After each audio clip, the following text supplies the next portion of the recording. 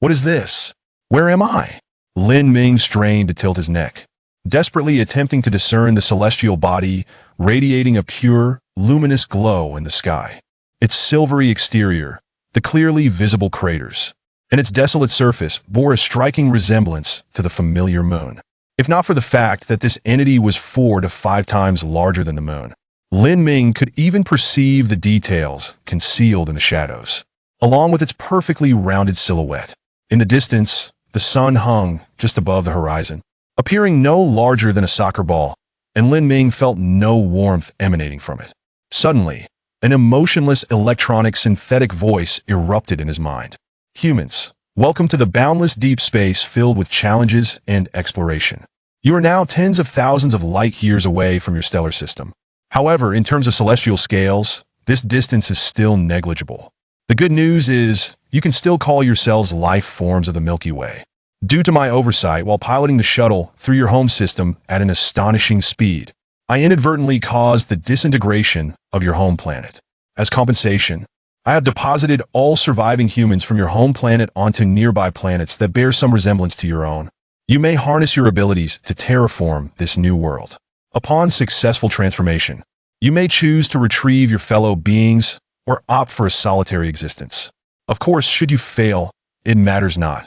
The vessel retains an escape pod capable of freezing you to a temperature of minus 200 degrees Celsius and propelling you randomly in a direction. Theoretically, you could spend the remainder of your life in a state of slumber during the long journey.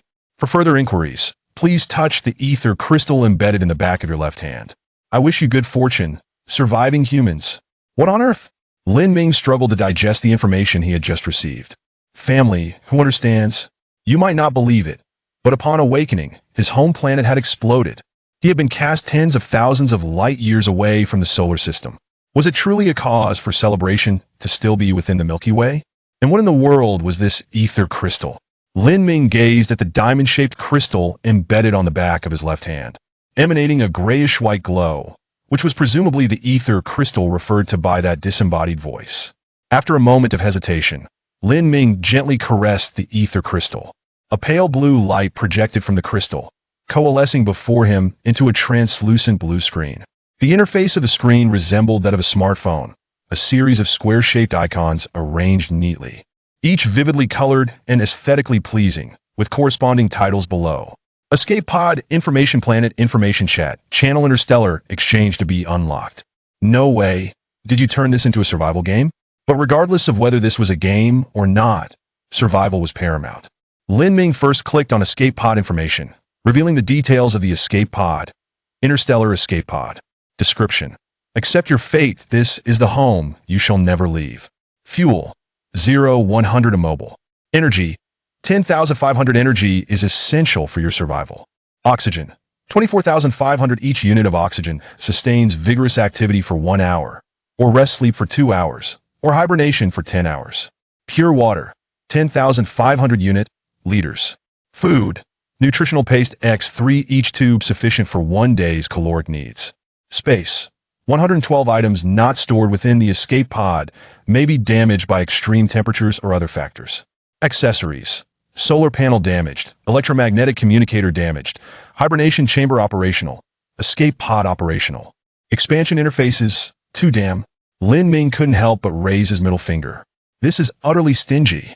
Only 24 hours of oxygen, 10 liters of water, and what on earth is this nutritional paste? Lin Ming searched around and soon spotted 3 tubes resembling toothpaste, their pure white surfaces devoid of any text or patterns. He attempted to twist open the nutritional paste, squeezing out a bit of a brownish substance which emitted a peculiar odor. Is this meant for dogs? Lin Ming tentatively licked a bit and nearly retched his previous meal. The flavor was akin to blending every ingredient found in the kitchen with every conceivable seasoning. It was salty, sour, bitter, spicy, and fishy. To describe it accurately, it was like Indian cuisine. At that moment, not feeling hungry, Lin Ming could no longer tolerate the bizarre taste, hastily twisting the cap back on and tossing it aside. Next, he opened planet information. Unknown planet. Description. You know nothing about this planet, but fortunately, its data mirrors that of your home planet. Rotation time, 24 blue star hours. Revolution time, not important. Current surface temperature, 5,075 degrees Celsius. Current status, continuous daylight. Current gravitational constant, 9.8 nkg. Current atmospheric composition, nitrogen 80, carbon dioxide 19, others 1. Having perused the planet information, Lin Ming was left bewildered. This planet, aside from gravity and rotation time akin to the blue planet, in what other aspects did it resemble it? The sun was nearly setting, yet the surface temperature remained above 50 degrees, and the atmosphere consisted solely of nitrogen and carbon dioxide. Where was the oxygen? What happened to the 21 oxygen? Then, Lin Ming opened chat channel, finally finding a semblance of connection to home. Who the hell threw me into this godforsaken place?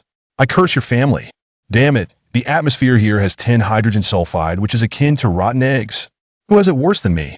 There's no atmosphere here in direct sunlight. It's over 200 degrees, while in the shade, it plummets to -100.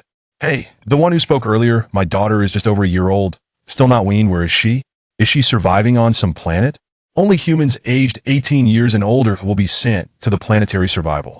Others remain in hibernation within the escape pod until you successfully terraform the planet and can emit electromagnetic waves to retrieve your family. A response appeared in red beneath the questioning player.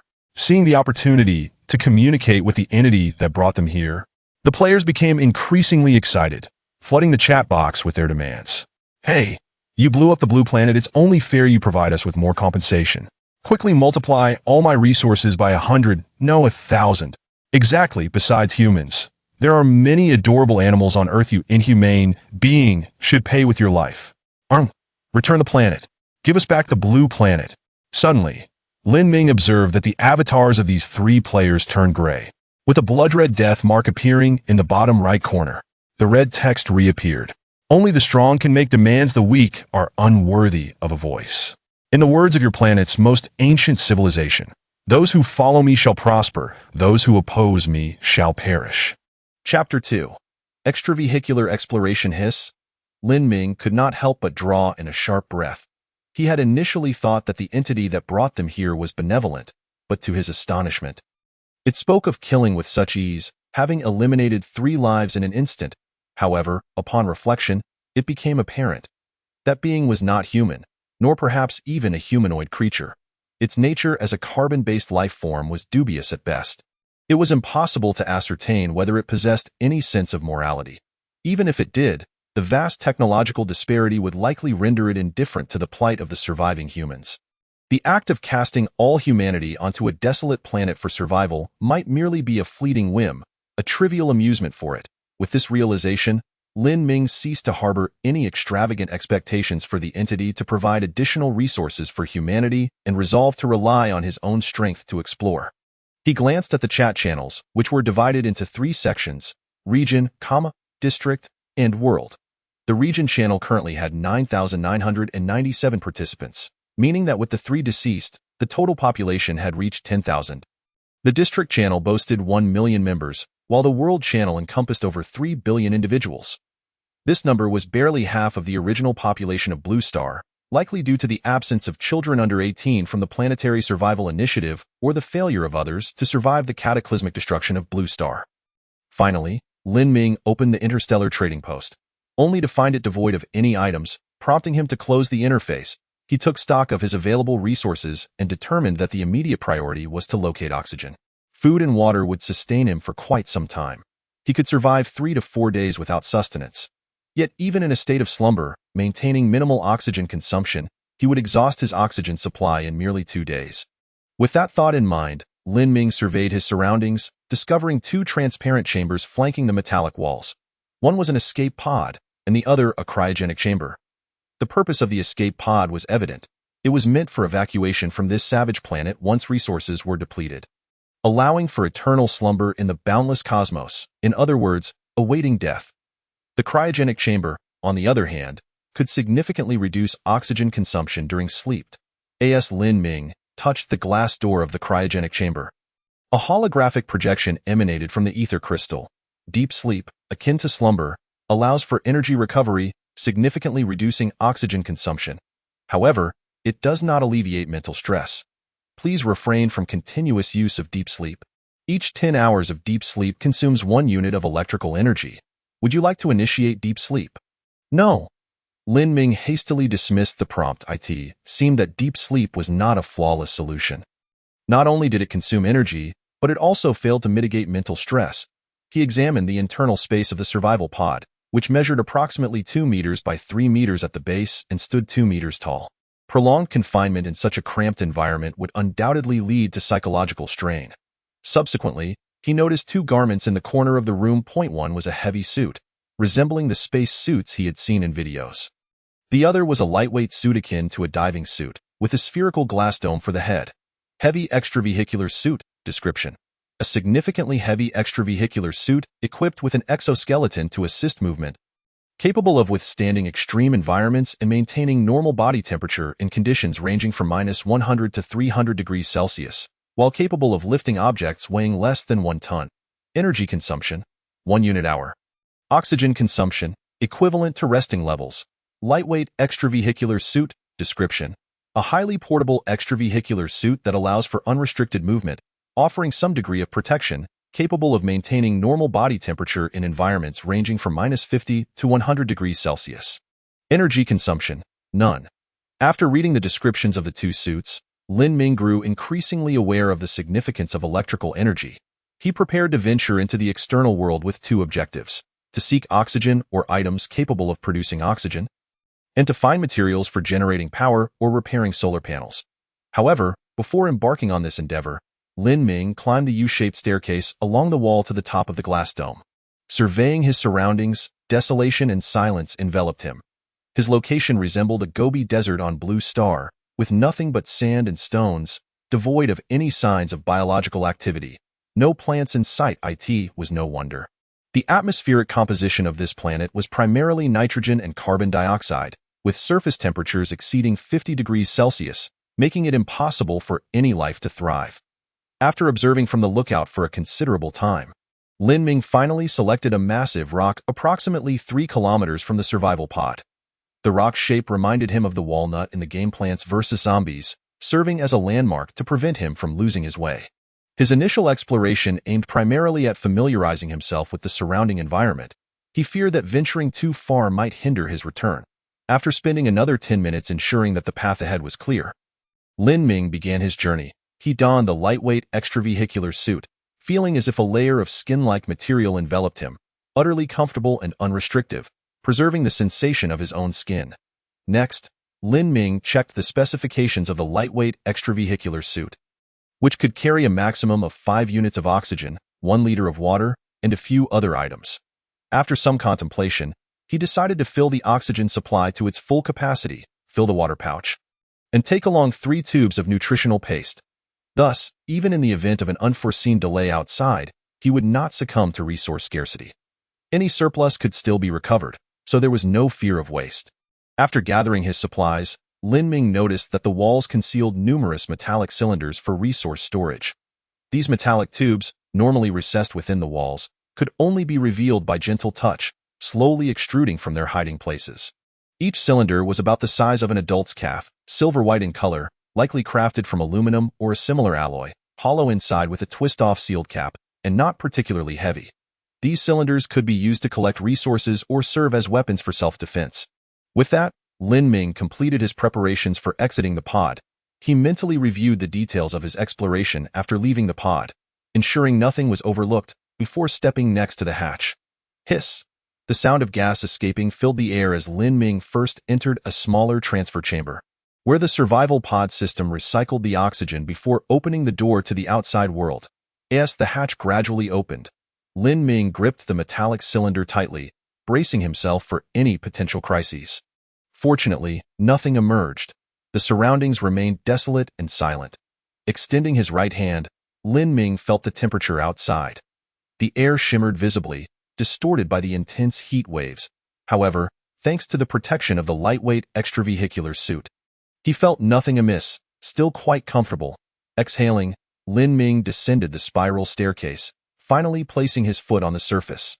The soft, sandy ground felt pleasant beneath him, marking the first time he left his footprints on this desolate planet, tens of thousands of light-years away from his home world. This is my small step, yet it shall become a significant leap for humanity, My name is Lin Ming, and soon, the entire planet shall remember me. Chapter 3. Harvest He He He. After uttering such a melodramatic statement, Lin Ming felt an inexplicable surge of exhilaration. As the sole human on this planet, he certainly needed to find some amusement. Otherwise, it would be dreadfully monotonous. Once his moment of glee had subsided, he returned to a state of caution, circling the survival pod. The ground was covered with fine gravel, which bore a striking resemblance to the deserts of Blue Star. Beneath 5 centimeters of gravel lay the hard surface, predominantly black-brown and exceedingly arid, devoid of any traces of water. Upon locating the landmark boulder, Lin Ming suddenly felt a warmth in his eyes. Shortly thereafter, he perceived that the boulder now appeared adorned with red and black luminescent spots. What the heck? A jolt of alarm surged through Lin Ming. Could it be that the boulder emitted radiation? With high-energy particles penetrating his retina? He glanced around, noticing that the scattered smaller rocks also flickered with similar red and black glimmers. Blinking, the warmth subsided, and he discovered that the shimmering spots had vanished. What is happening? Could it be the entity's twisted sense of humor, attempting to inscribe the message "you are but insects" onto his retina with high-energy particles? Though perplexed, Lin Ming pressed on, slowly advancing towards the boulder. The sound of his footsteps echoed in the stillness, the crunching of gravel and the whispering wind resonating in his ears. As he walked, he remained vigilant, observing his surroundings, aside from the gravel and rocks. There was nothing else. The sound of his footsteps was amplified in the tranquil environment. Lin Ming held his breath several times, able to hear the rhythm of his own heartbeat. Turning back, he saw the black survival pod standing solemnly, motionless. Here, truly, I am utterly alone. Lin Ming pulled his scattered thoughts together, his gaze sharpening with determination as he approached the boulder. The 3-kilometer distance took him over half an hour to traverse. He sipped some water through the straw at his side and gazed up at the towering 5-meter structure. The boulder was primarily gray-brown, its surface smooth and displaying distinct layers of texture, evidently having stood there for ages, weathered by wind and sun, enduring countless years of time. Yet, aside from these observations, Lin Ming found nothing more. There were no traces of moss-like plants, no biological fossils, nothing at all. Clenching his jaw, Lin Ming gripped the metallic cylinder tightly and struck the boulder with force. Bang. Once, bang. Twice, bang, bang, bang. With each strike, Lin Ming exerted more effort, leaving white marks on the surface of the boulder. Suddenly, with a resounding crack, a fist-sized fragment broke free, tumbling to the ground at his feet. Lin Ming picked up the stone, discovering that the fracture revealed nothing but the same emptiness as the exterior. Lin Ming discarded the stones and continued to strike the colossal rock with fervor. Bang, bang, bang. Fragments of stone cascaded down from the resilient boulder, yet Lin Ming paid them no heed, relentlessly hammering away. Finally, the lightweight exosuit emitted a soft chime, indicating that the oxygen supply had dwindled to half, necessitating a return plan. Only then did Lin Ming cease his efforts, gasping for breath as he surveyed the scattered debris. He took several deep swigs of water. Exhaling sharply, he crouched down, meticulously inspecting the fragments one by one. Nothing, nothing, still nothing. What? Lin Ming picked up another stone, glanced at it, and was about to let it fall when he suddenly froze. Holding the stone before his glass helmet, he scrutinized it closely. Within the stone, he discerned the edge of a black object, square and no larger than a fingernail. This is, Lin Ming swallowed hard, double-checking, and ultimately confirmed that it was a chip. Damn it, ha ha ha, I am not the first to arrive, nor the only one. I am not alone. Ha ha ha. Lin Ming laughed maniacally for a considerable time, suddenly finding all the stones around him endearing. After inspecting the metallic cylinder, he noted that apart from some minor dents at the base, it remained remarkably intact. Thus, Lin Ming twisted open the cylinder's lid and carefully placed the stones inside one by one before sealing it securely. Having accomplished this, Lin Ming strode joyously, reaching the survival pod in just half an hour. Upon exiting the pod, a decontamination was required, so he had to wait briefly in the transfer chamber. Collection of external materials is prohibited from entering the living quarters. Please place them in the designated recycling area on the left, where the processing system will be activated. Whoosh! A blast of scorching air enveloped Lin Ming as he underwent a 10-minute decontamination process before finally entering the living quarters and shedding the lightweight exosuit. This time, he had collected 2 units of oxygen, 500 milliliters of water, and 3 units of nutrient paste. Lin Ming glanced at the remaining oxygen, noting 20 units and 9.5 liters of water left, at that moment. The ether crystal in his left hand emitted a gentle hum. Upon checking, he found a notification pop up. 6 rocks collected this time. Decomposition will consume 1 unit of electrical energy. Would you like to proceed with decomposition? Lin Ming quickly inquired. If there are items inside the rocks, will decomposition damage them? The notification clarified. Decomposition will gradually strip the rock, preserving any potentially useful objects. Relieved, Lin Ming confirmed his choice. Yes. The grinding sound commenced, and soon after, another notification appeared. Decomposition yielded 1 F-grade universal chip, 1 damaged universal chip, and 1 rust iron ore. Shortly thereafter, a tray emerged beside the exit door, revealing several items. Lin Ming hurriedly dashed over. Upon seeing the black chip alongside the red rust iron ore, he was momentarily stunned. He recalled the glimmers of black and red he had noticed in the resilient boulder moments earlier. Could it be that he could see the resources within the boulder? But this was not the time for such thoughts. He bent down and spotted a square black object the size of a fingernail, which must be the universal chip. After ensuring his hands were free of static by rubbing them against the metallic wall, he cautiously picked up the universal chip. The ether crystal promptly provided a holographic information display.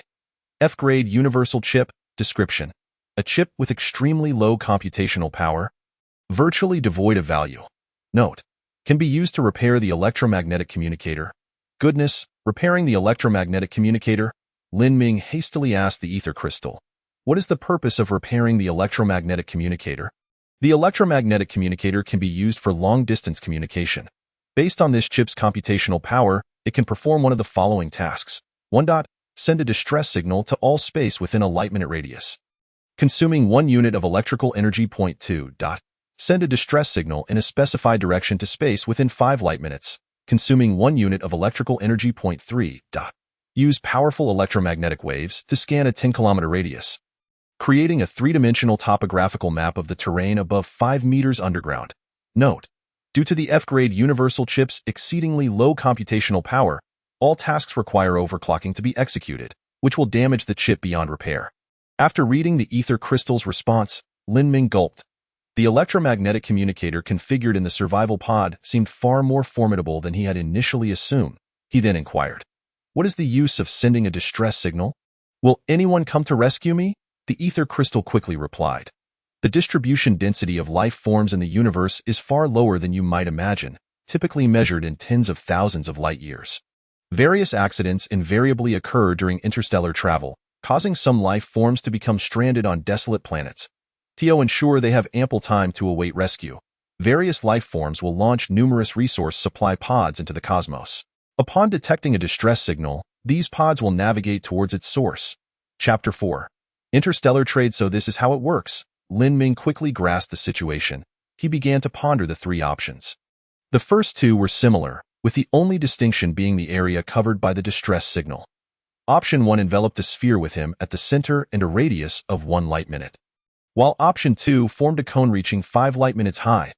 Option 1 offered a larger coverage area, while Option 2 allowed the signal to reach a farther distance. As for Option 3, given his currently limited range of activity, even with a high-precision map, he would not be able to reach it. Hence, he decided to forego it. After some contemplation, Lin Ming chose Option 1. Statistically, a larger area would increase the likelihood of finding a resource supply pod. He soon made his decision. Repair the electromagnetic communicator. I choose Option 1. The ether crystal swiftly complied. The F-grade universal chip was placed into the electromagnetic communicator, and shortly after, the ether crystal presented a notification. The distress signal has been dispatched. The F-grade universal chip has been damaged. Lin Ming raised an eyebrow. Is that it? Throughout the process, he heard no sounds nor felt any anomalies. The text on the holographic display then changed. In 1 minute, the distress signal will reach its maximum range, and the return signal will take the same amount of time. The status of nearby resource supply pods will be confirmed no later than 2 minutes from now. Lin Ming felt a pang of anxiety as he nodded, fixating intently on the countdown on the holographic display. 1. 59, 1, 58, 1, 57. As the countdown reached 30 seconds, the display suddenly transformed. Resource supply pod detected 1. Based on the pod's current trajectory and speed, it is estimated to arrive in 6 hours. Lin Ming clenched his fists. Excellent. He continued to wait, as there were still 30 seconds remaining. What if there were more resource supply pods nearby? After all, with each passing second, the coverage area of the distress signal would grow larger.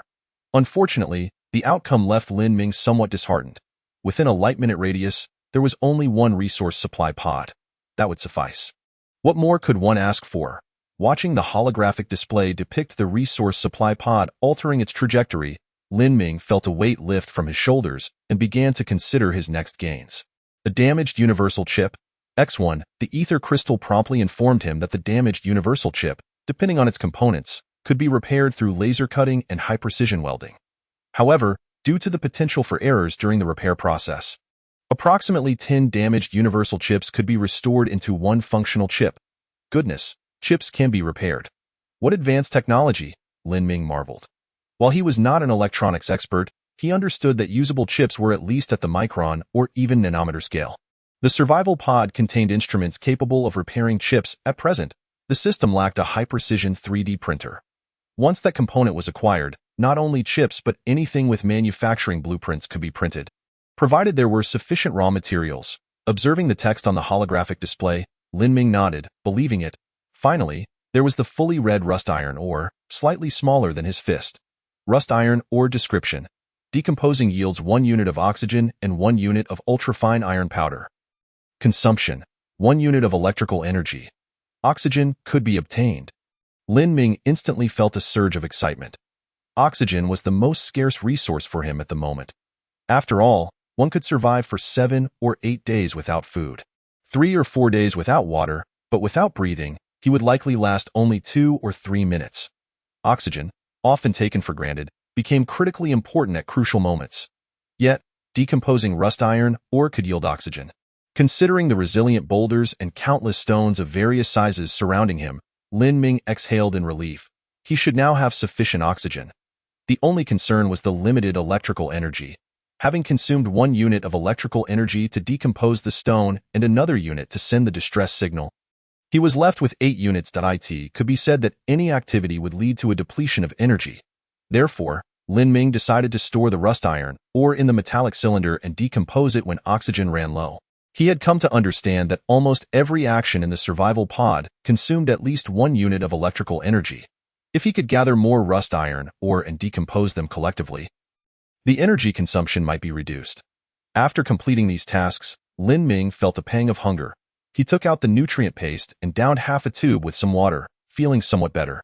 As it was currently the season of perpetual daylight, the concepts of day and night had become obsolete. To pass the time, Lin Ming resolved to explore the myriad functionalities embedded within the ether crystal. He accessed the regional chat channel, perusing its content to see if other players had made any new discoveries. How dreadfully tedious. Without a mobile phone, no microblogging, and devoid of TikTok, my world has plunged into darkness. I need a companion for conversation, preferably a beauty, handsome. I've added you. Please accept my request. Just 1 unit of oxygen for 10 minutes of video companionship, you know? This is utterly outrageous. Currently, everyone has just enough oxygen to breathe for a day or two. And if no oxygen source is found today, many will likely suffocate by tomorrow. Indeed, has no one among you discovered an oxygen source? Food, water, or even energy would suffice. Precisely. Let us not hoard information, after all. An individual's capabilities are limited. Only by uniting can we overcome these trying times. As Lin Ming observed the flurry of messages in the regional chat channel, he felt a slight stir within. He contemplated revealing the possibility of extracting universal chips and rust iron ore from the stones, but decided against it for the moment. No one had shared such information in the channel. Perhaps because no one had discovered it yet, or maybe they had but chose to remain silent. After all, the disparity in information is one of the primary sources of profit. With this thought in mind, Lin Ming opened the Interstellar trading channel and noticed that some players had already begun trading. Water, X1 liter exchanged for oxygen, X3 units. Nutrient paste, X1 exchanged for oxygen, X5 units. Oxygen, X3 units exchanged for energy, X1 unit. Urine, X 500 ml exchanged for water. X 100 ml. He continued to scroll. Lin Ming furrowed his brow. While he could understand exchanging water or nutrient paste for oxygen, given the latter's scarcity, he was perplexed by the notion of trading urine for water. Suddenly, the last trade notification flickered, indicating that two players had successfully completed a transaction. Goodness! Lin Ming quickly connected the dots. Given the limited water resources and the human body's continuous production of urine, if drinking water sources were exhausted, one would inevitably have to resort to consuming urine. It sounded revolting, yet in a water-scarce environment, drinking urine could indeed be a means of survival. If psychologically fragile players opted to sell their urine for relatively small amounts of water, there would undoubtedly be buyers. For 500 milliliters of urine is certainly more beneficial to the body than a mere 100 milliliters of water. With this revelation, Lin Ming promptly decided to list the rust iron ore for trade. When driven to desperation, people will resort to anything, and it was likely that many players were already exploring the surrounding areas. If he continued to treat the rust iron ore as a precious commodity, its value might plummet within mere hours. Chapter 5. Agreement. Rust iron ore, X1 exchanged for energy, X3 units. Lin Ming set a high price for the rust iron ore, as it was not a primary resource and could be decomposed into much-needed oxygen. Initially, he listed it at a high price. Intending to gradually lower it, Lin Ming estimated that when the price fell to 2 or 2.5 units of energy, it would likely sell. After all, energy was not an essential resource for the majority of players. It was merely supplementary. In truth, Lin Ming wanted to list it for 5 units of energy, but the Interstellar trading system imposed a limit, allowing rust iron ore to be exchanged for a maximum of 3 units of energy, forcing him to relent. Upon listing the rust iron ore, the accompanying chat feature of the Interstellar trading platform immediately buzzed with excitement. Who is this Lin Ming? How on earth did you acquire such rust iron ore? Fellow players, have you checked the compendium? Rust iron ore can be decomposed into oxygen. Lin Ming, oh esteemed one, please enlighten us about the source of the rust iron ore. This segment comprised the more courteous players. Lin Ming, we are all compatriots. It would be wise for you to disclose the source of this rust iron ore, which can yield oxygen. Indeed, just a few days ago, I sprained my ankle and am currently immobile. Lin Ming, would you sell me a few pieces at a lower price? I promise to repay you later. The fact that he found rust iron ore at this juncture indicates that there is a mine nearby. Iron ore is practically free for the taking. Kindly gather some more and distribute it among us. Each of us will contribute a bit of nutrient paste and water as a token of appreciation for your efforts. Some players were quite brazen, openly expressing their thoughts. Lin Ming chose to disregard these players. However, despite his attempts to ignore them, many players sent him trade requests. Player, Chun Kuan, wishes to exchange water, X 500 ml for rust iron ore, X1. Do you agree? Player, Li Jibei, wishes to exchange nutrient paste, X 0.14, rust iron ore, X1. Do you agree? Player, Qin Lingling, wishes to exchange urine, X 300 ml for rust iron ore, X1. Note, brother. I am a girl, and it is still warm. Hee. I will share it with you later. Do you agree? As the trade requests flooded in, Lin Ming felt overwhelmed and swiftly rejected them all. Closing the trade request option. Just then, the ether crystal displayed a prompt. Player Tang Hauren has traded rust iron ore X1 for energy, X3 units. Please promptly place the traded item in the trading area. Player Tang Hauren has requested to add you as a friend. Lin Ming raised an eyebrow, surprised that the rust iron ore fetched such a high price and that players were willing to purchase it. He placed the rust iron ore in the trading area projected by the ether crystal.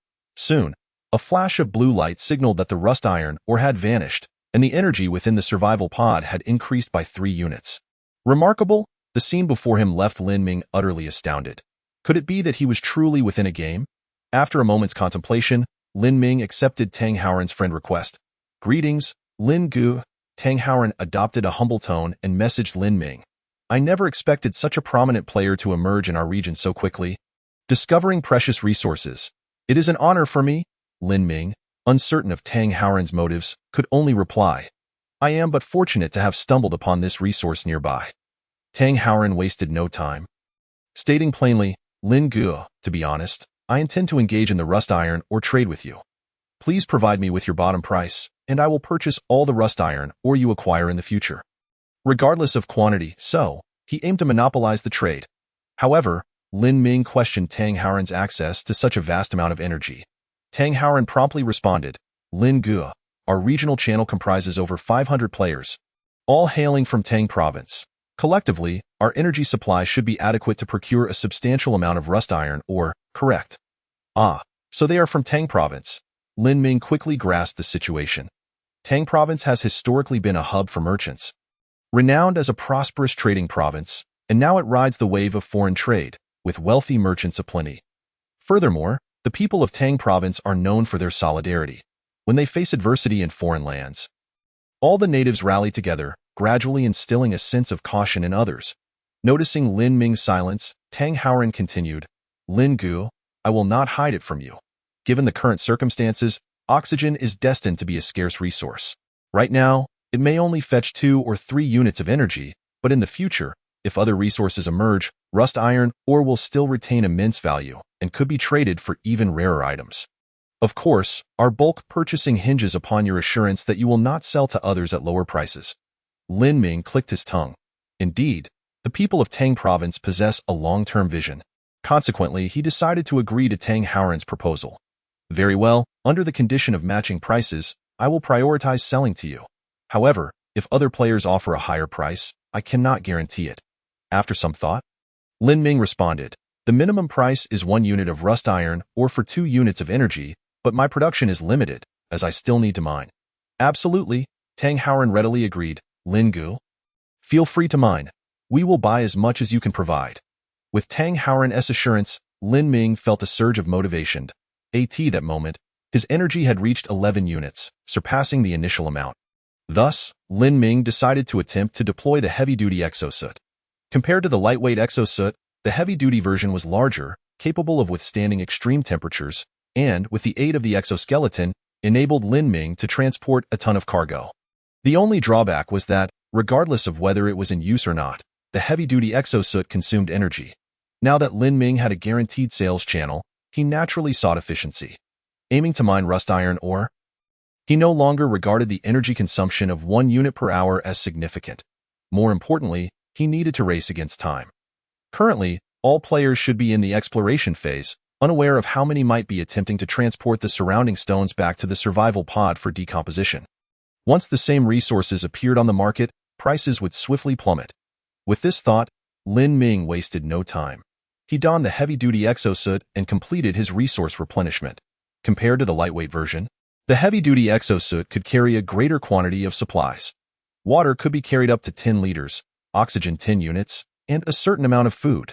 The energy capacity could store a maximum of 10 units, meaning the heavy-duty exosuit could operate continuously for 10 hours. Since excess consumables could be recycled, Lin Ming was not stingy and filled it to capacity. Once clad in the heavy-duty exosuit, Lin Ming felt his body connected to the exoskeleton. The weighty suit was surprisingly agile. Any movement he made was mirrored instantaneously by the exoskeleton, devoid of any delay. After just a few movements, Lin Ming had fully adapted to wearing the heavy-duty exosuit. After the recovery of oxygen through the transit warehouse and the balancing of atmospheric pressure, Lin Ming successfully descended to the ground. Compared to his first exit from the cabin, he felt significantly more adept during this second venture. With a clear objective in mind, high nut rocks, although other rocks might also contain rust iron ore and universal chips, Lin Ming had previously explored the high nut rocks and had decomposed them into several smaller fragments. The distribution of other rocks was far more extensive, and should he delve into their extraction, the efficiency might not surpass that of transporting the high nut rocks. P.S. A warm welcome to new readers joining us. This book will only become increasingly captivating. As for the interstellar trade that everyone has been discussing, along with the surrounding environment, it belongs to the book's setting, and the mysteries will gradually unfold in chapters 50 to 75. Wishing everyone a delightful reading experience. Chapter 6. Yield. With each step Lin Ming took in his heavily loaded exosuit, deep imprints were left in the gravel. Fortunately, beneath the gravel layer lay a solid surface. Otherwise, he feared he might sink into the sand. Assisted by the exoskeleton, Lin Ming moved with remarkable speed, striding toward the high nut rocks and reaching the towering formation in just a few minutes. Hey, I'm back, he greeted the high nut rocks, He did not rush to extract but instead attempted to locate the black and red luminous points on the rocks, yet found nothing. Could it have all been an illusion? As Lin Ming recalled his actions when he first spotted the luminous points, he realized he had merely been staring.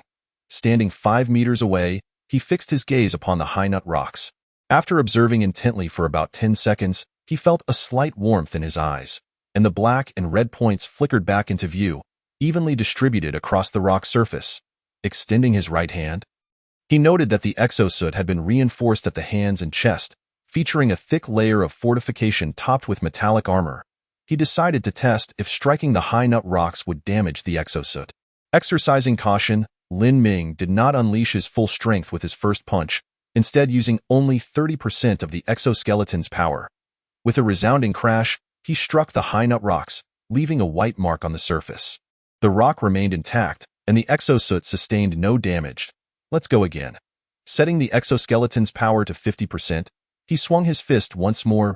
Boom! Crack! This time, fissures appeared around the point of impact, and the high nut rocks began to fracture. Lin Ming examined the armor on his exosuit's hands, finding no damage or deformation. This is promising. Increasing the exoskeleton's power to 70%, he swung again. With a thunderous sound, a boulder the size of a basketball shattered, sending countless fragments flying. Now that he had mastered the force necessary to obliterate the high nut rocks, the next steps would be straightforward. Lin Ming began to strike the rocks in rapid succession, targeting the locations where the black and red points appeared. Within half an hour, he had reduced the high nut rocks to dozens of pieces scattered across the ground. After completing this task, Lin Ming assessed his energy consumption.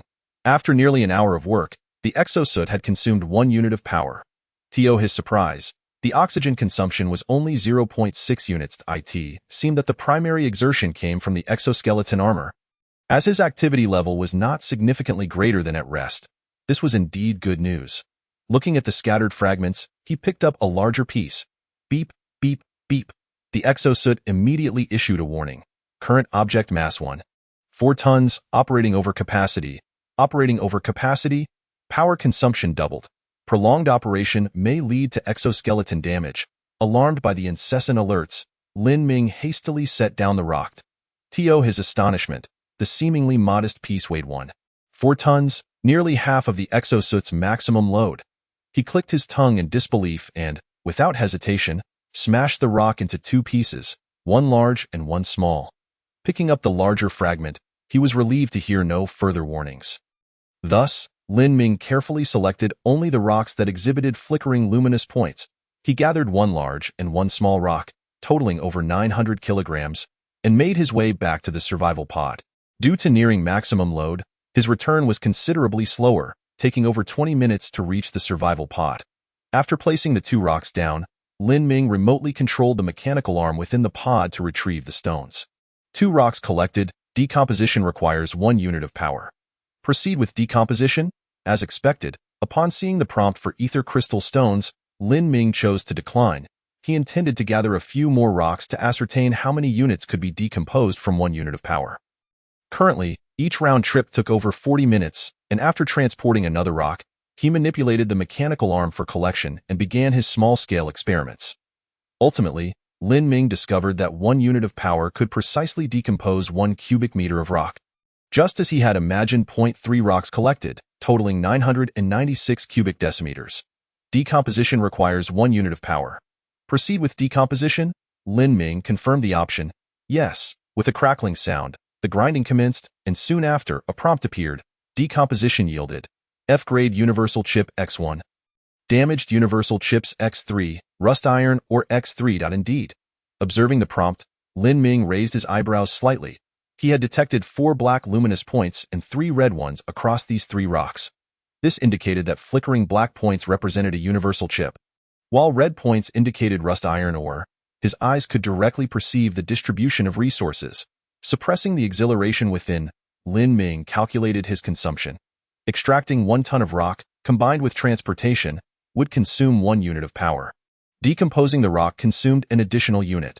Trading the rust iron ore with Tanghauern could yield 6 units of power, along with the potential to acquire universal chips and fragments, making the overall outcome quite satisfactory. Whether due to different extraction methods or sheer luck during his first endeavor, this time he had only managed to extract one complete universal chip, with the damaged chips being relatively few. Shaking his head, Lin Ming chose not to dwell on these matters and opened the chat window for Tang Haoran. Brother Tang, 2 pieces of rust iron ore, in exchange for 4 units of power. Tang Haoran promptly agreed to the trade, responding, Lin Gu, your efficiency is impressive. You've collected 2 pieces of rust iron ore so quickly. Noticing Tang Haoran's reply, Lin Ming smirked. He could tell that Tang Haoran was testing his output efficiency. Thus, Lin Ming replied, damn it, don't mention it, put on the heavily loaded exosuit. And not only did it consume 1 unit of power, but oxygen and water were also consumed in considerable amounts. If I do the math, I seem to be at a slight loss. As Lin Ming's message reached him, Tang Haoran, light years away on a desolate planet, wore a faint smile. This guy had consumed 2 units of power and at least 1 unit of oxygen, yielding only 2 pieces of rust iron ore, resulting in minimal profit. Not to mention, he had donned the heavily loaded exosuit, a notorious power guzzler that he had refrained from using until absolutely necessary. Moreover, the exosuit was a consumable item. Having used it now, he might not be able to utilize it again in the future. He observed that the sun lingered near the horizon. Under such conditions, the surface temperature was still around 50 to 60 degrees. If the sun were directly overhead, the temperature could reach 100 or 200 degrees, or even higher. Under such circumstances, the lightweight exosuit would be unusable, making the heavily loaded exosuit the only reliable option. With this thought in mind, Tang Haoran sent Lin Ming a gift of 100 milliliters of water. Lin Gu, you've worked hard. Take a sip of water and have a rest. Seeing the gift of 100 milliliters of water, Lin Ming inwardly cursed Tang Haoran for being stingy. He replied, who would have thought I'd become a miner on this desolate planet, so far from home? What a life. After venting in the chat for a while, Lin Ming closed the chat window.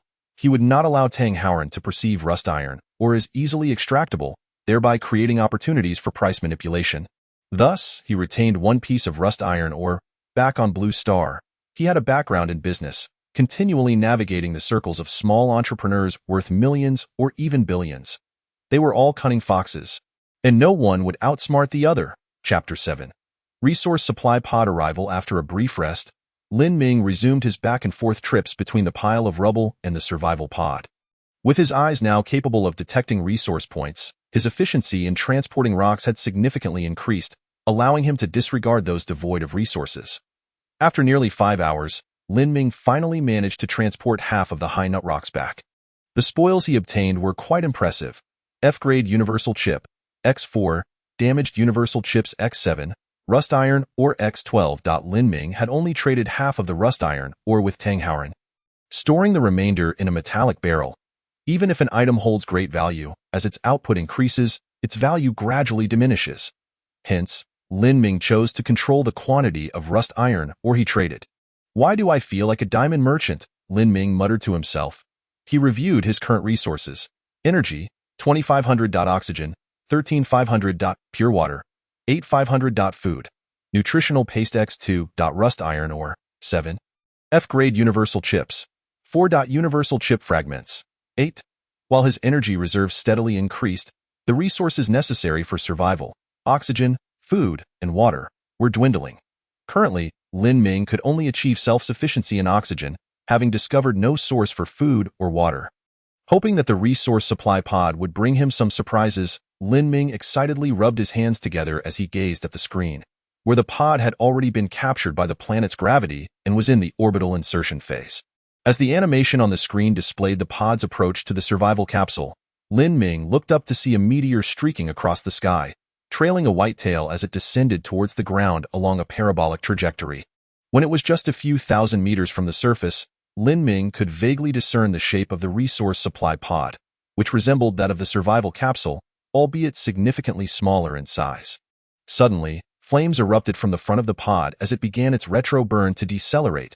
A warning blared. Warning! The resource supply pod is about to arrive. Please stay at least 100 meters away from the marked point to prevent accidents. The ether crystal promptly marked the landing point of the resource supply pod along with the danger zone. Lin Ming decided to enter the survival capsule, watching through the glass dome as the resource supply pod descended gently to the ground. Upon landing, the pod side opened to reveal a square metal box that was ejected. The mechanical arm of the survival capsule immediately sprang into action, retrieving the metal box. Lin Ming observed as the box was quickly opened, revealing it to be filled with gray cubes, each with a standardized edge length of 1 decimeter. The resource supply pod had been recovered, and the results were as follows. Energy X5, Superalloy X1. Universal Code X6, Fuel X1. Lin Ming exclaimed. Hey, are you skimping on my resources? Such a large box should contain 1 cubic meter, yet you only provided 5 units of energy. Don't think I can't see those grayish-white cubes. Where's the food? Where's the water? Where's the oxygen? And what exactly is this universal code? The ether crystal replied promptly. The box contains 950 units of energy blocks, which could originally provide 950 units of energy. However, over the long passage of time, most of the energy has dissipated, leaving only 5 units recoverable. The superalloy is the material used to construct the supply box and is highly suitable for building expansion modules, which has been successfully retrieved in the universe. There are not only carbon-based life forms but also silicon-based, sulfur-based, arsenic-based, iron-based, ammonia-based, and other forms of life. Their survival does not depend on oxygen or water, but solely on energy, which is essential for all life forms. Therefore, the universal resource supply pods predominantly provide energy.as for the universal code. It is used to decipher the corresponding life forms, the more accurate the decrypted code. The higher the level of the resource supply pod obtained, resulting in better supplies. After all, considering costs and the total amount of resources, higher-level resource supply pods are scarcer in the universe, requiring more energy to maintain normal resource levels within the pod. Lin Ming nodded, beginning to grasp the concept. It seemed that the resource supply pod was launched into space by other life forms for charitable or some other purposes. Since it was an act of charity, cost must be considered, and one cannot blindly invest in high-level resource pods. With this thought, he inquired, then what exactly is this universal code? Can it be deciphered now? The text shifted, and the ether crystal's response appeared on the screen. Certainly. With an F-level universal chip, it can be deciphered now, but only the most basic code can be revealed. Lin Ming stroked his chin, imagining an incredibly complex computer or a highly sophisticated mechanical lock. As such creations would surely be remarkable, belonging to an exceedingly advanced civilization. Curiosity piqued, he asked, "Can I see the universal code?" Of course, the ether crystal obliged, and soon, a metal tray appeared, cradling a black object. This object was the size of a fist, and its entirely black surface reminded Lin Ming of the ink block used for grinding ink. He noticed that the black object floated above the metal tray. Not making direct contact, he reached out to touch it, but the ether crystal stopped him.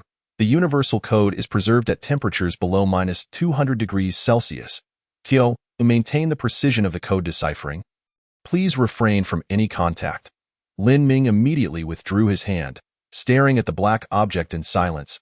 It was a rectangular prism, polished to an extreme smoothness, with a surface so black that it even reflected human figures. Lin Ming clicked his tongue, surprised at the exquisite design of the box that held the universal code. After waiting for a considerable time without the box opening, he curiously asked, "Why isn't it being opened?" The ether crystal replied, "Why open it?" Lin Ming retorted. "How can we decipher the code if we don't open it?" The ether crystal clarified, "This object itself is the code." Lin Ming instantly understood and marveled. "I see. While the surface appears smooth, it actually has numerous nanoscale grooves that can only be seen with an electron microscope, right? I've attended university. I know this much."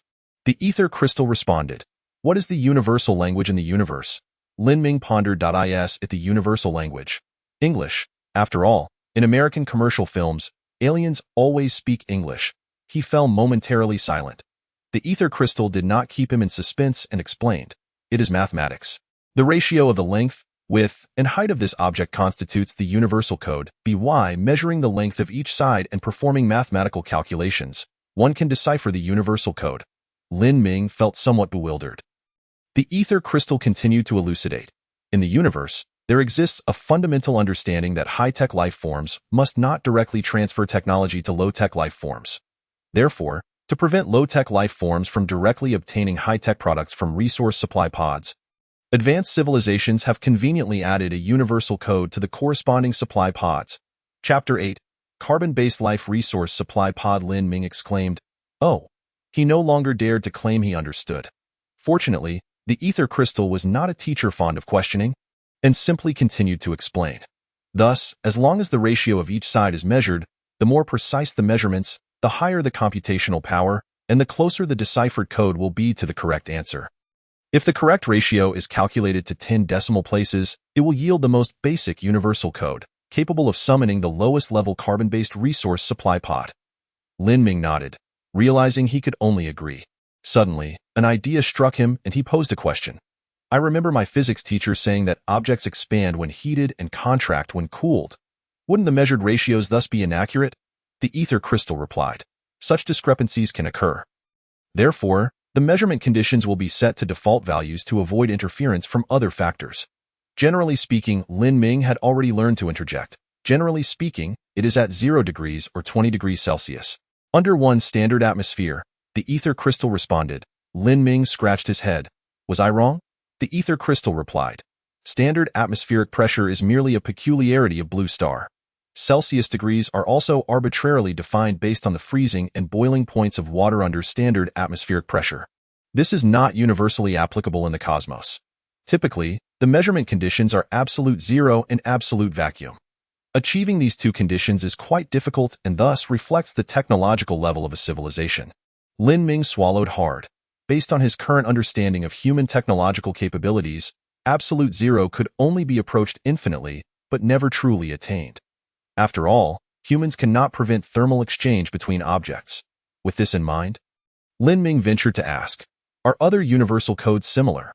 After other forms of civilization obtain these types of universal codes, how can they determine which object corresponds to their life form?" The ether crystal responded, "It's quite simple. The object in front of you is made from pure carbon elements." Lin Ming exclaimed in surprise, "Wow!" In a single sentence, he felt enlightened. He marveled at the simplicity yet intricacy of the universal code. If the universal code for carbon-based life is made from carbon elements, then for silicon-based life forms, it would be made from silicon elements, and for sulfur-based, arsenic-based, and so forth. Life forms that can drift through space must possess a considerable technological level. With minimal testing, they could confirm the elemental composition of the object, by measuring the length, width, and height ratios.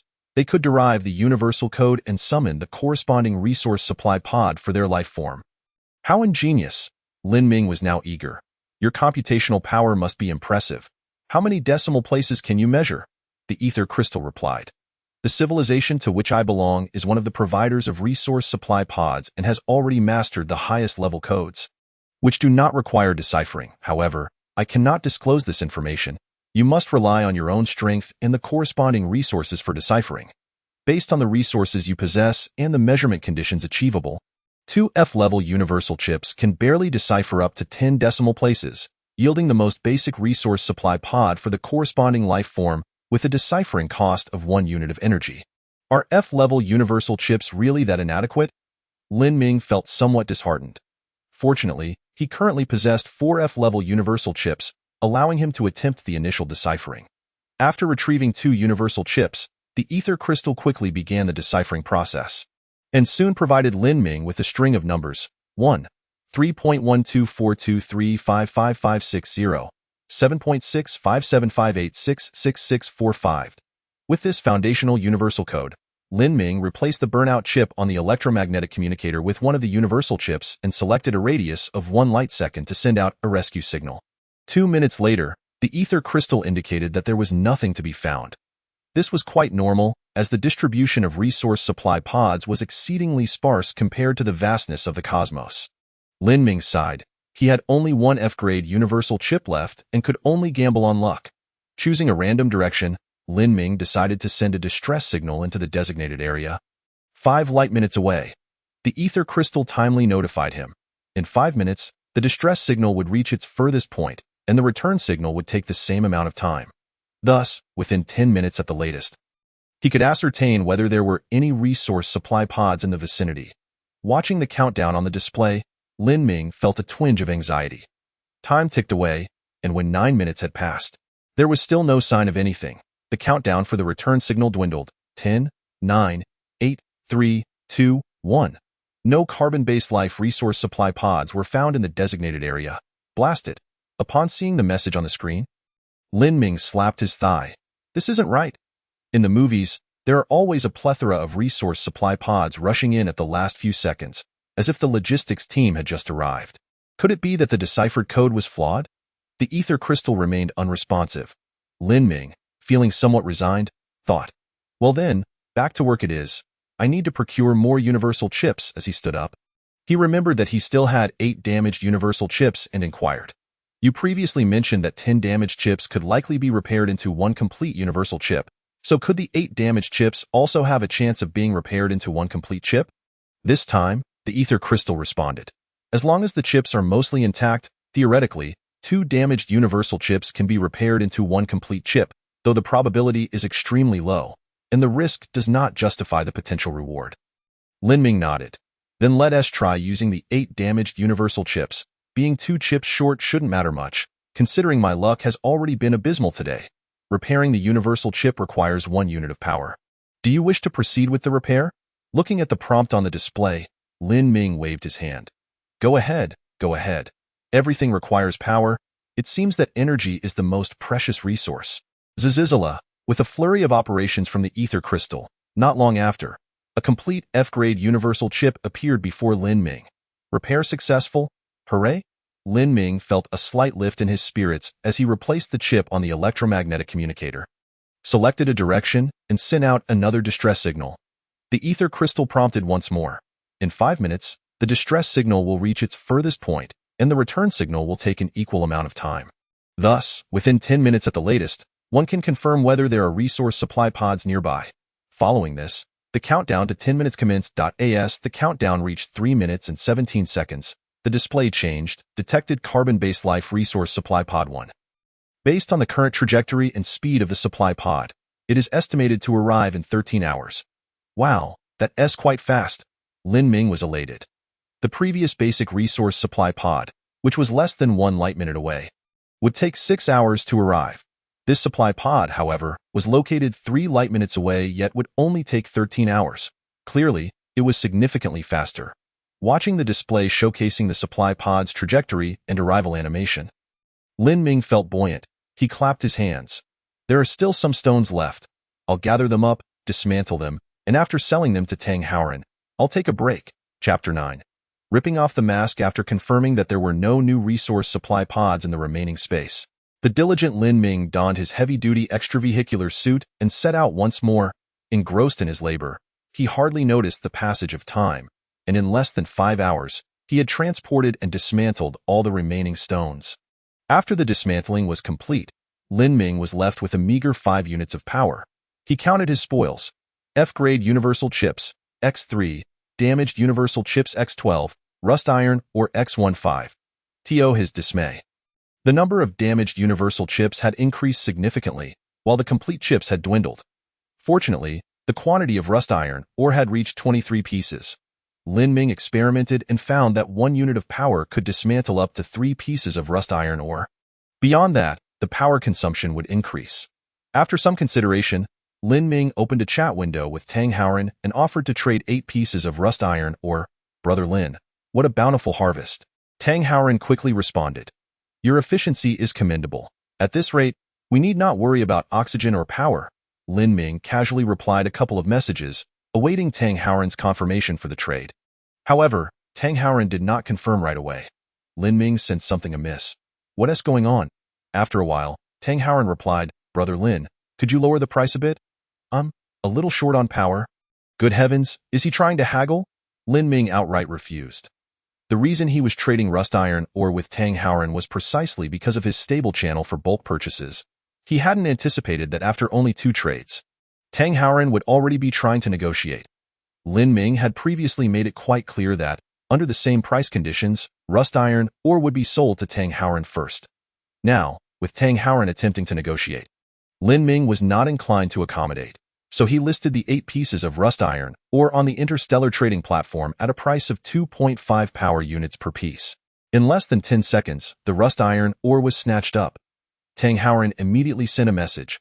Brother Lin, what are you doing? Lin Ming. What's the matter? Tang Haoran quickly replied. Didn't we agree that rust iron ore would only be sold to me? Lin Ming, I said it would be sold to you first under the same price conditions. Now that you are trying to negotiate, am I not allowed to sell to others? Tang Haoran, Brother Lin? It's not that I'm trying to negotiate. You know how the market works. Whenever something new comes out, the price is always high, but as time passes and more accumulates, the price will surely decline gradually. Lin Ming, however, on the Interstellar trading platform, I currently don't see anyone else selling rust iron ore. Tang Haoran. That's because we bought everything that's come up, Brother Lin. The one who just bought the rust iron ore was also one of our people. We definitely aim to secure exclusive rights to this resource. I know you're trying to sell at a high price, but we tried it before, and rust iron ore can only be listed at a maximum of 3 power units. Lin Ming, let me call you brother out of respect, but I'll be honest with you. Before coming to this godforsaken place, I ran several trading companies. I've played this game many times. As the saying goes, more friends means more paths, fewer enemies means fewer obstacles. Lin Ming, one word. 1.5 power units per piece of rust iron ore, and I 1T pressure you again in the future. If you dare list it for a higher price on the Interstellar trading platform, you can forget about our friendship. Seeing Tang Haoran's reply, Lin Ming found it amusing. Has the true face of a profiteer been revealed so quickly? He even claimed he wouldn't pressure him again in the future, yet just a few hours ago, he said the same thing. Not to mention the fact that they were several hundred to 1,000 light-years apart. Whether they would meet again in this lifetime was uncertain. Even if Tang Haoran were standing right in front of Lin Ming, he would not yield to such threats. Lin Ming had encountered many small-time bosses like Tang Haoran, and those who were unable to keep their composure were typically the ones whose annual trading volume was around 10 million, with profits below 5%, often resorting to tax evasion. The truly influential figures, even if they engaged in those petty tactics behind closed doors, would at least remain cordial in person. After all, after decades of struggle, they had finally washed their hands clean and valued their reputation above all. Lin Ming decided to ignore Tang Haoran entirely and directly listed the remaining 15 pieces of rust iron ore on the Interstellar trading platform at a price of 3 power units per piece. As before, within 10 seconds, they were completely sold out. In the chat channel of the Interstellar trading platform, players were lamenting in droves. Damn it, can't you leave a piece of rust iron ore for me? I am watching my oxygen deplete rapidly. Exactly, I'm willing to trade 5 power units for it. Who else has rust iron ore? Please list some more. Big shots, throw a bone to a brother. I am in a dire situation here. My escape pod has been cracked by falling rocks, and now oxygen is leaking out. If I don't get a new source of oxygen, I'll suffocate. Just then, a message from Tang Haoran appeared in the chat channel. Selling rust iron ore in bulk, price 8 power units per piece. Transaction method, first give me 5 power units, then proceed with the trade. Honest business, no deception. Upon reading Tang Haoran's message, Lin Ming couldn't help but give this guy 2 thumbs up. The Interstellar trading platform had regulations stating that a piece of rust iron ore could only be listed at 3 power units. But there were no restrictions on gifting. This trading method not only inflated the selling price of rust iron ore but also completely circumvented risks, a clever approach that most people wouldn't think of. Since he had already severed ties with Tang Haoran, and Lin Ming had long intended to share the source of rust iron ore with other players, he composed a message. There's no need for everyone to buy rust iron ore at inflated prices. There are large stones near your spawn points. Put on your heavy-duty suits and mine them for dismantling to obtain rust iron ore without any middleman profit. Having edited the message, Lin Ming swiftly sent it to both the Interstellar trading platform's chat channel and the regional chat channel. Within 5 seconds of sending the message, Tang Haoran immediately messaged Lin Ming. Lin Ming, what are you doing? Cutting off someone's financial lifeline is akin to killing their parents. You need to retract that message. Lin Ming let out a cold laugh and typed in the chat box, "My apologies for making you an orphan." Following that, he sent the message and blocked the user. His decision to send these messages was not solely driven by his conflict with Tang Haoran, but also stemmed from deeper considerations. At this moment, the remaining human survivors were scattered across the desolate planets of the galaxy, struggling for existence, and the initial stages of development were invariably the slowest. Only when the majority of individuals began to thrive, engaging in trade and mutual support, would they stand a chance of securing even a modicum of survival in these harsh environments. Furthermore, Lin Ming had already amassed 71 units of energy, creating a slight lead over other players. If he allowed Tang Haoran and others to continue their development unimpeded, he would undoubtedly be surpassed, at that juncture, even if he could see resource points. He would find himself perpetually lagging behind. Having completed these tasks, Lin Ming chose to ignore the clamor of the chat channel and prepare to take a short rest. With 8 hours remaining until the arrival of the carbon-based life support pod, he had just enough time for a nap. He had 8 units of oxygen left. If he opted for normal sleep, he would expend at least 4 units. Given the preciousness of oxygen at this moment, Lin Ming resolved to enter hibernation instead. Hibernation required only 1 unit of oxygen alongside 1 unit of energy, a trivial consumption for Lin Ming, who possessed 71 units of energy. He reclined into the hibernation pod, set it for 8 hours, and the comfortable environment gradually lulled him into a deep slumber. 8 hours later, the hibernation pod awakened Lin Ming punctually. He opened his eyes, glancing around in confusion before checking the time. What the hell? Did I really sleep for 8 hours? Lin Ming was incredulous as he rose from the hibernation chamber. He now understood why there were warnings about hibernation not alleviating mental stress and the advisement against continuous use of hibernation. He felt as if he had just drifted off to sleep only to be abruptly awakened, with no recollection of the intervening time. Like a switch in his mind had been flipped. In contrast, during regular sleep, even if one was oblivious while unconscious, upon waking the next day, one could sense the passage of time. This discrepancy left Lin Ming's body feeling rested, yet his mind sensed lingering fatigue, as if he had not truly rested. Today's objective was to procure more oxygen and devise a means to acquire some food or water, then reward himself with a good night's sleep. Lin Ming stretched his body slightly and opened the ether crystal, where the display indicated that the carbon-based resource supply pod was expected to arrive in 10 minutes. Shortly thereafter, a bright light appeared on the horizon. Trailing a long tail, heading directly toward Lin Ming's location. In mid-air, the carbon-based resource supply pod initiated retrothrust and landed steadily near the survival pod. Before the hatch opened, releasing a metallic cube. The resource supply pod had been reclaimed. And this time he received 1x 3D metal printer, 1x super alloy, 5x Venus flytrap seeds, and 1x fuel. Is this it? Lin Ming was astonished by the stinginess of the carbon-based resource supply pod. This was no different from the previous general supply pod. Lin Ming touched the ether crystal to examine the attributes of each item. 3D metal printer, Type 1 description, utilizes ultrafine metal powder as raw material to print corresponding items according to blueprints. With a maximum printing resolution of 100 microns, consumption, 1 energy unit hour. Seems decent? Upon reading the introduction of the 3D metal printer, Lin Ming felt it was a valuable asset. As long as he had blueprints and ultrafine metal powder, he could manufacture various metal implements. Presently, he had an abundance of energy, and ultrafine metal powder could be obtained by decomposing rusty iron ore or super alloys into powder, so that was not a concern. However, he was lacking in manufacturing blueprints, having none at all. He initiated the assembly of the 3D metal printer for the survival pod, and then turned his attention to the description of the Venus flytrap seeds. To his astonishment, upon reading it, his eyes widened. What the hell? Such a creature exists in the universe. Venus flytrap seeds, description. A special plant cultivated through biotechnology, capable of surviving in extremely harsh environments. Upon maturation, it develops a lantern-shaped mouth that can devour other plants and, while retaining its formidable adaptability, can specialize in the characteristics of the consumed plants. The description of the Venus flytrap was quite complex. And after several readings, Lin Ming finally grasped its utility. In simple terms, the Venus flytrap was not particular about its growing environment and could mutate into corresponding plants after consuming others, all while maintaining its robust adaptability. For instance, if the Venus flytrap consumed rice, it would specialize into a rice plant without requiring the typical growing conditions for rice. In layman's terms, it thrives on whatever it consumes.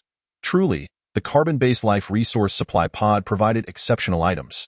With the Venus flytrap seeds in hand, Lin Ming's next consideration was how to germinate and mature them. Generally, during the germination phase, providing suitable temperature and sufficient moisture would suffice, and at that moment, Lin Ming met the conditions for the Venus flytrap to sprout. However, to allow the Venus flytrap to mature, certain nutrients were necessary. Despite the plant's ability to endure harsh growth environments, the fundamental law of conservation of mass must still be adhered to. At this time, the most optimal waste material available to Lin Ming was human excrement. Though it sounded repulsive, Lin Ming, having experienced rural life, recalled a compost pile near his childhood home that adults claimed was more effective than chemical fertilizers. Not one to be bogged down by trivialities, Lin Ming swiftly overcame his physiological disgust and posted several trade links at the Interstellar trading hub. Oxygen, 0.5 units exchanged for urine, 500 milliliters. Oxygen, 0.5 units exchanged for feces, 500 g. After establishing these links, Lin Ming donned his heavy-duty spacesuit and ventured out to continue mining rocks. After all, he was down to just 7 units of oxygen, insufficient for a day of vigorous activity. Moreover, he needed to use oxygen to exchange for resources. Thus, if he did not exert himself to mine, his oxygen reserves would soon be depleted. Leaving the survival pod, Lin Ming fixed his gaze on a particularly rocky area. Soon, some of the stones began to flicker with red luminescence. After a quick assessment, he noted that valuable stones accounted for less than a third of the total, and all were marked by red light. This indicated that if he could not spot resource points, he would need to expend over 3 times the labor to collect them. Clatter, clatter. Lin Ming tirelessly traversed between the rocky area and the survival pod. After several hours, having expended 5 energy units, he obtained 20 pieces of rusty iron ore. At this point, Lin Ming had only 2 units of oxygen left. Without hesitation, he chose to decompose all the rusty iron ore. This decomposition consumed 7 energy units, yielding 20 units of oxygen and 20 units of ultrafine iron powder. Phew, at least I won't suffocate. Returning to the survival pod, Lin Ming shed the heavy-duty spacesuit and took a short rest. He then gently tapped the ether crystal to access the Interstellar Trading Hub channel. As soon as he opened it, thousands of trading links flashed incessantly, overwhelming Lin Ming. It was understandable. Rusty iron ore, as a source of oxygen, was highly sought after, having previously been traded at a sky-high price of 8 energy units per piece by Tang Howren.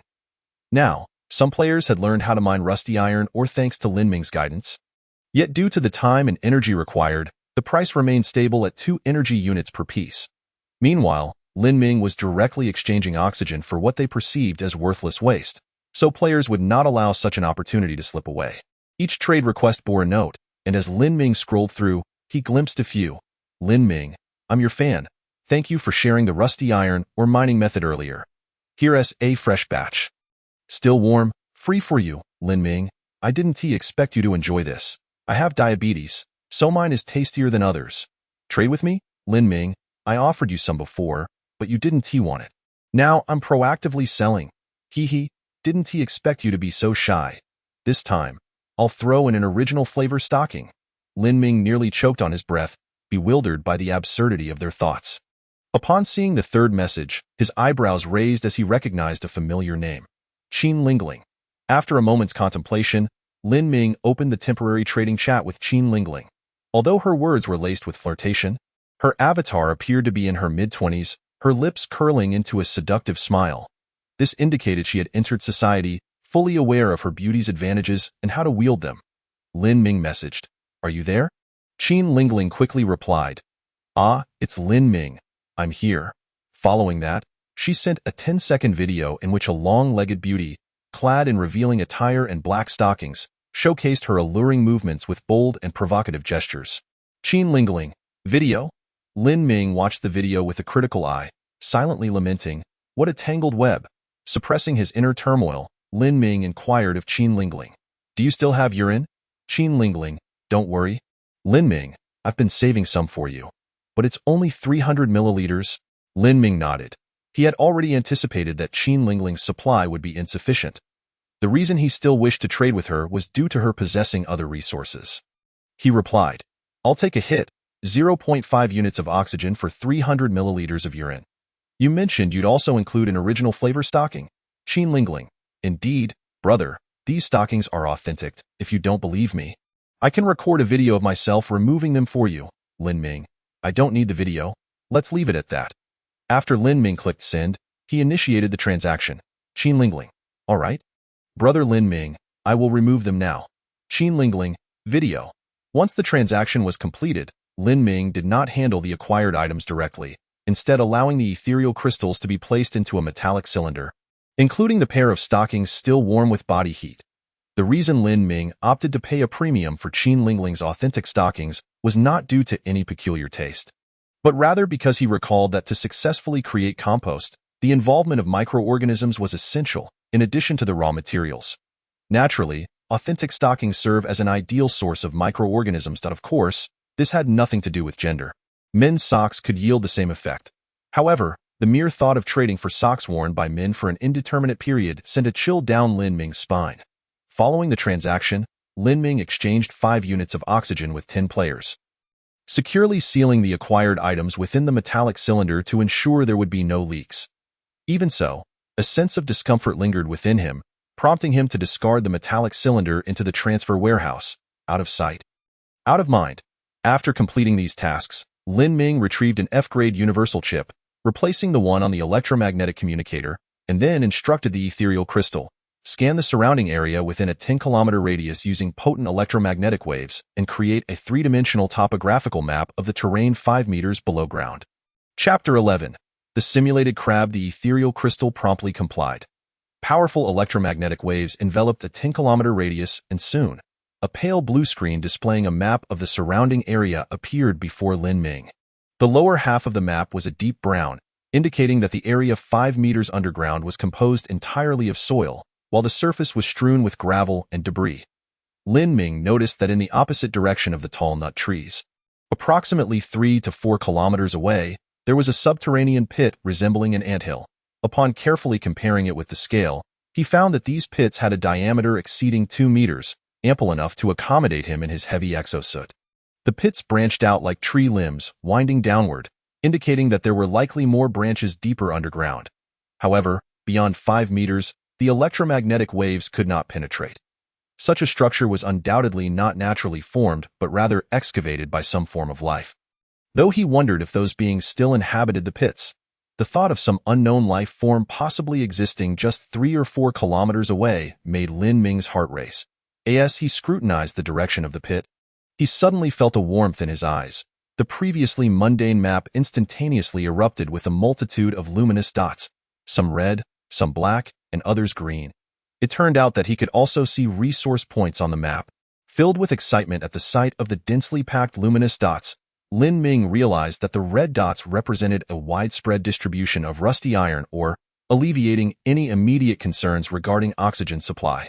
Upon zooming in on the subterranean pits, he observed sporadic green dots at a depth of 3 meters.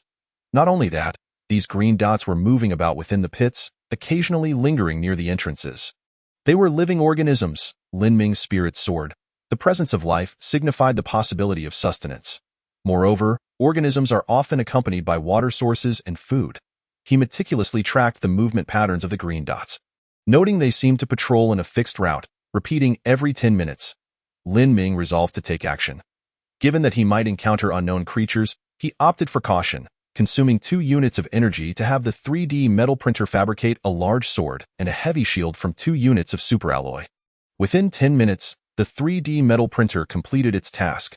The sword's blade gleamed with a cold, sharp light, while the heavy shield appeared robust and reassuring.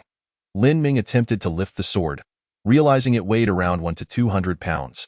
With his strength, he could merely manage to shift it slightly. Fortunately, he was equipped with the heavy exosuit. After donning the exosuit and replenishing his supplies, Lin Ming effortlessly grasped the sword and shield, departing the survival pod. Compared to sending a long-distance distress signal, the energy consumption of the electromagnetic communicator for mapping the surroundings was significantly lower. The F-grade universal chip could sustain operation for an hour before burning out. Thus, Lin Ming effectively carried a real-time map with him. After approximately 20 minutes, he arrived near the pit's entrance, concealing himself behind a rock 50 meters away. On the light screen map, the patrolling green gradually ascended the inclined pit. Soon reaching the entrance, Lin Ming looked up to see a jet-black crab, about the size of a basin, emerge from the opening. A crab! Lin Ming raised an eyebrow. After emerging from the entrance, the crab glanced at the distant, slanted sunlight, adjusted its angle to face the sun, slightly lifted its body, and then remained perfectly still. Was it basking in the sun? Lin Ming recalled his days of keeping a Brazilian tortoise, which required sunbathing daily. Could crabs share this habit? Estimating the size of the black crab, Lin Ming felt confident he could handle it. He checked the real-time map and noted that the other crabs continued their patrols within the pit as usual, prompting him to stealthily approach. Lin Ming circled around, quietly sneaking up behind the black crab. When he was about 10 meters away, the black crab seemed to sense his presence, flattening its body and preparing to turn. In an instant, Lin Ming surged forward, maximizing the power of his heavy exosuit to leap over 10 meters, his right hand wielding the colossal sword in a downward strike. Clash, sparks flew. The black crab was cleaved in half. Sparks flickering at the sight of the severance. Goodness!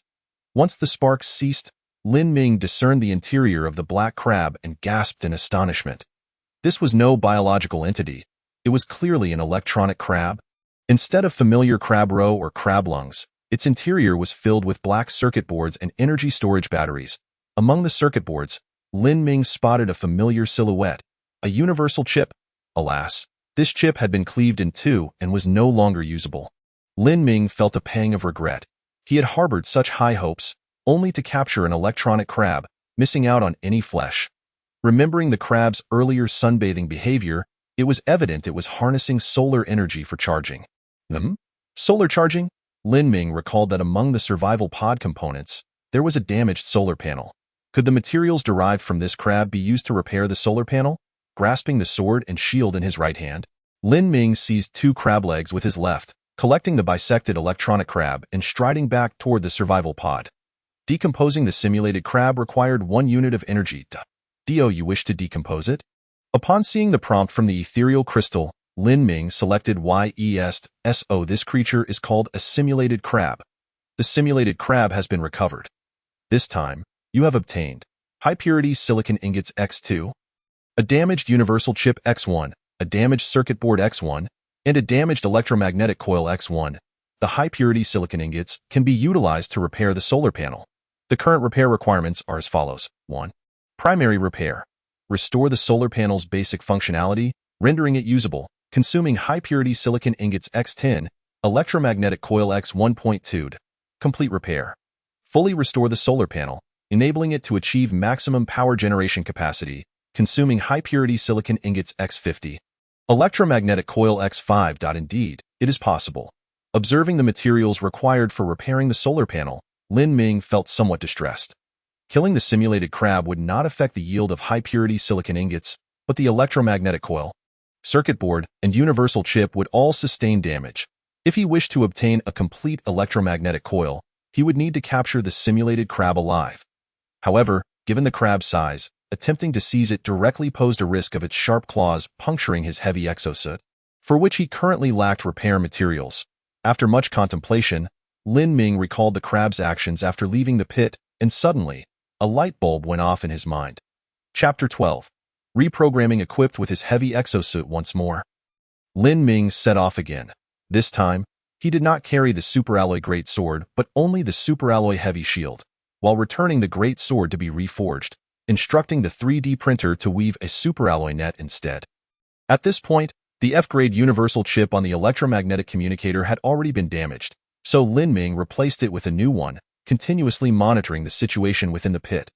The disappearance of one simulated crab did not raise much alarm. After noticing the absence of a companion, several simulated crabs congregated, and soon after, they redistributed their patrol routes.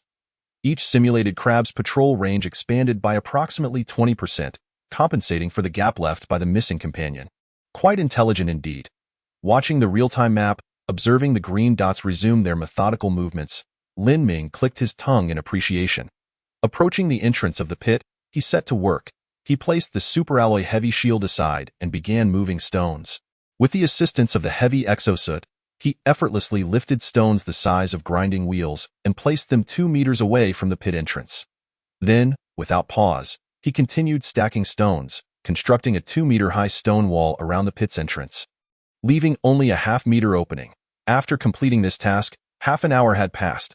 Lin Ming opened the real-time map, watching the green dots within it.as per their usual routine. In a few minutes, the outermost patrolling simulated crab would soon begin basking in the sun to recharge. Indeed, the time was precise to the second. The patrolling mimic crab abruptly halted and then retraced its path, beginning to ascend along the sloped tunnel. Lin Ming, concealed behind a stone wall with only half of his head visible, observed as a pitch-black creature, identical to the previous mimic crab, emerged from the burrow. Upon exiting, The mimic crab instinctively glanced at the position of the sun and then fell into a daze. After a full minute, the rudimentary processing chip of the mimic crab finally comprehended the situation and began to explore its surroundings along the stone wall. Seeing the mimic crab exit through the gap it had created, Lin Ming was quick to act, lifting a massive stone to block the opening. With a swift reaction, the mimic crab prepared to flee back into the tunnel the moment Lin Ming appeared, only to discover that the entrance was now obstructed by the boulder. Without hesitation, the mimic crab darted away in the opposite direction, covering several meters in an instant. Observing this remarkably agile creature escape, Lin Ming remained unperturbed. He leisurely picked up a heavy shield, trailing the mimic crab from a distance. After some time spent in pursuit, Lin Ming deduced that the mimic crab's alert zone extended 10 meters. As long as he remained within this proximity, the mimic crab would immediately flee. Otherwise, it would assume the area was safe and attempt to recharge, turning its back to the sun. Lin Ming was determined not to grant it the opportunity to recharge. Armed with his shield, he aimed to both protect himself from a potential counterattack and shield the sunlight to prevent the mimic crab from recharging. The mimic crab, having ventured out to recharge, undoubtedly had limited energy reserves. Lin Ming was confident that with continued pursuit, it would soon deplete its remaining power. Indeed, after following the mimic crab for half an hour, it ceased to react to Lin Ming's approach. Instead, lying there in an attempt to recharge, Lin Ming did not rush to seize it. Who knows how much backup energy this little creature still possessed? He maintained a 5-meter distance, holding his heavy shield aloft to block the sunlight from reaching the mimic crab's vicinity. After about 10 minutes, Lin Ming cautiously approached the mimic crab, which remained motionless. He drew nearer and gently prodded it with his shield, discovering it still showed no sign of life. Aha, it must be out of power. Lin Ming chuckled. Even so, he refrained from directly capturing it. Instead, he retrieved the superalloy net coiled around his waist and ensnared the mimic crab within. Subsequently, with his right hand grasping the net and his left hand shielding it from the sun with the heavy shield, he swiftly returned to the survival pod. Upon detecting the dormant mimic crab, the system presented the following 2 options. Option 1. Reclaim the mimic crab, obtaining high-purity silicon ingots X2, F-grade general-purpose chip X1, circuit board X1, electromagnetic coil X1. Option 2. Reprogram the mimic crab for complete control. Upon seeing Option 2, Lin Ming was taken aback. He could actually reprogram the mimic crab. Naturally, he opted for Option 2. Reprogramming the mimic crab would consume 1 unit of energy. Did he wish to confirm? Confirmed. After a brief wait of 10 seconds, the ether crystal indicated that the reprogramming of the mimic crab was complete. So fast? Lin Ming thought, somewhat surprised. Given that the mimic crab was currently in a state of energy depletion, he instructed the ether crystal to place it outside the survival pod, allowing the little creature to bask in the sun for recharging. While it was indeed possible to utilize the survival pod's stored energy to recharge the mimic crab, there was no reason to waste the readily available sunlight. 10 minutes later, the mimic crab had fully recharged and awaited quietly at the exit of the survival pod. Lin Ming directed the little creature to undergo a thermal disinfection in the transit chamber before placing it in the living quarters. The ether crystal informed Lin Ming that he could issue vocal commands for the mimic crab to follow. Therefore, Lin Ming sent a command. Spin around. The mimic crab promptly spun in place. Lie down. Shake hands. Roll over. Lin Ming trained the mimic crab as one would a dog, thoroughly enjoying the experience. After a while, he inquired of the ether crystal, "What other functions does this creature possess?" The ether crystal responded, "It can perform any task within its capabilities, such as mining, patrolling, combat, etc." Subsequently, the ether crystal illuminated a display that showcased the mimic crab's perspective, with Lin Ming's towering height of 1.83 meters appearing particularly imposing within the view. Excellent! This little creature can explore the tunnels. Lin Ming's mind raced with possibilities. The electromagnetic wave communicator could only probe 5 meters underground. Beyond that, it was ineffective. The mimic crab was perfectly suited to infiltrate deeper, sharing its visual feedback with Lin Ming in real time, proving to be exceptionally useful that a notification appeared. Due to hardware limitations, the maximum connection distance with the mimic crab was 10 kilometers, but this could be reduced under complex electromagnetic conditions. IT was advised to include an additional directive in the patrol command. Should it fail to receive further instructions, it should return immediately. Lin Ming nodded. The short transmission distance of electromagnetic waves underground was certainly a consideration, making the ether crystal's advice invaluable. After donning his heavy-duty exosuit and completing his supplies, Lin Ming addressed the motionless mimic crab beside him. "Let's go. Keep up." The mimic crab promptly followed, its steps lively and eager. Chapter 13. Discovery of a water source. The duo swiftly approached the vicinity of the tunnel entrance. Through the real-time map, Lin Ming observed that the remaining mimic crabs had reorganized their patrols, diligently expanding their territory. Such is the advantage of electronic pets. As long as their energy is sufficient, they remain tireless. Are all these black creatures so resilient? Lin Ming mused, before issuing a command to the mimic crab. Go explore the interior of the tunnel. Remember, if you fail to receive instructions or your energy is running low, return promptly. The mimic crab extended its pincers in acknowledgement and swiftly delved into the tunnel. Inside, it was shrouded in darkness. Fortunately, the mimic crab was equipped with infrared emitters and sensors, capable of transmitting a sufficiently clear image. Lin Ming noted that the tunnel walls were riddled with excavation marks, clearly not a natural formation, but rather the result of the mimic crab colony's painstaking efforts. The mimic crab descended along the gentle slope.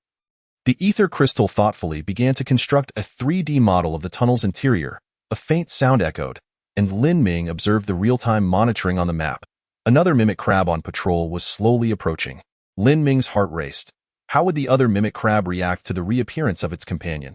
Through the visual feed, Lin Ming saw the native mimic crab assume a defensive posture, its pincers waving in warning as it emitted a series of clicking sounds. The controlled mimic crab mirrored the motions, synchronously producing the same sounds. After a moment, the native mimic crab ceased its vigilance, disregarding the other, and continued its patrol. Lin Ming exhaled in relief. Fortunately, they had bypassed the enemy recognition system. The mimic crab pressed onward, reaching a branching path where two additional mimic crabs alternated their patrols. Lin Ming chose one path at random, instructing the mimic crab to proceed downwards. After successfully mimicking the gestures of its former companions, it ventured deeper, now below 5 meters underground, into a territory unknown to Lin Ming. He observed that this new passage branched again, but one of the forks no longer sloped downward. The terrain began to level out. Lin Ming's interest peaked, and he directed the mimic crab toward this flatter path. After traversing a few meters, Lin Ming spotted 3 mimic crabs encircled in a formation, their pincers stirring the ground below. Liquid was present within the tunnel. Lin Ming discerned that as the pincers stirred, ripples emerged on the surface, indicating the presence of some fluid. However, it remained uncertain whether this was a water source or something else entirely. Glancing at the 3D model generated by the ether crystal, Lin Ming's gaze lingered as he noticed blue liquid points appearing within that section of the tunnel. It was water. Lin Ming felt a surge of excitement. He was down to only 6 liters of water, a quantity he had maintained through extreme conservation. Without reaching a state of dire thirst, he would not consume any. The discovery of a water source was exhilarating. Using electromagnetic waves, he commanded the mimic crab to return, deciding to send it down with a metal cylinder to fetch some water. However, with the patrols of mimic crabs all around, directly extracting water would likely lead to an ambush. After deliberation, Lin Ming resolved to divide his forces.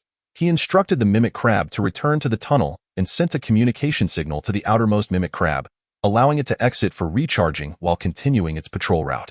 The native mimic crab, unsuspecting, complied obediently and vacated its patrol path, emerging from the tunnel to bask in the sun. Wait, where was the sun? After a minute of idling, the mimic crab finally sensed something amiss and began to circle around the stone wall.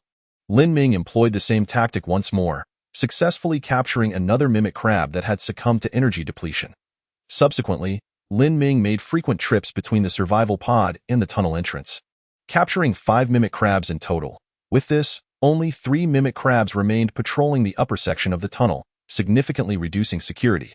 Now possessing 6 mimic crabs, Lin Ming found himself in a position of strength.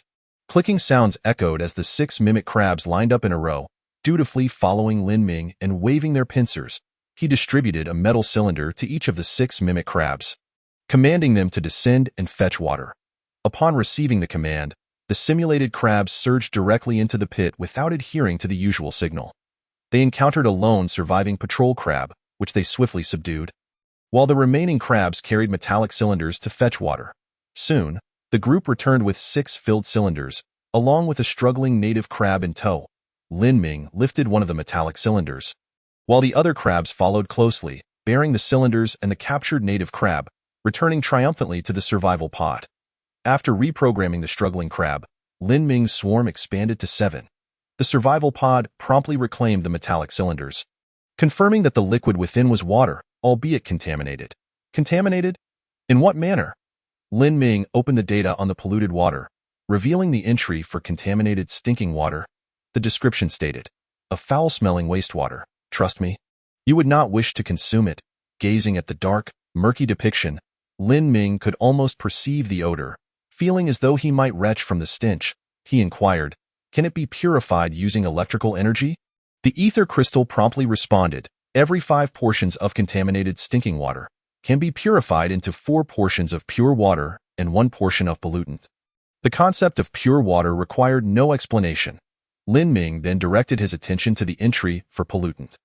The description read, "A substance filled with various humus, which can cause diarrhea in animals upon consumption, yet is rich in nutrients essential for plant growth."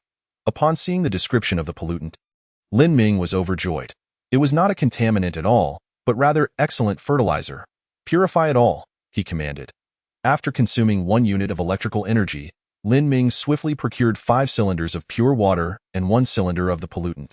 The pure water was immediately added to the survival pod's reservoir, causing the amount of pure water to surge from 5 liters to 55 liters. With a reliable source of water, Lin Ming eagerly gulped down several mouthfuls, cheerfully exclaiming, "With this, I can drink for several days. I might even take a bath." However, bathing was merely a fleeting thought, as the current water supply remained somewhat limited. He resolved to store more water before indulging in such luxuries. Additionally, electrolysis of water served as a source of oxygen. With the rusted iron ore and water at hand, Lin Ming no longer needed to fret about oxygen scarcity. Chapter 14. The industrious simulated crabs. At this moment, Lin Ming's oxygen level stood at a mere 8 units. He issued a command to the remaining 7 simulated crabs. "Little ones, you have rested for 5 minutes. It is time to work. Gather all the stones you can manage nearby and stack them up beside the survival pod." With a rustling sound, the 7 crabs sprang into action, scouring the vicinity for stones to pile up in the open space beside the survival pod. Lin Ming observed that the crabs could lift stones nearly as large as themselves, showcasing impressive strength. Most importantly, the crabs did not consume the pod's electrical energy. They thrived on sunlight instead. Moreover, they exhibited tireless dedication, far superior to their predecessors from centuries past, who required whips and consumed food for labor. While the crabs collected stones, Lin Ming accessed the survival pod's interface, consuming nutrient paste while reviewing his current resources. Fuel, 2,100.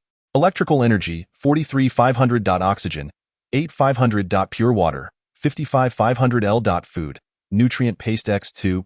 Ultrafine iron powder, 21. Super alloy, 2. Space, 212. Components, solar panel, damaged. Electromagnetic communication device, damaged. Cryogenic chamber, operational. Escape pod, operational. Rusted iron ore, 0. Universal chips, 0. Chip fragments, 13. With sufficient water and electrical energy, and no concerns about oxygen, the only pressing need remained food. Lin Ming entered the Interstellar trading station, only to find that the available items were still basic resources. With rusted iron ore being particularly scarce, he decided to forego trading for the time being. Noticing the time, he realized he had been awake for 7 or 8 consecutive hours. After consuming the nutrient paste, feeling somewhat drowsy, he opted for a short rest.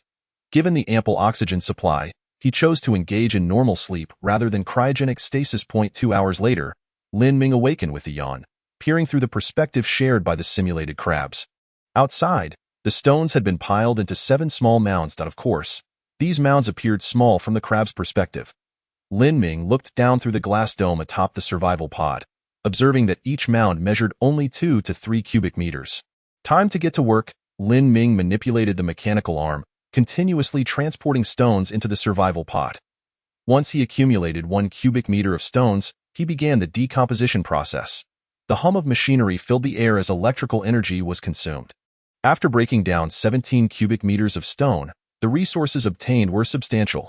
From this decomposition, Lin Ming acquired F-grade universal chips X20, damaged universal chips X96, rusted iron, or X53.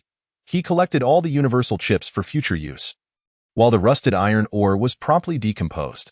After expending 18 units of electrical energy, the rusted iron ore yielded 53 units of oxygen and an equal quantity of ultrafine iron powder. This consumption of electrical energy significantly depleted Lin Ming's reserves, bringing them back down to single digits. He calculated that, excluding the byproducts from decomposition, simply in terms of oxygen yield, each unit of electrical energy could produce an average of 1.5 units of oxygen. However, this calculation was somewhat flawed, as the value of the universal chips was non-negligible. Lin Ming accessed the Interstellar trading station, intending to exchange oxygen for electrical energy. Before long, he noticed a new trading alert. Player Tang Haoran had listed 200 pieces of rusted iron ore, priced at rusted iron ore X1 for 3 units of electrical energy. A slight smile crept across Lin Ming's face. As expected, the price of rusted iron ore was gradually decreasing. Was it time to make a move? Having been on the savage planet for over 20 hours, even as some players began to mine stones and decompose rusted iron ore for oxygen, the supply remained barely sufficient for self-use. With many even running deficits. At this juncture, oxygen was undoubtedly a hot commodity. Sure enough, as soon as the rusted iron ore was listed, the trading station's chat channel erupted with activity. Wow, is the big shot finally ready to sell rusted iron ore? That price seems a bit steep. Hey, if you think it's steep, I think it's steep too. But with oxygen running low, if I don't want to suffocate, I have no choice but to buy. All of you with electrical energy, you've already bought up a good chunk of the rusted iron ore. Wait for me. Oh my gosh, look, big shot Lin Ming has started selling oxygen. Where? It's actually real. Hold on, is big shot Lin Ming mispricing? How can 1 unit of oxygen only cost 2 units of electrical energy? Wow, wow, wow, big shot Lin Ming is being charitable. Love it, love it. I'll buy it immediately.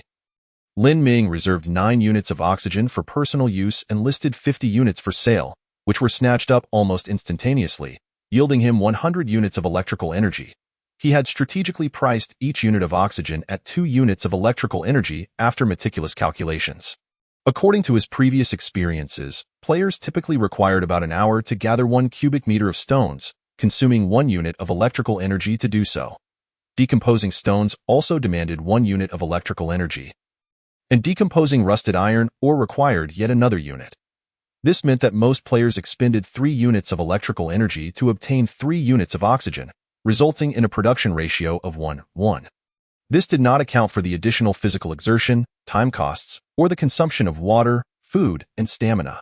Subtracting the 1 unit of oxygen consumed for breathing, it effectively required 1.5 units of electrical energy to yield 1 unit of oxygen. By offering 1 unit of oxygen for 2 units of electrical energy, Lin Ming alleviated the additional consumption burdens faced by other players, with the price difference reflecting the diligent labor of the simulated crabs. After completing the transactions, Lin Ming felt immensely pleased, reclining with his legs crossed, enjoying the bustling activity of the crabs through their perspective. That moment, a notification from the ether crystal appeared. Player Tang Qingyin has requested to add you as a friend. Lin Ming raised an eyebrow. He had already blocked Tang Haoran, rendering communication impossible. It seemed that Tang Qingyin, like Tang Haoran, hails from the same province. Lin Ming chose to accept the request. Tang Qingyin immediately sent a message. Lin Ming? You crashing the market. What you're doing disrespects your own hard work. Do you realize that? Disrespect my own labor? Lin Ming chuckled at the thought of the busy simulated crabs outside.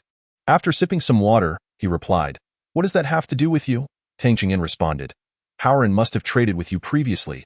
I know his character. He is still a child and can be impulsive at times. He may have offended you, and I apologize on his behalf. Reading Tang Qingyin's message, Lin Ming couldn't help but smile wryly. In business, Tang Haoran had breached their agreement first, so Lin Ming had no intention of trading with him again, and he felt somewhat irritated with others from the same province. Hence, he hadn't priced the oxygen too high, intending to slow down the sale of rusted iron ore by the province's players. He replied, Oh, I'm not accepting that, friend. Is this really necessary? Tang Qingyin, displaying a deeper level of cunning, gently reasoned. Think about it. If you possess such a vast quantity of oxygen resources, if we were to collaborate, you provide the resources and we handle the operations, you could undoubtedly earn several times more electrical energy. You know that before the solar panels are repaired, electrical energy is extremely precious, practically non-renewable. Without oxygen, what will you use to earn electrical energy? Upon hearing Tang Qingyin's words, Lin Ming erupted into hearty laughter as he showcased the already prepared universal chip, F-level universal chip, X5, exclusively exchanging non-essential resources. Come and get it. Chapter 15. Blueprints for the construction of a constant temperature chamber. A single stone stirred up 1,000 waves. While the majority of players were still fretting over insufficient oxygen, Lin Ming had already commenced the sale of non-essential resources. Many players, while mining, had indeed encountered F-level universal chips, but their numbers were so scarce that they barely sufficed for personal use, let alone for sale. Lin Ming, however, offered 5 chips at once, a truly extravagant move. Upon seeing the transaction information listed on the Interstellar exchange, Tang Qingyin's expression soured dramatically. It was not as if they had not mined F-level universal chips. In fact, some players from Tang province had already called for the universal resource supply pods. They had thought that their progress was exceptionally ahead, only to find that Lin Ming had amassed enough F-level universal chips to sell. Were several hundred players from Tang province unable to surpass a single Lin Ming? In the chat channel of the Interstellar exchange, players began to chatter excitedly. Wow, the universal chip that can repair electromagnetic wave communicators? Did the big shot collect non-essential resources so quickly? Could someone elaborate on the utility of repairing electromagnetic wave communicators? As for me, with my waist coiled up, I must confess my ignorance, but I feel it necessary to mention that I am quite significant. As someone who flies kites, I can tell you that repairing electromagnetic wave communicators is useful for calling universal resource supply pods. I've already summoned one, and it will arrive in 3 hours. Wow, there's a universal resource supply pod. What's inside? I'm craving a bucket of fried chicken. Lin Ming observed the lively discussion in the chat channel, a subtle smile gracing his lips. Suddenly, a transaction alert chimed. Lin Ming's heart skipped a beat.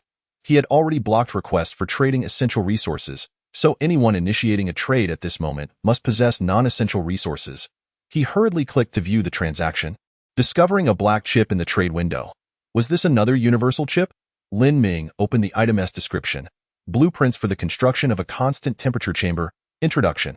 Enables the construction of an expansion module, constant temperature chamber, to shield against extreme temperature disturbances, multiple authorizations, binds upon use. Material requirements. 100 units of ultra-fine metal powder, 50 units of electrical energy. Construction requirements. A 3D metal printer is necessary. Blueprints for the constant temperature chamber. Lin Ming felt his heart clench tightly. As the name suggests, the primary function of the constant temperature chamber is to maintain a constant temperature. He currently possessed a large mouthflower, along with ample water resources and organic matter, and had been troubled by the lack of a suitable planting area. This opportunity had arrived at his doorstep. The player initiating the trade was Sun Yao, who sent Lin Ming a private message. Blueprints for the constant temperature chamber. Would you exchange it for 5 F-level universal chips? Upon seeing Sun Yao's message, Lin Ming's eyes narrowed slightly. The last 2 words revealed Sun Yao's true thoughts. He believed that the blueprints for the constant temperature chamber were not worth 5 universal chips. Rather than responding directly, Lin Ming inquired, "Where did you acquire these blueprints for the constant temperature chamber?" Sun Yao quickly replied, "They were obtained from the Universal Resource Supply Pod." The Universal Resource Supply Pod. Indeed, players had started mining F-level universal chips and calling for Universal Resource Supply Pods. Why had Sun Yao been able to obtain the blueprints for the constant temperature chamber, while he had only managed to acquire electrical energy and universal codes? After pondering for a moment, Lin Ming replied, "The survival pod can maintain a constant temperature. I don't believe I require an additional constant temperature chamber. I can't sleep in the survival pod 1/2 of the night and then switch to the constant temperature chamber the other half. Can I? Furthermore, what exactly is a 3D metal printer? I had no idea such a thing existed." Sun Yao also felt that the constant temperature chamber was somewhat superfluous at present, and he proactively lowered his offer. How about exchanging it for 4 universal chips?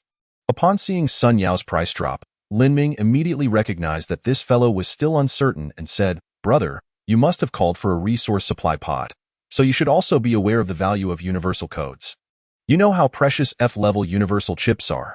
Each chip corresponds to an opportunity to summon a resource supply pod. I won't deny that the constant temperature chamber may have its uses in the future, but at this moment, I can't envision its utility. I'm sorry, but I don't recognize its value. After sending those two messages, Lin Ming clenched his fists tightly. His psychological price point was 3 universal chips. As soon as Sun Yao agreed, Lin Ming would immediately consent to the trade. After all, the significance of the constant temperature chamber to him was immense, while he had plenty of universal chips. If Sun Yao were to decipher the codes and summon a carbon-based life resource supply pod, he would instantly grasp the importance of the constant temperature chamber and would no longer consider selling it. 5 minutes later, just as Lin Ming was beginning to grow anxious, Sun Yao replied, "All right, Lin Ming, you develop well. You'll definitely need such late-game tools sooner than we do. A firm price of 2 universal chips. No further discounts. Deal." Lin Ming nearly shouted those 2 words from the depths of his throat. Fortunately, Sun Yao was unaware of Lin Ming's current expression. Otherwise, he would surely reconsider the trade and raise the price. After the transaction was completed, Lin Ming gazed at the black chip in his palm, treating it like a treasure, inspecting it closely. Constructing the constant temperature chamber required 50 units of electrical energy and 100 units of ultra-fine metal powder. He currently had sufficient electrical energy, but only 74 units of ultra-fine iron powder, leaving him short. Observing the industrious pseudo-crabs outside, he estimated that in less than an hour, he would gather the remaining metal powder. So he was not too anxious. After completing the transaction for the blueprints for the construction of a constant temperature chamber, Lin Ming continued to refresh the Interstellar Exchange.at this moment. Only a handful of players had unearthed F-level universal chips and summoned universal resource supply pods, predicting that it would take several more hours for the supply pods to arrive. Consequently, players like Sun Yao, who had profited from the universal resource supply pods, were extremely rare. After refreshing for half an hour without encountering any new transaction requests, Lin Ming lost interest and closed the trade interface. Meanwhile, each pseudo-crab had gathered a considerable amount of stones, piling them beside the survival pod. As before, Lin Ming operated the mechanical arm to collect the stones, subsequently breaking them down one by one. This time, he decomposed 9 cubic meters of stones, and the ethereal crystal prompted. This time decomposition yielded F-level universal chips X7, damaged universal chips X68, rusty iron, or X31. Well, the yield of rusty iron ore this time is quite satisfactory. Lin Ming looked at the prompt interface, feeling very pleased. After decomposing the rusty iron ore, he had gathered enough ultrafine metal powder needed for constructing the constant temperature chamber. Lin Ming first listed 30 units of oxygen for sale, pricing them at 60 units of electrical energy. After some thought, he also listed the damaged universal chips for trade. He now possessed 177 damaged universal chips, which, based on probability, could be synthesized into 17 universal chips. However, Lin Ming decided to set a relatively low price for the damaged universal chips, allowing 1 damaged universal chip to be exchanged for any 1 unit of essential resource. In this way, many players who had gathered 7 or 8 damaged universal chips could affordably synthesize them into an F-level universal chip, enabling them to summon resource supply pods. Sun Yao's example proved that only by fostering overall regional development could he reap greater profits. Otherwise, no matter how many resources he possessed, he would be limited by the developmental level of regional players and would struggle to exchange for better items. Capitalists enhance workers not out of benevolence, but in pursuit of greater profits. Lin Ming muttered, before deploying the 3D metal printer and placing the blueprints for the construction of a constant temperature chamber chip upon it. Commence construction. Constant temperature chamber, Chapter 16, F-level carbon-based life resource supply pod. The constant temperature chamber was excessively large, comparable to the survival pod. Thus, its construction would not take place inside the survival pod but externally, requiring the use of one expansion interface. The mechanical arm transported the 3D metal printer outside the survival pod, gradually commencing the construction of the constant temperature chamber. Lin Ming observed the progress display on the construction interface.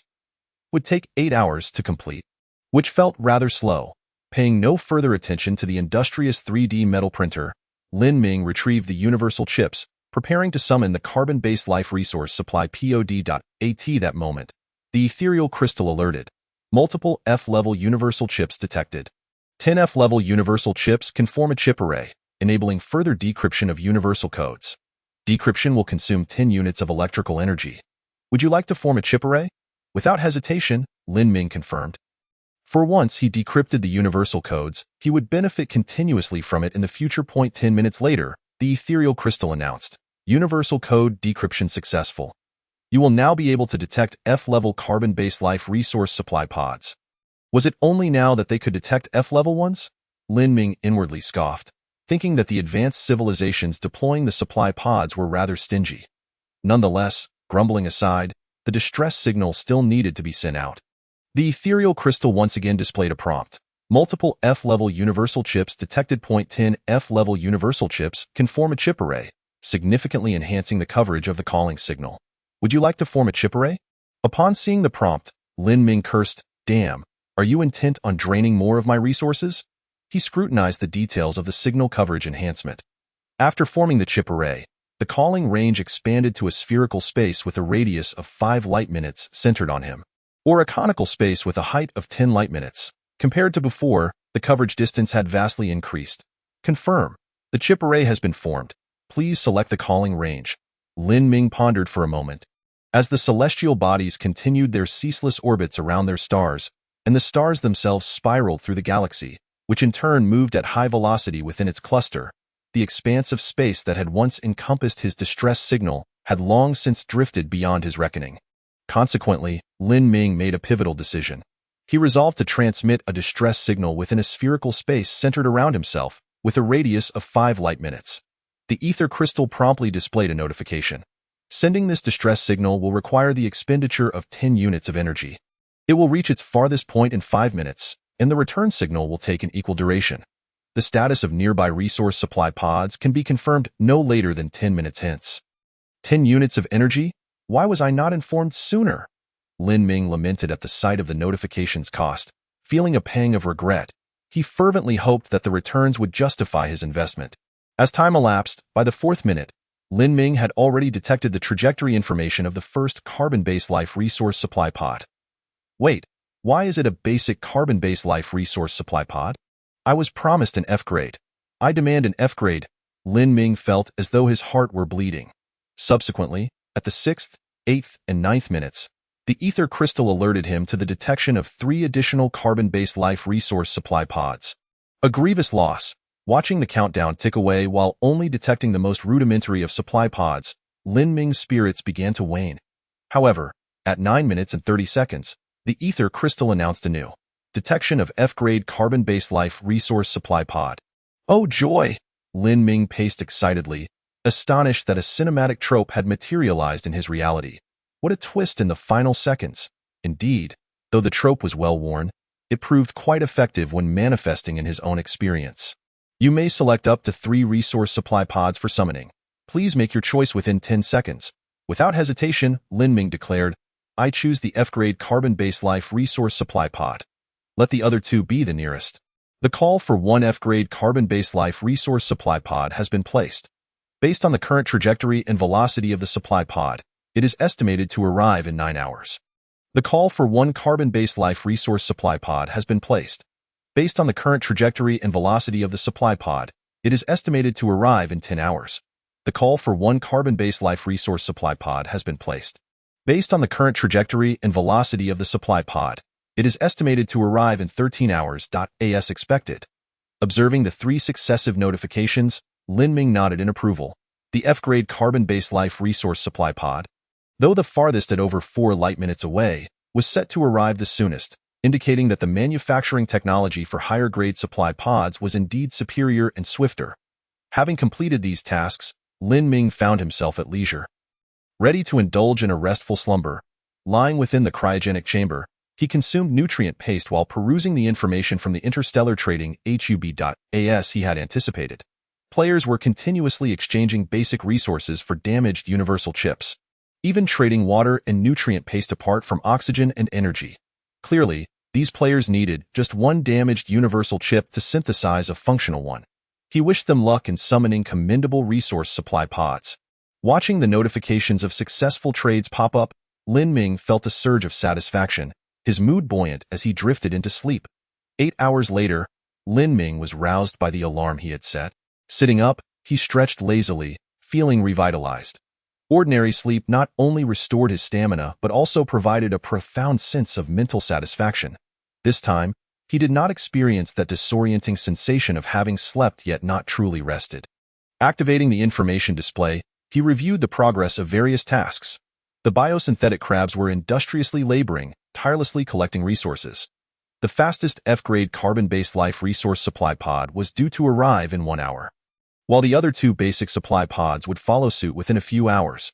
Additionally, he received good news. The temperature-controlled greenhouse had been successfully constructed. Lin Ming rose, splashed his face with water to refresh himself, and made his way to the access point leading to the greenhouse. It was a massive metal door, 2 meters in diameter. The ether crystal promptly informed him. The temperature-controlled greenhouse has balanced pressure and temperature. No extravehicular suits are required for entry. Nodding, Lin Ming pressed the door's activation button, and the metal door swung open. After traversing a 3-meter-long cylindrical passage, he entered the greenhouse. It was a vast space, indistinguishable from the survival pod, save for the 3 neatly arranged rows of racks in the center. This was a hydroponic cultivation framework system, which, upon activation, would consume 5 units of energy, 1 liter of water, 1 unit of oxygen, and 1 unit of nutrients per 24 hours. Shall I activate it? Chapter 17. Microsatellite. Yes. Though the resources required for the greenhouse's daily operation were considerable, they were essential investments. Thus, Lin Ming unhesitatingly opted to activate the hydroponic cultivation framework system. With a whoosh, upon confirmation, pure water began to flow into the pipes on the racks. Before long, the water supply was replenished, and the greenhouse automatically extracted nutrients from the metal cylinder, commencing its cycle. Fortunately, all of this transpired within sealed conduits, preventing any unpleasant odors from escaping. Lin Ming carefully retrieved 5 largemouth flower seeds and placed them upon the growing medium. Almost simultaneously, the medium began to moisten, with temperature and humidity adjusted to optimal conditions for germination. Gently touching the medium, Lin Ming whispered, "Grow quickly. The Indian cuisine-flavored nutrient paste is simply intolerable." Having completed these tasks, Lin Ming returned to the survival pod and opened the Interstellar trading channel to assess his gains. All 177 damaged universal chips had been successfully traded, yielding 113 units of energy, 35 units of oxygen, 21 tubes of nutrient paste, and 8 liters of water. A bountiful harvest indeed. At this point, Lin Ming no longer needed to worry about survival. Currently, he found organic nutrients to be somewhat scarce, so he decided to offer 10 units of oxygen in exchange for a lump of organic waste at a rate of 0.5 units of oxygen per piece. In less than a minute, his oxygen supply was depleted, but he secured 5 units of organic nutrients, which, combined with the remaining 2 units, would sustain the greenhouse for an entire week. With half an hour remaining until the arrival of the F-grade carbon-based life resource supply pod, Lin Ming chose not to dismantle any more stones and instead focused on eagerly awaiting the supply pod's arrival. Through the hemispherical glass dome above, Lin Ming gazed at the moon, now magnified several times, and felt a wave of nostalgia wash over him. Having spent over 2 days in this desolate place, he realized he could never return to Blue Star. After a moment of reflection, he noticed a bright white light appear on the horizon. Its tail flamed dazzling in front of the brilliance. He understood that the F-grade carbon-based life resource supply pod, due to its high speed, needed to initiate retrothrust for deceleration. Otherwise, it would likely bypass the barren planet he occupied and vanish into the endless void of space.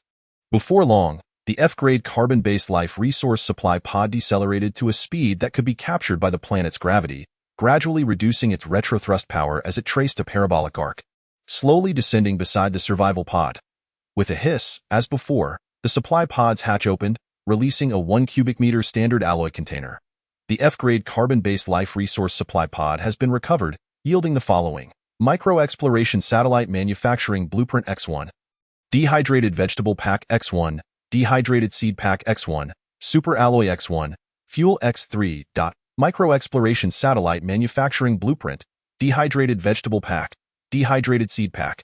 Upon reading the information provided by the ether crystal, Lin Ming felt a surge of excitement. He opened the Micro-Exploration Satellite Manufacturing Blueprint in his inventory. Micro-Exploration Satellite Manufacturing Blueprint description greatly expands your field of vision, capable of detecting surrounding terrain, predicting short-term weather, and conducting limited exploration of interstellar space. Multiple authorizations allow for repeated use. Consumption. Launching consumes 5 units of fuel. Maintaining an orbit requires 1 unit of fuel per 24 hours. Material requirements: high-purity silicon ingots X20, electromagnetic coils X2, F-grade universal chips X10, circuit boards X10, super alloy powder X10 units, ultrafine iron powder X100 units, fuel X6, minimum, manufacturing requirements. Requires a 3D metal printer.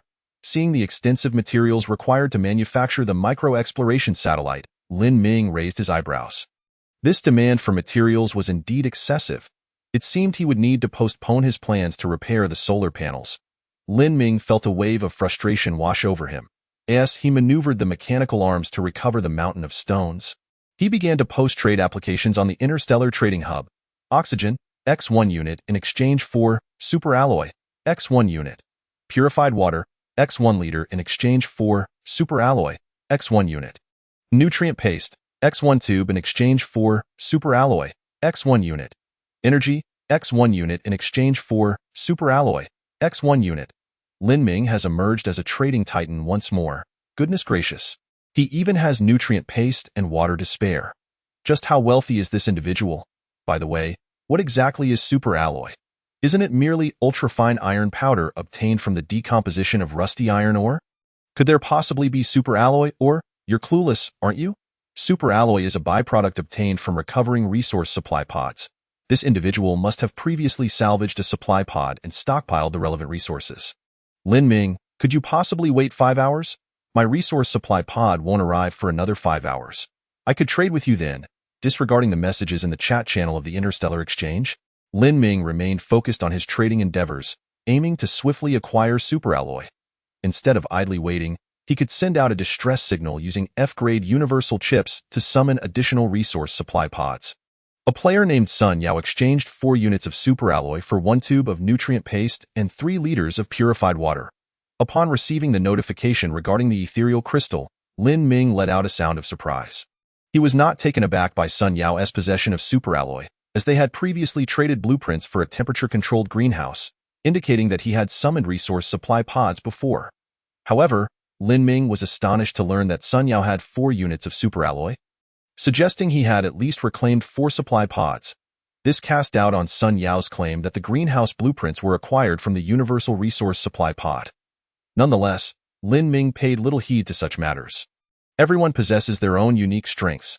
While he could see resource distribution points, perhaps Sun Yao had other talents as well. Contemplating this, Lin Ming initiated a private chat with Sun Yao, sending a cordial message. Pleasant trading. Let us exchange experiences and improve together in the future.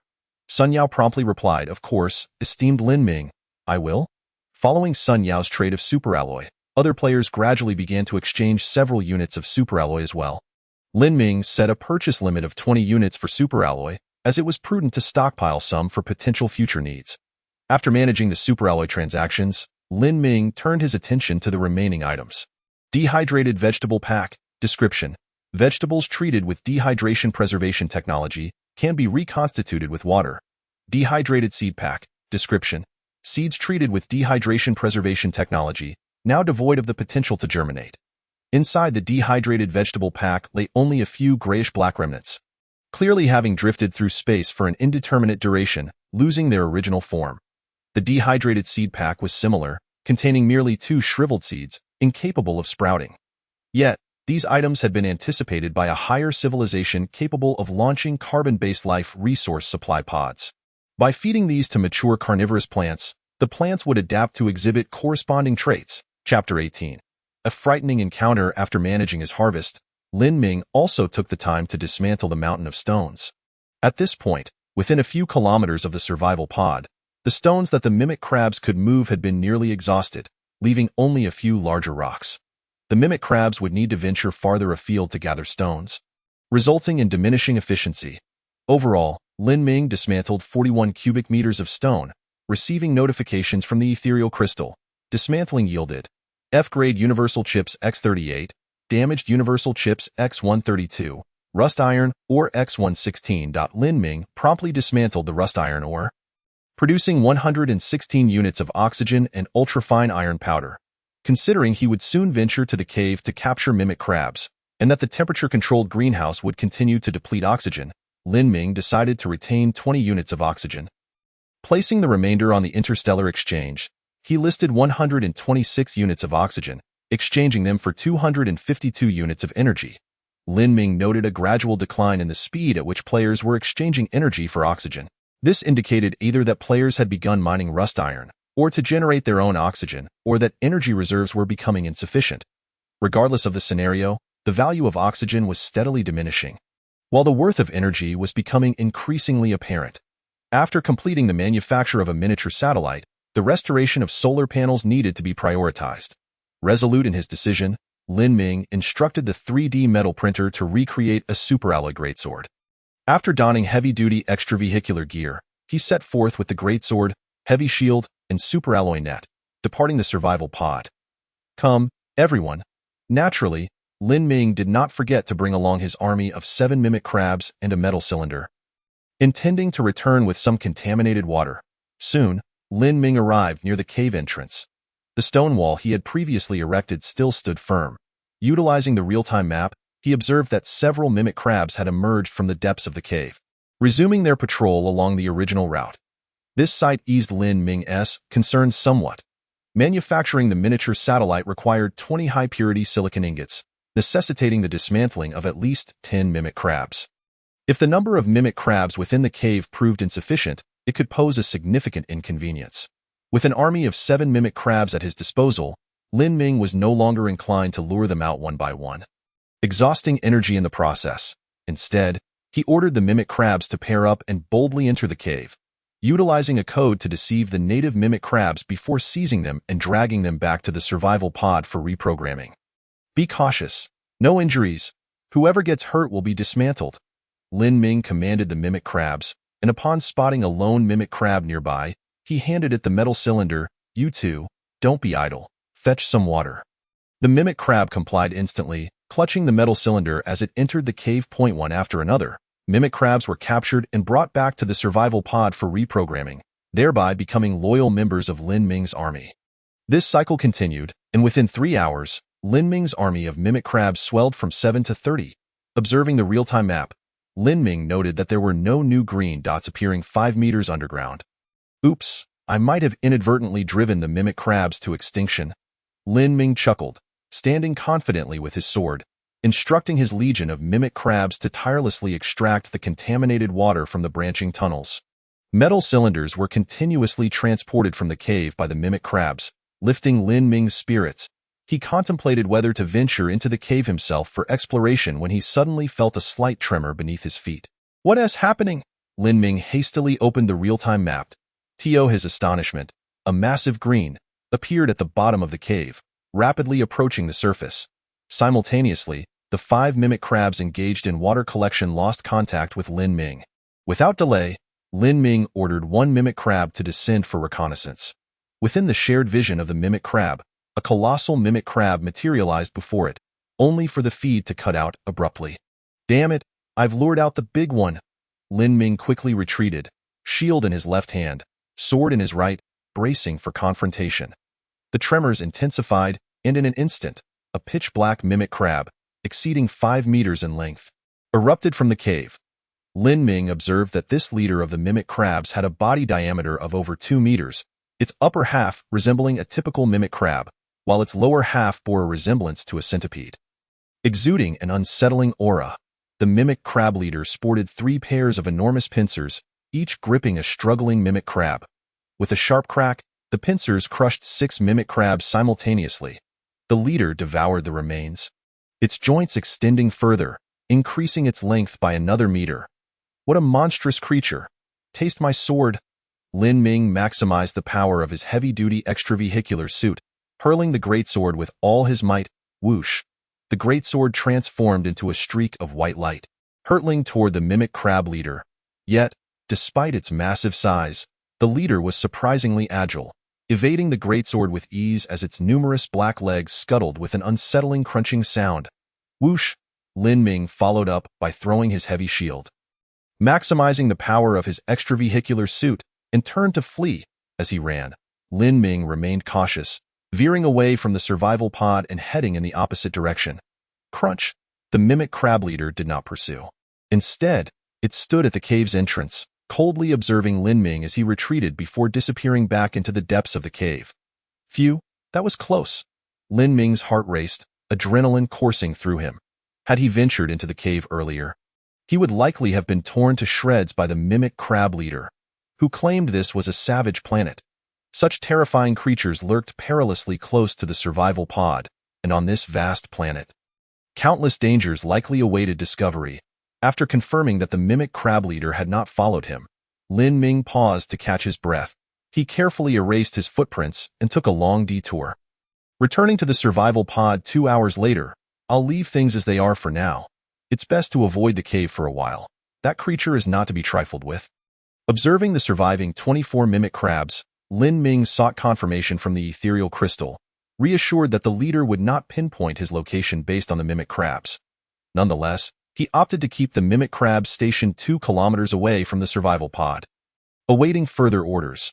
After completing these tasks, Lin Ming took a moment to recover his composure within the survival pod, gazing through the hemispherical glass dome outside. Point 2 carbon-based life resource supply pods had arrived. Let's see what treasures await in these carbon-based life resource supply pods. Chapter 19.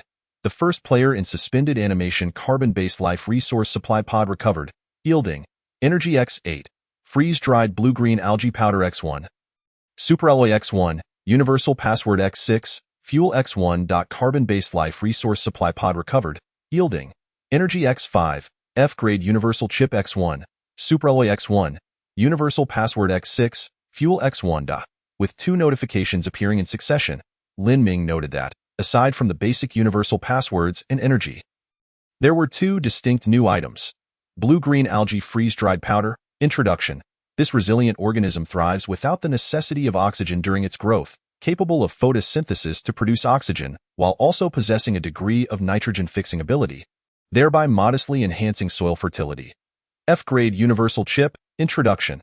A universal chip with relatively low computational power, serving as an upgraded version of the F-grade universal chip, capable of withstanding brief periods of overclocking without sustaining damage. Remarkably, the 2 resource supply capsules that eventually arrived were of the most basic variety, thus Lin Ming harbored no lofty expectations. However, contrary to his anticipations, these 2 supply capsules provided him with surprisingly valuable resources. The blue-green algae freeze-dried powder requires no elaboration. While other plants convert carbon dioxide into oxygen through photosynthesis, they also engage in respiration during the night, consuming oxygen and failing to survive in an anoxic environment. In stark contrast, blue-green algae can endure in such conditions. Historically, blue-green algae played a pivotal role in Earth's transition from an anoxic to an oxygen-rich atmosphere. Furthermore, blue-green algae can enhance soil fertility and, during specific periods, may even be consumed directly, making it remarkably suitable for Lin Ming's current circumstances. The F-grade universal chip, being an upgrade of the F-grade chip, was promptly installed to replace the damaged one on the electromagnetic communicator. The ether crystal emitted a notification, detection of enhanced computational power in the universal chip. The electromagnetic communicator's functionality has been fortified, capable of continuously providing a real-time map within a 10-kilometer radius without damaging the chip, or sending a distress signal every 12 hours, entering a dormant state post-transmission to avoid overheating. Indeed, the universal chip had transcended its previous status as mere consumables, which left Lin Ming quite satisfied. He adjusted the electromagnetic communicator to maintain constant surveillance of the surrounding environment, observing in the pit that the enormous green luminescent entity remained motionless near the water source. That formidable crab-like creature was a source of great concern for Lin Ming. Its presence rendered him uneasy. Yet, lacking suitable combat methods at present, he resolved to monitor the situation closely and strategize gradually. Holding the blue-green algae freeze-dried powder, Lin Ming entered the temperature-controlled chamber. He glanced at the culture medium and couldn't help but exclaim softly. The mouthflower, being a product of bioengineering, had begun to sprout within just a few hours under optimal conditions. At this pace, it would likely be ready for transplantation by the next day. Lin Ming poured the blue-green algae freeze-dried powder into the first layer of the soil-less cultivation system. The powder danced in the water, eagerly absorbing moisture, initiating its revival. Of course, at present, Lin Ming observed no visible changes. He could only await patiently. After completing these tasks, Lin Ming intended to assess his current resources in preparation for the fabrication of a miniature satellite when he felt a gentle vibration from the ether crystal on the back of his hand, a phenomenon he had never experienced before. What was happening? As he caressed the ether crystal, he discovered that the regional chat channel was abuzz with fervent discussions among numerous players. Ascending a level, he encountered a strikingly highlighted message that left him somewhat astonished. Zhao Yihong, dear brothers and sisters, I regret to bid you farewell. I can no longer endure. My survival pod has suffered damage, and the oxygen levels are nearing depletion. I am already feeling the effects of hypoxia and am preparing to eject the escape pod. I have a few basic resources remaining, which I am unconditionally listing on the Interstellar Exchange, hoping they may assist you. My name is Zhao Yihong, and I am on a distant savage planet. I wish you all good fortune. Player Zhao Yihong listed, pure water, x 3 liters for the exchange of pure water, x 1 milliliter. Player Zhao Yihong listed, energy, x 1 unit for the exchange of pure water, x 1 milliliter. Player Zhao Yihong listed, heavy-duty exosuit, x 1 for the exchange of pure water, x 1 milliliter. Player Zhao Yihong listed, lightweight exosuit, x 1 for the exchange of pure water, x 1 milliliter. To everyone's astonishment, Zhao Yihong offered his entire assets at almost no cost, yet no players engaged in any transactions. Many players in the chat channel exclaimed, Old Zhao, are you a coward? Don't give up. I have surplus oxygen. I'll gift you 1 unit. Indeed, strength lies in numbers. Giving up at this juncture seemed unwise. I'll donate you 0.5 units of oxygen. I don't have much, but if I can save 1, it's worth it. I'll give you 0.3 units of oxygen. Message after message poured in as players, previously so calculative during trade, suddenly exhibited an overwhelming sense of solidarity. In the lower right corner of the chat channel, a small window unexpectedly popped up, revealing Zhao Yihong's live stream.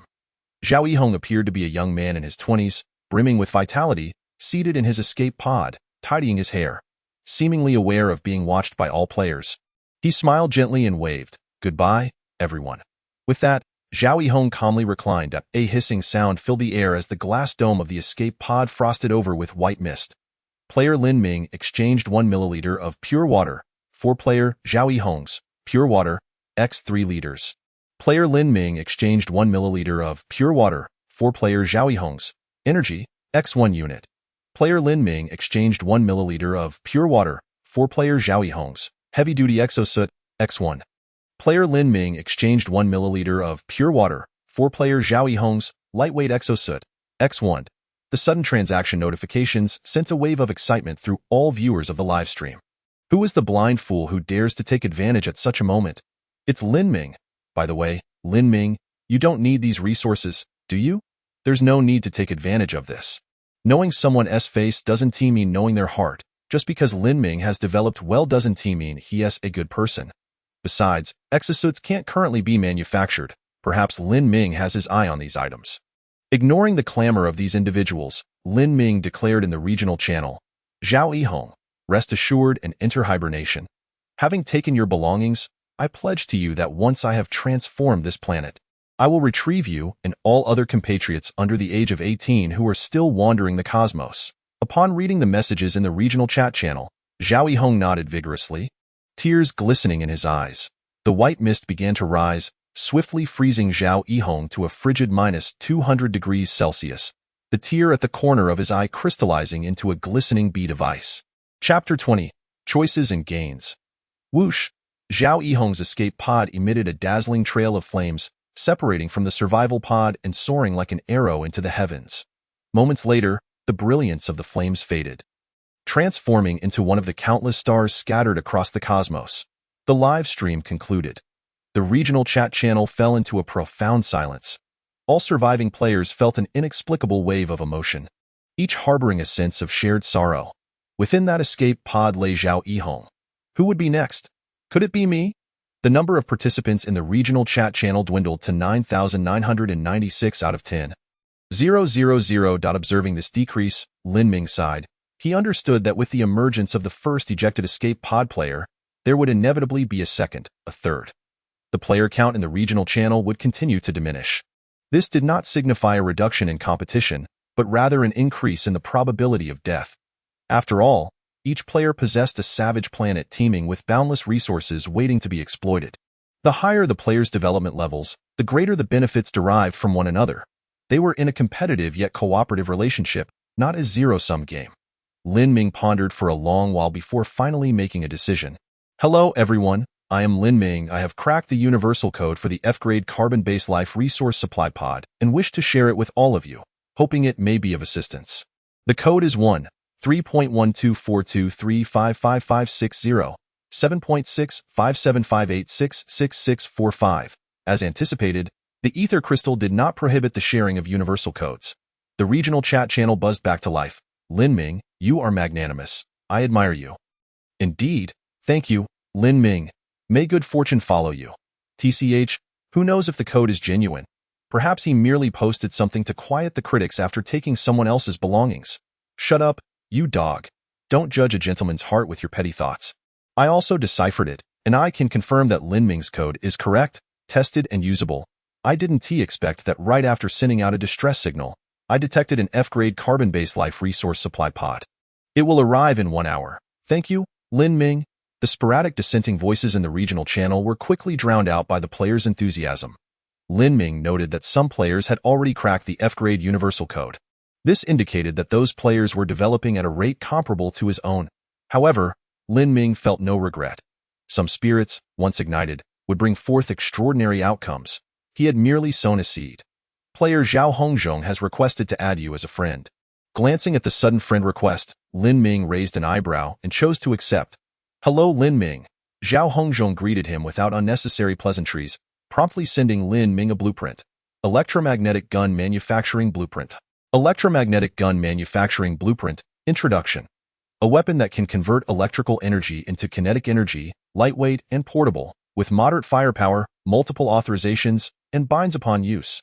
Material requirements. Electromagnetic Coil X5, F-grade Universal Chip X1. Circuit Board X1, Super Alloy Powder X3 units, Energy Storage Block X1, minimum. Usage requirements. Each shot consumes 1 unit of metal ammunition, recyclable, 1 unit of electrical energy. Manufacturing requirements. 3D metal printer. Holy cow. An electromagnetic gun. Lin Ming was momentarily taken aback by the unexpected turn of events. After a brief pause, he replied, "What price are you offering?" Zhao Hongzhong promptly responded, "I hold great admiration for your actions. Esteemed Lin Ming, I shall generously gift you the electromagnetic gun manufacturing blueprint, without charge, with the hope that when you have sufficient materials, you might assist me in crafting one for free." Lin Ming readily agreed, as the materials required for the construction of the electromagnetic gun were not overly demanding, and he could assemble them immediately. Player Zhao Hongzhong proposed to exchange electromagnetic gun manufacturing blueprint X1 for purified water, X1 milliliter. Accepted. Upon confirmation, a chip no larger than a fingernail materialized in the palm of Lin Ming's hand. Summoning 10 simulated crabs, Lin Ming chose to disassemble them. This disassembly consumed 10 units of electrical energy, yielding high-purity silicon ingots X20, grade F, general chips X10, circuit boards X10, electromagnetic coils X10. After reviewing the materials required for the electromagnetic gun, Lin Ming found that he had everything prepared. Among these, the energy storage blocks could be selected freely, ranging from a minimum of 1 to a maximum of 5, with each shot consuming 1 unit of energy. Since the energy storage blocks could be easily disassembled, and he had previously received several thousand from the resource supply capsule, Lin Ming opted to maximize his selection. After consuming 2 units of energy, he successfully manufactured 2 guns. Is this truly what one would call a gun? Lin Ming pondered, gazing at the 2 gleaming silver electromagnetic guns that radiated light. Each gun, primarily powered by electromagnetic rails to accelerate the projectiles, featured a barrel measuring 1.5 meters in length, making the entire weapon over 2 meters long. Each energy storage block had a volume of 1 cubic decimeter, and the 5 stacked together gave the guns a remarkably hefty appearance. With great effort, Lin Ming cradled one of the electromagnetic guns, managing to lift it briefly before quickly setting it down. Each gun weighed around 100 kilograms, rendering it nearly unusable without a heavy-duty exosuit. Lin Ming then utilized superalloy to craft several projectiles. Each unit of superalloy could produce 3 electromagnetic gun bullets. While referred to as bullets, they bore more resemblance to artillery shells, who has bullets as thick as a thumb and as long as a forearm. These were clearly armor-piercing shells. After generously charging the energy storage blocks, Lin Ming traded Zhao Hongzhong 1 electromagnetic gun along with 6 bullets. The bullets are reusable. Should you require more in the future, feel free to ask, and I shall process them for you at no charge. Zhao Hongzhong, surprised by Lin Ming's swift creation of the electromagnetic gun, expressed his gratitude, saying, "Thank you, esteemed Lin Ming. If I come across any other blueprints, I shall seek your assistance in the future." His words sparked an epiphany in Lin Ming. Indeed, with an abundance of electrical energy and a 3D metal printer at his disposal, he could offer his services to other players for free in exchange for more blueprints. Lin Ming envisioned himself as a craftsman for their region, transforming basic resources into advanced items for sale, yielding substantial profits while acquiring numerous high-level technologies. Without further ado, Lin Ming summoned 5 simulated crabs for disassembly, remanufactured an electromagnetic gun, and listed it on the Interstellar trading platform for an exorbitant price of 9,999 units of oxygen. Adding a note: seeking rare materials or manufacturing blueprints. Exchange blueprints for free processing of various products. Lin Ming's creations are guaranteed to be exquisite. Goodness, a gun. What extraordinary electromagnetic cannon is this? Meanwhile, I'm still toiling away mining. And Lin Ming has already produced such marvels? With an electromagnetic gun in hand, and donning a heavy-duty exosuit, it seemed that with the addition of a flight pack, he would be akin to a low-tier mech. Chapter 21. Slaying the simulated crab leader with a new toy at his disposal, Lin Ming eagerly prepared to test the electromagnetic gun's power. He swiftly donned the heavy-duty exosuit, and once resupplied, he departed the survival pod armed with the electromagnetic gun and 3 bullets. Standing outside the survival pod, Lin Ming spotted a massive boulder 3 kilometers away, comparable in size to the high-density nut rock he had previously mined. If he could shatter that boulder, it would confirm the weapon's capabilities. With the gun in his right hand and an elongated, armor-piercing round in his left, he loaded it into the barrel. This scene reminded him of the evolution of firearms. Initially, gunpowder weapons developed from muzzle-loading guns, and now electromagnetic guns followed suit. With the heavy-duty exosuit assisting him, Lin Ming steadied the gun with one hand, aimed at the center of the boulder, and pulled the trigger. Whoosh! The slender bullet shot forth like a streak of light, the powerful recoil causing Lin Ming to slide back half a meter on the gravel, leaving 2 trails in the sand. Then, nothing happened. Had he missed, or was the range insufficient? Blinking in confusion at the unresponsive boulder, Lin Ming waited. After 7 or 8 seconds, a muffled thud echoed through the air. The heavy-duty exosuit's high-resolution camera revealed a small hole the diameter of a finger, emitting wisps of smoke from the boulder's center, while the bullet had long since passed through, traveling far beyond. "Go! Retrieve the bullet!" Lin Ming commanded one of the simulated crabs. The crab scuttled off with alacrity. The ether crystal announced, "Electromagnetic gun data computation complete. Muzzle velocity, 3,000 meters second. Effective range, 10 kilometers. An effective range of 10 kilometers. The data from the ether crystal astonished Lin Ming. He recalled the description of the electromagnetic gun: lightweight and portable with average firepower. Well, that firepower was anything but average. Although the armor-piercing bullets boasted strong penetration capabilities, their destructive potential was relatively modest. Returning to the survival pod, Lin Ming manufactured 3 more bullets. These new projectiles bore a similar design, but their tips were hollowed out and adorned with several decorative cuts. Resembling the notorious dum-dum bullets. Due to their unique shape, dum-dum bullets would rapidly expand upon entering a target, inflicting severe damage as they spun within. Because their deformed appearance resembled a flower, they were also referred to as Death's Flower. After modifying the bullet heads, Lin Ming aimed at the distant boulder to continue his experimentation. Whoosh! Once again, the silver bullet shot forth like a flash of light, and a second later, the boulder erupted into a cloud of dust. Boom! Even with the helmet's insulation, the deafening sound momentarily rendered Lin Ming's ears deaf. The ether crystal announced, "Electromagnetic gun data computation complete. Muzzle velocity, 3,000 meters second. Effective range, 5 kilometers. Although the effective range of the dum-dum bullet was halved, its power significantly increased, creating an unexpected synergy when used alongside armor-piercing rounds. After waiting for over half an hour, the simulated crab returned with the unscathed armor-piercing bullet in its pincers. Lin Ming had already reclaimed the deformed dum-dum bullet and manufactured another. Once he charged the electromagnetic gun, equipped with 3 armor-piercing rounds and 3 dum-dum bullets, along with the previously manufactured metal net, Lin Ming set off toward the pit to confront the simulated crab leader. With a clatter, 10 simulated crabs marched behind Lin Ming, wielding metal cylinders as they formed a formidable army to challenge the crab leader. After half an hour, Lin Ming arrived near the pit. Instead of hastily sending the crabs to fetch water and lure out their leader, he instructed the 10 crabs to start digging a hole about 20 meters from the pit. Drawing from past experience, he decided to create a simple trap to prevent the simulated crab leader from evading when it charged at high speed.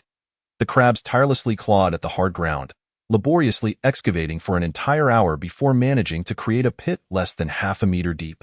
"Is the ground this hard?" Lin Ming mused, shaking his head. He then covered the pit with the metal net and placed some stones atop it, ensuring that it appeared inconspicuous before signaling one of the crabs. "Go ahead and draw your leader out." The leading simulated crab obeyed promptly, swiftly carrying the metal cylinder and cheerfully making its way into the pit. Through the shared perspective of the crab, Lin Ming observed the previous crab leader idly stationed by the sewage pool, utterly motionless. The simulated crab, unburdened by fear, approached the water source. Suddenly, the crab leader sprang to its feet, its massive pincers swinging to swat the water-fetching crab against the wall. The shared vision vanished. Lin Ming quickly glanced at the real-time map, noticing the massive green. Near the sewage pool, rapidly heading towards the cave entrance, IT was coming, with the electromagnetic gun in his right hand. Lin Ming spread his legs slightly apart, bracing himself. Moments later, the enormous body of the simulated crab leader appeared at the cave's mouth. Its small eyes swiftly locked onto Lin Ming, recognizing the audacious carbon-based creature once again coveting the water source. And it erupted in rage. With a tumultuous clatter, dozens of crab legs surged through the sand and gravel, raising a cloud of dust. Lin Ming held the electromagnetic gun, his eyes narrowing. Suddenly, the simulated crab leader stumbled. Stepping into the freshly dug trap, its legs ensnared by the resilient superalloy net, rendering it momentarily immobilized. Without hesitation, Lin Ming pulled the trigger. The alloy armor-piercing bullet shot forth like a silver flash, aimed directly at the simulated crab leader's chest, where its general chip was situated. However, the crab leader reacted with remarkable speed, evading almost instantaneously as the armor-piercing bullet pierced through its abdomen, creating a dark hole. Observing the crab leader's agile movements, it appeared unaffected. The simulated crab leader decisively relinquished several of its legs ensnared by the superalloy metal net, causing them to detach from its massive body. Almost simultaneously as it broke free, the simulated crab leader charged towards Lin Ming once more. Observing the 6 formidable pincers of the simulated crab leader raised high, swiftly swinging towards him, Lin Ming raised his electromagnetic gun. "It's over." A silvery beam surged forth with a piercing whistle, the proximity rendering the simulated crab leader incapable of evading. Boom.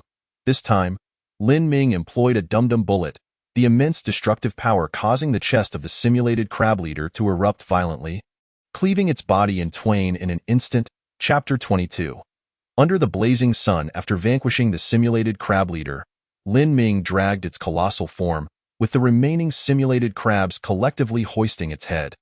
Hastening towards the escape pod, the disassembly yielded high-purity silicon ingots X30, circuit boards X10, electromagnetic coils X10.AS. Lin Ming had obliterated the chest of the simulated crab leader. The universal chip along with the circuit boards had vanished without a trace.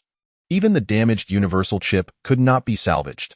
Fortunately, the gigantic body of the simulated crab leader still contained circuit boards and electromagnetic coils, making Lin Ming's haul quite substantial. Upon surveying his current materials, Lin Ming realized he had amassed enough to fabricate a miniature satellite. Extracting the chip housing the microprobe satellite manufacturing blueprint, he placed it into the 3D metal printer to commence production. The printer whirred to life. Due to the compact size of the satellite, it would only take an hour for completion. During this interval, Lin Ming began procuring fuel. He currently possessed only 7 units of fuel. While the miniature satellite required a minimum of 6 units, 5 units for launch, with 1 unit consumed daily in orbit. Lin Ming was not keen on witnessing the costly satellite ascend only to plummet back to the ground after a single day. Opening the Interstellar trading post, Lin Ming posted a message in the chat channel. Seeking fuel, price negotiable, just 1 unit, first come, first served. Due to Lin Ming previously sharing the password for the F-grade carbon-based life resource supply pod. Coupled with many players broadcasting distress signals, the acquisition of fuel progressed remarkably well. Lin Ming, I'll gift you 1 unit of fuel for free, thanks to you. I can finally access nutrient paste. Though it's all dried up, It's better than starving. Lin Ming, do you have any food? Just one tube of nutrient paste, and I'll trade you 3 units of fuel. The above. Let me go first. I only need half a tube. Lin Ming, please swap with me first. I have a bigger appetite, and finish the 3 tubes given at the start on the first day. Seeing the flood of trading notifications, Lin Ming felt somewhat overwhelmed. He had no intention of taking advantage of others, so he exchanged 1 tube of nutrient paste for 1 unit of fuel, ultimately acquiring 5 units. After the transactions, Lin Ming's fuel tally rose to 12 units, while he retained 17 tubes of nutrient paste. Each tube was sufficient for a day's sustenance, and with the temperature-regulating flower in the greenhouse beginning to sprout. After it consumed the dehydrated vegetables and seeds, Lin Ming could finally indulge in a change of taste, no longer confined to the unpalatable Indian cuisine. After trading fuel, Lin Ming awaited a moment, and the miniature satellite was completed. He accessed the launch interface and discovered that the satellite could carry a minimum of 6 units of fuel and a maximum of 10 units.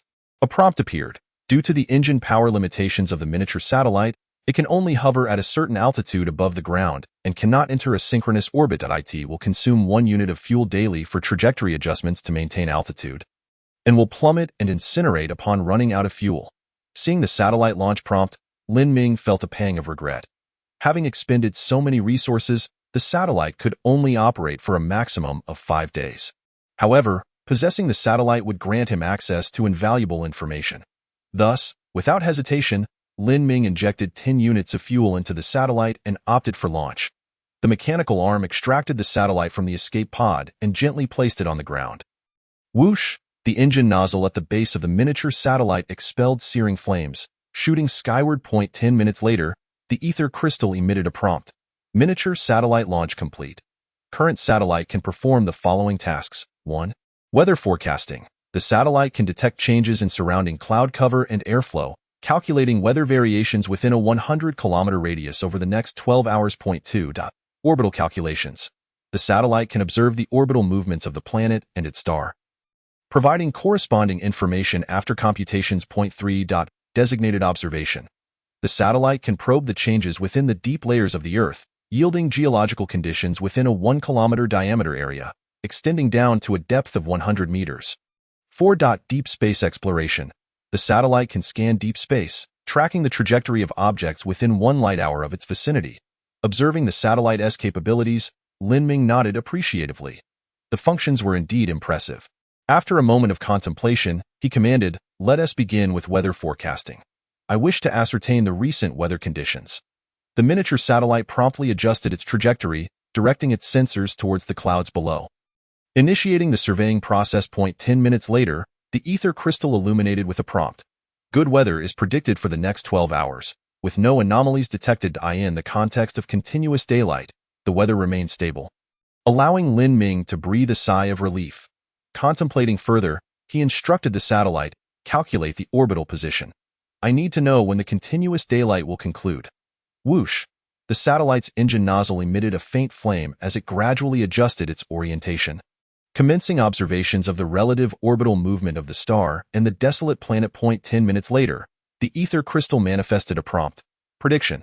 In 30 hours, the angle of the star relative to the surface will progressively increase, reaching an extreme of 90 degrees in 12 hours, persisting for 48 hours. At that time, surface temperatures may exceed 100 degrees. Please avoid direct sunlight. The continuous daylight would not cease. The sun would not linger near the horizon but would remain high overhead, raising surface temperatures beyond 100 degrees. Upon receiving this information, Lin Ming couldn't help but break into a cold sweat. Currently, the escape pod could maintain a suitable temperature, but should the sun shine directly, with rising temperatures, it was uncertain whether the pod could sustain the current conditions. Even if it could, the consumption of electrical energy and other resources would surge dramatically, necessitating early preparations. Realizing this, Lin Ming's expression turned grave as he instructed the miniature satellite. "Probe the designated location. I require detailed information from the depths below." The location he intended to investigate was the pit where the simulated crabs resided. After designating the spot, the satellite adjusted its trajectory and began probing the subterranean conditions. The ether crystal unveiled a pale blue screen, as the map of the pit unfolded at a rate of 5 meters per minute. Lin Ming observed the complex, branch-like formations deep within the pit. Noting that at the terminus of each passage, there was a relatively spacious area. His gaze sharpened, eyes alight with anticipation. As the map continued to expand, he inhaled sharply upon witnessing several green light points patrolling fixed paths in each branched passage, while a massive light point remained motionless at the far end of the pit-S corridor. The map kept unfurling, and at a depth of 80 meters below ground, Lin Ming was startled to see a red light point situated at the deepest part. Chapter 23.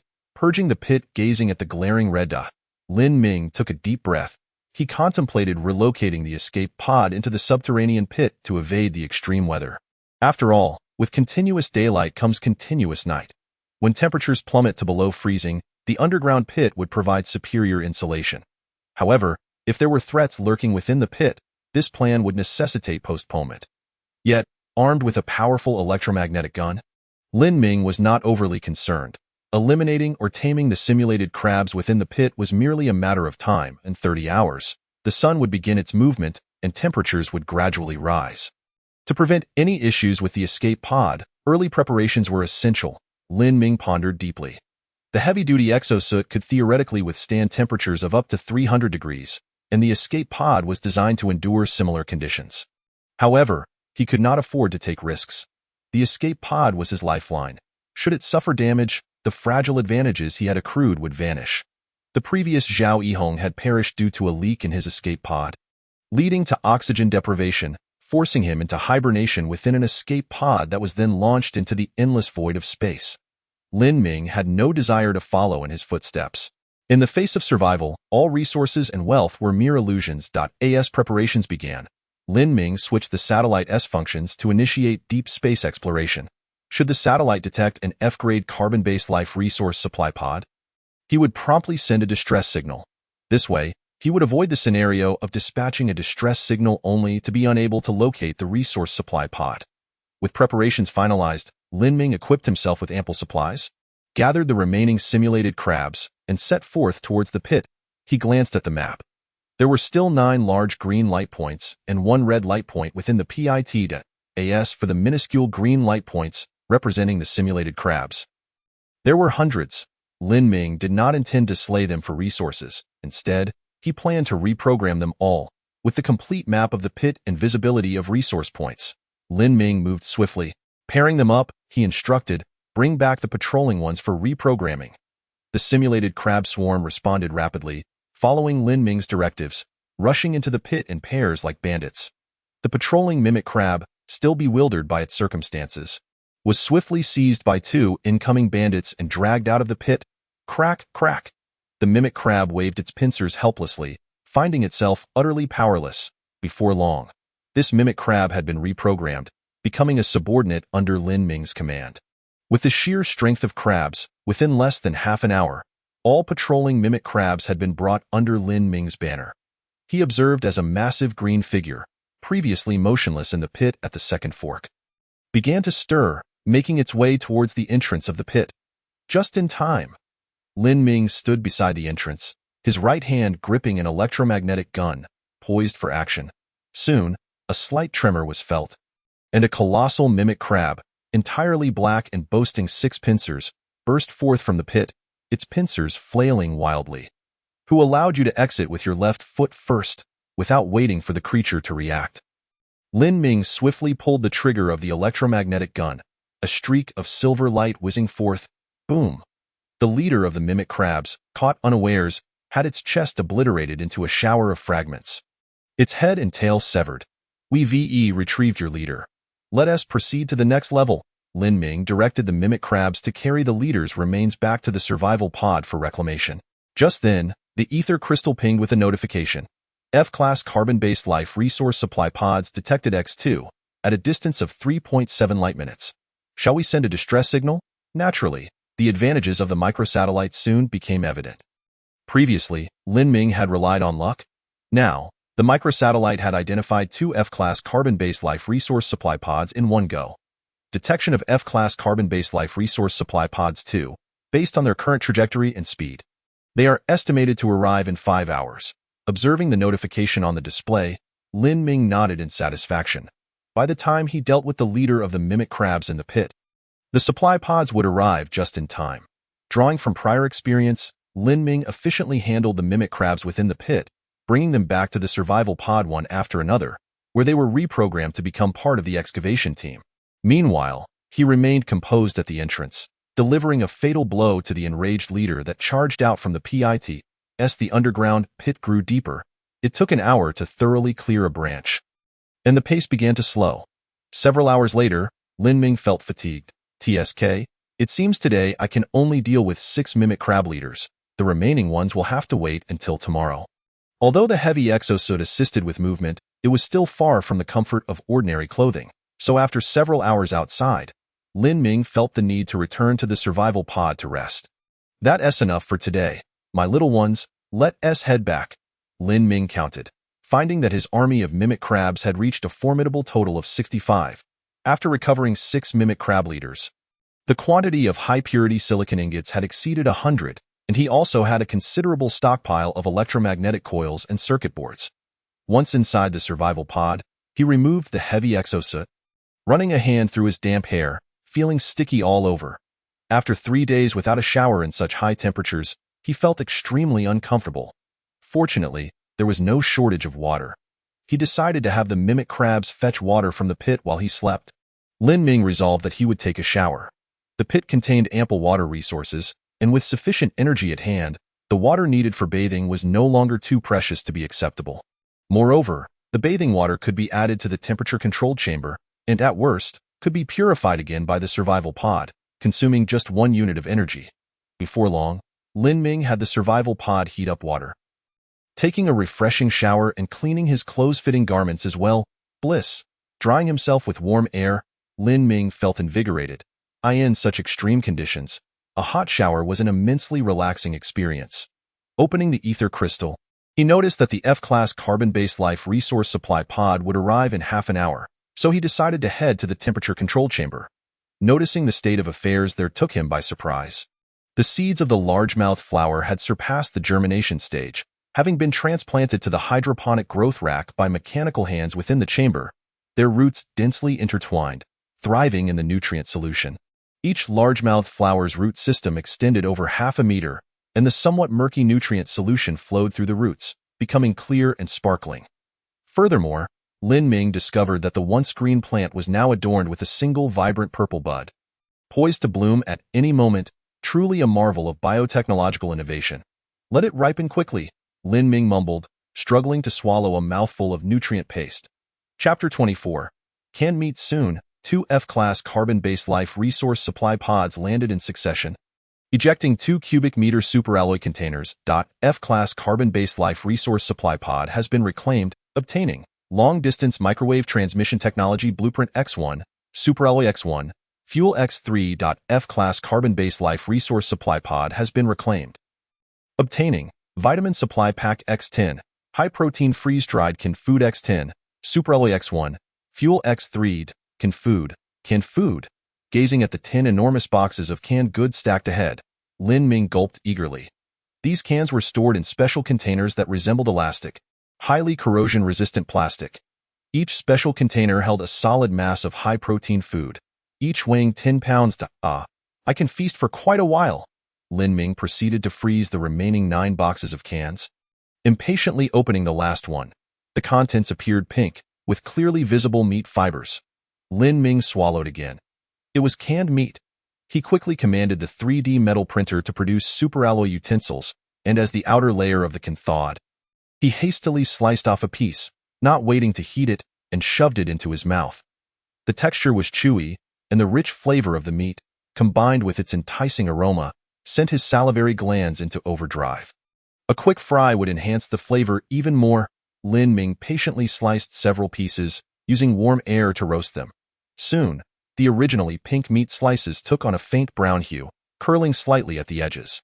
Lin Ming picked up a piece with his alloy chopsticks, and as it entered his mouth, he was engulfed by the savory aroma of the meat, the taste rich and layered, delightful, in one sitting.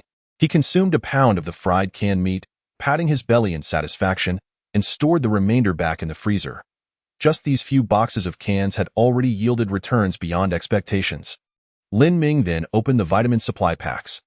Inside each pack was a large canister of freeze-dried powder, along with two 1-liter plastic bottles.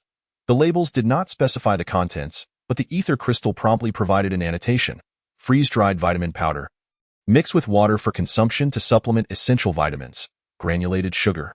Cooking oil. Not bad. Quite considerate.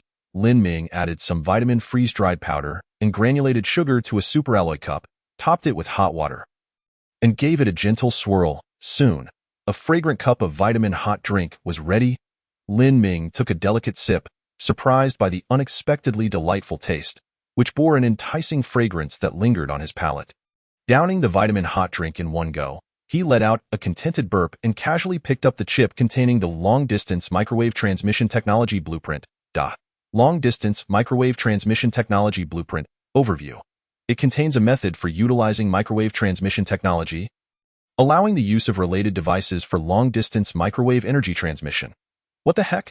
Lin Ming presented the chip to the survival pod, where a mechanical arm gently grasped it and loaded it into the pod's reading interface. The ether crystal displayed a notification. New technology is being deciphered. Estimated decoding time: 6 hours. Upon completion, new technology. Microwave transmission will be available.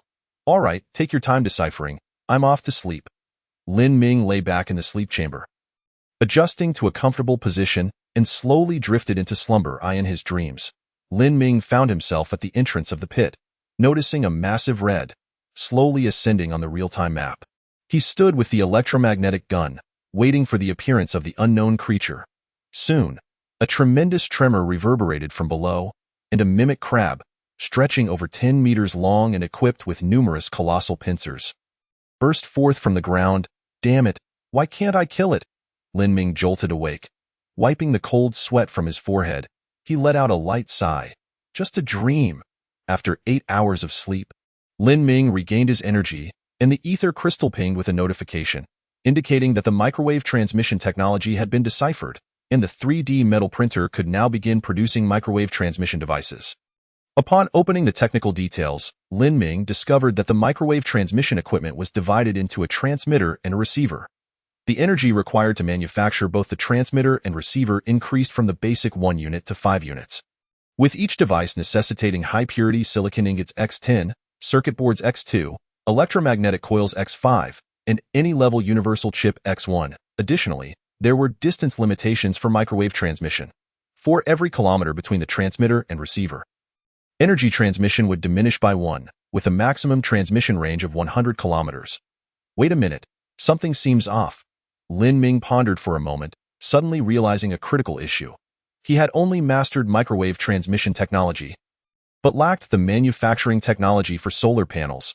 Utterly useless, Lin Ming pouted. After 16 hours, the sun blazed overhead, and he had originally intended to create a solar panel array to achieve energy autonomy. However, the materials he currently possessed were sufficient to completely repair the damaged solar panels. Repair the solar panels, select full repair. Lin Ming commanded the ether crystal. Before long, the ether crystal emitted a notification. The solar panels have been successfully repaired, consuming 10 units of electrical energy, 50 units of high-purity silicon ingots, and 20 units of electromagnetic coils. The solar panels have now been deployed. Lin Ming felt a slight tremor in the survival pod as he climbed the ladder and gazed through the hemispherical glass. He observed that the previously retracted solar panels began to unfurl on either side of the pod. In a short while, the 2 solar panels were fully extended, each composed of an array of 5 1-square-meter panels, totaling an impressive area of 10 square meters. Given the current low light conditions, the estimated power generation capacity was at 10, yielding 1 unit of electrical energy per hour. In optimal sunlight, this would amount to 10 units of electrical energy per hour, which was quite satisfactory. Having dealt with the solar panels, Lin Ming rose to freshen up slightly and took a detour into the temperature control chamber to check on the growth progress of the Venus flytrap. To his astonishment, the plant had doubled in height since yesterday, reaching half a meter, and the originally purple buds had fully blossomed, rhythmically opening and closing. Is it growing this rapidly? Lin Ming felt a flicker of surprise. He promptly retrieved the previously acquired dehydrated vegetable pack and dehydrated seed pack. The contents of the dehydrated vegetable pack had turned black, indicating complete spoilage. Lin Ming attempted to place the darkened dehydrated vegetables near the Venus flytrap buds. It seemed the buds sensed something, as their previously slow opening and closing began to accelerate. and the plant leaned slightly towards the dehydrated vegetable pack. Observing this, Lin Ming placed the dehydrated vegetables within the buds. The buds swiftly closed around the dehydrated vegetables, and then the Venus flytrap became utterly still, showing no further movement. Lin Ming watched for a while, and seeing no unusual reaction from the plant, he placed the remaining 2 dehydrated seeds into the 2 open Venus flytrap buds. Eat up, hurry and eat. Chapter 25. Crisis. Watching the Venus flytrap buds encasing the dehydrated vegetables and seeds, Lin Ming was filled with boundless anticipation. He had grown weary of the nutrient paste. The Indian flavor was simply intolerable. Although the canned meat was delicious, its quantity was limited. Thus, crops capable of continuous yield were fundamental for long-term survival. At this moment, 2 Venus flytrap buds remained open, gently swaying as if eagerly awaiting nourishment. Lin Ming opened the Interstellar trading channel, browsing for any plant seeds or similar products that other players might be selling. To his astonishment, he discovered that the prices of oxygen and electrical energy had skyrocketed, reaching exorbitant levels compared to the previous day. Water, 5 liters exchanged for oxygen, 1 unit. Water, 5 liters exchanged for electrical energy, 1 unit. Stone, 2 cubic meters exchanged for electrical energy, 1 unit. Does anyone have surplus electrical energy? I have enough stones mined here, but I'm out of energy to decompose. I need oxygen, oxygen, oxygen. I'm willing to trade all my remaining pure water, which is 6 liters. Whoever wants it, hurry up. Are you out of your mind? Even if you manage to trade for oxygen without water, how long can you survive? Where are the big shots? Lin Ming, come out and sell some oxygen. Don't even mention Lin Ming. That guy is a shameless scoundrel, surely waiting for us to deplete our oxygen before selling it at a high price. I've seen this kind of scheming before. That's hilarious. Can't you think before you speak? High-priced oxygen sales? What do you have that's valuable enough for Lin Ming to covet? Is it just your measly 1-minute kidney? After briefly perusing the players' chat logs, Lin Ming grasped the general situation. Although there was no distinction between day and night during the polar day, it was already the morning of the 4th day. Most players, even if they had remained in a state of rest, would certainly be running low on oxygen by now. Consequently, those who intended to idle away their time were finding themselves in a state of oxygen deficiency. Water resources and nutrient paste were not as scarce. After all, in extreme situations, one could survive for 3 days without food or water. Lin Ming observed the mentions of himself in the chat channel, remaining unfazed. He was no saint. He would do what was within his capacity, such as contributing the F-grade universal password to foster better development in the region. However, he would certainly not part with the oxygen and resources he currently possessed, regardless of how many players those resources could assist. Once their own resources were depleted in time, what then? Do small acts of kindness, but do not bestow great blessings. Lin Ming opened the regional chat channel and noted that, within a single night, the player count had plummeted to 9,857. This indicated that over 100 players had either entered the survival pod or perished. Zhao Yihong was the first player to enter a survival pod, prompting the ether crystal to issue a notification about his slumber, even broadcasting it live. Other players, however, did not receive such treatment. On some desolate planet light-years away from Lin Ming, they perished in solitude or were carried into the infinite cosmos by their survival pods, leaving no trace of their existence, not even a frame of imagery or a whisper of sound. Lin Ming clenched his teeth. At this moment, there were still 16 hours remaining until the scorching midday of the polar day began. He needed to hasten his progress, or he too might become one of them. After some contemplation, Lin Ming decided to alert the other players. Hello, everyone. I'm Lin Ming. Have you noticed any changes in the sun's trajectory on our planet? It seems to me that the sun appears to have risen slightly higher. A ripple of excitement ensued. Due to his prior actions, Lin Ming's name had become a hallmark in the region. Soon, players began to respond. Lin Ming has appeared. I've been observing daily, and the sun's relative position has been shifting, continuously rising. Compared to when I first arrived, it has already ascended by 5 degrees. You're lucky. My surface temperature has already exceeded 100 degrees, and the lightweight extravehicular suit is no longer wearable. If I want to go outside now, I can only wear the heavy-duty suit. My goodness, the angle of the sun is already quite hot. If it rises directly overhead, won't it be? It seemed most players grasped the implication of Lin Ming's message, and he nodded in satisfaction. He did not seize the opportunity to hoard resources for profit. After all, he had already realized that interstellar survival operated on a competitive yet cooperative model. If he resorted to extreme measures to plunder resources early on, resulting in the majority of players entering slumber or perishing, the overall developmental pace in his region would be sluggish over time. This would hinder his ability to acquire higher-tier resources from other players. After all, basic resources could only sustain life. Advanced resources or technology were the true driving forces of development, evidenced by the electromagnetic gun. This was also why Lin Ming ultimately decided to share the F-grade universal password. Moreover, a sense of crisis had lingered in his heart. The ether crystal had hinted that should the planet be transformed into a habitable environment, he could choose to bring the remaining surviving players over or opt to live out his days in solitude. Would the decision to bring players over be mandatory without their consent? Did the owner of a habitable planet possess absolute authority over other players? If someone else developed sufficiently and forcibly recalled all players, including Lin Ming, would they then have to submit to the will of the habitable planet's owner? Pondering the actions of foreign powers in the preceding centuries, who had trafficked human labor for cotton production, a profound sense of unease welled within Lin Ming.it could very well lead to a situation where the dynamics shifted from equals to a scenario of a planet's owner and his 30 billion slaves. Lin Ming shut the information display and looked up at the first layer of pipes, which had been entirely overtaken by blue algae, transformed into a verdant hue. Currently, the oxygen produced by the blue algae was sufficient for the Venus flytraps in the temperature-controlled chamber. Achieving a balance of income and expenditure regarding oxygen.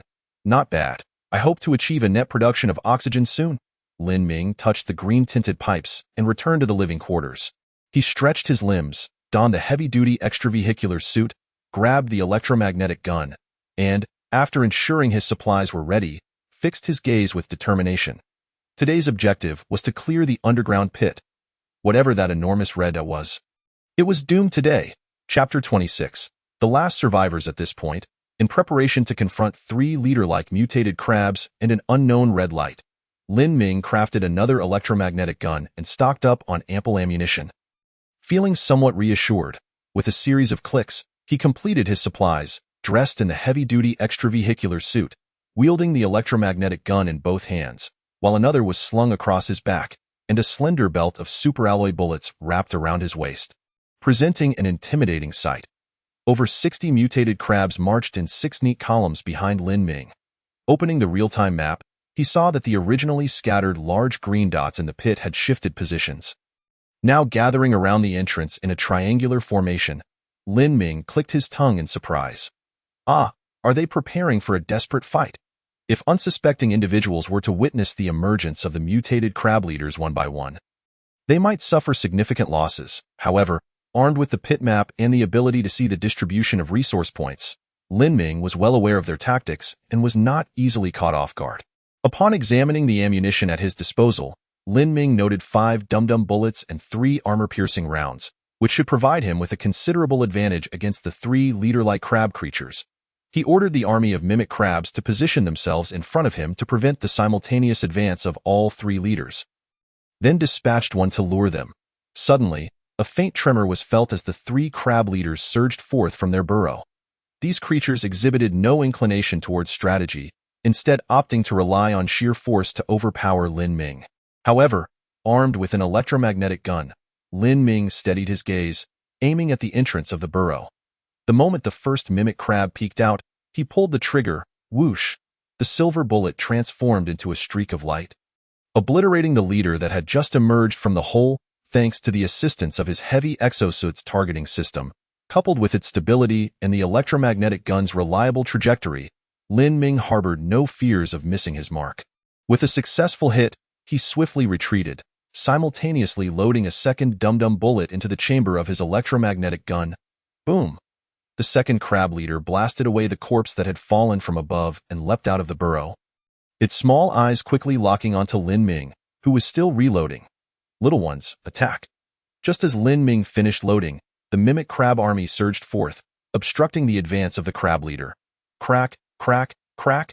The incoming tide of mimic crabs proved bothersome to the leader, which flailed its 6 pincers, swatting away the oncoming crabs. At that moment, Lin Ming had completed his reloading and aimed at the crab leader, Squeezing the trigger, boom! A thunderous sound erupted as the lower abdomen of the crab leader was blown to smithereens. Lin Ming felt no sense of triumph. Instead, he forcefully pushed off the ground with his right foot, utilizing the exoskeleton's power to propel himself several meters sideways. Whoosh! From amidst the blackened debris, a massive crab leader burst forth, its 6 pincers crashing down onto the ground. Had Lin Ming not been vigilant, observing in real time via his map that a third crab leader was lurking behind, he might have lost his life to that strike. Damn, how treacherous. Fortunately, I was one step ahead. With no time to change ammunition, Lin Ming swiftly discarded the electromagnetic gun and retrieved another from his back. Aiming, he fired. In less than 2 minutes, all 3 crab leaders lay defeated. Reduced to a scattering of silicon fragments, he dispatched 10 mimic crabs to scour the battlefield, while the remaining 40 were sent into the burrow. Approximately 20 more mimic crabs resided within the burrow, belonging to the recently deceased leaders. With their leaders gone, these crabs were now directionless, ceasing their patrols. Lin Ming, seizing the opportunity, pulled them all out and reprogrammed them. Meanwhile, a reconnaissance squad of 5 mimic crabs ventured deeper underground. Heading straight for the red light, gently caressing the ether crystal, Lin Ming activated the light screen to observe the shared perspectives of the mimic crabs in real time. The burrow below mirrored the one above, with each branch possessing a relatively flat space, which housed a sewage pit. Upon reaching the 7th branch, Lin Ming suddenly sensed something unusual about the sewage pit. It appeared that, aside from the sewage, there were other substances present. This is, Lin Ming instructed the mimic crabs to approach closer, guiding their pincers into the sewage pit before retracting them to examine. As the perspective magnified, Lin Ming gasped. A layer of blue algae floated atop the sewage. Switching the mimic crab's view from night vision to standard mode, he realized that the burrow was brightly illuminated, clearly providing light to the blue algae. Oddly, mimic crabs did not require oxygen. Were these algae naturally occurring or intentionally cultivated? With this question in mind, Lin Ming directed the reconnaissance squad to delve deeper. Indeed, in the sewage pits of the 8th and 9th branches, blue algae reappeared. Moreover, the further they descended, the more abundant the algae became. In the sewage pool of the 9th branch, it had proliferated to the point of completely covering the surface, turning the entire pool a vibrant green. The reconnaissance squad pressed onward, and Lin Ming remained focused, eager to uncover the source of the immense red. The burrow continued its descent until, suddenly, a vast chamber came into view. Lin Ming had previously noted this space on his real-time map. The deepest part of the burrow was exceptionally spacious, though he had overlooked this detail due to the presence of the enormous red. Through the shared perspective of the mimic crabs, Lin Ming now grasped the size of the chamber. It was a hemispherical space, akin to an inverted bowl, with a diameter exceeding 10 meters and a height of around 5 meters. The interior contained few items, primarily some stones that appeared to have been meticulously carved. Lin Ming furrowed his brow. The shapes of these stones resembled furniture, stone tables and chairs. At the center of the space, he spotted something familiar. A cryopod. The moment Lin Ming laid eyes on the pod, his expression shifted dramatically. Was it possible that, aside from him, there were other players on this planet? No wonder the light was a piercing red. At that moment, the cryopod emitted a hissing sound, and white mist billowed forth, revealing a humanoid figure that bore little resemblance to a human. This being's skin was excessively dry and wrinkled, with flakes of desiccated skin shedding at the slightest movement. A massive eye adorned its forehead, the dull iris roughly the size of a goose egg, now fixated intently on the mimic crabs. The creature's throat emitted a parched sound. The ether crystal promptly displayed a notification. Detection of self-translation system request received. Self-translation system engaged. Decoding in progress. Shortly thereafter, the raspy voice echoed. I have waited for you for a long time. Why did you only arrive now? Chapter 27. The past. Lin Ming remained silent, uncertain of what the humanoid intended to convey, forced to listen. 100,000 years had passed. Exactly 100,000 years. The creature's enormous eye remained fixed upon the mimic crabs, as if it could perceive Lin Ming behind the shared perspective. Reapers, you have finally arrived. Reapers? This unfamiliar term left Lin Ming perplexed. He replied, I do not comprehend what you mean. I am not the Reaper you speak of. The humanoid chuckled, its wrinkled face quivering like that of a Shar-Pei. Reaper? Would you like to hear a story? Before Lin Ming could respond, the creature continued, long ago. How long, you ask? In your terms, it must have been 100,000 years that time. Our planet Urea was a breathtaking world, teeming with billions of species of flora and fauna thriving, reproducing, and inhabiting its surface. Lin Ming felt a stir in his heart. He had not anticipated that this desolate planet had once harbored such abundant life, akin to blue star, until one day, our scientists detected the presence of an artificial spacecraft within our stellar system. It sped past our planet at such velocity that we could scarcely capture a clear image, only estimating its trajectory. Subsequently, we detected a small capsule detaching from the ship, descending onto Urea. Our military and scientists promptly arrived at the landing site, only to discover an open landing capsule and remnants of what we called the black tide. You have likely encountered it, those substances resembling sewage, which we refer to as the black tide. Upon retrieving the remnants of the black tide for analysis, our scientists reached a harrowing conclusion. This substance would bring about the extinction of all life on our planet. Lin Ming raised an eyebrow at this point. It seemed the tale of Urea's demise was about to unfold. Within the black tide resided a type of black microorganism that voraciously consumed all organic matter and even inorganic nutrients to sustain itself. These microorganisms had undergone biological modification, rendering them immune to any toxins. Viruses and bacteriophages were equally ineffective against them. Our groundwater became contaminated, leading to the pollution of rivers, lakes, and even oceans. Flora and fauna began to perish at an alarming rate, subsequently consumed by these microorganisms, transforming into even more black tide, sweeping across the land. Fortunately, we discovered their weakness. They were averse to light. Exposure to intense illumination for a duration of 10 units of time, equivalent to one of your days, would render the microorganisms inactive. Following prolonged exposure to light, the black tide stabilized into organic sludge, significantly enhancing agricultural yields. Ironically, Urea briefly experienced the cessation of hunger as a result. However, some consequences take millennia to fully manifest. Initially, we observed the pollution of the oceans, with vast numbers of marine creatures perishing. Within a millennium, all fish species in the seas were rendered extinct. The anaerobic organisms on the ocean floor, after a brief period of festivity, also met their demise within 10,000 years.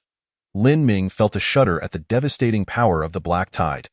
The voice of the humanoid grew somber as it continued. During this time, the sentient beings of the planet united in an unprecedented act of self-preservation. We diverted a suitably sized asteroid from the asteroid belt, calculating its trajectory with precision to impact a designated location, thereby altering Urea's orbit, resulting in the current state of affairs you observe. In the small-scale regions of the planet Urea, perpetual daylight prevails, while larger expanses remain eternally cloaked in the black tide, a veritable paradise for its inhabitants. Lin Ming gazed into the distance, where the sun lingered near the horizon, realizing that the unbroken daylight in this area was orchestrated by the planet's indigenous beings. We have survived in this place for nearly 10 millennia and have come to learn the entire truth. The gaze of the humanoid creature, adorned with a single eye, revealed an inexplicable emotion as it rose from the hibernation pod. It was only then that Lin Ming observed that apart from its head, which bore a resemblance to that of a human, its body resembled that of a crab, sporting 8 legs and a pair of claw-like appendages. It began to ascend the tunnel with deliberate slowness. Continuing its discourse, what has led to all of this is the existence of more technologically advanced intelligent life forms in the cosmos. They descend upon habitable planets, unleashing the black tide, allowing it to consume the planet's nutrients, only to return at some point to harvest the black tide, thereby seizing the planet's sustenance. Upon learning this truth, we developed high-energy weaponry, hoping to inflict severe damage upon the life forms that would come to harvest the nutrients. However, we were oblivious to the fact that time itself was their most formidable weapon. The increasingly scarce resources and energy ultimately brought us to our last stand. A small fraction of us entered prolonged hibernation, while many more perished. The humanoid creature's voice was laden with sorrow. After 100,000 years, I am the last of the Urians. I have exhausted all my learning in hopes of transcending time to confront the harvesters and glimpse the beings that have annihilated my mother planet. The sound of rustling filled the air as Lin Ming stood at the entrance of the pit, aware that the humanoid creature was drawing near. He stepped back, Surveying the real-time map, a massive red had approached the vicinity of the pit's entrance. Lin Ming raised his electromagnetic gun, and as the creature's head emerged, he decisively pulled the trigger. The armor-piercing round swiftly penetrated the creature's enormous eye, creating a hole the size of a thumb in its head. The creature immediately went limp, collapsing into the pit. Lin Ming refrained from advancing. After confirming the red dot's disappearance, he commanded the crab-like beings to drag the creature out and dismember it from a distance. Indeed, aside from its head being carbon-based, its body had been entirely transformed into a silicon-based life form akin to the crab-like creatures. Otherwise, it would not have survived in such a harsh environment for so long. Furthermore, through the perspective of the crab-like beings, Lin Ming noticed a spherical container within the creature's abdomen. One of the crabs gently touched it. A resounding explosion echoed from afar. Lin Ming inhaled sharply. The humanoid creature had intended to perish alongside him. Fortunately, he had been exceedingly cautious and had not made direct contact with the creature. Otherwise, he would have been obliterated.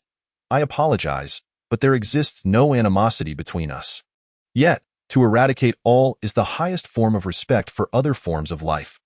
Lin Ming bowed slightly toward the distant point of explosion. Chapter 28. The Pit Transformation Project. After a brief moment of silence for the humanoid being, Lin Ming commanded several crab-like creatures to patrol the entirety of the pit. At this point, aside from a sewage pit, there was nothing else within. Lin Ming fixated on the real-time map, his eyes slightly ablaze with anticipation as he confirmed once more that no anomalous light points existed within the pit. Nonetheless, he still felt a twinge of unease. After all, the humanoid creature had lived here for an indeterminate number of years. What if it had set traps or hidden biological viruses? He could not afford to take such risks. Lin Ming instructed the crab-like beings to gather the remnants of the creature, placing everything into the hibernation pod. He noticed a button on the pod, adorned with unknown text. Thanks to the prior translation system provided by the creature, Lin Ming quickly deciphered that the text signified eject. We are all cosmic beings, existing within the vastness of the universe, and we too shall perish within its expanse. Lin Ming softly uttered, prompting the crab-like beings to press the button. With a thunderous roar, the ground trembled, stones scattered, and dust billowed. Lin Ming retreated, witnessing an aperture measuring 7 to 8 meters in diameter opening near the pit. The hibernation pod containing the humanoid remnants shot forth. Soaring toward the heavens, Lin Ming waved gently at the white trajectory. Farewell, the last survivor. I shall assume your place. Once the launch site was activated, the long-secluded depths of the pit were bathed in sunlight. Lin Ming recalled the humanoid creature's assertion that the black tide feared intense illumination, losing its vitality after 24 hours of exposure. Thus, he returned to the survival pod and utilized a 3D metal printer to fabricate exquisitely smooth metal plates. Positioning the crab-like beings at various angles within the pit in this manner, sunlight would reflect multiple times, enveloping the entire pit. Even if remnants of the black tide remained, they would gradually lose their potency in 10 hours. The sun would begin to rise, achieving a 90-degree zenith in 12 hours, persisting for 48 hours. Lin Ming recalled the orbital information provided by the miniature satellite. After calculating the timing, he deduced that when the sun blazed overhead, the interior of the pit would be thoroughly disinfected, allowing him to take residence within. The pit was a sealed environment, with a curved entrance that could structurally isolate the majority of air circulation. Thus, it seemed feasible to tentatively transform the tunnel's environment into a more habitable dwelling. Lin Ming was filled with enthusiasm. The pit, after all, had been crafted as a habitat by the humanoid beings. Its location and layout had undoubtedly been meticulously considered. Once sufficiently sanitized, he could make it his home. Moreover, the pit boasted a substantial reservoir of sewage, which, once processed through the survival pod, would provide ample water and nutrients, allowing him to transplant the largemouth flower as well. Quite splendid indeed. With a heart brimming with visions of the future, Lin Ming instructed several crab-like beings to patrol near the pit's entrance before returning to the survival pod with the remaining dozen or so crabs. Before entering the pod, Lin Ming issued a command to the neatly arranged crab-like beings. Gather all the nearby stones. With so many crabs, we possess great strength. Those larger stones should be manageable with your combined efforts. Today's objective is to leave not a single stone unturned within a 3-kilometer radius. Every particle must return to the pod. The crabs swiftly acknowledged with synchronized movements of their claws, then set about their task with rapidity. Upon entering the survival pod, Lin Ming removed his heavy exosuit and activated the ether crystal. He noticed a red in the upper right corner of the planet information tab. Even unread notifications exist. How trendy. Lin Ming opened the planet information, Uriah Planet, overview. You know very little about this planet. Fortunately, its various data are identical to that of your mother planet. Rotation time, 24 blue star hours. Revolution time, not relevant. Current surface temperature, 75 to 85 degrees Celsius. Current status, perpetual daylight. Current gravity constant, 9.8 nkg. Current atmospheric composition, 80 nitrogen, 19 carbon dioxide, 1 others. Reminder, please be mindful of the orbital changes of this planet. There are indications that the angle of the star relative to the surface will alter after some time.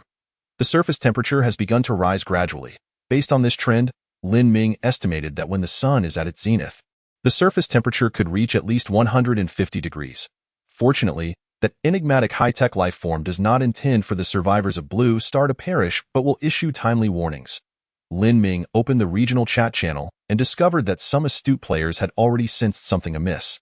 It's over. It's over. The sun is about to rise, and I still haven't found a water source. Does anyone have pure water for trade? I'll exchange it for rusty iron ore. To the player above, you need to update your version. What era are you living in? Still trading rusty iron ore? Haven't you seen that group from Tang Province discounting rusty iron ore? Haha, I've managed to preliminarily repair the solar panels before the sun rises, preparing to store electric energy. Those hoarding energy are bound to suffer heavy losses. This is not good. Why is it that sunlight is no longer scarce? Yet the price of energy is still rising. Damn. The trading price for each unit of energy has increased from 3 units of oxygen to 3.5. Is it possible that most players have not repaired their solar panels? And with the rising temperature, the consumption for maintaining a suitable temperature in the survival pod will increase? Damn, you're right. I need to snag some energy quickly. As Lin Ming observed the continuously scrolling chat messages, he accessed the Interstellar trading options, discovering that the price of oxygen was gradually declining, while the prices for energy and pure water were on the rise. Each unit of energy could now be exchanged for 4 units of oxygen, and it seemed prices would continue to ascend. Pure water was even more outrageous, fetching 6 units of oxygen per liter, and was in such high demand that it would be snapped up the moment it became available. Lin Ming gazed at the soaring prices of pure water and energy, feeling a twinge of temptation. He currently possessed 340 units of energy, and the water source was remarkably abundant. Selling at this moment would surely yield a handsome profit. However, this notion flickered in his mind for just a moment before Lin Ming shook his head slightly. Basic resources like oxygen held little significance for him at this point. Their primary utility would be to deplete other players' oxygen reserves, diminishing their chances of survival. As for contributing energy and water, Lin Ming was not of a selfless disposition. Such altruism was beyond him. Theo refrained from artificially inflating prices at this moment is already a display of considerable restraint. At this juncture, Lin Ming noticed a private message. He raised an eyebrow, having long set his private messages to be initiated only by friends, who could possibly be seeking him at such a time. Upon opening the message, Lin Ming discovered it was from Sun Yao. Esteemed Lin Ming, would you consider renting out your electromagnetic gun? Chapter 29. Who hasn't feasted on meat? Renting? The mere notion elicited a bemused chuckle from Lin Ming. The Interstellar trading platform does not provide any form of credit endorsement. Thus, all rentals are predicated on mutual trust. He had transacted with Sun Yao twice, once for the blueprint of a temperature-controlled greenhouse, and once for superalloy. But that was the extent of their dealings. The manufacturing cost of the electromagnetic gun was negligible for Lin Ming, to the point of being inconsequential. Yet, that did not justify him casually renting it out. The value of an item is not merely determined by its manufacturing cost, but rather by the difficulty of acquiring it and its utility to the trading target. Given the current circumstances, both the acquisition difficulty and practical value of the electromagnetic gun could be deemed as top tier for the vast majority of players. Lin Ming doubted whether Sun Yao could offer a commensurate price. That said, in the world of commerce, a competent businessman would not dismiss any potential trading partner. After a moment's contemplation, Lin Ming replied, "Renting is feasible, but it depends on your offer." Presently, he was in no shortage of basic resources: oxygen, Energy and purified water.as for non-basic resources like rusted iron ore, high-purity silicon ingots, universal chips, circuit boards, and electromagnetic coils. He possessed a reasonable stockpile and substantial reserves. The foraging crabs scuttling about outside represented potential resource reserves. Sun Yao quickly sent another message. Esteemed Lin Ming, do you crave meat? Upon sending this message, on a desolate planet light years away, Sun Yao's face broke into an enigmatic smile. He was aware that Lin Ming was thriving, capable of manufacturing electromagnetic guns, and had no deficiency in basic resources. However, regarding food, he was likely still subsisting on unpalatable nutrient paste. Sun Yao had previously interacted with some affluent individuals and understood their relentless pursuit of quality of life. Lin Ming was undoubtedly one of those individuals, and thus, he would be amenable to incurring some cost and risk for a morsel of delectable food. As anticipated, Lin Ming's response arrived swiftly. What do you mean? Have you procured meat? Not yet, Sun Yao replied, sending Lin Ming the prepared illustrations and videos. But I possess a method to acquire a substantial quantity of meat. Sun Yao. Spiked Armor Dragon Sun Yao. Video. Lin Ming clicked on the illustration of the spiked armor dragon and gasped. Spiked armor dragon. Description. A colossal creature covered in sharp spikes, appearing ferocious, yet it is herbivorous and possesses a remarkably gentle disposition. Upon watching the video, Lin Ming beheld a brief clip recorded by Sun Yao.it depicted a rugged landscape reminiscent of Urea, where 7 spiked armor dragons, each exceeding 5 meters in length and standing over 2 meters tall, raced toward the sun. The dragons were adorned with black diamond-shaped spikes that glimmered in the sunlight as they ran, reflecting the solar rays. Lin Ming felt a twinge of envy. It appears to be a silicon-carbon hybrid organism. The exterior is silicon-based, capable of reflecting sunlight, perhaps even harnessing some solar energy, while the core is carbon-based, which can be harvested for meat. Sun Yao's planet is far superior to mine. The presence of animals signifies a complete biological chain. Water sources, food, herbivorous creatures, carnivorous predators, and even microbial decomposers would all exist. However, regardless of how superior others' resources may be, they do not belong to him. Furthermore, if other players were to learn of the resources Sun Yao possessed, they would undoubtedly be envious. Lin Ming shook his head slightly, pondering when his perspective had become so narrow. He messaged Sun Yao. What price are you offering? Sun Yao replied. If you lend me the electromagnetic gun for one day, with a full charge of energy, I shall return it to you the following day, along with all the meat produced by a spiked armored dragon. Lin Ming flatly rejected. I cannot accept that.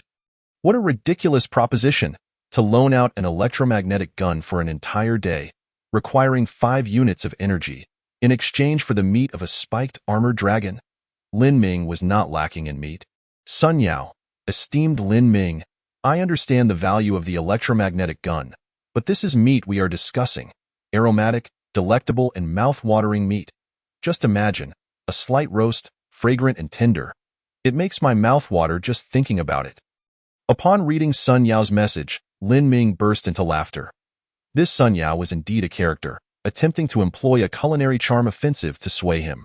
Was this a test of character? Frankly speaking, had Lin Ming not had high-protein freeze-dried rations, he might have been inclined to negotiate a deal with Sun Yao by now, merely discussing some details. But since he did have them, feeling a tad hungry, Lin Ming retrieved the open can, sliced a few pieces, and placed them on a superalloy plate. He then began recording a video. He first speared a slice of tender meat with a superalloy fork and delicately roasted it with hot air. Sizzle!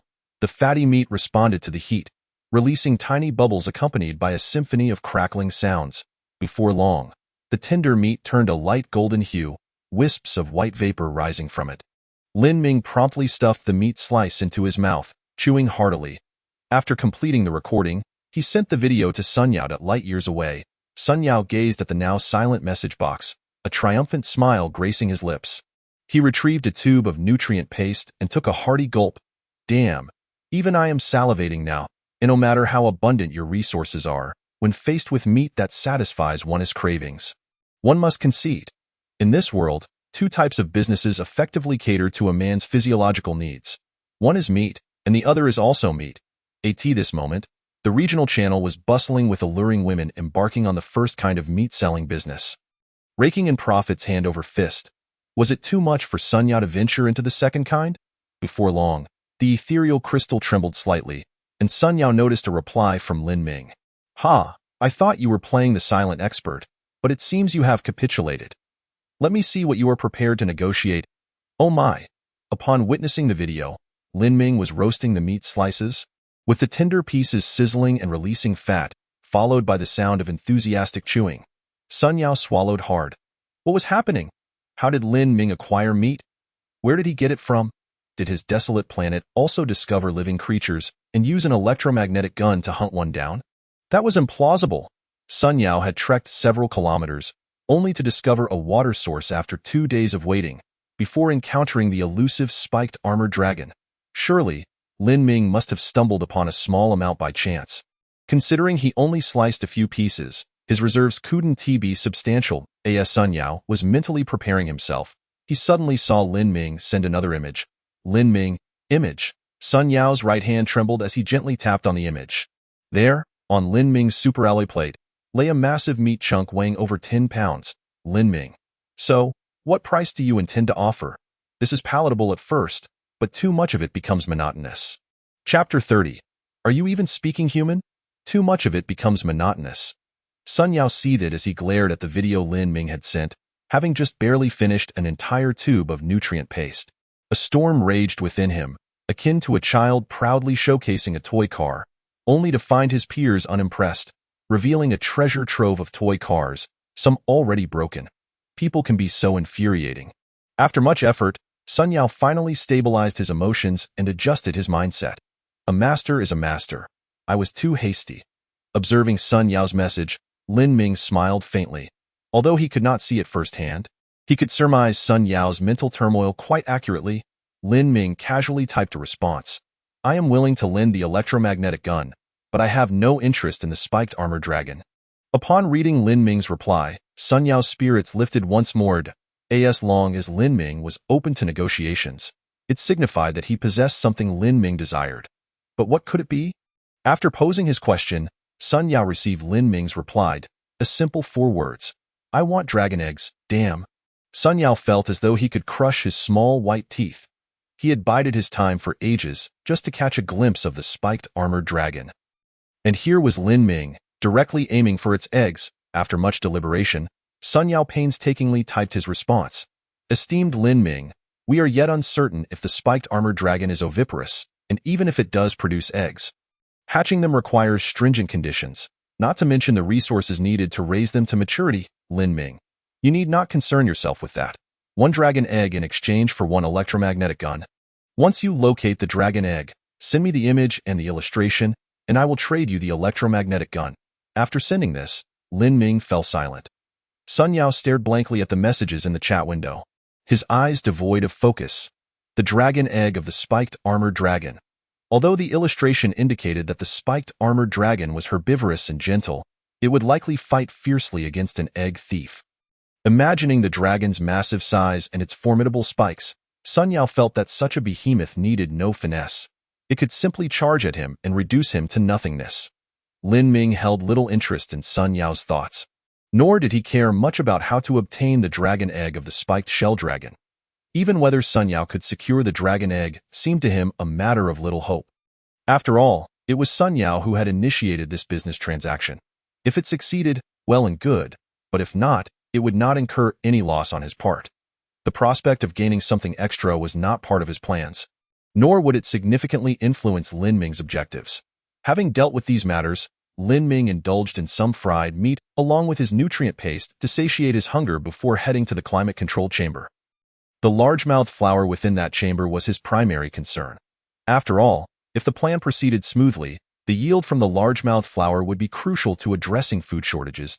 An irreplaceable animal, no matter how much meat it produced, would eventually run out. Lin Ming could distinguish between a satisfying meal and an unending feast. Upon passing through the transfer chamber, Lin Ming was delighted to observe that the 3 largemouth flowers which had consumed freeze-dried vegetables and seeds exhibited noticeable changes. The largemouth flower that had devoured freeze-dried vegetables showed little alteration above the stalk, and its buds had already withered. Upon closer inspection, Lin Ming noted that tubers, approximately the size of his thumb, were beginning to sprout from the roots of the largemouth flower. Counting them, he found a total of 8 tubers, their outer skin slightly yellowed. It seemed that prior to being dehydrated, the vegetables had been tuberous plants, though he was uncertain about their taste. Through the glass conduit, Lin Ming reached out to touch the flowers and then turned his attention to the other 2 largemouth flowers that had consumed seeds. These 2 exhibited no significant changes in their root systems. Rather, the stems displayed marked differences. The buds had withered, and the stalks had thickened, growing from the thickness of chopsticks to that of a pinky finger, suggesting they were still growing and becoming more robust. Furthermore, the formerly low plants had begun to rise, now reaching around half a meter in height. Lin Ming noticed that the leaves of the stalks had also widened, and at their junctions, small fruits wrapped in layers began to emerge, resembling interstellar corn. Lin Ming raised an eyebrow, quickly recognizing the characteristics of this plant. Corn is rich in carbohydrates and, in addition, contains abundant trace elements and dietary fiber, making it an excellent staple food source that, of course, it falls short in taste compared to wheat and rice. Nevertheless, in this context, having a staple crop was quite commendable, and Lin Ming did not wish for more. After checking the consumption levels in the climate control chamber, he noted that oxygen was being produced by blue-green algae, achieving a balance between income and expenditure, while carbon dioxide was plentiful in the external atmosphere.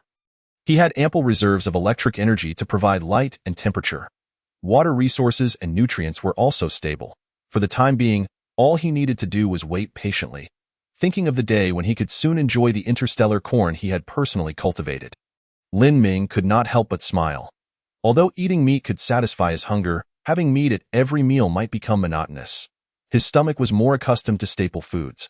Certainly, achieving a harmonious balance of meat and vegetables for optimal nutrition would be ideal. But that was still a long way off. Initially, Lin Ming had obtained 5 seeds of the largemouth flower, each of which had successfully germinated into a largemouth flower. Now, 3 of them had specialized, leaving 2 still in need of nurturing. As Lin Ming passed by, these 2 largemouth flowers swayed gently, evidently begging for food. Not yet.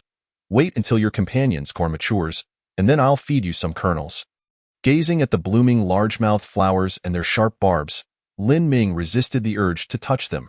However, upon reflection, since the largemouth flowers had already produced interstellar corn, it would suffice to reserve some of the corn for planting, eliminating the need for the largemouth flowers to consume more. So far, the miniature satellites had detected no new F-class carbon-based life resource supply pods, and no new plants would be available for the largemouth flowers to devour in the near term. Could the largemouth flowers consume meat? When this thought crossed Lin Ming's mind, it struck him as absurd. Yet, there were indeed carnivorous plants on Earth, such as the Venus flytrap and the pitcher plant. Moreover, the largemouth flowers had been genetically engineered. Anything was possible. With 2 mature largemouth flowers at his disposal, Lin Ming decided to experiment with one. He quickly returned to the survival pod, carefully cutting a piece of meat the size of a fingernail and gently placing it into the flower's corolla. The sharp barbs sprang into action, swiftly engulfing the meat, and then the petals continued to unfurl. Observing the noticeably increased frequency of the flower's opening and closing, Lin Ming raised an eyebrow. It seemed as though the flower was still hungry. With this in mind, Lin Ming decided to push the experiment further, cutting another piece of meat of similar size. After consuming it, the flower's petals opened and closed even more rapidly. You certainly have quite the appetite. Lin Ming kept cutting pieces of meat until, after devouring 5 pieces, the largemouth flower reluctantly closed its petals completely. The heavy bud, weighed down by the meat, drooped slightly as it fell into slumber. Chapter 31. A sense of crisis. Upon exiting the climate-controlled chamber, Lin Ming observed the diligent efforts of the simulated crabs through their shared perspective. Aside from the simulated crabs patrolling the holes, there were currently 55 crabs engaged in transporting stones. This number represented a significant increase compared to the initial workforce. However, their efficiency had not improved much. The reason was simple: the nearby stones had dwindled, forcing the crabs to haul stones from greater distances. Though these simulated crabs worked tirelessly, their high-intensity labor quickly depleted their stored electrical energy, necessitating frequent charging breaks.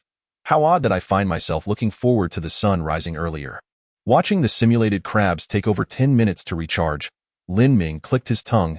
He rubbed his chin and noticed that several large boulders still stood nearby, which the crabs could not move. He decided to lend a hand. Instructing the 3D metal printer to produce several rounds of armor-piercing ammunition, Lin Ming donned his heavy exosuit and picked up an electromagnetic gun, aiming at the massive boulders several kilometers away. With a swift shot, a silver streak zipped through the air, and in an instant, the boulder exploded into countless fist-sized fragments. After about 7 or 8 seconds, the sound of the shattered stones reached Lin Ming's ears. Ringing in his head, boom, boom, boom. After 5 shots, Lin Ming had obliterated 5 boulders, recharging his electromagnetic gun for another round. In less than a minute, all the boulders had been pulverized. Alright, that's a wrap. Today has been another industrious day. Lin Ming instructed the simulated crabs to collect the spent ammunition and return to the survival pod, where he prepared a cup of vitamin-enriched hot drink. Sipping the sweet beverage, he gently caressed the ether crystal and opened the regional chat channel. He noticed that the number of players in the chat had dwindled to just over 9,400, and it was expected to decrease further over time. Nearly 600 players had already ejected from the survival pods. Lin Ming sighed, glancing at the ongoing conversations. Hey, have you all checked the district channel? Someone has already unlocked the second-level survival pod. A guy named Thompson from the Moldy Country. Where's Lin Ming, the big shot? Has he unlocked it yet? What features does the second-level survival pod have? Please share. Is it even a question? It must possess better protection and more advanced technology. Here, the surface temperature is over 100 degrees. And my survival pod now consumes 1 unit of electrical energy per hour to maintain a stable temperature. The second-level pod surely won't need that. Hey, Lin Ming, have you deciphered the E-level universal password? Please share. Exactly, help us out. My electrical energy is running low, and if I don't upgrade the survival pod soon, I might have to eject. The clever ones have already contributed resources to Thompson, while the fools are still waiting here. Thompson mentioned that those who contributed 1,000 units of materials would gain management privileges when he called upon all humanity. Good grief, that Moldy Country guy is something else. It's like a cyber indulgence coupon. As Lin Ming perused the messages in the chat channel, he opened the district chat to find a torrent of messages flashing by in various languages.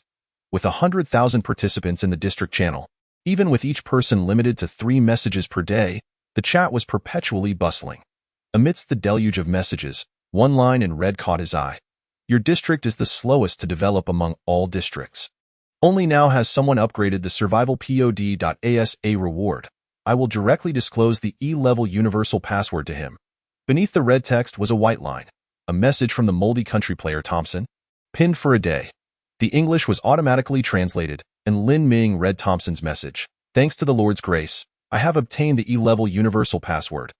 Anyone who contributes 1,000 units of materials will receive the password and gain the status of a council member when I call upon all humanity.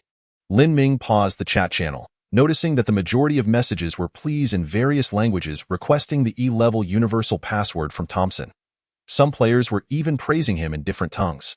Behold, my God! This is the advantage of race. Only the noble Anglos can master high technology in such a short time. He felt relieved that technology was in the hands of civilization, where skin color equated to justice. However, a player soon mocked, "You two foolish dogs. If you had taken a moment to glance at Thompson's profile picture, you wouldn't be saying that. He's black."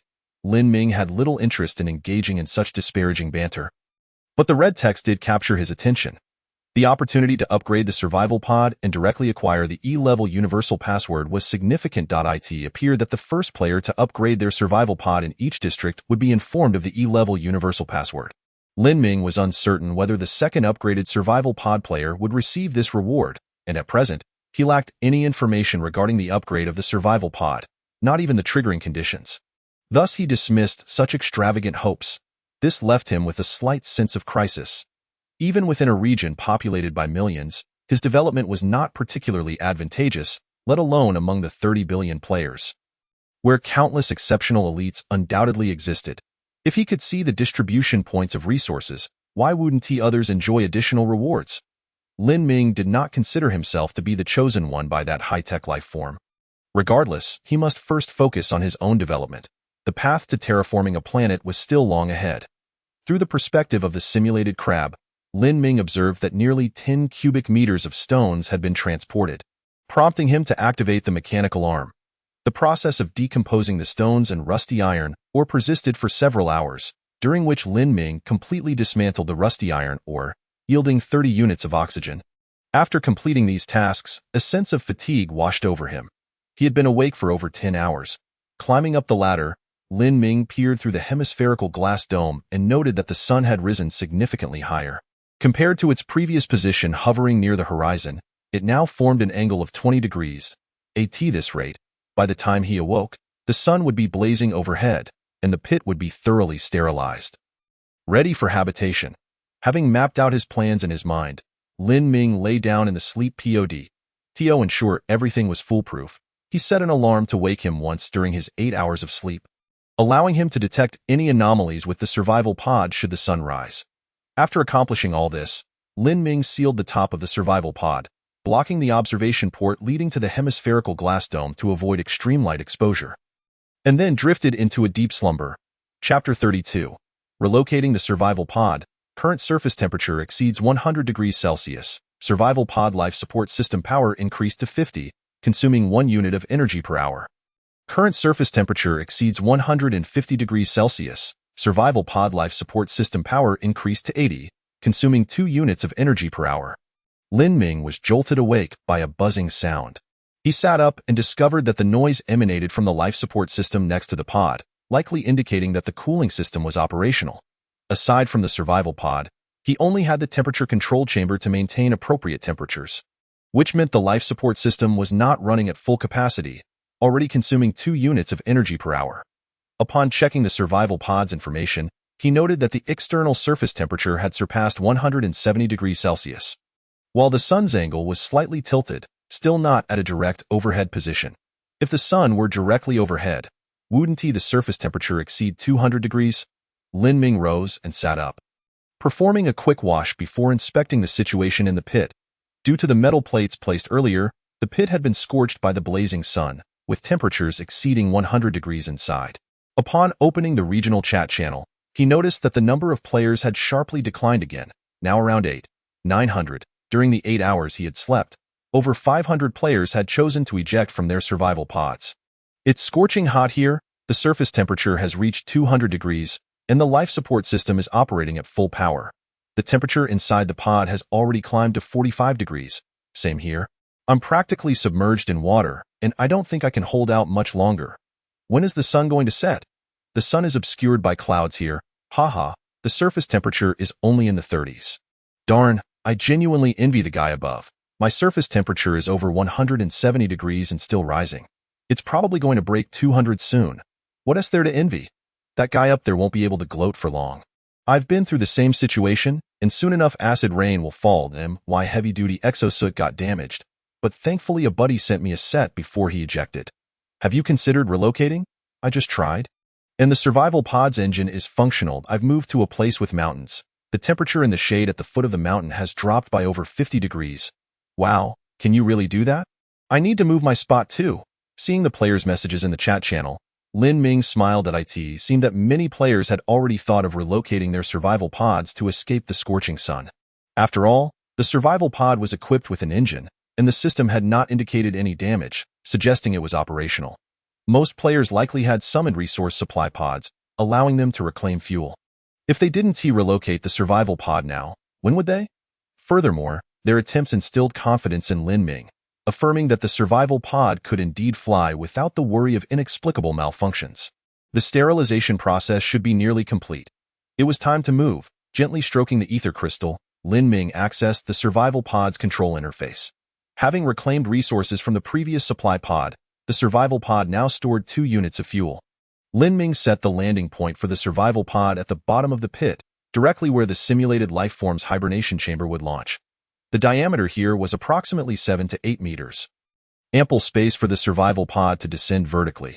Additionally, the top of the launch hole could be sealed, blocking out sunlight and causing the temperature to plummet to a more suitable level. Without hesitation, he proceeded.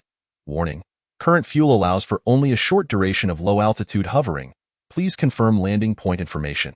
Insufficient fuel will result in premature landing. After acknowledging the ascent warning, Lin Ming reclined in the hibernation pod and fastened his seatbelt. Ascent preparation in progress. Launch expected in 1 minute.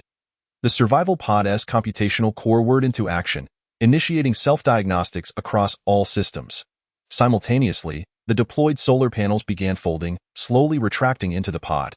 3 sturdy alloy supports extended from one side of the survival pod, firmly securing the temperature-controlled chamber. The survival pod featured 2 expansion interfaces. Currently, one was occupied by the temperature-controlled chamber, while the other remained vacant.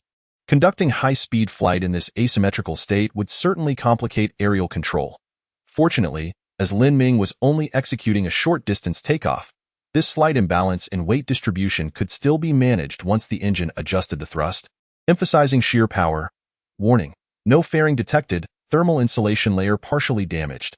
Forced takeoff poses a risk of disintegration. Confirm? Yes, Lin Ming reaffirmed. System self-check completed. The engine will ignite in 10 seconds. 10, 9, 3, 2, 1. Boom! Scorching flames erupted from the engine's nozzle at the rear, and the landing gear began to retract slowly. The survival pod hovered at an altitude of approximately 10 meters, the rear engine nozzle tilting slightly as it gradually shifted towards the pit's launch opening. 1 minute later, the survival pod hovered directly above the launch hole, the engine gradually reducing thrust, and the flames at the rear dwindled.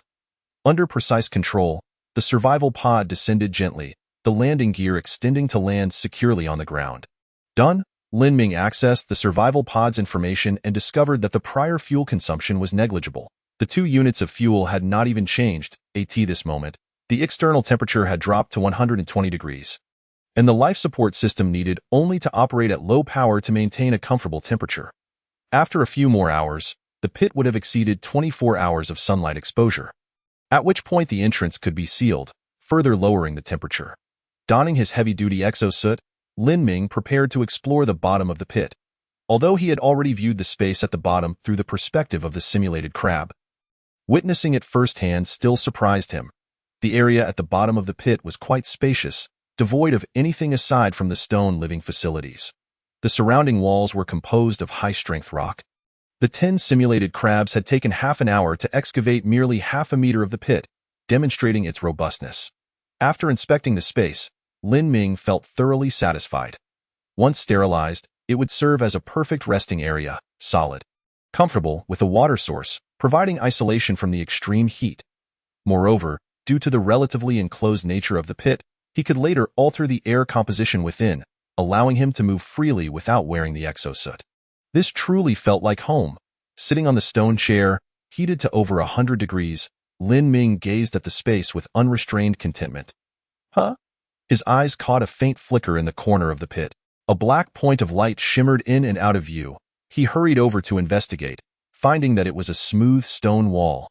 There was something inside. Concerned that the exoskeleton of his heavy-duty exosuit might damage whatever lay within, Lin Ming summoned a simulated crab to excavate the stone wall. Scrape, scrape, scrape. The crab's pincers alternated as they traced over the stone wall, leaving shallow scratches in their wake.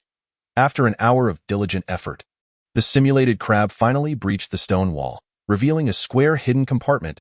Chapter 33. E-level universal password. Inside the compartment lay a fist-sized superalloy storage box, perfectly sealed with no visible opening mechanism. However, this did not stump Lin Ming.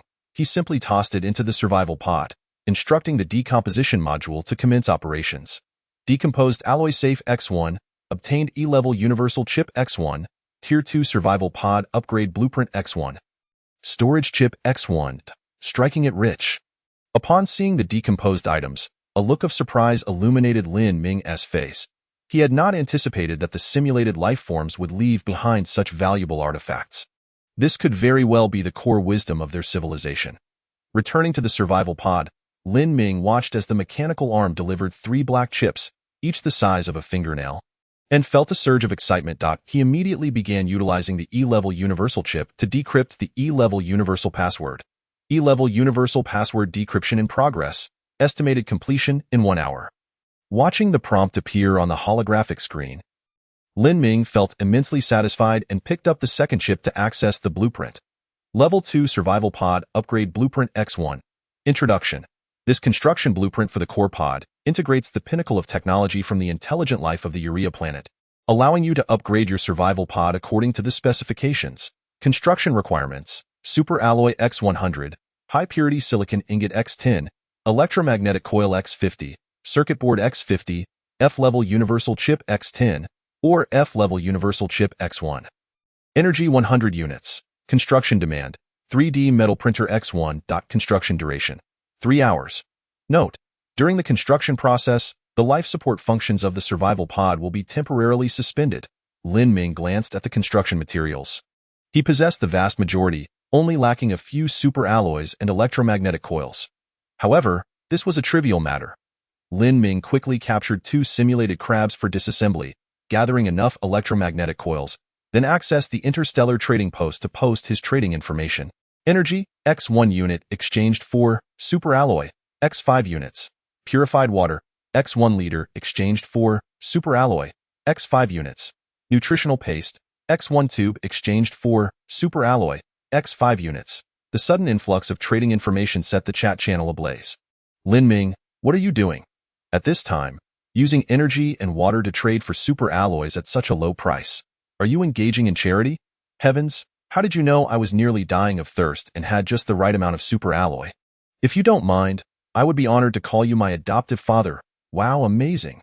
I'm in love with Lin Ming, and his avatar is so handsome. He must be such a sunny person. Are you lonely? Big shot? I can video chat anytime. It's customizable. In less than a minute, 100 units of superalloy were swiftly gathered, prompting Lin Ming to hurriedly take down the trading information. The overwhelming response to his trading post left Lin Ming somewhat flustered. Even in the brief moments after removing the post, another 50 units of superalloy were traded away. I must set a trading limit next time. Otherwise, I might be completely drained. Lin Ming silently rejoiced that he had not listed oxygen for trade. Otherwise, he might have found himself in a predicament of oxygen deficiency. Donning the exosuit, Lin Ming completed his supplies and commenced the upgrade of the survival pod. The 3D metal printer began its rapid operation, continuously fabricating superalloy protective plates, which were then diligently installed by mechanical arms in various locations. Lin Ming noticed that while some superalloy protective plates were being installed, others were being disassembled. Reverting back into superalloy powder required for the 3D printer.as, the superalloy protective plates were affixed, circuit boards and electromagnetic coils were fitted into designated positions, enhancing the pod's electronic configuration. Lin Ming opted not to dismantle the F-level universal chip from the electromagnetic wave communicator. Instead, he chose to utilize 10 F-level universal chips to form a multi-core computing array. After all, this 10-core computing array was merely to meet the basic functional needs of the survival pod, and such computational power was sufficiently adequate. The 3D metal printer continued its operation, akin to the restoration of Theseus's ship, sequentially installing the superalloy protective plates. After observing the ongoing upgrade of the survival pod for a while, Lin Ming shifted his attention to the final chip. The illustration revealed it to be a storage chip, containing only a segment of recorded footage. Upon playing the footage, Lin Ming witnessed the account of the intelligent life on Urea planet as they faced the onslaught of the black tide. Mirroring the narratives previously shared by humanoid beings, a spacecraft streaked through their galaxy at astonishing speed, releasing a separation pod containing the biologically modified black tide. Over the ensuing millennia, the intelligent life of Urea employed every conceivable method to fend off the black tide's advance, ultimately succumbing due to resource depletion. However, Lin Ming noted that during their prolonged slumber, awaiting the harvester's arrival, they had devised a plan, the Urea Life Preservation Initiative. Under this initiative, many genetically diverse or dominant plant and animal specimens from Urea were frozen in batches, eternally preserved in the shadows of the silver moon. They hoped that when Urea's civilization faced extinction, the last flicker of life could be preserved. Silver moon, Lin Ming murmured, realizing it referred to that moon several times larger than Earth's. He was astonished to discover that the far side of the moon housed numerous genetic specimens of flora and fauna. If the big mouth flower were to consume them, could it restore the once vibrant life of Urea? The current prerequisite was that he must successfully transform Urea and control the black tide. Soon, the ether crystal prompted, E-level universal password decryption complete. The password is 13. Well done. Input the password into the microsatellite and search for nearby E-level carbon-based life resource supply pods. Lin Ming felt a surge of excitement. Compared to F-level, E-level carbon-based life resource supply pods were clearly a tier higher. He wondered what valuable items they might contain. The upgrade of the survival pod continued, and Lin Ming glanced at the progress, which was already over halfway complete and proceeding smoothly. Player Thompson, LV2, requests to add you as a friend. Lin Ming raised an eyebrow at the suddenly appearing light blue screen. He had heard of this Thompson in the chat channel. He was the first player in their district to upgrade his survival PO deep. To his surprise, the golden LV2 title appended to his name seemed rather ostentatious. What could this fellow want from him? Due to his past experience in business, Lin Ming had no habit of rejecting friend requests. After all, business is often conducted through conversation, and anyone could potentially be a future client. Accepting Thompson's friend request, the latter quickly sent a message, seamlessly translated by the system, leaving Lin Ming with no reading barriers. Hello, friend. I am Thompson. I trust you have read my message in the district channel. Lin Ming replied succinctly. What is it? Thompson, taken aback by Lin Ming's lack of envy for his first upgrade and absence of even the most basic compliment, felt a twinge of irritation, which naturally reflected in his tone. My friend? From my understanding, you are one of the more successful players in your region. I am here to discuss a partnership and hope for your cooperation. Observing Thompson's somewhat stiff demeanor, Lin Ming felt a flicker of displeasure.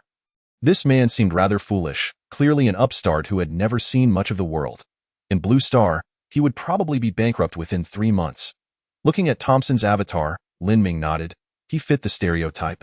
Having long been suppressed, they were far less knowledgeable and confident compared to the Anglo-Saxon elite. At least, the latter had played their games for centuries, even if they were still employing underhanded tactics. They presented themselves with a facade of sophistication. Some fools were easily swayed by such appearances, but Lin Ming was not one of them. He casually typed a few words. Oh, speak. Chapter 34. The unfortunate Park Bujong speak? Is this how you address the first player in the district to upgrade their survival pod? I am a chosen one, blessed by the divine. Thousands of light years away, Thompson felt a rush of indignation. Though he maintained a composed exterior, showing a bright smile with his small white teeth, he used voice input to say, Lin Ming, I hope you recognize the opportunity presented to you. As you Dragon Country folk say. Those who recognize the situation are the true heroes. I am the chosen one, possessing the E-level universal password. Lin Ming believed Thompson's claim, as the announcement regarding the E-level universal password had been made by that advanced intelligent life. However, was the E-level universal password truly such a remarkable thing? Lin Ming replied, I knowed. Thompson's fists clenched in anger. Lin Ming, do you understand what the E-level password signifies? It represents higher technology, greater supplies, and more resources. I am here to discuss cooperation out of respect for you and trust in your capabilities. I said I know, which means I am aware of the password. Lin Ming did not wish to waste words with this seemingly random Thompson. He promptly sent the E-level password. 1, 3. Thompson stared at the lengthy sequence of numbers, momentarily dumbfounded. With 100 decimal places, this is, he could hardly believe it as he compared each number. And then shock coursed through him as he realized it was indeed the E-level universal password. Thompson was stunned. After a brief moment of astonishment, he was engulfed in fury. The reason was simple. It is well known that decrypting E-level passwords is exceedingly challenging. He had only obtained it after upgrading to a level 2 survival pod. This implied that among those collaborating with him to acquire the E-level password, there was a traitor. Betrayal. He loathed betrayal. His father's betrayal had caused him to grow up amidst ridicule and scorn. Thompson's eyes turned red as he scanned the chat list. In the district, he had contacted over 70 out of 100 regions. Among those with whom he had established cooperation, there were only a few. Who among these individuals had betrayed him? Reviewing the chat logs with each of these contacts, Thompson pinpointed one. Park Bujong from the Korean region. Thompson's eyes blazed with fury as he thought, only the people from the sticks would be so shameless. No wonder Park Bujong was able to reach an agreement with me so swiftly and consented to so many harsh conditions. It appears he never intended to collaborate earnestly from the very beginning. Just then, a message from Park Bujong arrived. Lord Thompson, gathering 1,000 units of energy is quite challenging. How about I first trade 100 units with you? And I will gather the rest within 3 days? What do you think? Upon reading Park Bujong's message, Thompson sprang up in outrage. It was indeed him. This was Park Bujong's delaying tactic. How ironic that he professed a spirit of contract yet had sent the E-level universal password to Park Bujong in advance. Thompson opened the chat box and bellowed, Park Bujong, I want you dead. Lin Ming, of course, was oblivious to the convolutions in Thompson's mind. His attention was currently fixed on the pale blue screen before him. Detected E-level carbon-based life resource supply pod X1. Distance 4.9 light minutes. Target is rapidly retreating, estimated to leave the maximum calling area in 10 minutes. The E-level supply pod moves this swiftly? Hurry, send out a distress signal. Watching the rapidly departing light spot nearing the maximum coverage of the distress signal, Lin Ming urgently issued the command. In 5 minutes, the distress signal will reach the farthest point, estimated to catch up with the E-level carbon-based life resource supply pod at maximum distance, in 10 minutes. A corresponding response will be returned. Lin Ming anxiously stared at the pale blue screen. Observing the waveform of the distress signal slowly approaching the light spot point 10 minutes later, the ether crystal finally provided Lin Ming with a satisfactory prompt. Detected E-level carbon-based life resource supply pod 1. Estimated to arrive in 5 hours based on the current trajectory and speed of the supply pod. Relief washed over Lin Ming as he exhaled deeply. He inquired, "Why does it take so long?" Logically, the E-level supply pod should be quite fast, right? The ether crystal replied. The flight trajectory of this supply pod is opposite to that of the Urea planet, and both deceleration and reverse acceleration require time. Lin Ming nodded. At this moment, the escape pod had been upgraded, and he felt a surge of excitement as he stepped into the escape pod from the descending ladder. It was spacious. This was Lin Ming's first impression. The original escape pod's interior measured 2 meters by 3 meters, with a height of 2 meters, totaling 12 cubic meters, which could feel somewhat cramped for living.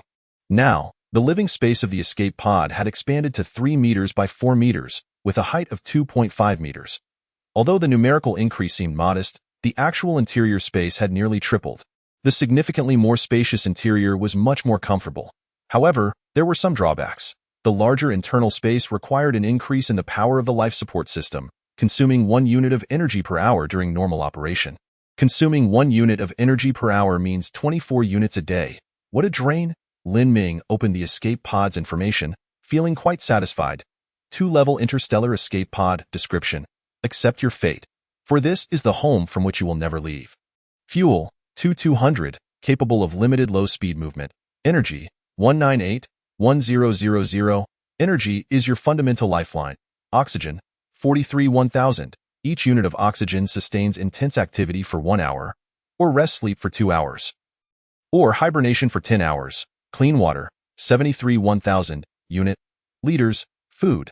Nutritional paste X17. Each tube sustains daily caloric needs. High protein forever frozen canned food X 9.7. Space. 330. Items not stored in the escape pod may be damaged due to extreme temperatures or other reasons. Accessories. Solar panel. Current power generation efficiency. 0. Electromagnetic wave communicator. Loaded with F-level universal chip. Hibernation pod. Available. Escape pod. Available. Expansion interfaces. 1-4. Constant temperature chamber. Operational. Compared to the I-level escape pod, the 2-level escape pod's loading capacity had doubled, allowing Lin Ming to store a considerable amount of resources without worrying about overcapacity. The number of expansion interfaces had also increased from 2 to 4, allowing for more future expansion modules. Currently, the solar panel had not yet been deployed, hence it had not begun generating power.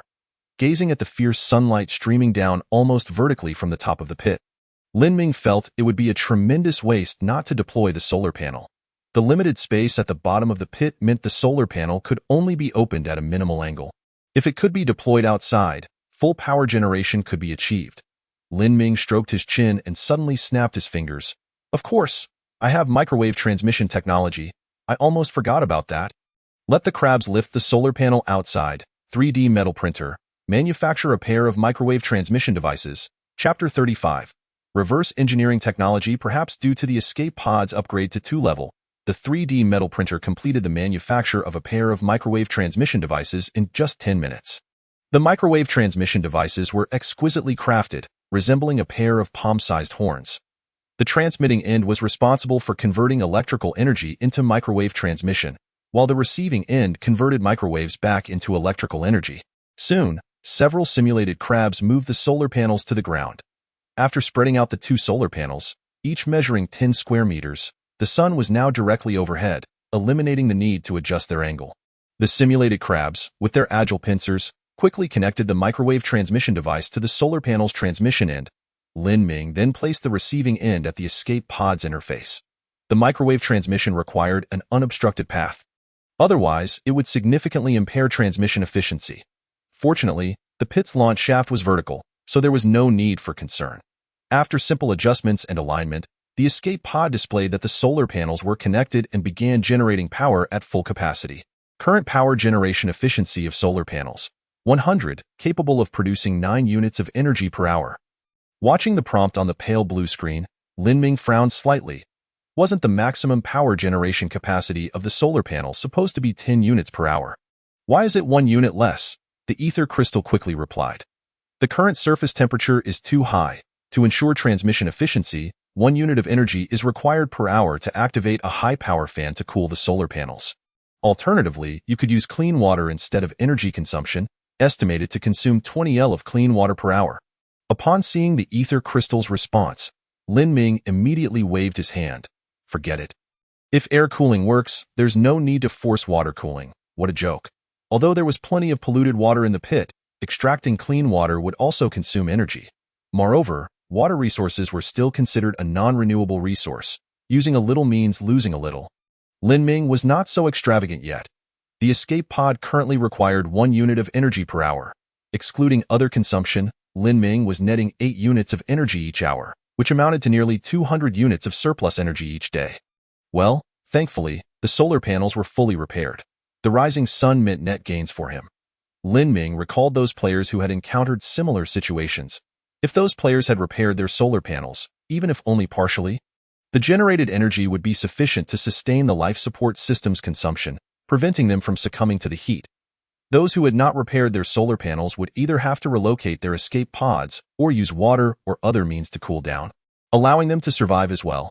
Players who did nothing would have to forfeit their opportunity for survival and eject from their escape pods. As for sharing the E-level universal password, Lin Ming had no intention of doing so. A grain of rice is given with one hand, and a grain of rice is taken with the other. Sharing the F-level universal password was meant to resolve the survival issues of others. Any player with a modicum of sense would seize the opportunity to send out distress signals to navigate through the current challenging circumstances. Those who were lazy or simply unfortunate, even if Lin Ming shared the E-level universal password to help them endure the relentless sun for 48 hours, would still face overwhelming challenges in their ongoing survival. Sharing the E-level universal password would undoubtedly benefit some players. However, the more likely outcome would be that the majority of players would become dependent on him, which could prove detrimental in the long run. As for moral dilemmas, Lin Ming felt no pressure in that regard. Ultimately, his contribution of the F-level universal password was aimed at enhancing the player's capabilities, so that when it came time for trading, he would have more non-basic resources or technologies to exchange. Capital investment is for profit, not charity. If capital engages in charity, it certainly expects to recoup its costs elsewhere. With a tube of nutritional paste clenched between his teeth, Lin Ming ate while awaiting the arrival of the E-level carbon-based life resource supply pod.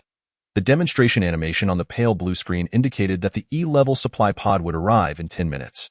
Lin Ming quickly noticed something unusual about the E-level supply pod. What's going on? Why is the trajectory of this supply pod not a parabola? It seems it will not land on the ground after all. The ether crystal responded. E-level and higher resource supply pods are manufactured with technology that surpasses your current level of understanding. To prevent technological leaks, supply pods will skim past in low Earth orbit, releasing supplies before plummeting into the star. You certainly don't mince words. Upon reading the ether crystal's explanation, Lin Ming understood.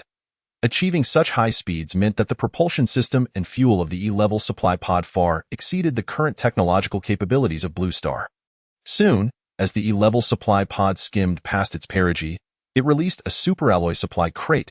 As Lin Ming observed the superalloy supply box tracing an arc in the sky, a flicker of concern crossed his mind. What if it burns up in midair? The ether crystal remained silent. Just a few kilometers from the ground, the ether crystal provided a real-time visual. He beheld the superalloy supply box enveloped in flames, yet cocooned by a foam-like substance that gradually eroded under the intense heat.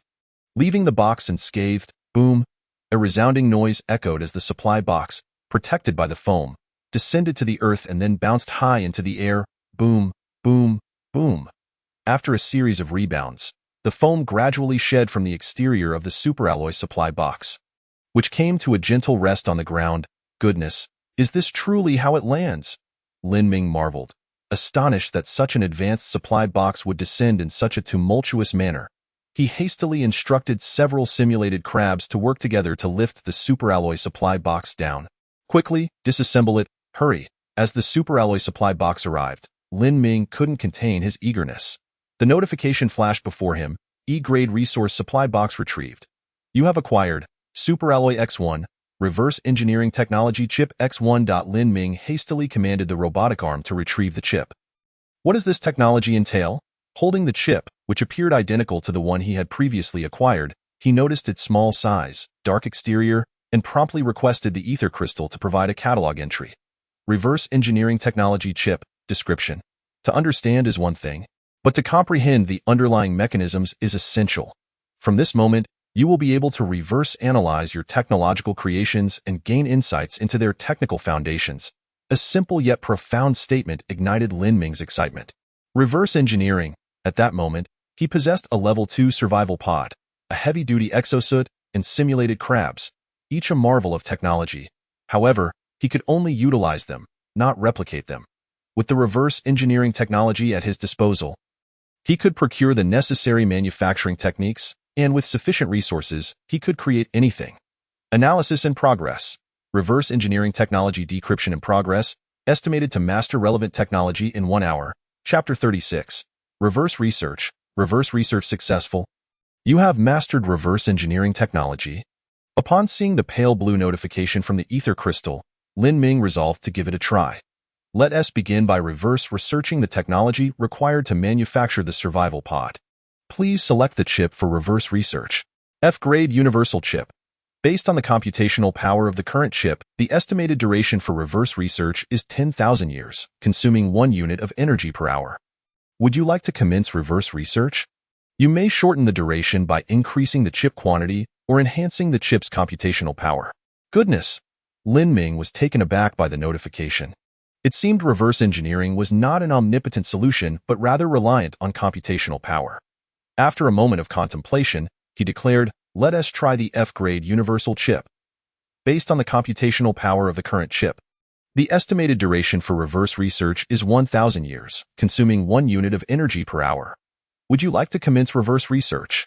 It appeared that the F-grade universal chip's computational power was equivalent to 10 F-grade universal chips. What about the E-grade? The ether crystal provided another notification. Based on the computational power of the current chip, the estimated duration for reverse research is 10 years, consuming 1 unit of energy per hour. Would you like to commence reverse research? 100-fold improvement.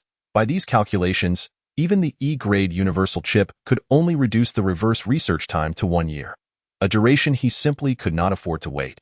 The D-grade chip was out of the question, as acquiring it would be exceptionally challenging.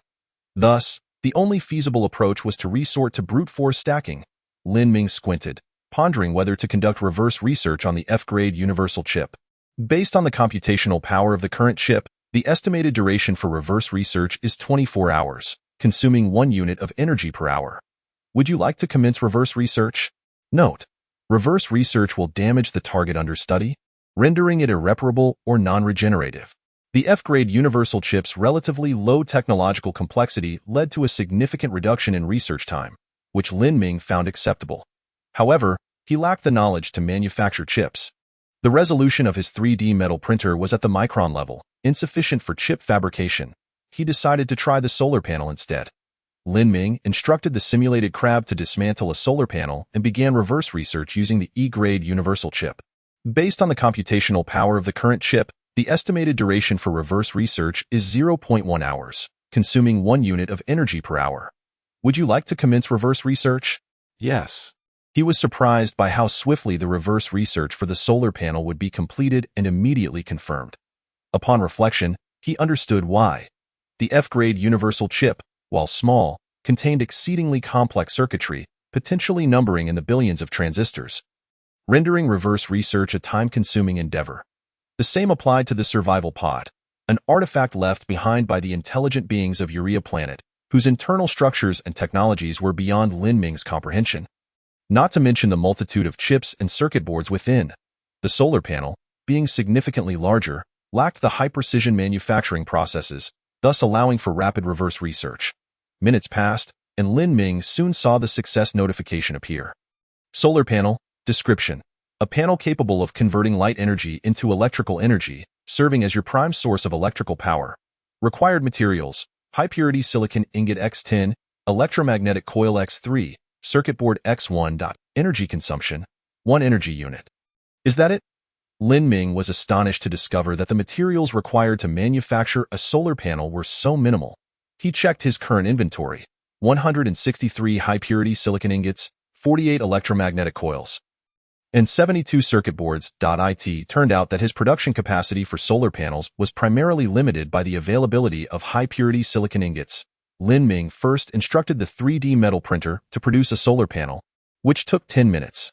Once the simulated crab installed the solar panel, Lin Ming noted that its energy output was indistinguishable from the original. Excellent. It appears that the imitation functions just as well as the original. Without any discrepancies, Lin Ming promptly maximized the production capacity of the 3D metal printer and assigned the task of manufacturing the remaining 7 solar panels. Unfortunately, he found no silicon mines in the vicinity, and disassembling the simulated crab felt like a waste. The little creature was quite useful. Watching the busy 3D printer, Lin Ming murmured to himself. After a moment of silence, an idea struck him. Of course, I could trade with other players. Rather than simply purchasing materials, Lin Ming boldly announced in the regional channel, offering solar panel manufacturing services. Each solar panel requires high-purity silicon ingot X20, electromagnetic coil X6, circuit board X2, no extra charges, fair and square. Lin Ming's message instantly captured the player's attention. The great Lin Ming has surfaced. What is up with this LV2? Have you upgraded your survival pod too? Indeed, the great Lin Ming is a step ahead. While we commoners cower in the shadows, he has already upgraded his survival pod. To think he can manufacture solar panels. My goodness. I haven't even repaired one yet. Sigh, I wish to place an order. But I only have enough energy to last a few hours, and I lack the necessary materials. Hey, why not disassemble your damaged solar panels? You could use the materials to have the great Lin Ming create new ones. To the one above, your thinking is quite unique. Come, let me teach you how to cook. Is that really possible? Great one. I've placed an order but not made payment, eagerly awaiting delivery. The regional channel buzzed with excitement as Lin Ming found himself inundated with orders. Player Zheng Qinghong offered high-purity silicon ingot, X60, electromagnetic coil, X18, circuit board, X6 in exchange for 1 milliliter water. Would you agree? Player Li Bingtang proposed high-purity silicon ingot, X40, electromagnetic coil, X12, circuit board, X4 for 0.1 units of oxygen. Would you accept? Player Zhao Xingxing wished to exchange high-purity silicon ingot, X20, electromagnetic coil, X6, circuit board, X2 for 1 milliliter urine. Would you consent? Countless trade requests flooded in, overwhelming Lin Ming. Following his usual protocol, he accepted orders in the order they arrived, collected the materials, and directly traded the freshly manufactured solar panels. Insufficient urine. Trade failed. Lin Ming was taken aback. What? Who is so peculiar as to wish to trade my urine? Upon seeing Zhao Xingxing's sweet and charming avatar, presumably a youthful girl in her 20s, Lin Ming opened the chat. Miss, let us find an alternative trade method. I don't have that in stock. Zhao Xingxing sent a voice message, her alluring tone resonating. Lin Ming, darling, I just wanted to cut in line and remind you in this way. Is that all right? Chapter 37. Sun Yao's predicament. Lin Ming, of course, declined Zhao Xingxing's request. While she was charming, she was ultimately intangible. Even if she offered some audio or video service, Lin Ming could only feel frustrated. Ultimately, he would still have to take manual action, which seemed unnecessary. However, this experience led Lin Ming to decide on implementing trading restrictions. Every player's survival pod came standard with 10 damaged solar panels, and the materials obtained from disassembly could produce 3 functional solar panels. In the future, they will undoubtedly be able to find the corresponding materials to repair the solar panels, and the electricity generated by the 2 solar panels will suffice for the current stage. Consequently, Lin Ming has restricted each player to trading only the materials required for 2 solar panels. This way, he can serve a larger number of players, and these players will have several damaged solar panels that can be repaired later. Maximizing his profits in terms of total revenue, he will not incur any losses, given that there are countless players eager to manufacture solar panels. This is his unique business, and he has no concerns about competition. Indeed, a monopolistic venture is the easiest to manage.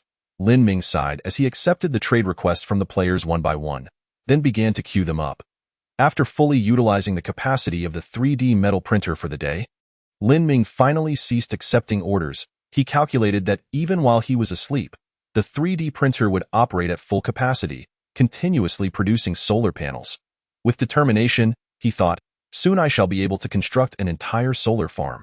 Watching as the 3D metal printer emitted a steady stream of black, high-purity silicon powder, which then heated and molded into shape, Lin Ming's face lit up with joy. Unfortunately, reverse engineering requires damaged subjects for study, and it is irreversible. Otherwise, he would have loved to reverse engineer the 3D metal printer to mass-produce them. By the way, the life support system could also be a candidate for reverse engineering. Suddenly, Lin Ming had an idea. The time consumed in reverse engineering the survival pod was exceedingly long, but if he focused on reverse engineering a particular subsystem, would that not significantly reduce the time required? Without hesitation, he promptly commanded the ether crystal. Please select the chip for reverse engineering. E-grade universal chip. Based on the computational power provided by the current chip, the estimated duration for reverse engineering is 10 hours, consuming 1 unit of energy per hour. Shall we commence reverse engineering? Yes. Just as Lin Ming anticipated, the life support system primarily functions to maintain temperature and humidity, regulate gas composition ratios, and control air pressure. This technology could be accomplished with the current technological level on Blue Star. Once he manufactures the life support system, Lin Ming could equip all 9 branches within the pit. Consequently, the temperature, humidity, and air composition throughout the pit would become conducive to habitation, allowing Lin Ming to move freely without wearing a spacesuit. Moreover, he could transplant the largemouth flower and the mature interstellar corn into the pit, negating the need for a temperature-controlled greenhouse. Lin Ming was not concerned about the materials and energy consumed in constructing a greenhouse. Rather, he was focused on the space within the pit.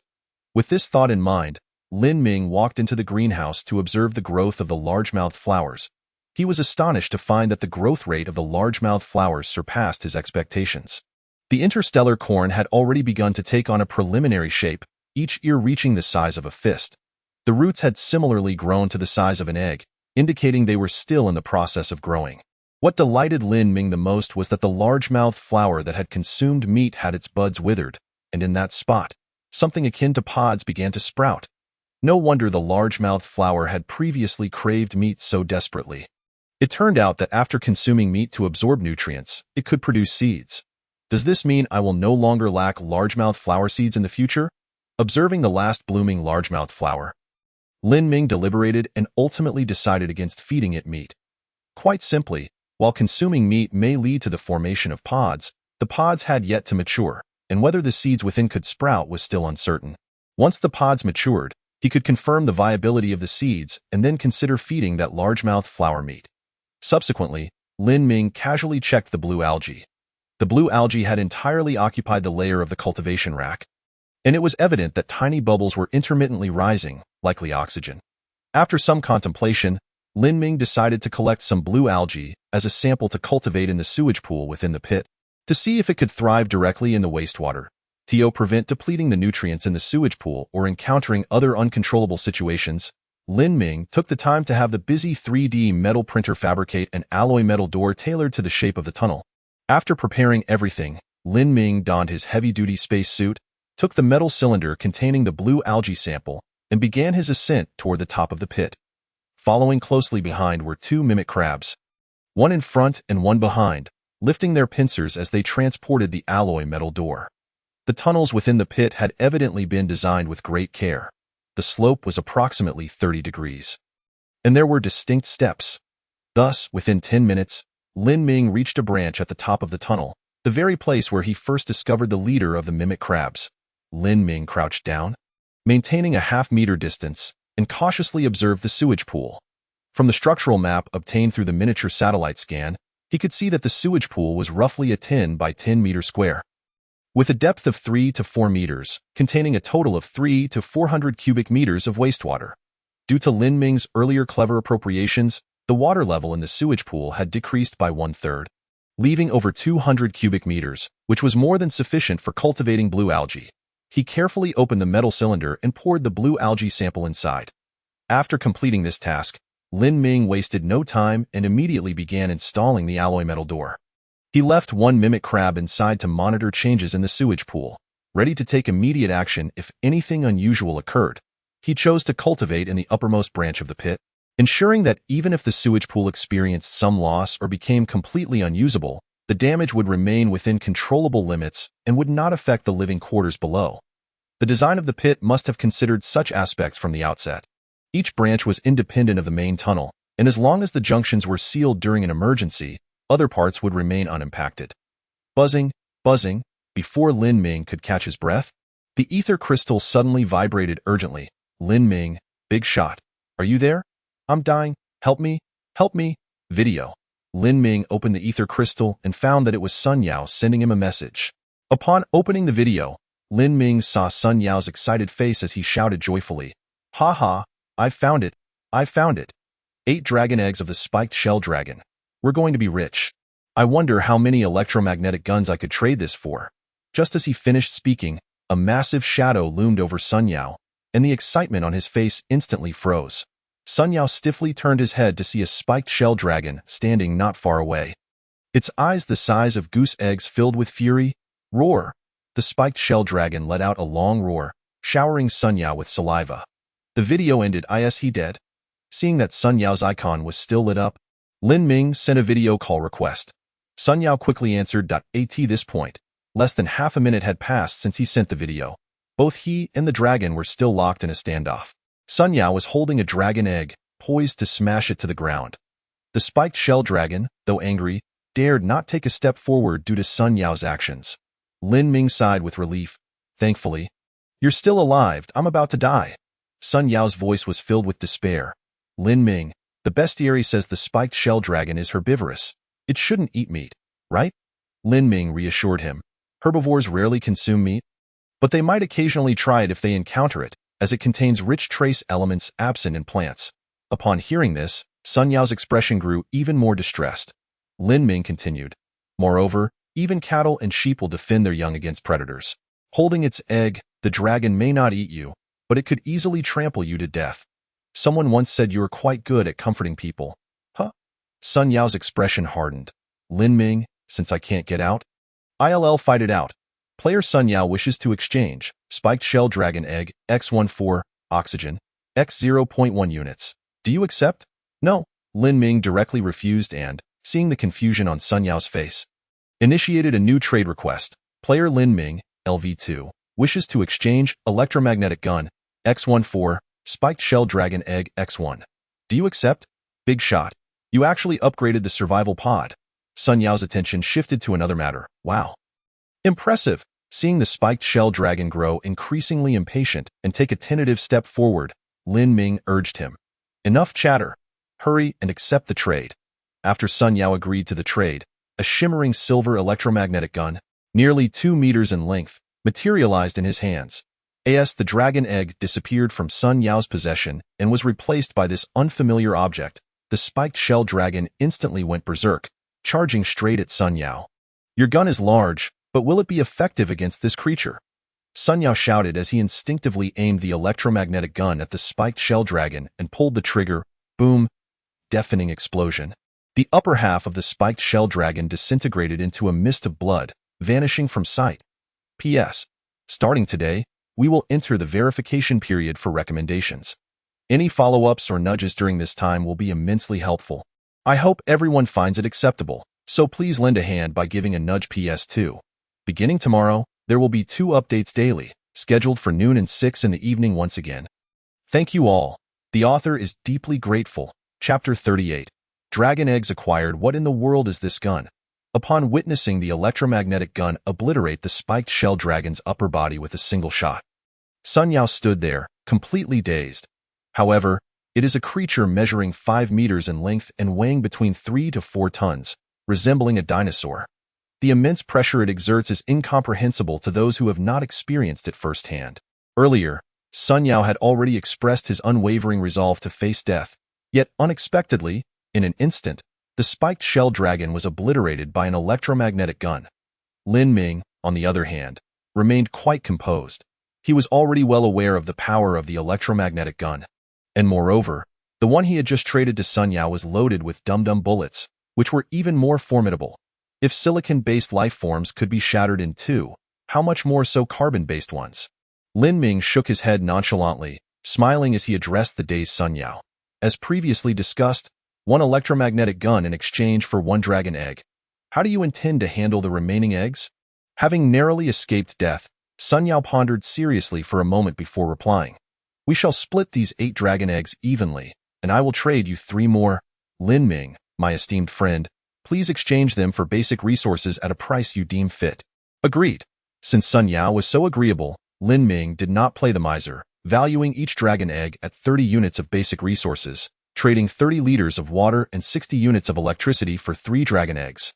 As for the remaining 4 dragon eggs, Sun Yao produced a metallic cylinder, each containing 2 eggs. Lin Ming also gifted Sun Yao 3 dum-dum bullets, ensuring that he would have the confidence to confront the spiked shell dragon should they encounter it again. Observing the 4 dragon eggs he had acquired, Lin Ming wore a joyful smile. I hope we get both male and female. Perhaps we can establish a breeding ground for spiked shell dragons. He picked up the eggs and carefully placed them in the temperature-controlled chamber. Unsure of the optimal incubation temperature for dragon eggs, he reasoned that it should be relatively similar to that of carbon-based organisms. Thus, he decided to leave them for a few days to observe the results, and if necessary, he would devise another plan.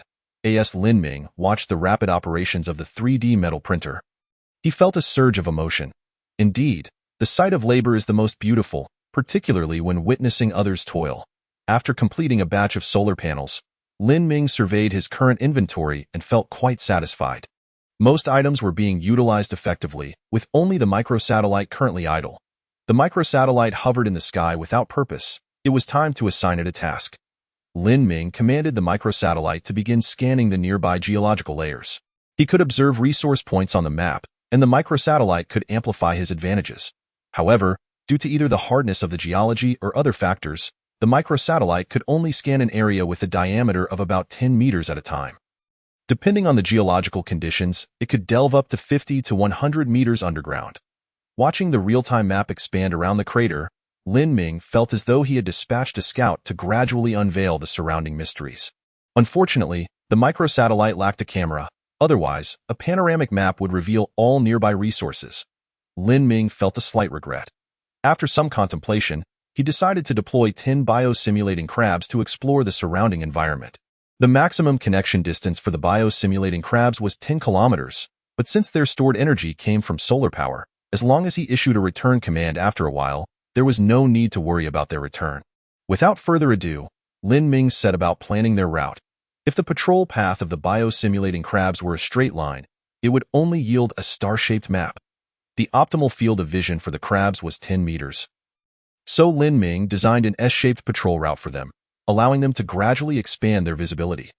All right, you will operate on a flat map while the microsatellite detects a 3-dimensional one. Off you go.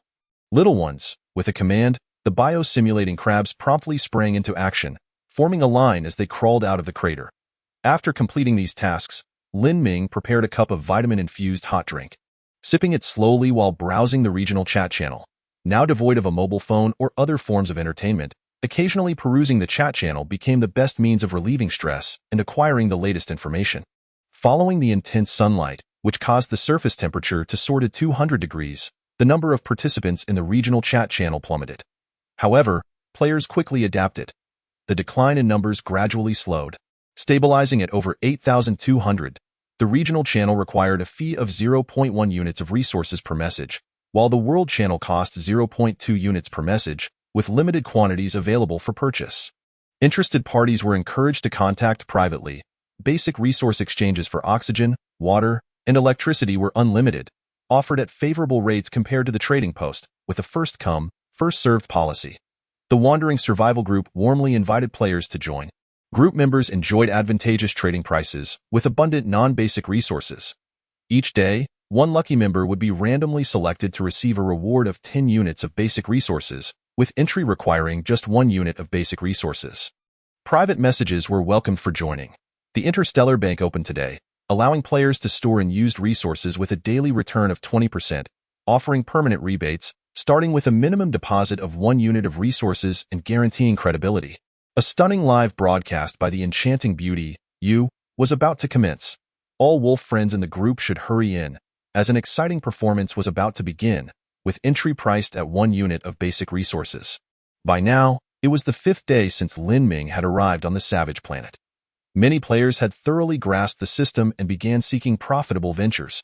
For instance, the Interstellar Bank was a quintessential Ponzi scheme, readily apparent to discerning eyes, yet a considerable number of players still flocked to it. Many players, fully aware of its fraudulent nature, chose to take a gamble, reasoning that in the early days of such schemes, some individuals could indeed profit. They were betting on recouping their principal before the operator absconded with their funds. While Lin Ming was engrossed in this, he suddenly received a message. Upon opening it, he discovered it was from Tang Qingyin. After their previous unpleasant encounter, they had not been in contact since, leaving Lin Ming curious about the purpose of this message. Upon reading the content, Lin Ming found that Tang Qingyin had sent an invitation link to a group chat, accompanied by a note. High-level resource trading group, backed by the Tang family, entry requires only 1 unit of basic resources. The group offers a plethora of high-level resources. Welcome to join, to Lin Ming's surprise. Tang Qingyin was inviting him to join the group. Entry required a payment of 1 unit of basic resources. After a brief consideration, Lin Ming decided to trade 1 unit of electricity to Tang Qingyin. For Lin Ming at this juncture, 1 unit of electricity was not a significant loss, especially since Tang Qingyin had previously represented the Tang province in trading rusty iron or and likely possessed ample resources, making it unlikely he would engage in a scheme to defraud him of that single unit. Soon after Tang Qingyin received the resource, he sent Lin Ming 3 handshake emojis and subsequently added him to a group named Treasure Pavilion. Inside the group, players were live streaming, showcasing items they wished to exchange. Sour berry. Today, I ventured out and discovered a patch of berry bushes at the foothills. To be honest, these have a sour and astringent taste, but they are edible and can replenish vitamins, approximately 200 grams. I hope to exchange them for 10 units of electricity or 5 units of oxygen. Chapter 39. The bustling trading group Sour Berries. It was unexpected that players had found plants growing near the survival pod. This suggested that the planet Lin Ming was on, in terms of atmospheric components and biological resources, was more akin to the original Blue Star. Reflecting on the devastation wrought by the black tide, which had led to the extinction of most life forms on his home planet, Lin Ming felt a pang of envy. He still possessed a large-mouthed flower that had yet to consume any items. Sour berries should also be consumable. However, after a moment's thought, Lin Ming dismissed this idea. According to the player, sour berries were both sour and astringent, primarily serving to replenish vitamins. He did not lack such items, which diminished his interest in making an offer. Nonetheless, his disinterest did not imply that other players shared the same sentiment. Something that could replenish vitamins. During the early days of the Age of Exploration, sailors suffered greatly from scurvy, which was later discovered to be caused by a deficiency of vitamin C in their diets. Prolonged lack of vitamin intake could be fatal. Thus, the sour taste of the berries was not a disadvantage. I offer 3 units of oxygen. I offer 5 units of electricity, 1 liter of pure water, plus half a tube of nutrient paste. I'll take just 50 grams. Player after player began to post their bids in the group. In less than 5 minutes, the player with the sour berries announced that they had sold out. Alas, many players who missed out on the sour berries sighed regretfully, turning their attention to the next item up for auction. Previously, Tang Qingyin had already teased in the group that there would be some exceptional items presented today, with the sour berries merely serving as an appetizer. After a brief wait, the second player began their live stream. As the camera zoomed out, players could see the item in the player's palm, a black chip the size of a fingernail, an F-level universal chip. The player shared the item's details in the group and began his explanation. This chip has 10 times the computing power of a standard F-level universal chip. Yet it consumes the same amount of energy. It can be used to repair electromagnetic wave communicators and also to decrypt universal codes. Instantly, a player chimed in. The F-level universal code has already been shared by Lin Ming. Can this chip decrypt E-level universal codes? The live streaming player hesitated. No, it cannot. Immediately, another player mocked. Then what's the point? An F-level universal chip can also repair electromagnetic wave communicators. Why would I need a higher level chip? Upon hearing this, the live-streaming player regained his confidence, because this chip, due to its higher computing power, will not burn out after repairing an electromagnetic wave communicator. Instead, it will enter a cooling phase before being reusable. As he spoke, he demonstrated live by sending a distress signal. After a few minutes of waiting, he astonishingly managed to locate 3 supply pods for F-level carbon-based life resources. What an astonishing phenomenon! This preordained live-streaming sacred body, capable of directly locating 3 supply capsules. Were it not for the unwavering authenticity of the ether crystal hints, I would be inclined to suspect some collusion. Riding the wave of good fortune? What price do you ask for this chip? The expression of surprise on the player's face during the live broadcast had yet to fade as he remarked, I am uncertain what it might be exchanged for. Let us engage in bidding. 5 liters of pure water. The first player to place a bid left the crowd utterly bewildered. What a jest! At this juncture, many players had yet to locate any water resources, diligently conserving their daily supply, and the initial 10 liters provided at the start of the game were nearly depleted, leaving them on the brink of desperation. This individual boldly offered 5 liters of pure water. Could it be that they had discovered a river nearby? After a brief silence, another player chimed in, 1 solar panel. Are they out of their minds? Even a broken solar panel is being put up for bid. Well, I can do that too. I'll offer 2. The bidding player immediately countered, hold on, mine is a fully functioning solar panel, capable of generating power upon installation. A player expressed doubt, impossible. Have you discovered ultra-pure silicon ingots? Along with circuit boards and electromagnetic coils in your vicinity? The bidding player beamed with pride, surprise. I had them custom-made from the esteemed Lin Ming. Each individual is allowed only 2, but I ordered early and received 3. Goodness, so it's Lin Ming's merchandise. No wonder. How does one go about custom ordering? I desire that too, me too, I want it as well. While Lin Ming was casually observing, he suddenly noticed a surge of new custom solar panel orders. Shaking his head with a smile. What on earth is happening here?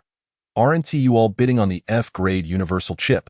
How did this devolve into something else? However, since the orders had come in, Lin Ming decided to accept them. At worst, he would have to allocate the production capacity of the 3D metal printer for tomorrow. At that moment, with the sun shining directly overhead, the efficiency of the solar panels was at its peak.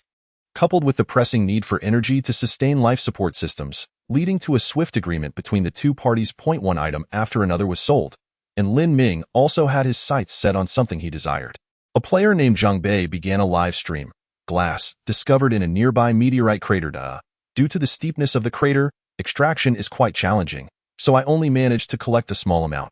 Lin Ming observed the fist-sized piece of glass in Zhang Bei's hand, feeling a twinge of interest. Glass is not considered a high-tech product. Theoretically, it can be made from sand. However, due to the absence of the necessary recipes and corresponding synthesis technology, the equipment within the survival pod is incapable of producing it, a limitation imposed by the program. As for his upcoming plans, he would require glass in significant quantities. Thus, Lin Ming inquired, what is your price? 1 liter of pure water. It's Lin Ming. Upon seeing Lin Ming's ID followed by the prominent LV2 designation, Zhang Bei stammered, if the esteemed one wishes for it, you may have it for any resource you like. Lin Ming furrowed his brow.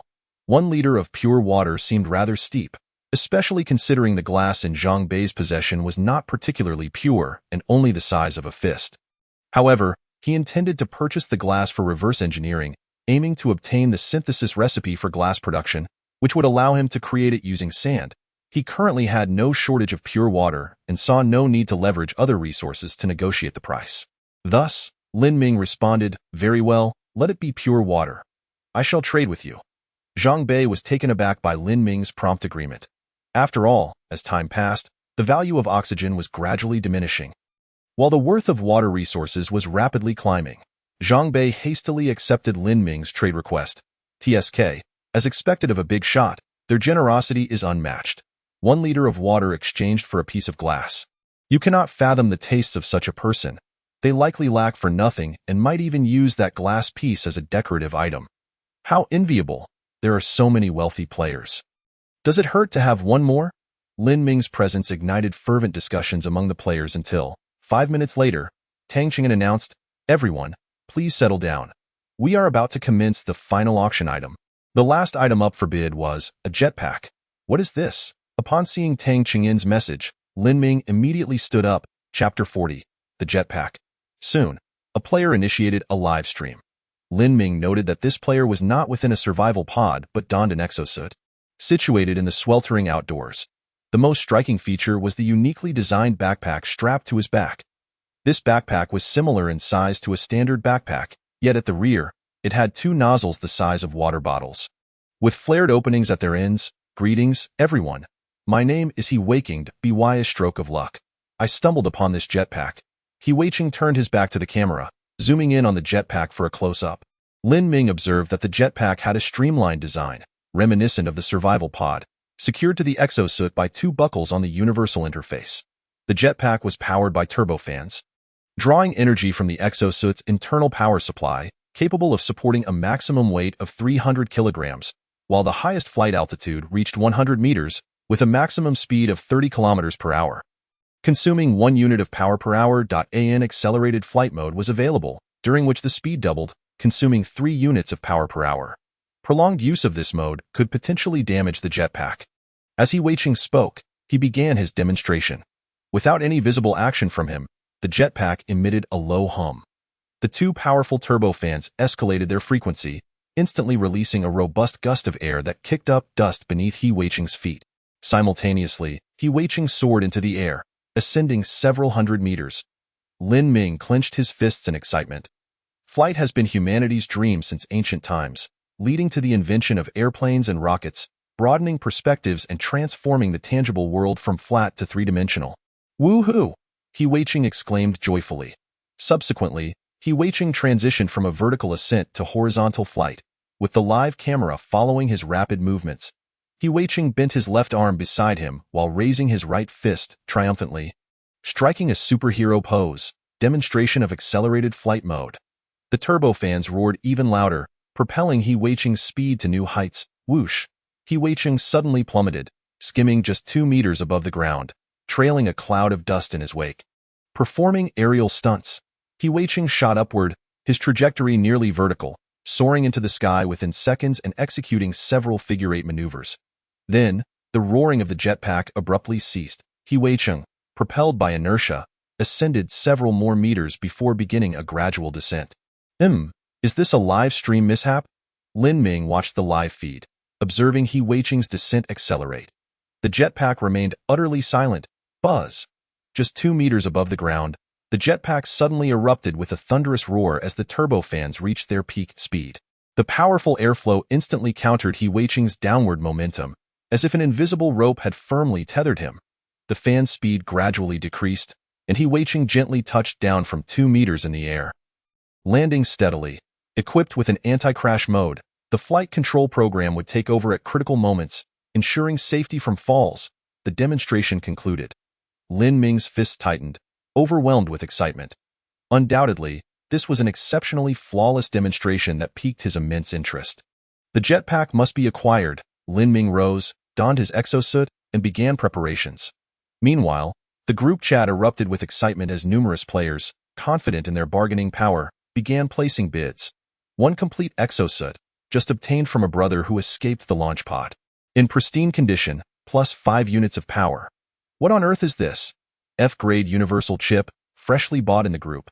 I won't elaborate on its function, plus 3 liters of pure water. The above should take a step back. I possess high-protein frozen canned food, obtained from an F-grade carbon-based life resource supply pod. I am willing to offer 5 kilograms. Image. The player had just sent a picture of the high-protein frozen canned food to the group chat, alongside an image of the cooked meat, golden and steaming. Goodness, there's actually meat to be had. It looks so delicious. I'm at a loss. How can I even compete? Everyone possesses an F-grade universal password. Why do you stand out alone? He Weiqing, still broadcasting live, gulped nervously, his expression fraught with hesitation. He had found the jetpack among the ruins, possessing 2 sets in total. While trading one for 5 kilograms of canned food was acceptable, he felt it was somewhat of a loss, a hunting trap. At that moment, a player began sharing an image. The image displayed an imposing hunting trap made of superalloy, large enough to match a basin in size. Teaching someone to fish is more valuable than giving them a fish. This superalloy hunting trap is reusable and comes with a superalloy chain that can be anchored to the ground. ensuring that no beast, no matter how large, can escape, guaranteeing a steady supply of meat. As soon as the bidding was announced, an instant silence enveloped the channel. He Weiqing nodded slightly, poised to agree, when he suddenly noticed a notification in the group. Lin Ming, LV2, has started a live broadcast. Beside He Weiqing's live stream, another stream appeared abruptly. In the frame, Lin Ming stood outside, clad in a heavy-duty exosuit, wielding a gleaming 2-meter-long electromagnetic rifle crafted from superalloy. I built this electromagnetic rifle, Lin Ming stated in a flat tone, briefly showcasing its design before adjusting his stance.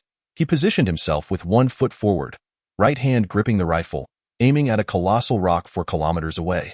Utilizing electromagnetic rail technology to propel superalloy projectiles, each shot consumed 1 unit of electrical energy. With that, Lin Ming pulled the trigger. Whoosh!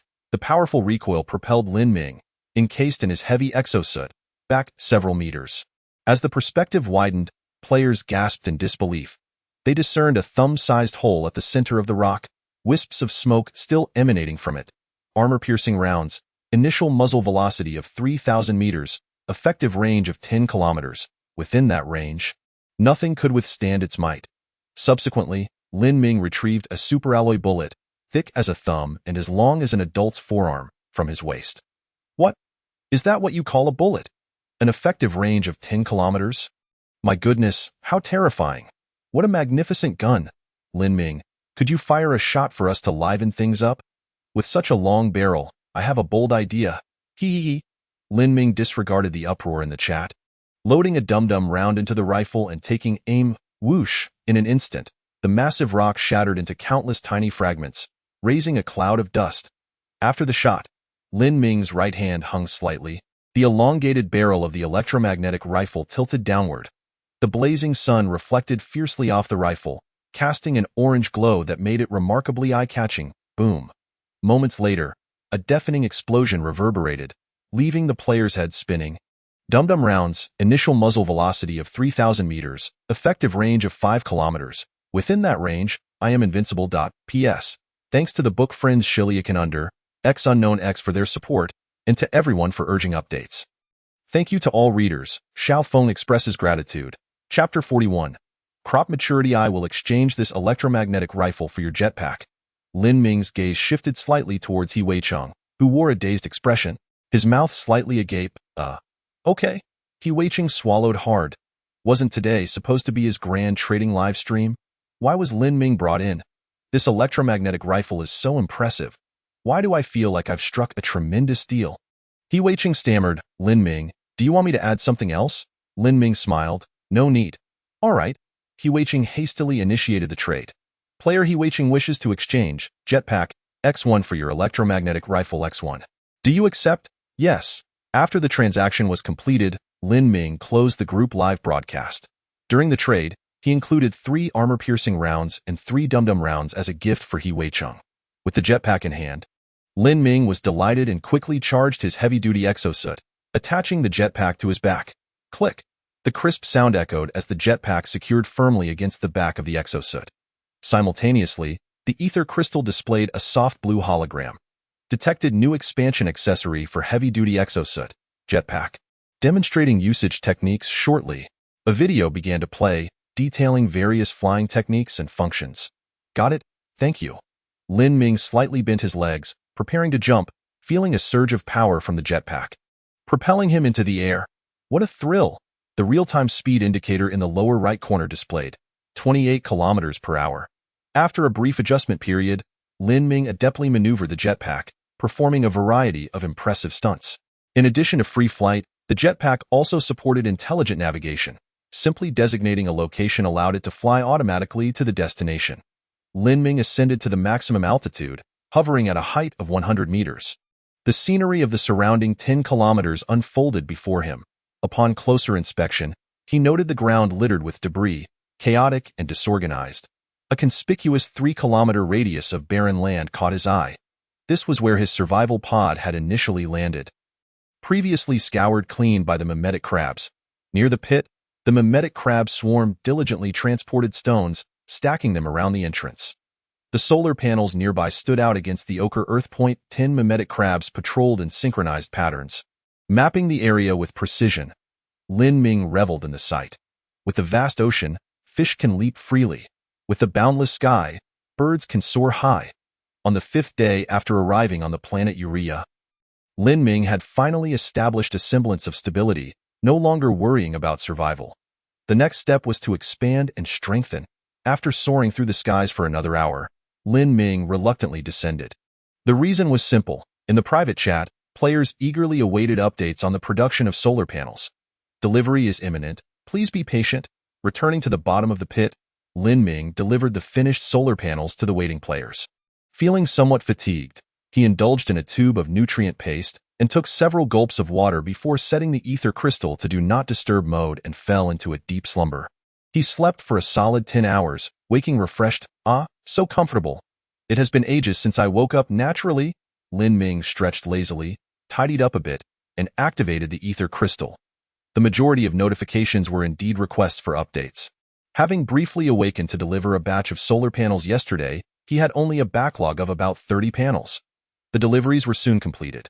For each solar panel sold, Lin Ming profited a block's worth of materials. After tallying up, he realized that in less than a day, he had amassed nearly 100 blocks worth of materials for solar panels.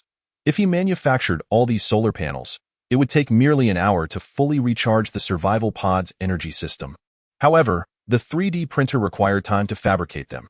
Thus, Lin Ming decided to temporarily halt orders for solar panels, dedicating the remaining capacity of the 3D metal printer for personal use. Now, let us get back to work and finish these solar panels. Then, I'll give you a break. Encouraging the tirelessly working 3D metal printer, he stood up and headed towards the climate-controlled chamber. The few largemouth flowers were currently his greatest concern, as soon as he entered the climate chamber. Lin Ming was taken aback by one particular largemouth flower. It was a largemouth flower bearing interstellar corn, and at this moment, its exterior bore no resemblance to its previous form. It appeared entirely as a corn plant. Standing 2 meters tall, the stalk and leaves had completely withered, devoid of any vitality. Several cobs, each the size of a forearm, had formed on the stalk, their silks now a deep brown, mature. Carefully, Lin Ming plucked a cob, peeling it back to reveal the golden kernels inside, delightfully enticing. So fragrant. The natural aroma of corn made Lin Ming swallow. He eagerly took a bite. The tender kernels burst in his mouth, sweet and fragrant, leaving a lingering taste. This is delicious. Roasting it should make it even better. Lin Ming harvested all the cobs, peeling them one by one. He selected 5 of the larger, plumper cobs for seeds, storing the rest for occasional treats. Turning his attention to another largemouth flower that had also consumed seeds, he noticed this one had changed considerably less. A single ear of rice was sprouting from the stalk, transitioning from green to yellow. Still unripe. Rice? Haha, how wonderful to have such a diverse staple. Lin Ming gently stroked the rice ear. Given the growth speed of the largemouth flower, he estimated that later today, the rice ear would fully ripen and be ready for harvest and threshing. Unfortunately, the yield was quite low, and he would have to save it all for seeds. Only during the next harvest would he be able to enjoy it. The third largemouth flower had consumed dehydrated vegetables. While the upper portion exhibited no significant change, the tubers at the roots had grown from the size of eggs to that of fists, with one already having fallen off. Looks like this one is nearly mature as well. Is it a potato? Lin Ming thought, bemused. He hadn't expected potatoes to be classified as vegetables, in practical terms. All 3 crops he had planted were high in carbohydrates, suitable as staple foods. However, potatoes could also be used in various dishes, thereby enhancing his meals. Lin Ming collected the fallen potatoes, along with the raw corn he had bitten into earlier, and began roasting them with hot air. After 10 minutes, his superalloy plate held a delicious spread of roasted potatoes, roasted corn, and grilled meat slices. Sprinkling a bit of salt on the roasted potato, Lin Ming inhaled deeply. A beautiful day begins with breakfast. Chapter 42. Talent enhancement. Lin Ming savored this meal more than usual. Perhaps due to the long absence of such treats, the simple roasted potato and corn, merely sprinkled with salt, tasted like a feast. Ordinarily, Lin Ming had a hearty appetite. After finishing roasted meat, he would still need a tube of nutrient paste for caloric replenishment. Yet this time, he found himself feeling quite full after just one roasted potato and a roasted corn.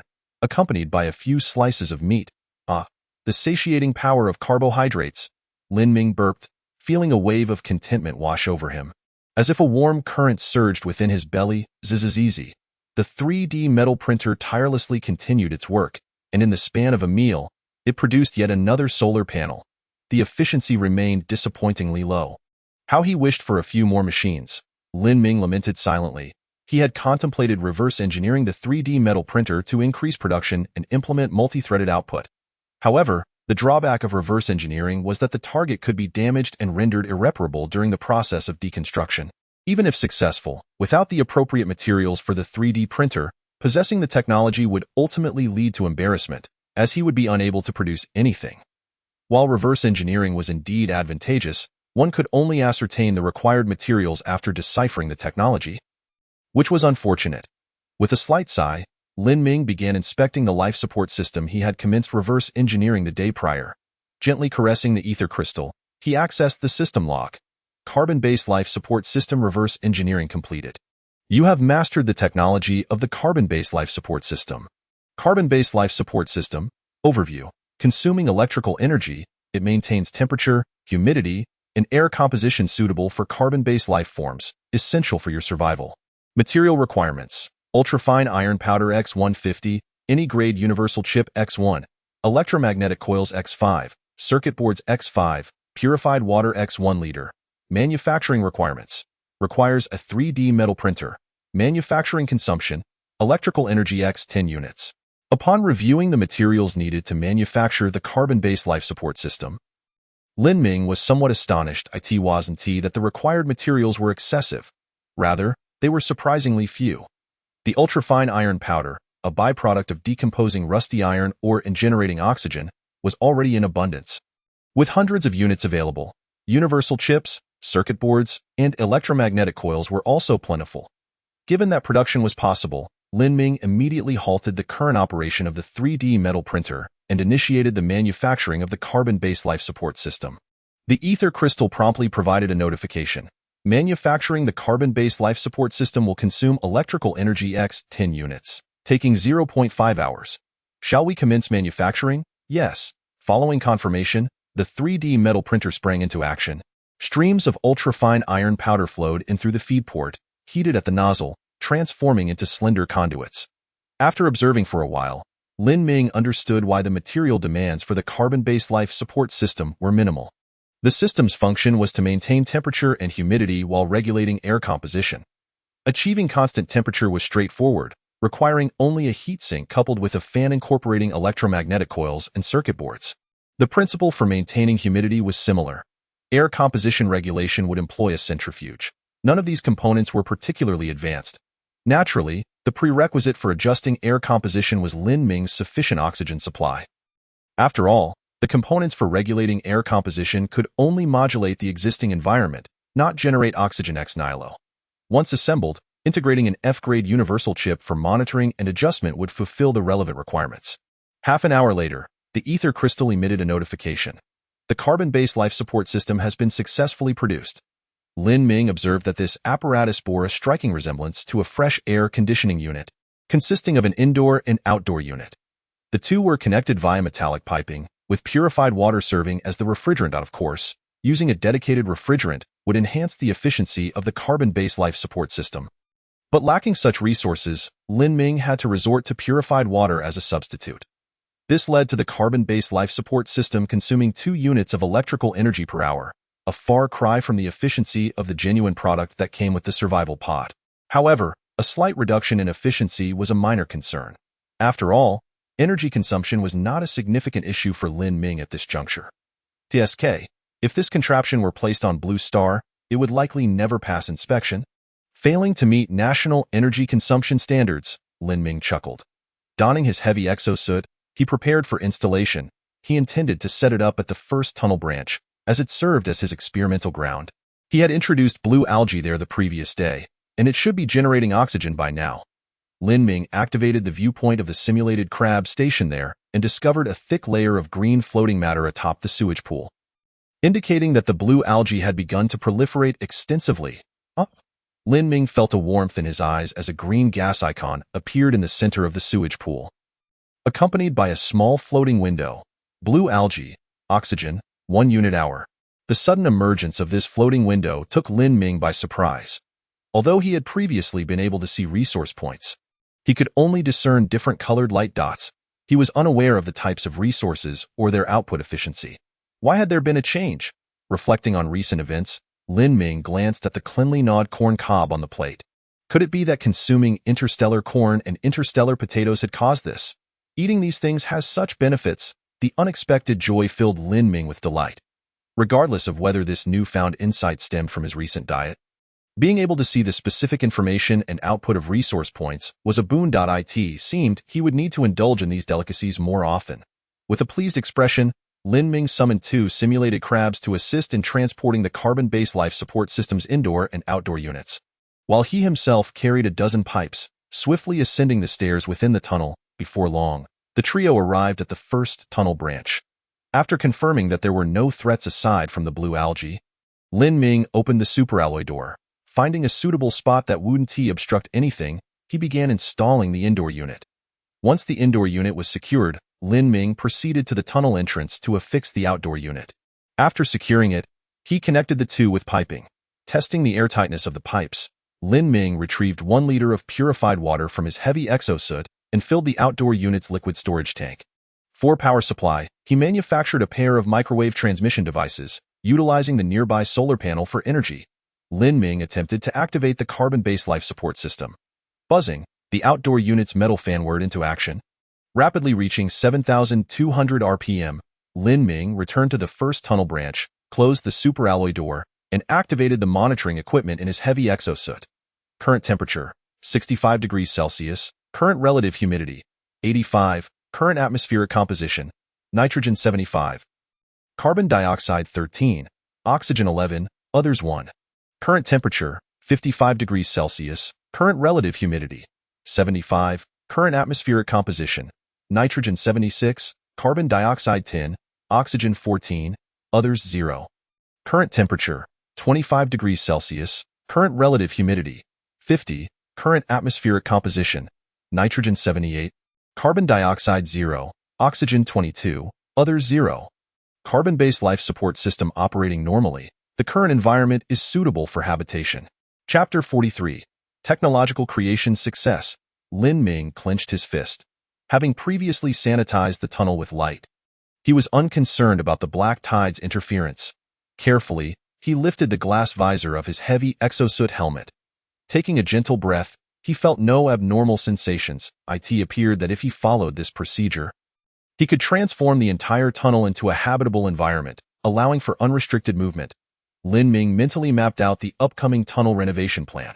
Before proceeding, however, there was one more step to complete. The blue algae produced oxygen through photosynthesis by decomposing carbon dioxide. If the concentration of carbon dioxide within the tunnel were too low, the blue algae would be unable to perform photosynthesis. Conversely, if the carbon dioxide concentration were too high, he would experience breathing difficulties. Fortunately, this could also be resolved. The temperature control chamber contained a soilless cultivation framework system capable of channeling carbon dioxide into the framework, maintaining a higher concentration in certain areas. Lin Ming returned to the bottom of the tunnel, entered the survival pod, and attempted to reverse engineer the temperature control chamber. Please select the chip for reverse engineering. E-grade universal chip. Based on the current chip's computational power, the estimated time for reverse engineering is 1 year, consuming 1 unit of electrical energy per hour. Shall we commence reverse engineering? You may reduce the reverse engineering time by increasing the number of chips or enhancing the chip's computational power. Observing the estimated duration, Lin Ming felt unconcerned. Drawing from previous experience, if he adjusted the reverse engineering target to a subsystem within the temperature control chamber, the required time would decrease. He set the reverse engineering target to the soilless cultivation framework system. Based on the current chip's computational power, the estimated time for reverse engineering is 2 hours, consuming 1 unit of electrical energy per hour. Shall we commence reverse engineering? Indeed, merely reverse engineering the soilless cultivation framework system significantly shortened the time required. After all, this system served a purpose similar to that of the carbon-based life support system, primarily needing to regulate nutrients and air composition, thus not being particularly advanced. The soilless cultivation framework system was modular. With each layer functioning as a subsystem, Lin Ming removed one layer and began the reverse engineering process. Reverse engineering technology decryption in progress, estimated to master relevant technology in 2 hours. Having completed this, Lin Ming turned his attention to the simulated crabs and miniature satellites that had been probing the terrain since yesterday. Gently caressing the ether crystal, a soft blue light curtain appeared, revealing a three-dimensional map of the surrounding area to Lin Ming. Centered upon him, the terrain within a 10-kilometer radius, as well as conditions approximately 50 meters underground, were vividly displayed. Gazing at the three-dimensional map, Lin Ming felt a warmth in his eyes as the map suddenly transformed. Numerous differently colored light points emerged on the three-dimensional map, some on the surface, while others lay several meters or even dozens of meters below ground. Beside the luminous points, there were small floating windows, detailing the information of each light spot. Rutile, reserves of 53 units. F-grade universal chip, reserves of 13 pieces. Damaged F-grade universal chip, reserves of 256 pieces.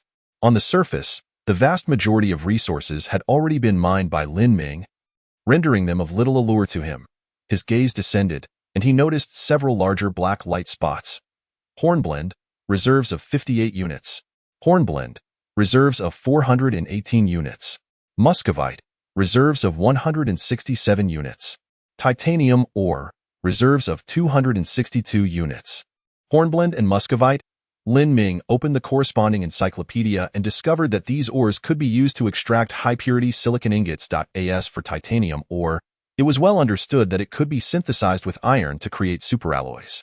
Unfortunately, most titanium ore lay buried several meters deep underground, and considering the excavation efficiency of the bioengineered crabs, the cost-to-benefit ratio was too low, making it unlikely to be mined in the near future.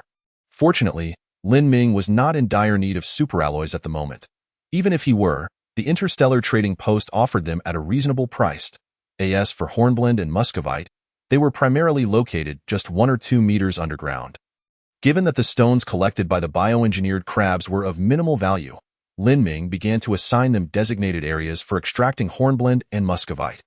Continuing his observation, he noticed a subterranean pit at the edge of the three-dimensional map. His brow furrowing slightly.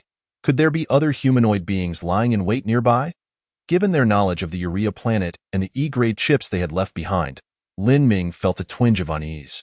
These humanoid beings possessed advanced technology, likely on par with or even surpassing that of the former Blue Planet. Moreover, they referred to Lin Ming as the Reaper and had attempted to eliminate him before their demise. The presence of such intelligent life nearby left Lin Ming restless. Microsatellites, focus your scans on this area. On the three-dimensional map, only a portion of the underground pit structure was revealed by the microsatellites. The thrusters of the microsatellites flared with flames as they adjusted their position, commencing concentrated scanning of the area designated by Lin Ming. Soon, the complete structure of the underground pit was unveiled. Lin Ming let out a slight sigh of relief.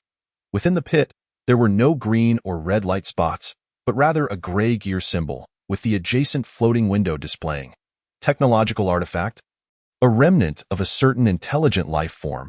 Here it is. Lin Ming immediately stood up, donning his heavy-duty exosuit. He directed the 3D metal printer to manufacture 10 rounds of ammunition, arming himself with an electromagnetic gun and strapping on a jetpack. Swiftly departing the pit, you, come here. He beckoned 3 bioengineered crabs over, grasping one by its claw as he ascended into the air. The other 2 crabs clung to the legs of the one he was holding, lifting off alongside him. Opening the three-dimensional map, Lin Ming marked the entrance and set the jetpack to adaptive flight mode. Buzzing, the jetpack's turbines whirred to life, propelling him toward the pit at a speed of 30 kilometers per hour. The pit was 10 kilometers away. With the jetpack, what would normally take an hour was accomplished in a third of that time. You go ahead and scout the path. Lin Ming commanded one of the bioengineered crabs as he set it down. The crab promptly complied, swiftly diving into the tunnel. From the shared perspective of the crab, the pit appeared no different from the one Lin Ming occupied. Both had been artificially excavated. Inside, several branches diverged. However, within the branches, the pools that had once contained contaminated water were now dry, leaving only cracked black substances. The gear symbol on the three-dimensional map was located at the bottom of the pit, and the bioengineered crab reached it in about 10 minutes. The arrangement at the bottom of the pit was similar, The spot where the hibernation pod had once been was now empty, indicating that the humanoid beings that had once occupied this place had opted to eject. Following the indicators on the three-dimensional map, Lin Ming soon directed the bioengineered crab to locate a black chip. Good job, that's the one. Grab it gently and bring it back. Chapter 44. The development of other players before long. The bioengineered crab returned with the black chip. Taking the chip, Lin Ming opened the Ether Crystals Encyclopedia to find the relevant information.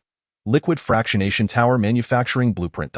Description: a liquid fractionation tower developed by the intelligent life of urea to catalyze the black tide, capable of producing various chemical products through a special process. Material requirements: ultrafine iron powder X500, F or higher grade universal chip X1, electromagnetic coils X10, circuit boards X10. Manufacturing requirements: requires a 3D metal printer. Manufacturing consumption: electrical energy X50 units. A liquid fractionation tower.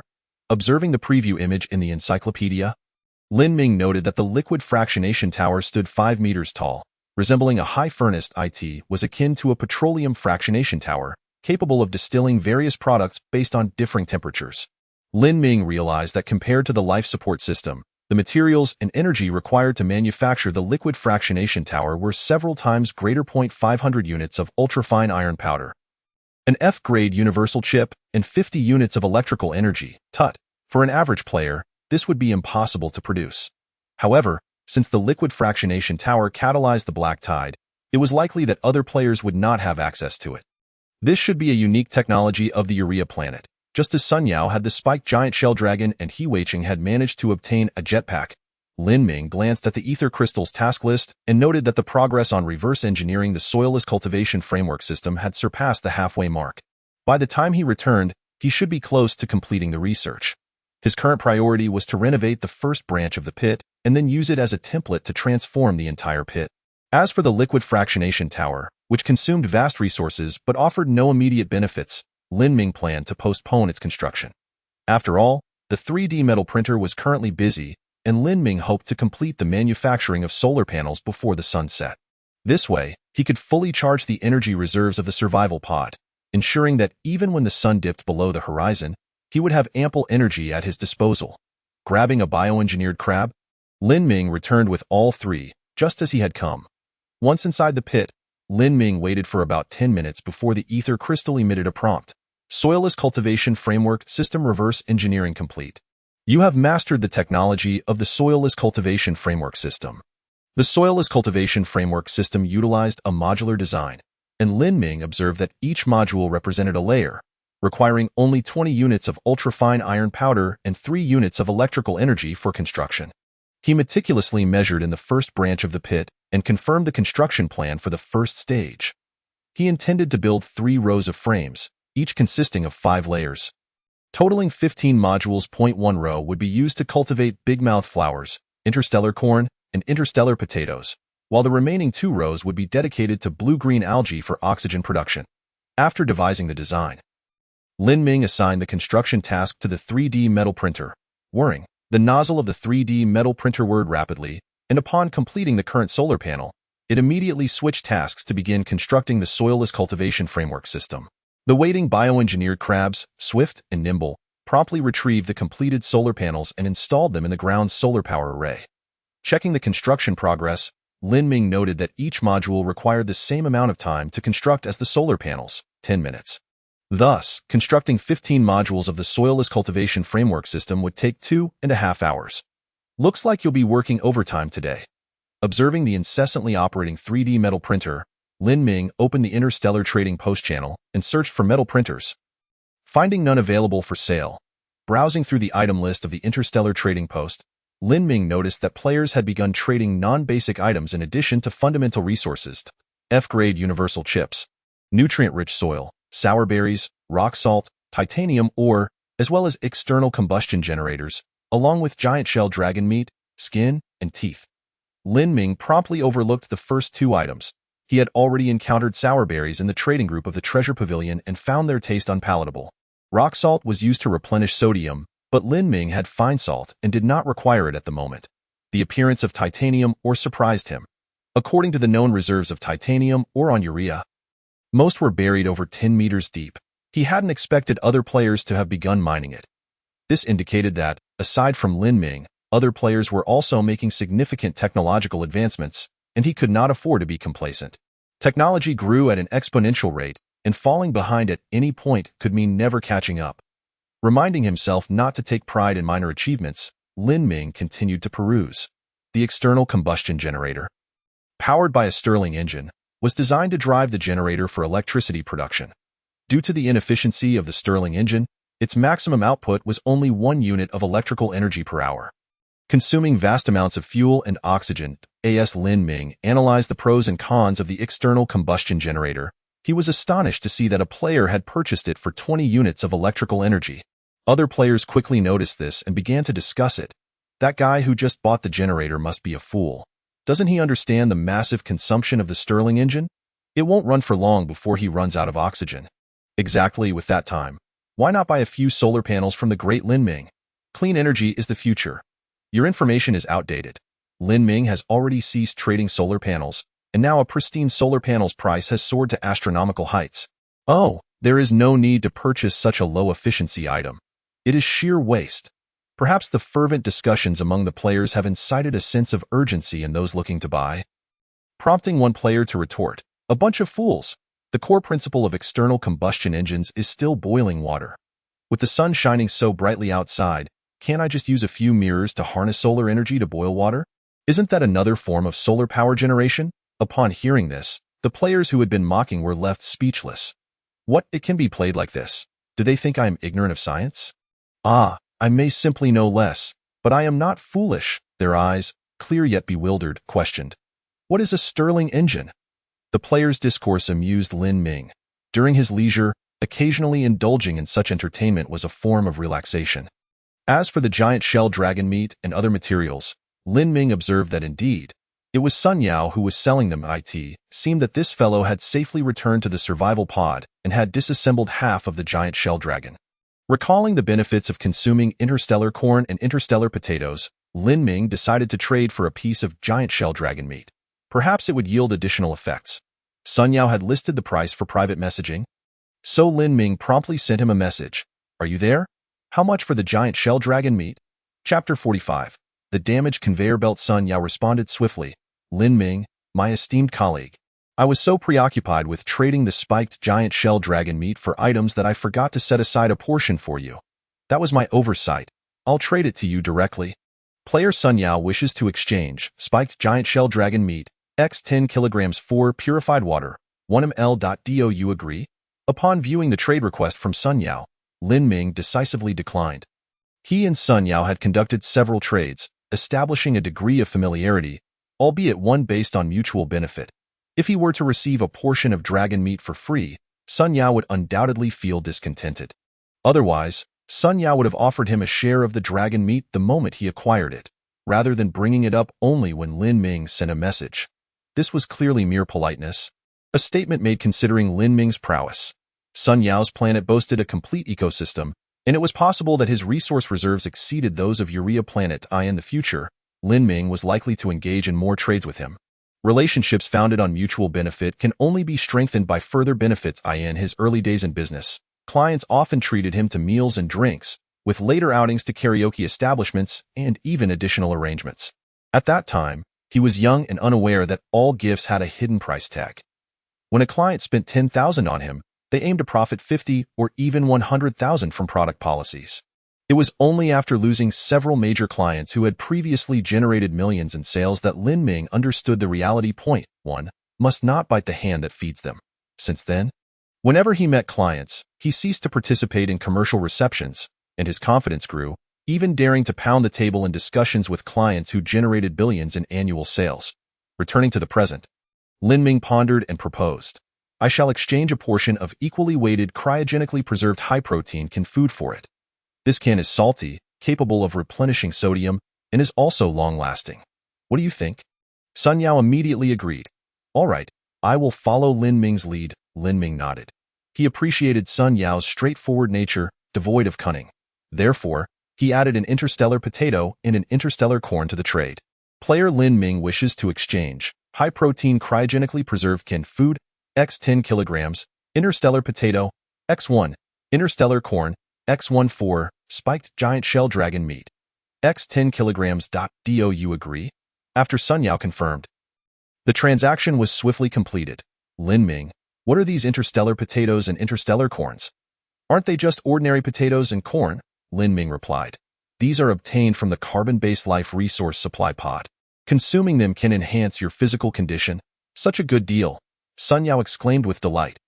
Originally, when Lin Ming sought to trade high-protein cryogenically preserved canned food for dragon meat, he was at a slight disadvantage. As one was a frozen item, and the other was fresh. However, Lin Ming had instantly provided him with an electromagnetic gun, which had saved his life, so Sun Yao still agreed to the trade. Now, with Lin Ming sweetening the deal, he completely erased the potential price difference and even gained a slight advantage, provoking an inexplicable emotion within Sun Yao. A big shot is indeed a big shot. Not only do they thrive, but they also act generously, ensuring others do not suffer losses. Trading with Lin Ming is truly worthwhile. Observing the fine interstellar potato and interstellar corn in his hands, Sun Yao hesitated for a moment before sending Lin Ming an image. Lin Ming, are you interested in this? Lin Ming opened the image sent by Sun Yao, raising his eyebrows in surprise. Damaged conveyor belt. Description: a conveyor belt that can continuously operate and enhance your transportation efficiency, but due to years of neglect, some functions are damaged and unusable. A conveyor belt. He thought of the resource-extracting mimic crabs. The mimic crabs have limited size, and their movement speed is extremely slow when transporting resources. If a conveyor belt system were constructed to allow the mimic crabs to focus on resource extraction while transportation is handled by the conveyor belt, it could significantly improve resource extraction efficiency. As for the minor damage to the conveyor belt, reverse engineering techniques could be employed to deduce the blueprint, which could then be remade. Lin Ming nodded inwardly. This was the advantage of having a measured approach in dealings. By ensuring Sun Yao felt comfortable, he would be more likely to offer additional items for trade. Otherwise, Sun Yao might only trade basic items with Lin Ming in the future. Concealing other valuables. Merchants pursue profit, and he was no different. A splendid item. Lin Ming unabashedly expressed his interest in the conveyor belt. What price do you seek? Sun Yao hesitated, pondering before responding. I am uncertain. I currently lack basic resources, and electricity seems of little use. I already possess an electromagnetic gun, so I wonder if Lin Ming has anything else to offer in exchange? Lin Ming, mimic crab. What extraordinary technology! Lin Ming has begun manufacturing intelligent robots. Sun Yao was astonished. By chance, through a friend's introduction, he had exchanged a dragon egg for the damaged conveyor belt. He had thought that such a technological creation, even if damaged, would hold significant value. Unexpectedly, Lin Ming directly offered a mimic crab. This was not manufactured by me, but by the intelligent beings on my primitive planet. However, the quantity is limited, and I possess only 2. Lin Ming understood when to be honest and when to conceal his capabilities. He continued, I will exchange one for you. How does that sound? Excellent, Sun Yao joyfully agreed. After completing the trade, Sun Yao circled the mimic crab 3 times to the left, then 3 times to the right, before bending down and cautiously reaching out to touch it. With a gentle squeak, the mimic crab rubbed its carapace against Sun Yao's palm, its 2 small eyes quivering, displaying evident pleasure. What a sophisticated mimic crab. It even has a sense of touch on its back. Sun Yao decided to squat down and caress the mimic crab's back. The creature thoroughly enjoyed this attention, even flipping over to expose its belly, its pincers gesturing in a playful manner. Are you asking me to scratch your belly? Sun Yao obliged, and the mimic crab responded with even more delight, all 8 legs gently quivering. What a joy! I never expected to have a mimic crab as a pet here. I shall name you Little Black, you know. I once had a black Labrador named Little Black. He was over 2 years old and quite mischievous, often rummaging through the trash can and scattering its contents everywhere. At such moments, I would brandish a slipper to scare him. Little Black would lie on the ground, exposing his belly and wagging his tail in a show of goodwill. I could never bear to hit him, so I would simply scratch his belly and tell him not to rummage through the trash again. But that silly dog, even after realizing his mistake, would still dare to make a mess next time. Woo-woo, Little Black, where are you? I miss you. Little Black. Sun Yao suddenly lay on the mimic crab's belly, sobbing uncontrollably. Chapter 46. Strength augmented after acquiring the damaged conveyor belt. Lin Ming immediately commenced his research. Please select the chip for reverse research. E-grade universal chip. Based on the current chip's computational power, the estimated duration for reverse research is 1 hour, consuming 1 unit of electricity per hour. Shall we begin reverse research? Yes. The technological complexity of the conveyor belt is not high, thus reverse research requires only 1 hour. While the reverse research is underway, Lin Ming began preparing to assemble the soilless cultivation framework system. After a brief wait, the 3D printer completed the creation of 5 modules, ready for assembly. Lin Ming, along with the 2 mimic crabs, transported the 5 modules to the first pit branch. Upon opening the metal door, Lin Ming discovered that after the initial high-speed operation, the life support system's operating speed had gradually decreased, significantly reducing noise. Using superalloy rivets, Lin Ming secured the 5 modules to one side of the rock wall while connecting them to the life support system via pipes. Soon, the system began to operate, drawing wastewater from the lower sewage pool, filtering it, and channeling it through the pipes. The life support system then adjusted the water temperature and extracted an appropriate amount of carbon dioxide from the outside air. Completion. It was time to begin transplantation. Lin Ming nodded slightly and quickly descended to the bottom of the pit, arriving at the temperature-controlled chamber. The largemouth flower that had grown potatoes had completely withered, with a dozen potatoes having fallen from the roots. The largemouth flower that bore rice was fully matured, its heavy ears of grain bending the stalks. Meanwhile, the largemouth flower that had consumed meat had burst open its pods, and Lin Ming discovered 5 seeds from the largemouth flower on the ground. As for the largemouth flower that had consumed nothing, its blossoms continued to bloom, gently swaying as Lin Ming approached. He collected the potatoes, rice, and largemouth flower seeds, taking them to the first branch of the pit. Lin Ming kept 5 potatoes for consumption, while the remaining ones were cut into small pieces and placed in a soilless cultivation framework to germinate. The same was done for the largemouth flower seeds. The rice and corn required a bit of time for threshing, after which they were arranged at intervals to begin germination as well. The next task was to patiently wait. Filled with hope, Lin Ming gazed at the framework brimming with seeds, allowing the simulated crabs to keep watch here before shutting the superalloy door. Returning to the survival pod, Lin Ming removed his heavy exosuit and retrieved the spiked giant shell dragon meat he had traded from Sun Yao. Eating corn and potatoes would upgrade his talents, but would consuming the spiked giant shell dragon meat elevate his abilities further? This question could only be answered through practice. Lin Ming directly cut off 1 pound of meat, freezing the rest in preparation for roasting.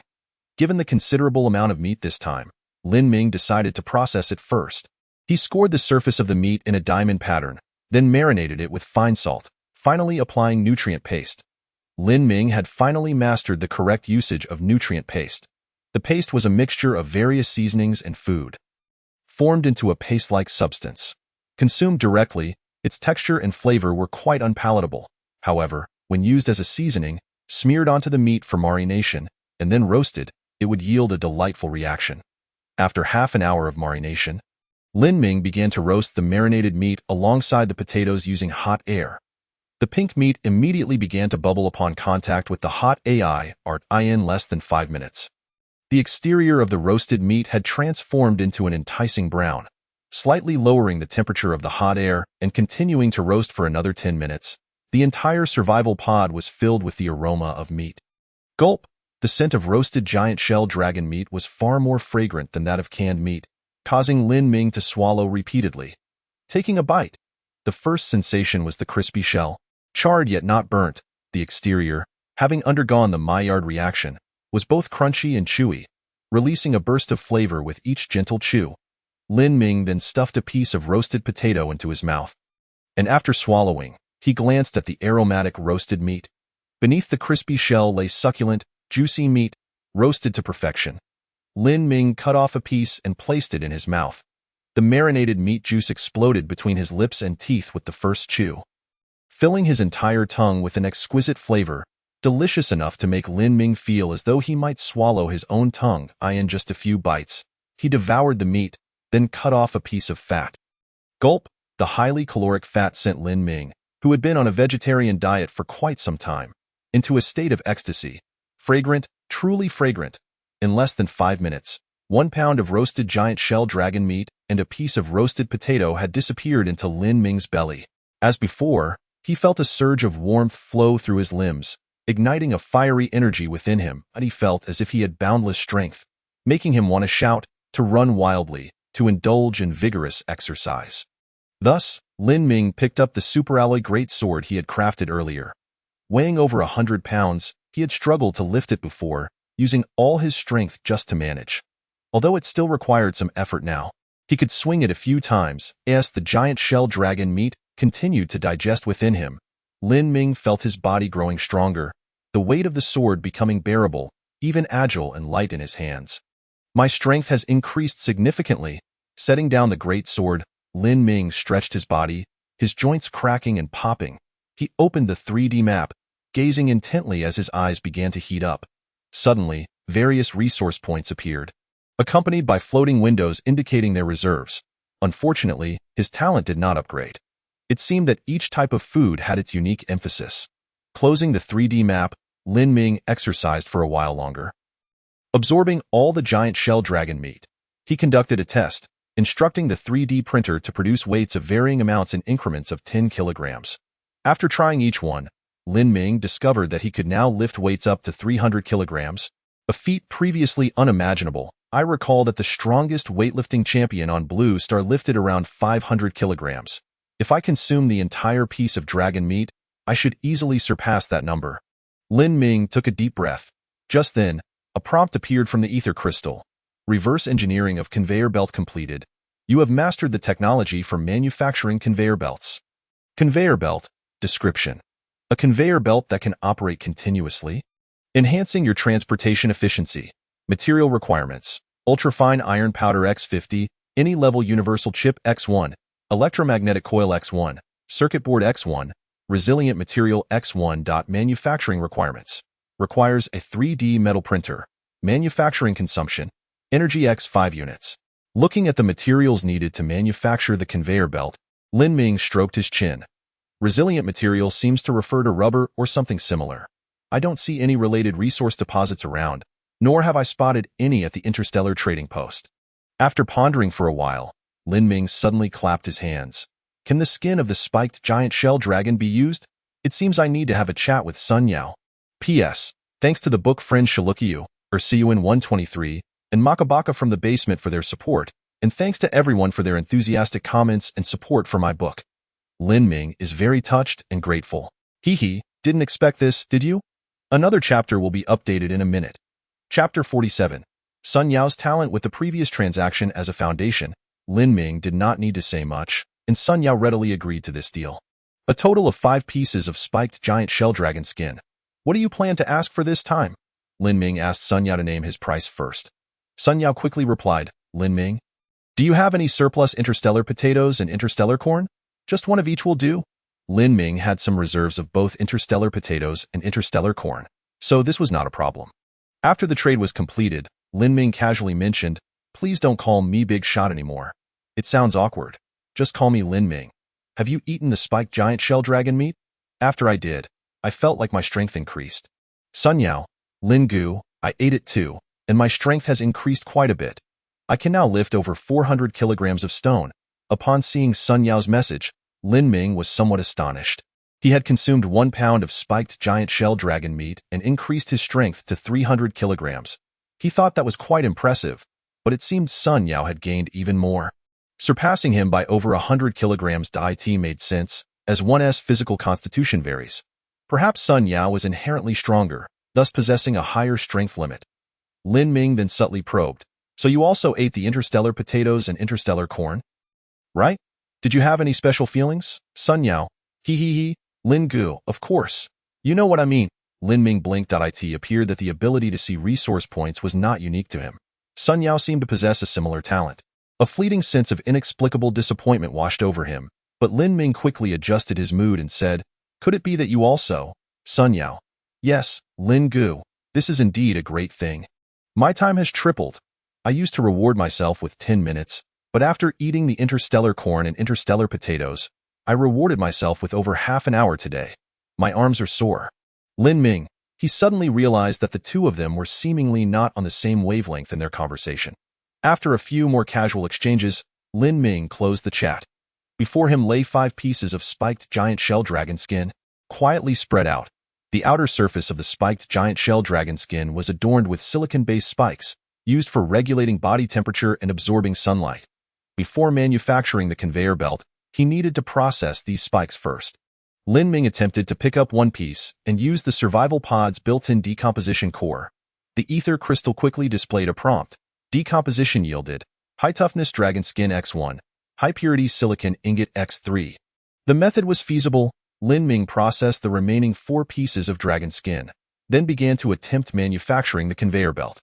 The components required for the conveyor belt were minimal, mainly bearings, a metal frame, a control box, and the dragon skin covering it.in less than 5 minutes. The conveyor belt was completed. It measured 1 meter in length and half a meter in width, equipped with adjustable supports that could vary in height from 0.2 meters to 1.5 meters. The conveyor belt featured a control box capable of receiving commands directly from the ether crystal. Lin Ming placed the conveyor belt on the ground and opened the ether crystal's control interface. Run. Buzz. The metal bearings on the conveyor belt began to operate, and the dragon skin moved swiftly. Reverse. The conveyor belt immediately stopped and then began to operate in the opposite direction at the same speed. The conveyor belt was quite simple, with adjustable height, forward and reverse motion, and running speed. The minimum running speed was 1 meter second, while the maximum was 5 meters second. As for energy consumption, it still utilized electricity. The advantage was that the conveyor belt came with a microwave power receiving end, consuming only 1 unit of electricity after running for an entire day. Lin Ming pondered. Having 1 or 2 conveyor belts wouldn't be very useful, but having a dozen would just be the beginning. If one seeks to significantly enhance efficiency, then the transportation distance must often be measured in hundreds of meters. At present, the materials suitable for manufacturing conveyor belts are readily available. Yet resilient materials remain exceedingly scarce. It is said that a half-grown spiked giant armored dragon can yield 5 pieces of dragon hide. Thus, a fully grown specimen could produce 10. Should Lin Ming manage to acquire the hides of 7, 8, or even a dozen spiked giant armored dragons, he could construct a cluster of conveyor belts stretching 100 meters long. However, among the planets known to Lin Ming, only the one inhabited by Sun Yao possesses the spiked giant armored dragon. It seems that yet another conversation with Sun Yao is in order. This time, Lin Ming refrained from directly opening Sun Yao's chat window. After all, the collaboration at hand differed from previous ventures. Earlier, the partnerships were mere transactions, with no further contact required thereafter. Yet to clear out a gathering zone of spiked giant armored dragons, relying solely on Sun Yao's abilities would be insufficient. Lin Ming must extend some additional assistance. Otherwise, even if Sun Yao agreed to venture alone into the dragon's lair, he might find himself overwhelmed and defeated before he could slay even a few, resulting in a most regrettable loss. From their recent interactions, it is evident that Sun Yao possesses a straightforward nature. Such individuals are intelligent but do not engage in deceitful machinations during relationships. Nonetheless, should they be deceived even once, they will not hesitate to sever ties and will never offer a second chance to those who wrong them. Honestly, Lin Ming finds great pleasure in befriending such individuals, as he has no intention of betraying Sun Yao. This collaboration could serve as an opportunity. Should their partnership flourish, their relationship might deepen, evolving into that of allies. Lin Ming sat in contemplation for quite some time before finally resolving to act. He opened the chat window with Sun Yao. Are you busy? Sun Yao, Lin Gu, please hold on a moment. I just finished eating some interstellar corn and interstellar potatoes. You know how it is. Lin Ming. After waiting for over 40 minutes, Sun Yao finally reached out to Lin Ming again. Lin Gu, what is it that you need? Lin Ming typed into the chat. Are you interested in collaborating to clear out a spiked giant armored dragon gathering zone? Sun Yao, absolutely. Lin Gu, you wouldn't believe it. Those female streamers are getting more demanding. For just half an hour of borderline 101 streaming, they wanted a pound of dragon meat, and then claimed their voices were hoarse and demanded a liter of purified water. However, I didn't come away empty-handed either. I secured a set of original flavor, which I took off during the stream. Heh. Lin Ming. Today, he was repeatedly astonished by Sun Yao. He never expected the younger generation to engage in such extravagant pursuits.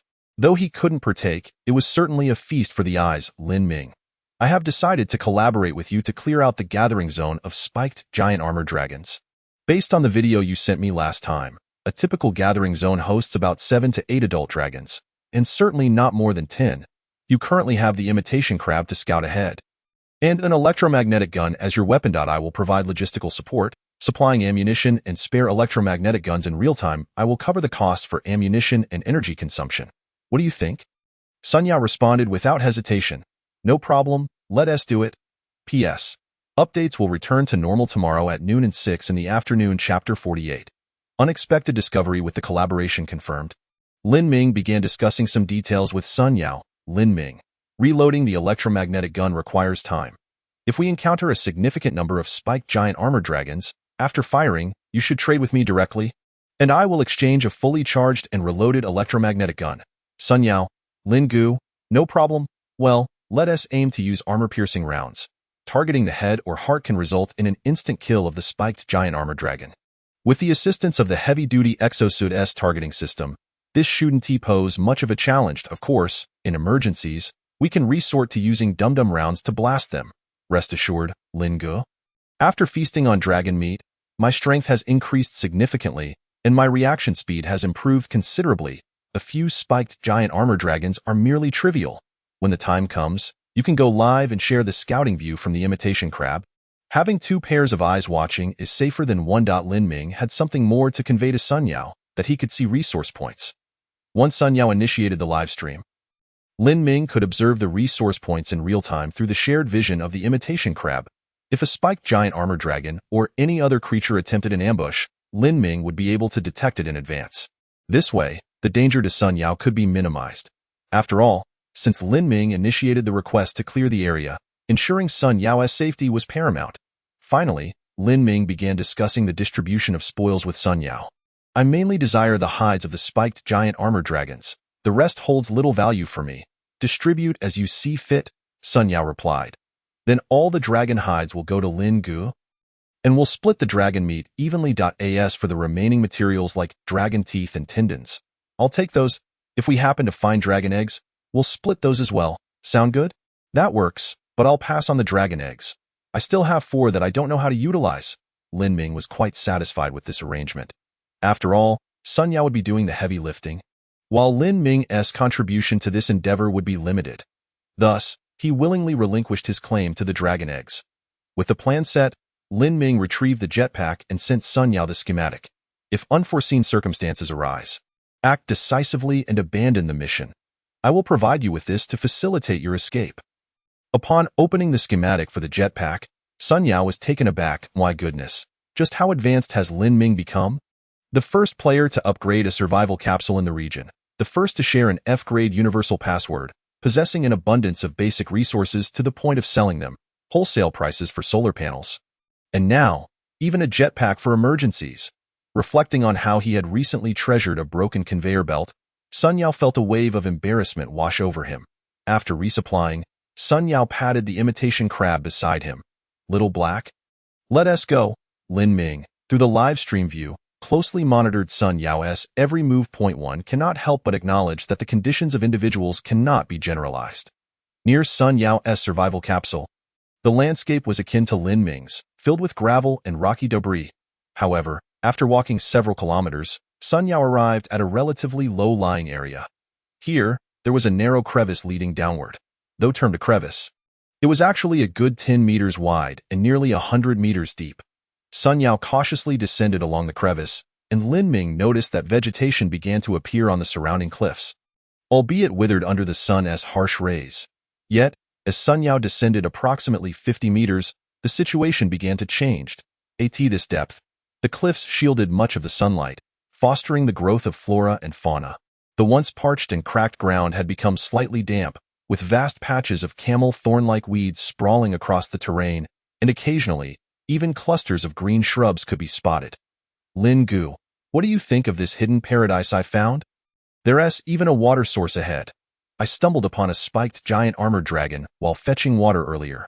Sun Yao pointed ahead, saying, were it not for the concern of wild beasts lurking nearby, I would have considered relocating the survival capsule here. Indeed, it is splendid, far superior to my barren land, where not even weeds dare to grow, Lin Ming remarked as he focused on the shared view from the scouting imitation crab. His eyes gleamed as he spotted various shimmering points of light in the shared vision. Clay, 31 units. Withering grass, fodder, 29 units. Ground cedar, Fodder, 78 units. Water source, 78. 971 cubic meters. Upon seeing the water source's capacity, Lin Ming was utterly astonished. He exclaimed, "You have quite a substantial water reserve here. It could almost be deemed a small lake. Why haven't you thought to sell water at the Interstellar trading post?" Sun Yao on the live stream chuckled ruefully, unfastening a metallic cylinder from his waist and instructing the imitation crab to fetch water while he stood cautiously several dozen meters away from the lake, observing from a distance. "Lin Gu, you wouldn't believe it, but at first, I thought I had struck it rich. However, after witnessing a spiked giant armored dragon get ensnared by an unknown creature lurking beneath the water, that notion quickly vanished." As he spoke, Sun Yao sent Lin Ming a picture. Lin Ming opened the image to reveal a highly blurred still from a videoed eye in the snapshot. A massive tentacle could be faintly discerned lifting an adult spiked giant armored dragon into the air. Goodness! An adult spiked giant armored dragon weighs nearly a ton, and that tentacle can effortlessly hoist it up. In a wonder Sun Yao was so cautious. For the gigantic unknown creature beneath, a being of Sun Yao's size would barely even be a morsel. Thus, it wouldn't mind the occasional water gathering.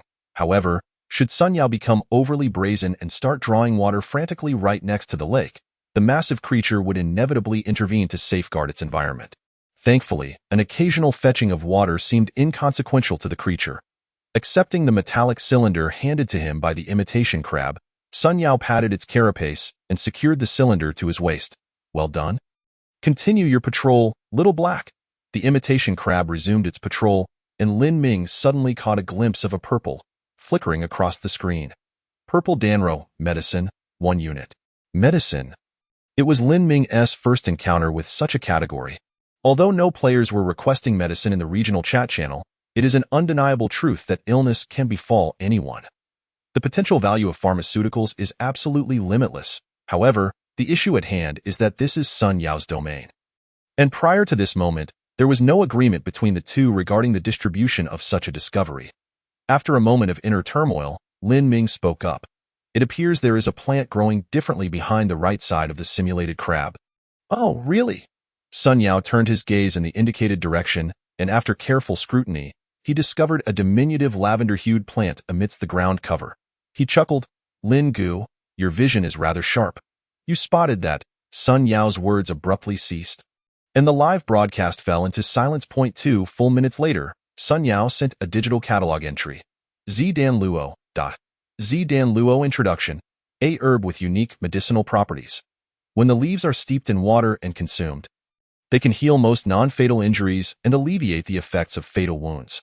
When crushed into a juice and applied externally, it can halt bleeding and promote bone growth, accelerating the healing of wounds. "Lin Gu," Sun Yao's voice trembled slightly, "there's only one plant. How shall we divide it? We had previously agreed that I would take the dragon skin and dragon meat, while you keep the rest." Lin Ming replied, regaining his composure after a brief moment of excitement. After the initial thrill faded, he inwardly mocked himself. "Lin Ming, how could you be so greedy, holding so many resources and various scarce technologies? Yet you find yourself coveting a mere herb." Sun Yao fell silent once more. After a short while, he stated, "Lin Gu, since we are in this together to hunt the spiked shell dragon, let us share the spoils. The plant has 10 leaves. You and I can each take 5. There's no need for that." "I am not in need of it at the moment," Lin Ming replied nonchalantly. Suddenly, he remembered he still possessed a blooming mouthflower that had consumed nothing, and continued, "How about this? You keep the leaves and just give me the stem." Sun Yao's expression turned urgent. "But the catalog clearly states that only the leaves possess medicinal effects. Let's do it my way. I'll use the stem for steeping in water. It might enhance the reward time," Lin Ming said nonchalantly. Upon hearing this, Sun Yao took a deep breath. So this is what it means to be a big shot. Even when tempted by such a precious item, one still adheres to their principles. If their roles were reversed, he would have already agreed to the split at the outset. "All right."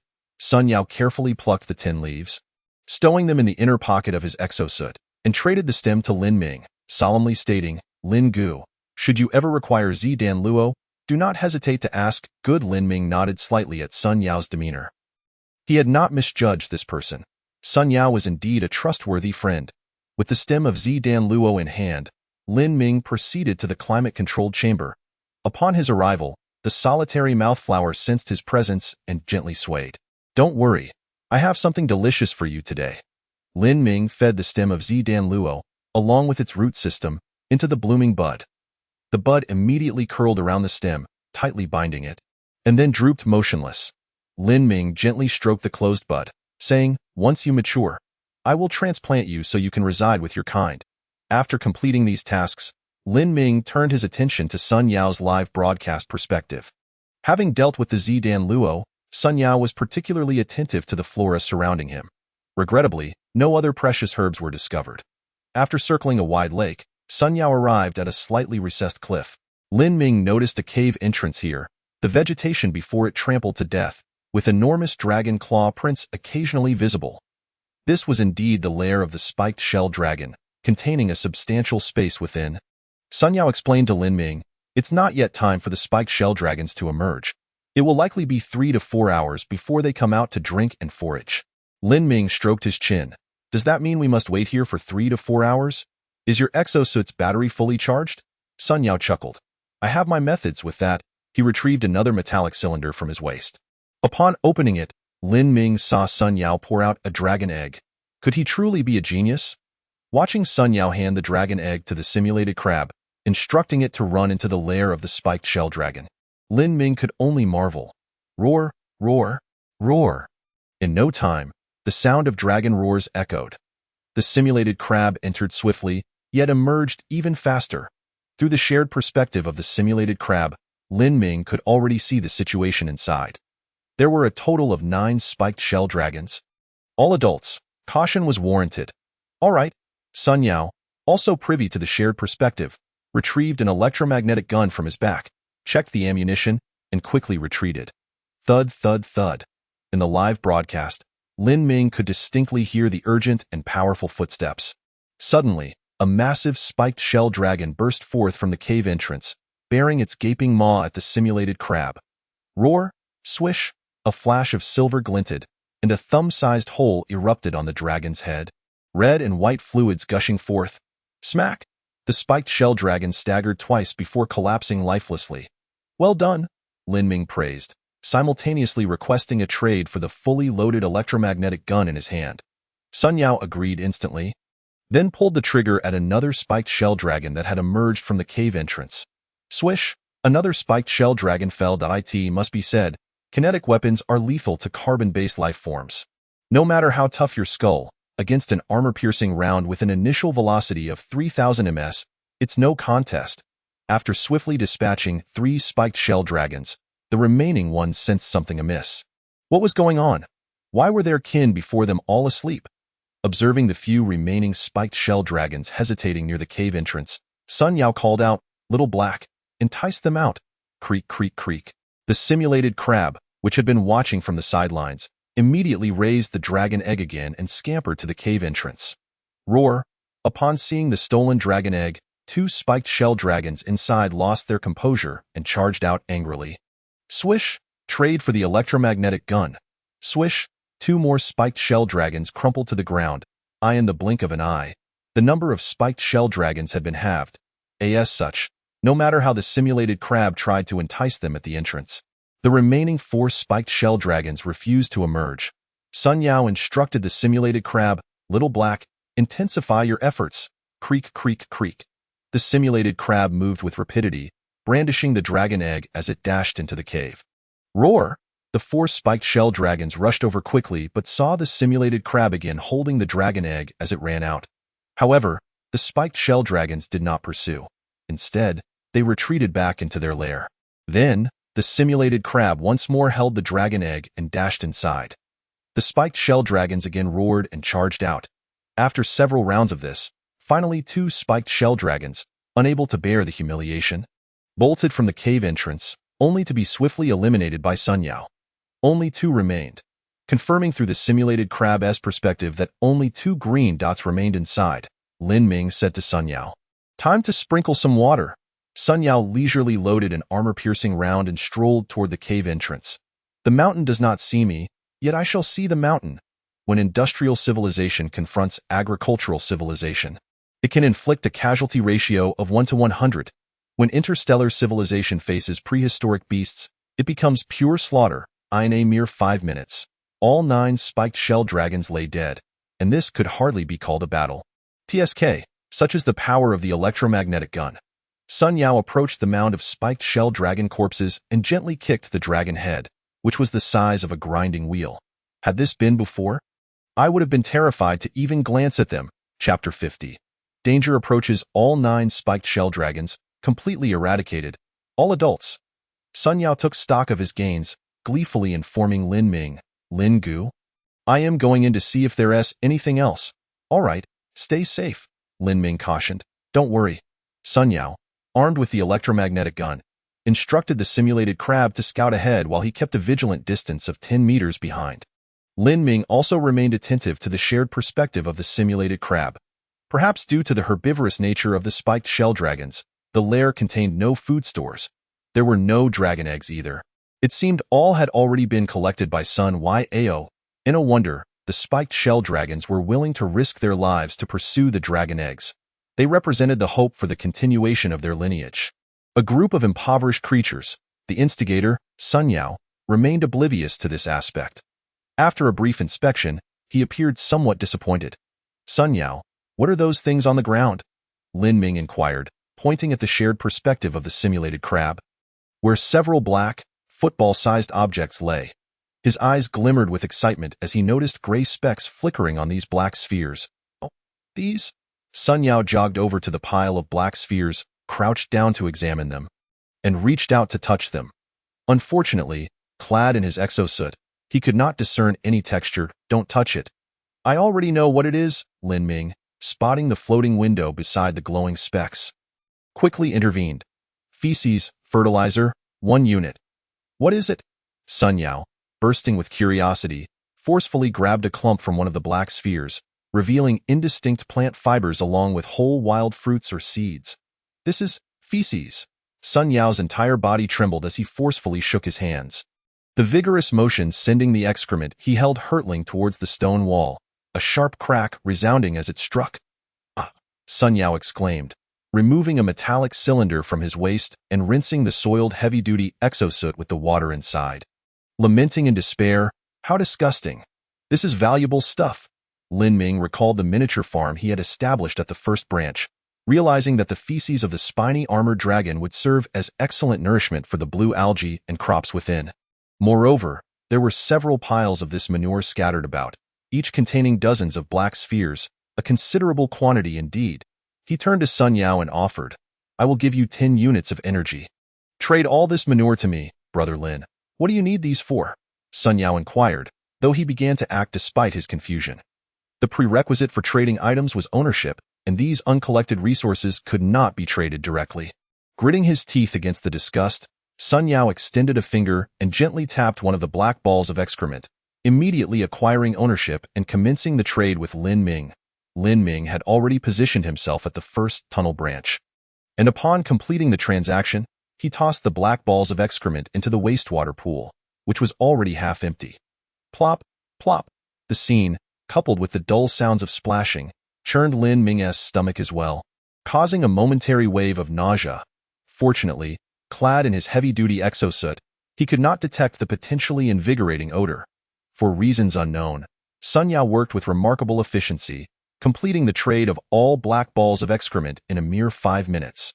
Once done, he immediately took the metallic cylinder and diligently scrubbed his heavy-duty exosuit. "Ah, I feel unclean," Sun Yao exclaimed, raising his right hand to inspect it closely, sniffing it as best as he could through the glass helmet. Of course, detecting nothing, Lin Ming remained silent, offering no words of consolation in a wholly unfamiliar world. Using excrement as fertilizer and urine for hydration was quite ordinary. Humanity's moral compass emerges only after the basic needs of sustenance are met. Without such fulfillment, primal instincts often overshadow human decency. Survival is the foremost principle of all living beings. After a few minutes, Sun Yao gradually calmed himself and approached the entrance of the nest to begin clearing the corpses of the spiny armored dragons.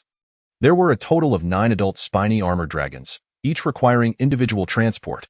With the assistance of the heavy-duty exosuit, Sun Yao only needed to grasp the tail of each dragon and drag them one by one to the canyon entrance. Then temporarily relocate the survival pod to disassemble them for materials. Curse that disassembly core. It only gives me 100 kilograms of meat from each spiny armored dragon. The rest is just various materials. As for the entrails, bones, and other meats, who knows where they end up? Sun Yao grumbled as he transported the spiny armored dragons. Lin Ming retorted, then why not just slaughter them yourself with the superalloy knife? It should be quite simple, right, Brother Lin? I considered that, but think about it. Since the canyon has a complete ecological chain, it stands to reason that there are carnivorous creatures in addition to herbivores. Those beasts have keen noses. If even a drop of blood or a scrap of flesh is left outside the survival pod, they might discover it, and my survival pod would be in jeopardy. Lin Ming nodded in agreement.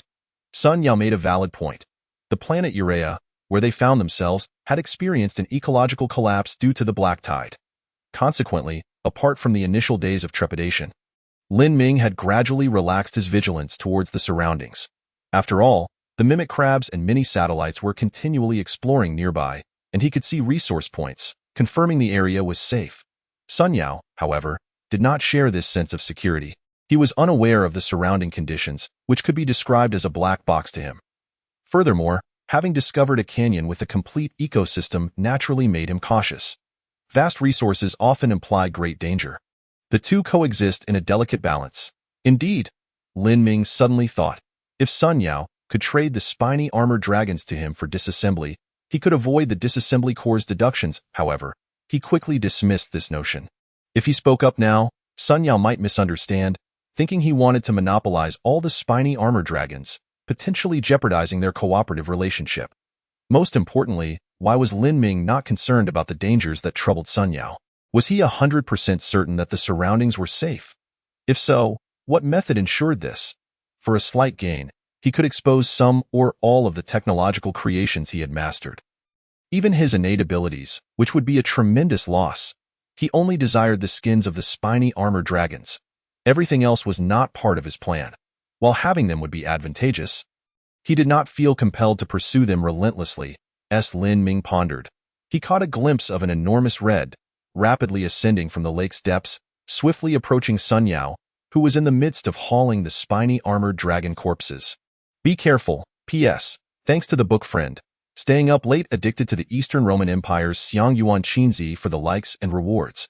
Thanks to the book friend known as I don't know user 539222297, who enjoys Lababoos Hua Honey and loves shrimp, paste eggplant, and to Chakra who enjoys fruit pickles and muhong. A large rice patty for their support, PS2. Excluding the gratitude section. This chapter already exceeds 2,000 words with no padding. Chapter 51.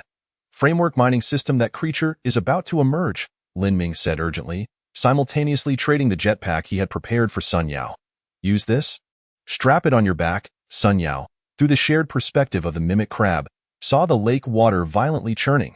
He hastily dropped the spiny armored dragon and accepted Lin Ming's trade request. With a click, the jetpack was secured to his back.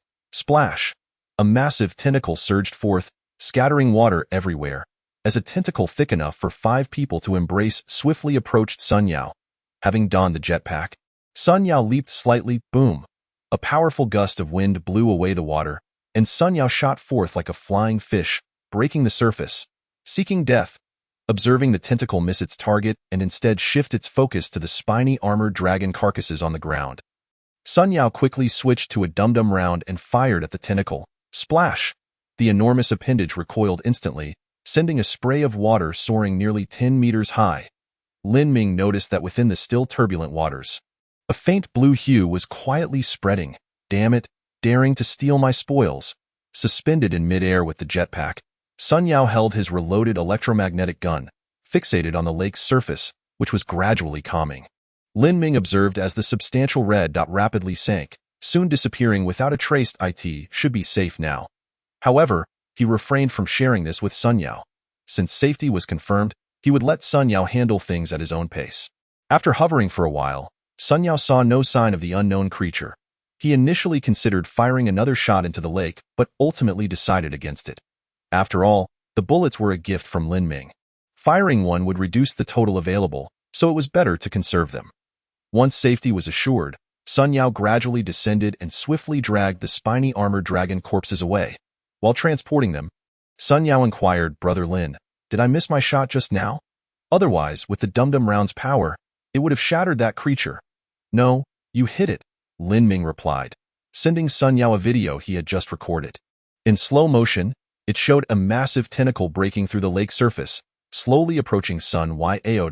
As Sun Yao ascended with the jetpack and switched to the dum-dum round, a silver flash shot forth, piercing the enormous tentacle. Almost instantaneously, a massive void appeared in the tentacle. The void was so large it could easily accommodate the entire spiny armored dragon. Subsequently, the void rapidly shrank due to the tentacle's strong elasticity, leaving only a palm-sized tear on its surface, from which a trickle of faint blue blood flowed. After watching the video, Sun Yao exclaimed, "Wow, that tentacle has incredible elasticity." Indeed, Lin Ming agreed. The dum-dum round can create a cavitation effect, significantly increasing its destructive power, but the tentacle lacks internal organs, and its inherent elasticity mitigates the damage. Lin Ming marveled. That tentacle is so massive that it could crush half a spiny armored dragon's body. Yet for it, it's merely a flesh wound. Thankfully, although it was just a flesh wound, the unknown creature remained retracted due to the injury and would likely not reappear in the near future. Seizing the opportunity, Sun Yao hurriedly dragged the spiny armored dragon corpses, aided by the jetpack, and soon transported all of them to the canyon entrance. "All right, it's safe now. I'm off to attend to my own matters," Lin Ming announced, shutting off the live stream. "All right, Brother Lin, I'll get you the materials after disassembly," Sun Yao exclaimed as he first flew back to the survival pod, removed the jetpack, and fondled it incessantly. "What a marvelous piece of equipment. I had such a thrill flying just now. I wish it were mine." Reluctantly playing with the jetpack for a while, Sun Yao finally returned it to Lin Ming.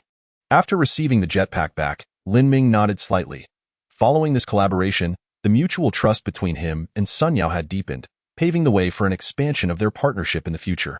While waiting for Sun Yao to disassemble the spiny armored dragons, Lin Ming began sending signals to the mini-satellites. At this moment, the miniature satellite had scanned the vast majority of the geological information in the vicinity. Yet Lin Ming had more pressing tasks for it to undertake. He instructed it to calculate the nearest orbit and to determine the forthcoming angle of the sun. With a soft hiss, the satellite's thrusters emitted tiny flames as it adjusted its position, initiating observations of the stars and the relative orbital motion of the planet Urea. 10 minutes later, the ethereal crystal stone illuminated a prompt on the display. It predicted that in 12 hours, the angle of the star relative to the surface would gradually decrease, reaching 45 degrees in 8 hours, and maintaining this angle for 72 hours, during which the estimated surface temperature would drop below 100 degrees Celsius. The cooling process had begun. The relentless sun of the past 2 days was drawing to a close, and the sun would soon hang at a slanted angle in the sky, at a 45-degree angle. This position would provide ample illumination while preventing excessive underground temperatures. If there were no need to transport heavy objects, he could even don a lightweight extravehicular suit and venture outside.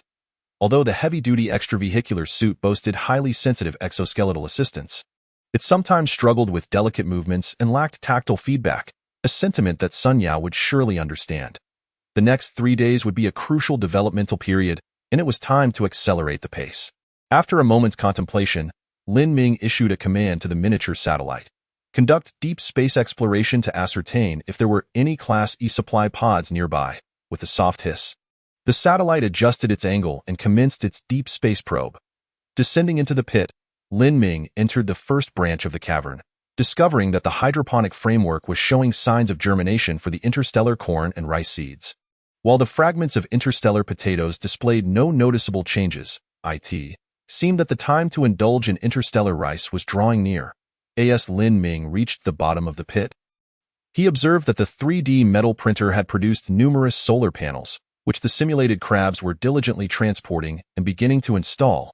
As the sun's angle shifted, it would be necessary to arrange for one of the simulated crabs to constantly adjust the angle to ensure that the solar panels remained in an optimal position. Lin Ming glanced at the energy reserves of the survival pod, which had already accumulated over 470 units. At this rate, he would be able to fill the energy reserves before the sun's angle changed. In the short term, Lin Ming's energy reserves would be significantly enriched, while he, due to the production capacity of the 3D printer, would temporarily be unable to consume enough energy. Moreover, for the next 3 days, he could maintain a commendable energy output from the solar panels. Therefore, Lin Ming opened the Interstellar trading platform, deciding to purchase some items with his energy. After browsing, he spotted a chip containing the schematics for a framework mining system, priced at a staggering 9,999 units of basic resources. Chapter 52. Haggling, Framework Mining System, Overview. A mining system equipped with superalloy drill bits, situated within a vast metallic framework, capable of maintaining stability while drilling, thus enabling continuous extraction of mineral resources. Material requirements: 1,500 units of ultrafine iron powder, 1 universal chip of any grade, 50 electromagnetic coils, 50 circuit boards, and 30 superalloys. Manufacturing requirements: 3D metal printer required. Manufacturing consumption: 500 units of energy. After reviewing the schematics for the framework mining system, Lin Ming gritted his teeth. The superalloy drill bit of this system perfectly addressed the issue of extracting titanium ore or other resources buried deep within the strata, which the simulated crabs could not manage. Furthermore, Lin Ming already possessed the ultrafine iron powder and other related materials required for production. The 500 units of energy needed for manufacturing posed a slight challenge, but it was manageable. The only issue was the price. Although it fell within Lin Ming's budget, his current energy reserves had not yet reached their limit.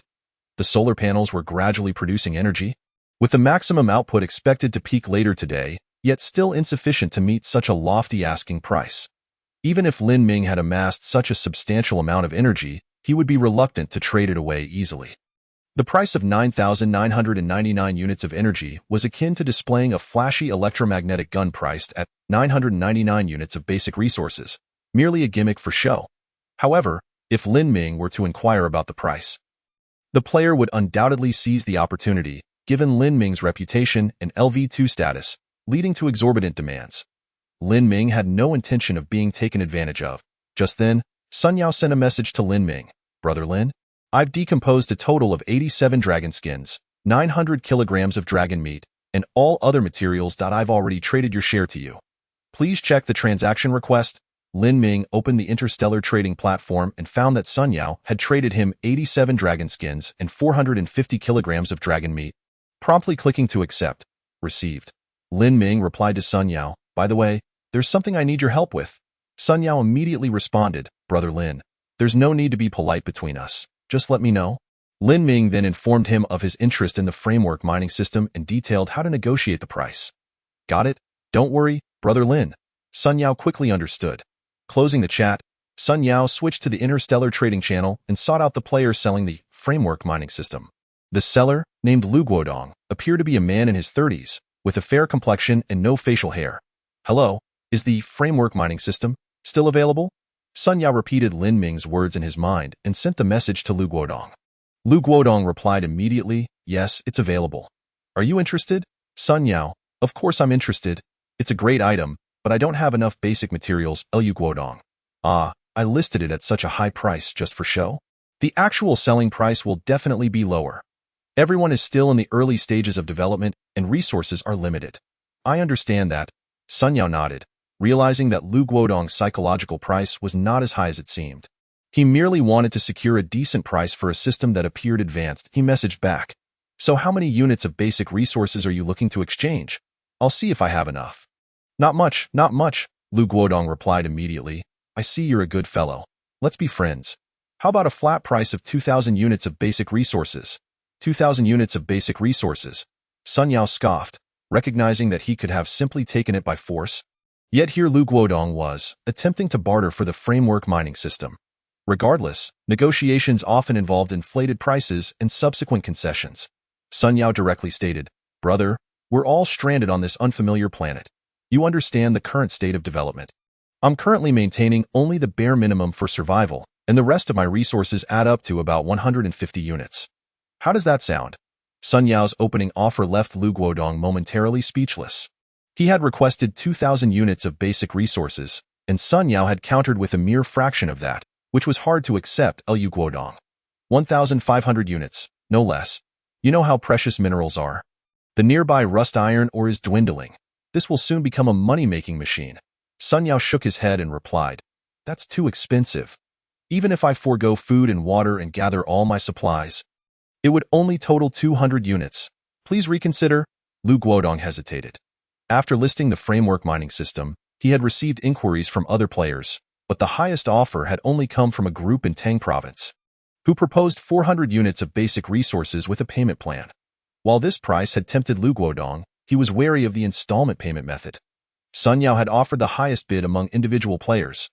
Yet Lu Guodong was still reluctant to accept. Tentatively, Lu Guodong asked, "How about you add another 200 units of basic resources? If you agree, we can finalize the deal right now." Seeing Lu Guodong's response, Sun Yao chuckled to himself. This effectively tested Lu Guodong's psychological price. He firmly declined. "Forget it, brother, I've thought it over. And even if I risk everything and offer you 200 units of basic resources, if it turns out like yours and becomes a burden, that would be quite troublesome." "Excuse me."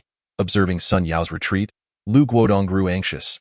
The deal was within reach, and all that was needed was to agree on a price. How could he give up now? He hurriedly messaged Sun Yao, "Brother, 350 units, flat price. If that's acceptable, we can trade now. Are you there? Brother, if you can see this message, reply 330 units, just for the sake of friendship." After leaving Lu Guodong hanging for a considerable time, Sun Yao finally replied, "No thanks, brother, I simply don't have enough basic resources. 150 units is my final offer. If you agree, we can proceed. If not, then so be it." This time, Sun Yao waited a full half-hour without receiving any further response from Lu Guodong. He understood that Lu Guodong was currently wrestling with his thoughts. Sun Yao then edited a new message, "By the way, brother, since you're quite amiable, let me offer you a suggestion. In our regional channel, brother Lin Ming has been developing exceptionally well. Perhaps you could reach out to him. If he's interested, you might strike it rich." A single phrase sparked clarity in the struggling Lu Guodong's mind. Without further ado, he sought out Lin Ming's contact information and promptly sent a friend request. "Player Lu Guodong requests to add you as a friend. Do you accept?" Upon seeing the friend request pop up, Lin Ming's lips curled into a slight smile. Sun Yao had already informed him of Lu Guodong's psychological price, and now it was time for him to take action. After waiting for over 10 minutes, Lin Ming finally accepted Lu Guodong's friend request and sent a message. "P.S. Today, I will attempt to change the update time. From now on, updates will occur daily at noon, with 2 chapters released consecutively. An additional chapter will follow 1 minute later. For those who cannot see it, please refresh chapter 53. Predicament." Lu Guodong hurriedly replied, "Hello, Lin Ming. Is there something you need?" Upon seeing Lin Ming's succinct response and the LV2 designation following his name, Lu Guodong felt a dryness in his throat. Although they were not conversing face-to-face, he couldn't shake the inexplicable pressure weighing on his heart. If he were to offend this esteemed figure, the framework mining system would indeed become a burden. "Esteemed one, I have discovered a small gadget. Might you be interested?" Lu Guodong. Framework mining system. Let me take a look shortly." After sending this message, Lin Ming fell silent. Lu Guodong waited a full hour before he could no longer resist sending another message. "Esteemed one, what do you think?" "Oh, I was just busy." Lin Ming remained terse. "Are you looking to sell it?" Lu Guodong. "Yes, esteemed one. I only require 1,000 units of basic resources. Any type will do." Upon seeing Lu Guodong's asking price, Lin Ming couldn't help but chuckle inwardly. It seemed this fellow was rather greedy, aiming to sell the framework mining system for a lofty sum. "Lin Ming, do you take me for a fool?" I dare not. I dare not." Seeing Lin Ming's reply, Lu Guodong felt a surge of panic. Indeed, esteemed figures are not easily deceived. Gritting his teeth, Lu Guodong responded, "Esteemed one, I can offer a 50 discount. How about 500 units of basic resources? This item has limited utility." Lin Ming provided a thorough analysis of the framework mining system. On the surface, it appears to be a continuous mining machine, yet it harbors numerous drawbacks. First, the basic resources required to manufacture it are substantial, and it consumes a great deal of energy. Second, there is currently no mature exploration technology available on the market, leaving one to rely on luck. Should this cumbersome device be constructed in a location devoid of resources, it would render all efforts futile, and its large size complicates relocation. Third, even if the first 2 issues are resolved, the energy required for continuous operation presents a significant challenge. Therefore, this contraption is merely appealing in appearance, lacking true value. Seek out others. As Lin Ming enumerated the disadvantages, Lu Guodong swallowed hard. A true master can swiftly see through the flaws of the framework mining system. The second issue, the inability to ascertain the distribution of underground resources, critically diminishes its value. This was precisely why he had yet to part with the framework mining system. Players oblivious to these shortcomings would struggle to amass sufficient basic resources, while those capable of gathering enough would inevitably recognize the system's flaws. Lu Guodong felt his spirits plummet. 350 units of basic resources, a sum I risked all my energy to obtain. Lin Ming surely has the means to gather the materials for constructing the framework mining system first. Lin Ming, are you implying that you currently lack energy? Lu Guodong. He had inadvertently revealed his dire situation. With this admission, Lin Ming understood that Lu Guodong was attempting to turn his fortunes around through the trade of the framework mining system. Yet he had already reached a point of desperation. 280 units of energy, firm price. Just as Lu Guodong sank into despair, he noticed Lin Ming's offered price. Excellent. Lu Guodong felt as though he had grasped a lifeline and promptly agreed. Let us proceed with the transaction. After completing the trade, Lu Guodong, overwhelmed with gratitude, messaged Lin Ming, "Thank you, esteemed one. I shall offer you the lowest price for any future technological advancements." Closing the chat window, Lin Ming glanced at the black chip resting in his palm. Unable to suppress a smile, he mused that even if he had lowered the price to 250 units of energy, or even lower, Lu Guodong would have acquiesced. Nevertheless, Lin Ming chose to afford Lu Guodong a modest profit margin, as he was inclined to avoid the number 250 due to his habitual business dealings. Research on the framework mining system is underway, with relevant technology expected to be acquired in 1 hour. Upon seeing the prompt regarding the ethereal crystal, Lin Ming felt a surge of satisfaction. The drawbacks he had just outlined regarding the framework mining system indeed existed for other players. However, Lin Ming possessed ample energy and had the ability to extract rusted iron or using the simulated crabs. Most importantly, he could see the resource points. This advantage placed him leagues ahead of the majority of players, allowing him to maximize the mining efficiency of the framework mining system. All simulated crabs. Focus on extracting stone. I am currently in need of rusted iron ore. Lin Ming commanded the simulated crabs to. 50-odd simulated crabs still felt insufficient. Observing the busy view of the simulated crabs, Lin Ming sighed. He resolved to conduct reverse research on the simulated crabs, though he did not harbor high hopes. Please select the chip to be used for reverse research. F-Class Universal Chip. Based on the current chip's computational power, the estimated duration for reverse research is 10 minutes, with an energy consumption of 1 unit per hour. Do you wish to begin reverse research? Yes. Reverse cracking of simulated crabs completed. You have mastered the technology to manufacture simulated crabs. Simulated crab. Description. A silicon-based life form with low computational power, possessing a peculiar appearance, capable of adapting to various terrains and fulfilling designated tasks in harsh environments. Material requirements. High-purity silicon ingot X2. Any level universal chip X1, circuit board X1, electromagnetic coil X1, energy storage block X1. Manufacturing requirements. Requires a 3D metal printer. Manufacturing consumption. Energy X5 units. Upon seeing the materials required for manufacturing simulated crabs, Lin Ming had already formed a rough judgment prior to the reverse research. After all, the materials obtained from decomposing simulated crabs were indeed these. This reverse cracking merely involved drawing up the blueprints for manufacturing simulated crabs. What he lacked was not the technology to manufacture simulated crabs, but rather the electromagnetic coil and circuit board. After spending an hour, Lin Ming successfully reverse researched both the electromagnetic coil and circuit board. Electromagnetic coil. Description. A compact and versatile electronic component, frequently found in most technological creations. Material requirements. Ultrafine iron powder X1, ultrafine copper powder X1. Manufacturing requirements. Requires a 3D metal printer. Manufacturing consumption. Energy X1 unit. Circuit board. Description. A precision-constructed substrate printed with numerous circuits, serving as the carrier for computing chips. Material requirements. High-purity silicon ingot X1, high-strength lightweight material X1, ultrafine copper powder X1. Manufacturing requirements. Requires a 3D metal printer. Manufacturing consumption. Energy X1 unit. Indeed, Lin Ming found himself unable to manufacture either of the two seemingly fundamental components. The electromagnetic coil was lacking ultrafine copper powder, but this could be resolved once he mined copper ore. However, the high-strength lightweight material required for the circuit board was completely unfamiliar to him. It was evident that this material was not a basic resource, necessitating a certain level of technology for synthesis. Lin Ming searched the Interstellar trading post but found no related materials. This is the frustration of being ahead of most players. While the vast majority are trading basic resources, he now required advanced resources, which could not be produced locally and must be sourced by himself. This resulted in a comical cycle. To manufacture simulated crabs, one requires circuit boards and electromagnetic coils.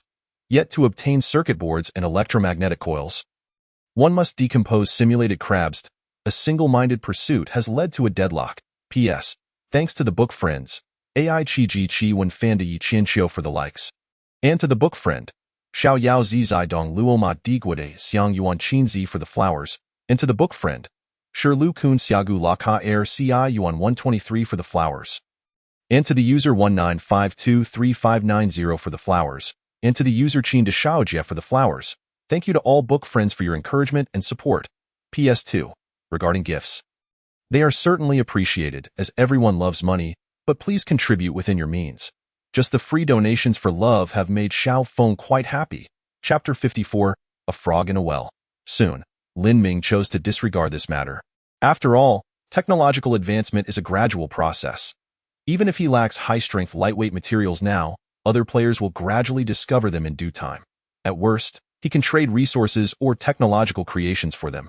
After an entire day of bustling activity, Lin Ming felt a bit weary and decided to eat something to fill his stomach before indulging in a good night's sleep. In times of great stress, a hearty meal and ample rest can significantly alleviate mental strain. Burp. After enjoying a meal of barbecued dragon meat and various accompaniments, Lin Ming patted his belly. The warm sensation surged within him. Though it seemed somewhat diminished compared to before, it appeared that the strength-enhancing effects of dragon meat had a limit. Lin Ming smacked his lips. It seemed that to enhance his talents, he would need to seek out other avenues. He found himself curious about what enhancements might await him during his next talent upgrade. Detected E-Class Carbon-Based Life Resource Supply Pod X1, 5.5 light minutes away, target approaching rapidly, estimated to enter maximum calling range in 6 hours. Upon noticing the sudden alert from the ethereal crystal, Lin Ming issued a command. Send a distress signal after the target enters the calling zone. Designated task executed. Estimated to send a distress signal towards the specified direction in 6 hours. Very well, it seems that upon awakening, a new supply pod has indeed arrived. I hope it contains some commendable items. Lin Ming took a deep breath. He had been on the planet Uria for 7 days and had achieved a measure of success. It was time to treat himself. I'll boil some hot water. It's high time for a proper bath. The 45-degree hot water was soon ready, and Lin Ming enjoyed a refreshing shower, feeling considerably rejuvenated. The bath water flowed directly into the temperature-controlled chamber, nourishing the blue algae within. Before retiring for the night, Lin Ming decided to make use of his sleeping hours. The biocrab had already been instructed to gather a wider range of stones for the decomposition of rusty iron ore. The 3D metal printer was working overtime, producing solar panels. Currently idle were the E-grade universal chips. I am indeed a benevolent soul, allowing you to remain idle for so long, Lin Ming mused. How about I assign you a task now? Reverse engineer some glass. He had previously acquired a piece of glass with the intention of reverse engineering it, but due to recent busy affairs, it had only now come to the forefront of his agenda. Based on the current computational power of the chip, the estimated duration for reverse engineering is 0.2 hours, consuming 1 unit of energy per hour.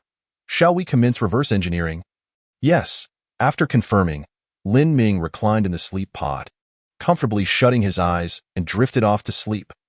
He awoke 10 hours later, stretching lazily as he emerged from the sleep pod. Waking naturally rather than to an alarm was an immensely gratifying experience. After a brief freshening up, Lin Ming activated the ethereal crystal to check the notifications that had appeared during his slumber. Glass reverse engineering completed. You have mastered the technique of glass production. Detected E-grade carbon-based life resource supply pod 1. Based on the current trajectory and speed of the supply pod, it is estimated to arrive in 7 hours. Remaining time, 2 hours 57 minutes. The biocrab has reported an anomaly. Firstly, regarding the technique for producing glass, Lin Ming had a general understanding. Upon reviewing the details, as he suspected, It merely required collecting nearby sand and expending energy to yield an endless supply of glass. Consequently, the time consumed for reverse engineering glass was exceedingly brief. With 3 hours remaining until the E-grade carbon-based life resource supply pod's arrival, Lin Ming felt a flicker of anticipation. What anomaly could this be? He opened the video sent by the biocrab. This panoramic video was recorded from the biocrab's perspective. Snap, snap, snap. In the video, a biocrab was meticulously exploring its surroundings, strictly adhering to the path set by Lin Ming. The ground was littered with rubble and gravel, and in the distance lay an expansive desert. The blazing sun in the sky was gradually changing its angle, hanging obliquely overhead as calculated by the microsatellite. Everything appeared normal. Snap, snap, snap. The biocrab took a step forward, and the scene before it transformed instantaneously. The once boundless desert vanished, replaced by a blackened ground and a range of distant hills. A sun the size of a grinding wheel hung above the hills, radiating boundless light. Lin Ming noted with astonishment that this immense sun was blue. The gravel that had littered the ground was nowhere to be seen, supplanted by a black, unknown substance. This black material had completely lost its moisture, cracking into various irregular shapes. The sudden change left the biocrab's already limited computational chip in a state of confusion. It attempted to return to its original position, only to find the scene had reverted to its previous state: desert, gravel, and the sun hanging slightly askew overhead. Seeing everything return to normal, the biocrab continued its exploration without suspicion. As it took another step, the world before it shifted once more. The biocrab was left dumbfounded, standing still for several minutes before turning to look back. Behind it, there seemed to be an invisible wall dividing the space into two distinctly different worlds. The inner world was the desert, filled with gravel and stones, with the radiant sun overhead. The outer world, however, was entirely black, with both the ground and hills cloaked in this dark substance. The biocrab's universal chip calculated rapidly, circling in place, attempting to reconcile the two worlds. Yet, it failed. Consequently, the biocrab could only remain in place, reporting the anomaly back to Lin Ming. The video concluded. After closing the video, Lin Ming fell silent. A peculiar thought began to take root in his mind. He immediately dismissed this notion, but a profound sense of helplessness washed over him. Indeed, on the very first day, he should have questioned why everyone's sun was positioned at the same angle. The environment surrounding them appeared eerily similar: gravel, desert, and a blazing sun. Perhaps it was due to his lack of experience on alien planets that Lin Ming subconsciously accepted this as normal. A desolate planet ought to resemble this. However, when Sun Yao's world revealed the presence of the spiked shell dragon and a complete ecological chain, doubts began to emerge in Lin Ming's mind, though he did not dwell on them at the time. Upon reflection, other players had noted peculiar discoveries as well, such as sour berries or remnants of technological artifacts. Thus, a somewhat incredulous yet seemingly closer to truth thought surfaced. The survival pod and everything within a radius of dozens of kilometers were gifts from that advanced life form, intended to help them navigate the most arduous early stages of development. The sun he observed was not genuinely existent. The true sun of this world was that colossal blue sun outside. How absurd! He had thought it miserly, providing only a meager supply of basic resources, only to realize that it had granted them a stable little world. Chapter 55. Arc Furnace. Dressed in a heavy exosuit, Lin Ming strapped on his jetpack and soared towards the location reported by the biocrab. He yearned to witness the true reality of the planet Uria for himself. Fearum. The jetpack expelled a powerful gust, propelling him at a speed of 30 kilometers per hour towards the biocrab's position. Opening the map, Lin Ming noted that the biocrab's reported anomaly was nearly 50 kilometers from the survival pod. After nearly 2 hours, Lin Ming arrived at the boundary area. There, he spotted a biocrab lying motionless on the ground. With a gentle descent, Lin Ming patted the biocrab's small head. "You can head back. I'll take it from here." Snap, snap, snap. The biocrab pinched with its claws and began its journey back. Lin Ming stood up and noticed a faintly warped wall ahead, reminiscent of an air wall in online games, separating two realms. Taking a step forward, he beheld the true visage of planet Uria. The black materials before him were indeed the dried black tide. Lin Ming crouched down to collect a piece of the cracked black substance. With a gentle rub, it crumbled into black powder. His gaze sharpened as he examined the black powder. Nutrient, 0.01 units. As anticipated, these black materials could serve as nutrients. Looking up, he observed a range of towering mountains, reaching several thousand meters high, stretching endlessly in the distance. The peaks, too, were shrouded in black material, due to the electric charge in the exosuit being insufficient to support such a long flight. Lin Ming abandoned the idea of venturing closer. Was this the power of advanced life? With a mere wave, they transported billions of people across tens of thousands of light-years to different planets, gifting them a foundational area with a radius of 50 kilometers. Such unimaginable grandeur, even Lin Ming, possessing a modicum of scientific knowledge, could only describe as miraculous. Never mind. For the time being, this is beyond my concern. I should focus on development. Perhaps one day, I too shall wield such power. Lin Ming clenched his fists, silently affirming as he gazed at the air wall before him. He suddenly sensed something amiss. The air wall, which had previously been a meter away, now seemed closer. Raising an eyebrow, Lin Ming traced a line with his foot at the location of the air wall. Shortly thereafter, he noticed that the line had appeared behind the air wall. The area covered by the air wall was gradually diminishing. This indicated that, after a certain period, they would completely lose the protection of the air wall. They would need to rely on their strength to thrive on this planet. Lin Ming no longer hesitated. He leapt lightly, the jetpack releasing a powerful gust, lifting him into the sky. On his journey back, Lin Ming repeatedly contemplated the current situation and thought of the planet where Sun Yao resided. He opened the chat interface. Sun Yao, what are the atmospheric components like on your planet? Before long, Sun Yao replied, 80 nitrogen, 15 oxygen, 3 carbon dioxide, and 2 others. Upon seeing the composition of the atmosphere on Sun Yao's planet, Lin Ming queried further. So, from the very beginning, you've had no shortage of oxygen? Sun Yao responded, indeed, the life support system of the survival pod can extract oxygen from the external atmosphere to meet my daily needs. However, from what I gather in the regional chat channel, it seems that the planets of others are quite lacking in oxygen. Lacking in oxygen? More like completely devoid of it, Lin Ming continued. Then why don't you sell oxygen in exchange for other resources? Sun Yao, I wish I could, but only stored oxygen can be traded. I currently lack the means to extract oxygen directly from the air. Lin Ming instantly comprehended the situation. The life support system would only supply oxygen to Sun Yao, but it could not facilitate the trading of oxygen. Even if Sun Yao were to acquire the means to extract oxygen from the atmosphere for trade, the majority of players are already not in desperate need of oxygen. This trend has already emerged.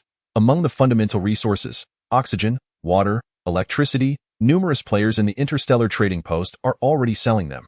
Various food items are also beginning to appear. As players progress, these basic resources will no longer pose a problem.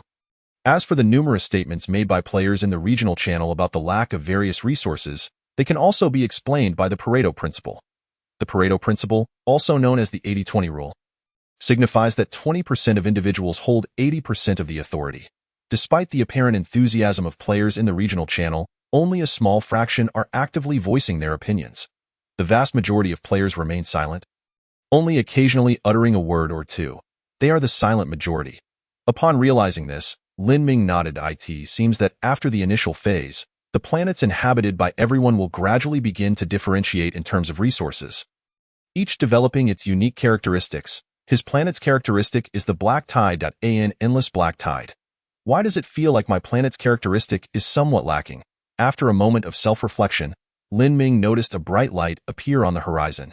The supply capsule has arrived. Something detached from the supply capsule, tracing a parabolic arc directly towards the pit where Lin Ming's survival pod is located. With a soft thud, Lin Ming landed gently. Discovering that the E-grade carbon-based life resource supply capsule had arrived ahead of him, supply capsule recovered. E-grade resource supply box has been recovered, this time obtained. Super alloy X10, Venus flytrap seeds X10, arc furnace X1.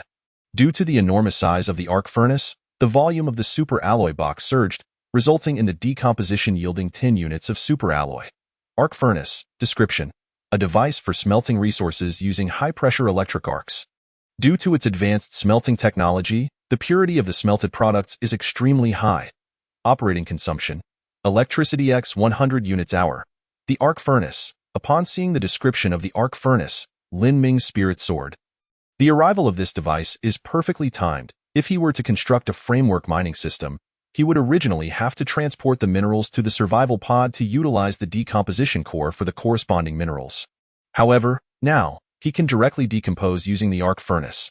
Moreover, according to the description, the purity of the arc furnace's products is even higher.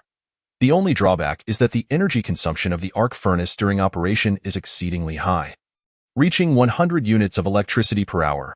High energy consumption is not its fault. It is my issue.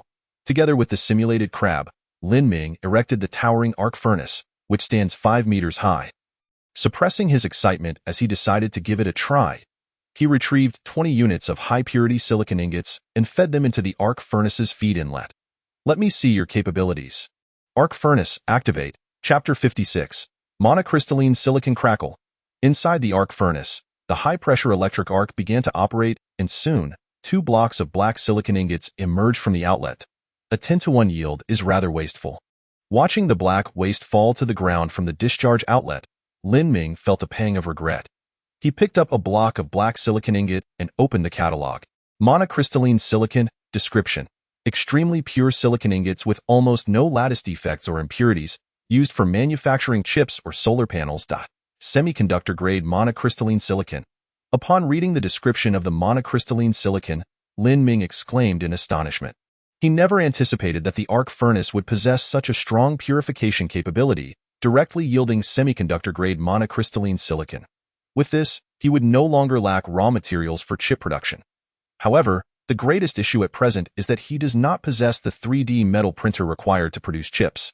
The 3D metal printer he currently owns is Type I, with a resolution at the micron level, insufficient for manufacturing high-performance chips. To produce adequately performing chips, the resolution of the 3D metal printer must be below 50 nanometers. Patience is key. Patience is key. Lin Ming calmed his emotions and descended to the bottom of the pit. The 3D metal printer had finally completed its busy work, and dozens of solar panels were being moved out one by the simulated crab to be installed in the power generation array. Lin Ming's solar panels had now reached a total of 110. They could fully recharge the survival pod's energy reserves each hour. Electricity would no longer be a bottleneck to my development. The current situation is one of production capacity. Observing the 3D metal printer, which had just idled for a brief moment, Lin Ming produced the skin of the spiked giant shell dragon. After an hour of rest, doesn't it feel great? Now, back to work. Buzzing, various materials entered the feed inlet of the 3D metal printer, gradually being manufactured into a complete conveyor belt module. Then, Lin Ming began to purchase various required materials in bulk from the Interstellar trading post. The next 3 days would be a period of stable development. The sunlight was gentle and abundant, providing ample time for the solar panels to generate power.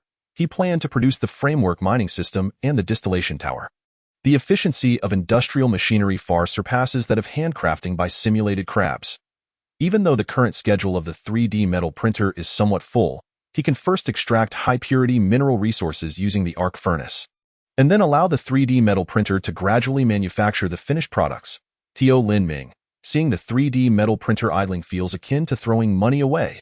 Ultrafine iron powder, 1 electricity can be exchanged for 5 units.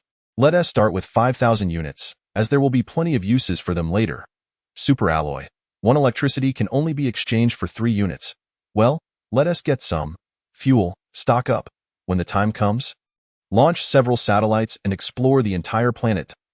Venus flytrap seeds. Lin Ming continued flipping through the pages, discovering that players had already listed Venus flytrap seeds in the Interstellar trading post. Venus flytrap seeds could be obtained from low-level carbon-based life resource supply capsules. It seems that as time passes, many players have begun to acquire Venus flytrap seeds and can start planting them. Lin Ming clicked in and saw the detail page for Venus flytrap seeds, where many players were eagerly discussing. What about a Plants vs. Zombies mod? Could it be that zombies will spawn around us in the future? Hey, can you take a good look at the description? The Venus flytrap is designed to devour plants. It can specialize into corresponding traits. Doesn't that mean we can start farming? I see someone is selling seeds in the trading post. Having just seeds is pointless. Do you have a suitable environment to plant them? Why not? I discovered an oasis nearby where there are many plants. Can I plant them there? Oasis? Do you have a water source there? Wow, you're the big shot who has been selling water like crazy these past few days. You have so much water. Observing the players' discussions, Lin Ming suddenly envisioned a business opportunity: selling climate-controlled greenhouses. Although some players may be in climates suitable for directly planting Venus flytraps, they are indeed in the minority. The majority of players still cannot meet the conditions for planting Venus flytraps. A climate-controlled greenhouse would perfectly solve this issue. Without further ado, Lin Ming instructed the 3D metal printer to manufacture a climate-controlled greenhouse, subsequently listing it in the Interstellar trading post. Selling climate-controlled greenhouses, including raw materials, manufacturing cost, 100 units of basic resources, no electricity required. All-inclusive, 200 units of basic resources. The listing of the climate-controlled greenhouse instantly attracted a strong crowd of players. Lin Ming's high-tech store has new arrivals. Let me see what wonderful items are available. A climate-controlled greenhouse, a module that can grow Venus flytraps or other plants. Doesn't this perfectly resolve my issue? Comes with raw materials, I'll take it immediately. Lin Ming, why are you the only one standing out among us, despite us all having graduated from 9 years of compulsory education? Before long, the climate-controlled greenhouse that Lin Ming had listed was snapped up by a player for 100 units of ultrafine iron powder and 100 liters of water. Though there is a sewage pool in the pit to extract water resources, its total capacity is limited. Using some means using less. The first sewage pool has already been reduced by half. At this moment, being able to exchange for some water resources is quite profitable for Lin Ming. In just a few minutes, he had received several pre-order requests from players, some bringing their own raw materials, while others were all-inclusive. Whether they offered food, water, or oxygen, Lin Ming accepted them all without hesitation. After taking 10 orders, Lin Ming took down the listing for the climate-controlled greenhouse, ceasing further orders. After all, the production capacity of the 3D metal printer is limited, and he still needs to produce the framework mining system and distillation tower. With sufficient materials, it is time to construct a framework mining system and begin extracting some minerals. Lin Ming had already discovered copper, or in the vicinity, which can be mined and smelted using the arc furnace. In this way, the raw materials for manufacturing electromagnetic coils would be sufficient, allowing for a continuous production of electromagnetic coils. Buzzing, having just completed a conveyor belt module, the 3D metal printer immediately shifted its production target and began to manufacture the framework mining system. Due to its enormous size, the framework mining system was constructed as hundreds of different components, to be assembled separately. Otherwise, even if produced, Lin Ming would struggle to remove it from the pit. One after another, iron-structured metallic cylinders emerged under the operation of the 3D printer. Lin Ming nodded in approval. The primary framework of the framework-style mining system bears a resemblance to the main structure of the tower cranes he has encountered on construction sites. At the center of this framework lies an electrically powered motor, which drives a superalloy drill bit to continuously excavate and extract the underground mineral resources. The fabrication of all modules for the framework-style mining system requires 3 hours. Lin Ming, rather than idly waiting, proceeded to the first branch of the pit to inspect how the seeds were faring. Upon arriving at the first pit branch, Lin Ming was thoroughly satisfied with the situation. The rice and corn seeds had begun to germinate, reaching a stage suitable for transplantation. The potato tubers and the giant mouthflower seeds were in a similar condition. It was time to commence the transplantation. Lin Ming meticulously transferred the sprouted seeds into the soilless cultivation framework system. These seeds were fundamental to the future development of his farm and warranted careful handling. Once these seeds matured into plants and bore fruit, the quantity of his seeds would multiply exponentially. Even if there were minor mistakes during the transplantation process that led to a few seeds becoming inactive, he could still bear the loss. After completing this task, Lin Ming placed the 10 newly acquired giant mouthflower seeds onto the growth medium to initiate germination. With the first pit branch already flourishing, the subsequent 8 branches could be transformed in a similar manner, following a standardized approach. As Lin Ming contemplated the future development of the pits in his mind, a hint of concern crossed his thoughts. To renovate the remaining 8 branches, at least 8 life support systems and additional soilless cultivation frameworks would be required.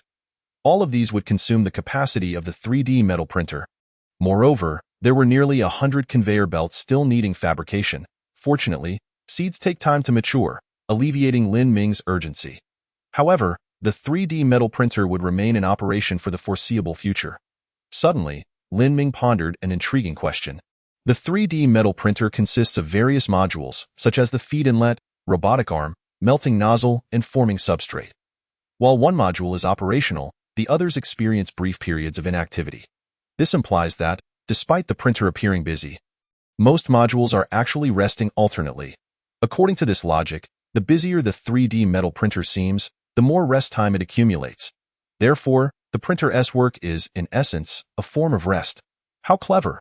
Lin Ming was captivated by his own brilliant idea. Descending to the bottom of the pit, he observed the 3D metal printer at work, and his perspective shifted. Work diligently, and you shall rest even better. After encouraging the 3D metal printer, Lin Ming headed to the temperature-controlled greenhouse to check on the giant mouth flower that had consumed the stalk of the purple Danlu.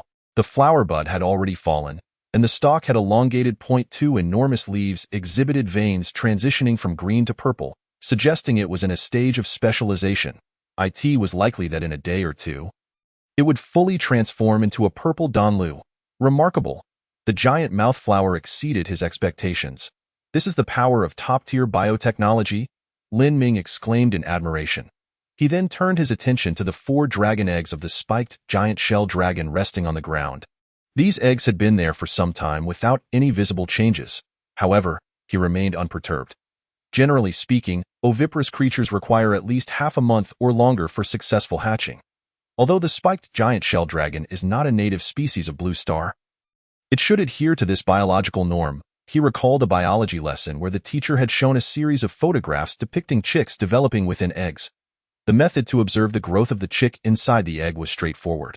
Simply illuminating the egg with a strong light would reveal its contents. Following this method, Lin Ming took 1 dragon egg in hand and shone the powerful light from his exosuit through the bottom.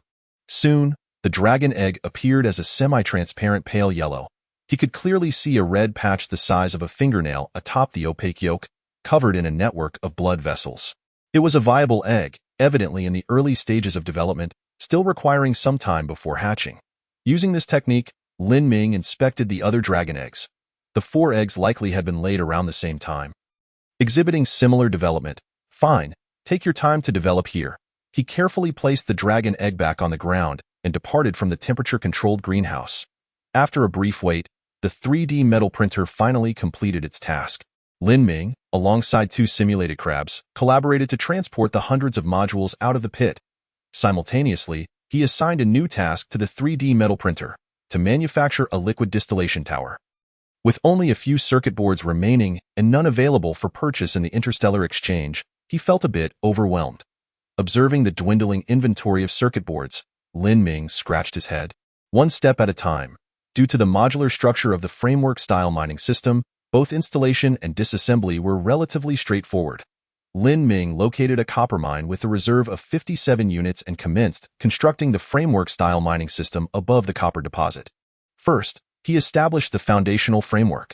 The massive metal framework was driven 1 meter into the ground, gradually ascending layer by layer like a tower crane.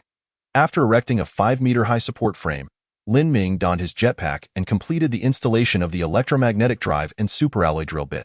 Finally, he set up the receiving end of the wireless power transmission module to harness energy from the solar panel array, thereby forming a rudimentary mining site.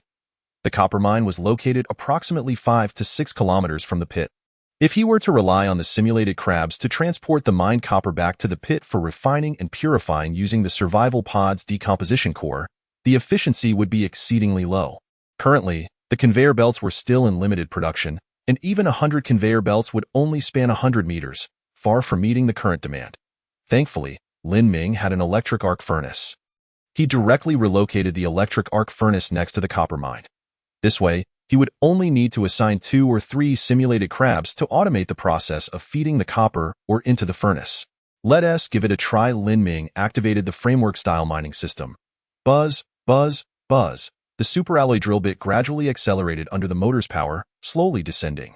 The high-strength superalloy drill bit made a deafening screech as it made contact with the hard ground. Fortunately, although the surface was tough, it could not compare to the superalloy. The drill bit successfully descended, approaching the copper mine buried more than 10 meters underground at a rate of 1 meter per minute. Lin Ming opened the 3D map and observed that the superalloy drill bit had reached the copper mine. Soon, fragments of copper ore cascaded out of the mining system's discharge port. The nearby simulated crabs immediately sprang into action, swiftly pinching the copper ore and depositing it into the electric arc furnace's feed inlet. Crackle! The electric arc furnace activated simultaneously, and soon after, purplish-red pure copper blocks emerged from its outlet. Pure copper block description: a highly pure copper ingot, an excellent metal raw material with extensive industrial applications. It was a success. Holding a fist-sized pure copper block in his palm, Lin Ming marveled and rejoiced. With this, he could manufacture electromagnetic coils. The next step was to find high-strength lightweight materials to produce circuit boards. As long as he could resolve the issue of circuit board production, he would be able to mass-produce simulated crabs.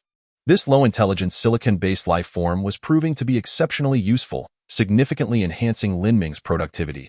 Hundreds or even thousands of simulated crabs lined up could potentially replace conveyor belts, albeit somewhat overqualified for the task.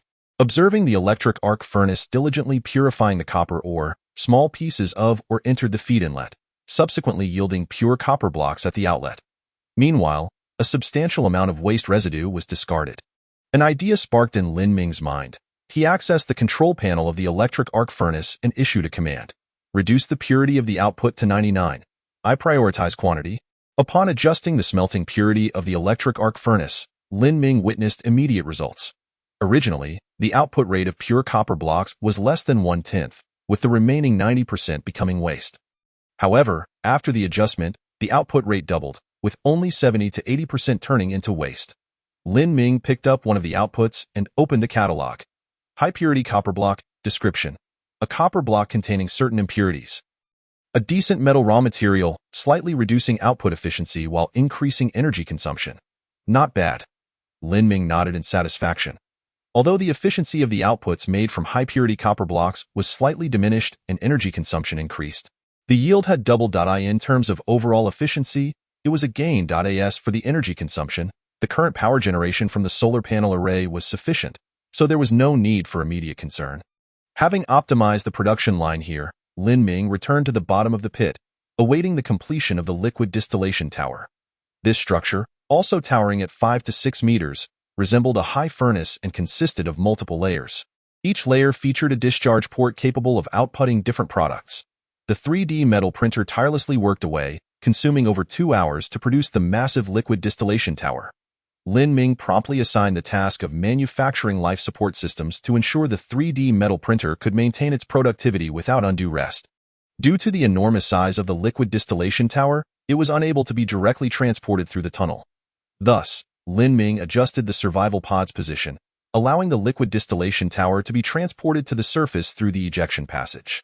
Upon the successful construction of a new technological marvel, it is only fitting to conduct an initial trial. The feed inlet of the liquid distillation tower is a colossal water storage tank. Boasting a volume of 1 cubic meter, Lin Ming instructed the proposed lifeform crab to channel wastewater from the second tunnel branch, filling the storage tank to capacity. After the installation of the microwave power transmission device, Lin Ming activated the liquid distillation tower, a high-frequency noise erupted, and the electromagnetic coils within the tower commenced their operation, heating the liquid. At each layer's outlet, he positioned a metal cylinder to collect the byproducts. Clatter! The first output emerged from the uppermost outlet, as a clear liquid flowed forth ceaselessly. Lin Ming consulted his compendium, identifying it as pure water, the principal component of the wastewater. Shortly thereafter, the outlet on the second layer began to yield results, with copious amounts of white powder gradually appearing. What could this be? Lin Ming felt a sense of familiarity with these powders. Upon checking the compendium, he was astounded to discover that these white powders were, in fact, the vitamin supplements he had previously obtained. It made sense. When the black tide had engulfed the planet, devouring all organic life, it must have contained a wealth of vitamins or nutrients. After a brief wait, a substance of a grayish-white hue, slightly translucent, emerged from the third layer's outlet. Lin Ming picked up a piece and noted its resemblance to rock candy. High-strength lightweight material, overview. An incredibly resilient polymer composite with exceptional tensile strength, remarkable plasticity, and a lightweight nature, resistant to impact and corrosion, making it one of the finest industrial materials available. Lin Ming. After searching tirelessly, he suddenly found this remarkable substance right in his habitat. Who could have anticipated such a discovery? A wave of unexpected joy washed over Lin Ming, leaving him momentarily dizzy. With high-strength lightweight material, he could piece together a significant segment of the industrial puzzle. enabling him to autonomously produce the vast majority of technological creations. This is what it means to possess a complete industrial chain. Tactical retreat.jpg. With high-strength lightweight material in hand, Lin Ming was determined to test its performance. It was indeed light, but how strong was it? Without hesitation, Lin Ming directed a 3D metal printer to create an arching superalloy framework and tray. He then crafted thin strings from iron powder, superalloy, and high-strength lightweight material, each the thickness of a toothpick. He prepared to test the tensile strength of these materials. First, he began with the iron wire. Lin Ming secured one end to the apex of the arching superalloy framework, anchoring the other end to the superalloy tray, and commenced adding stone blocks. Each block was precisely cut, weighing 10 kilograms. After placing 5 blocks, the iron wire snapped with a crack. The wire could withstand approximately 50 kilograms of tension. But what about the superalloy? The superalloy exhibited formidable tensile strength, as Lin Ming added over 60 stone blocks before the superalloy string finally broke. The superalloy's tensile capacity exceeded 600 kilograms, a staggering multiple of the iron wire's strength. Lin Ming gazed in astonishment at the superalloy string, living up to its formidable reputation. Finally, Lin Ming began to test the high-strength lightweight material. Please don't let me down. He commenced adding stones. Upon reaching 50 blocks, he found himself gritting his teeth. Judging by its strength, the high-strength lightweight material was nearing the tensile capacity of the superalloy, yet its weight was vastly inferior. He continued to add stone blocks. Soon, the count reached 100, equating to a weight of 1 ton. Nevertheless, the high-strength lightweight material showed no signs of change. Goodness, this tensile strength is already double that of the superalloy. Lin Ming persisted, and as he added stone blocks, the total reached 200, with the high-strength lightweight material remaining unyielding. Lin Ming swallowed hard. Before long, the number of stone blocks exceeded 300, accumulating a total weight surpassing 3 tons. Given that the density of stone is approximately 3 to 4 tons per cubic meter, and the tray was designed to accommodate a maximum of 5 cubic meters of stone, it should theoretically reach the maximum tensile capacity of the high-strength lightweight material. Lin Ming continued adding stones, feeling somewhat dazed. Ultimately, he placed 5 cubic meters of stone onto the metal tray, at which point the total weight of the stones exceeded 15 tons. Yet, the slender high-strength lightweight material remained steadfast, showing no inclination to fracture. Chapter 59. Technological assessment. Since testing was in order, it was imperative to push the limits. Lin Ming temporarily halted the operations of the 3D metal printer, directing it to produce iron blocks, each weighing 500 kilograms. Manufacturing such a rudimentary item required minimal technological sophistication, allowing the printer to operate with remarkable efficiency, completing each block in merely 1 minute. After producing 60 iron blocks, totaling 30 tons, Lin Ming commenced the assessment. Given that stone blocks weighed 3 to 4 tons per cubic meter, and iron blocks possessed a greater density of approximately 8 tons per cubic meter, Lin Ming began to pile the iron blocks onto the tray in no time. All 60 iron blocks were in place. The high-strength lightweight material stretched slightly, appearing as delicate as a thread. Yet, it remained unbroken. My heavens, what astonishing tensile strength! Lin Ming was taken aback. His understanding of materials told him that nothing could endure such immense tension, yet the high-strength lightweight material stood resolute before him. A slender strand of high-strength lightweight material was capable of lifting 30 tons of iron blocks without yielding. By the gods, I'm all in. Lin Ming swiftly accessed the Interstellar trading platform, frantically purchasing ultrafine iron powder. The 3D metal printer, which had just completed a batch of life support systems, wasted no time and immediately began fabricating substantial iron blocks. Lin Ming added half-ton iron blocks one after another to the tray, and the total weight of the iron blocks continued to escalate. 35 tons, 40 tons, 45 tons, 60 tons. With the addition of one final iron block, the high-strength lightweight material finally reached its limit and snapped, the 60 tons of iron crashing to the ground in a cloud of dust. Lin Ming had achieved his desired results. The tensile strength of the superalloy metal wire was 10 times that of the iron wire, while the tensile capacity of the high-strength lightweight material was a staggering 100 times that of the superalloy. This was not merely a simple multiplicative relationship. In Lin Ming's understanding of engineering applications, many cases involving metal tension, such as large cable-stayed bridges, utilize dozens or even hundreds of multi-stranded steel cables for support. These cables are composed of numerous thinner steel wires coiled together, each cable roughly the thickness of a forearm. The reason for employing so many cables is twofold: to ensure even distribution of tension and to account for the weight of the cables themselves. This limitation prevents cables from being infinitely thickened to increase tensile strength, as they would ultimately snap under their own weight. However, if those cables were to be replaced by high-strength lightweight material, a single slender strand could provide equivalent tension. Lin Ming could scarcely fathom that a thin strand of high-strength lightweight material could support an entire large cable-stayed bridge, along with the traffic flowing upon it. Should strands of high-strength lightweight material be coiled into cables of forearm thickness, with hundreds or thousands of such cables, the potential weight they could lift would be beyond imagination. Gazing at the broken high-strength lightweight material before him, Lin Ming raised his head. A term flashed through his mind: space elevator. In contrast to the exorbitant costs and low efficiency of conventional rocket launches, a space elevator could transport vast quantities of materials into space at a slower pace and lower cost. Just as maritime shipping is far more economical than air freight.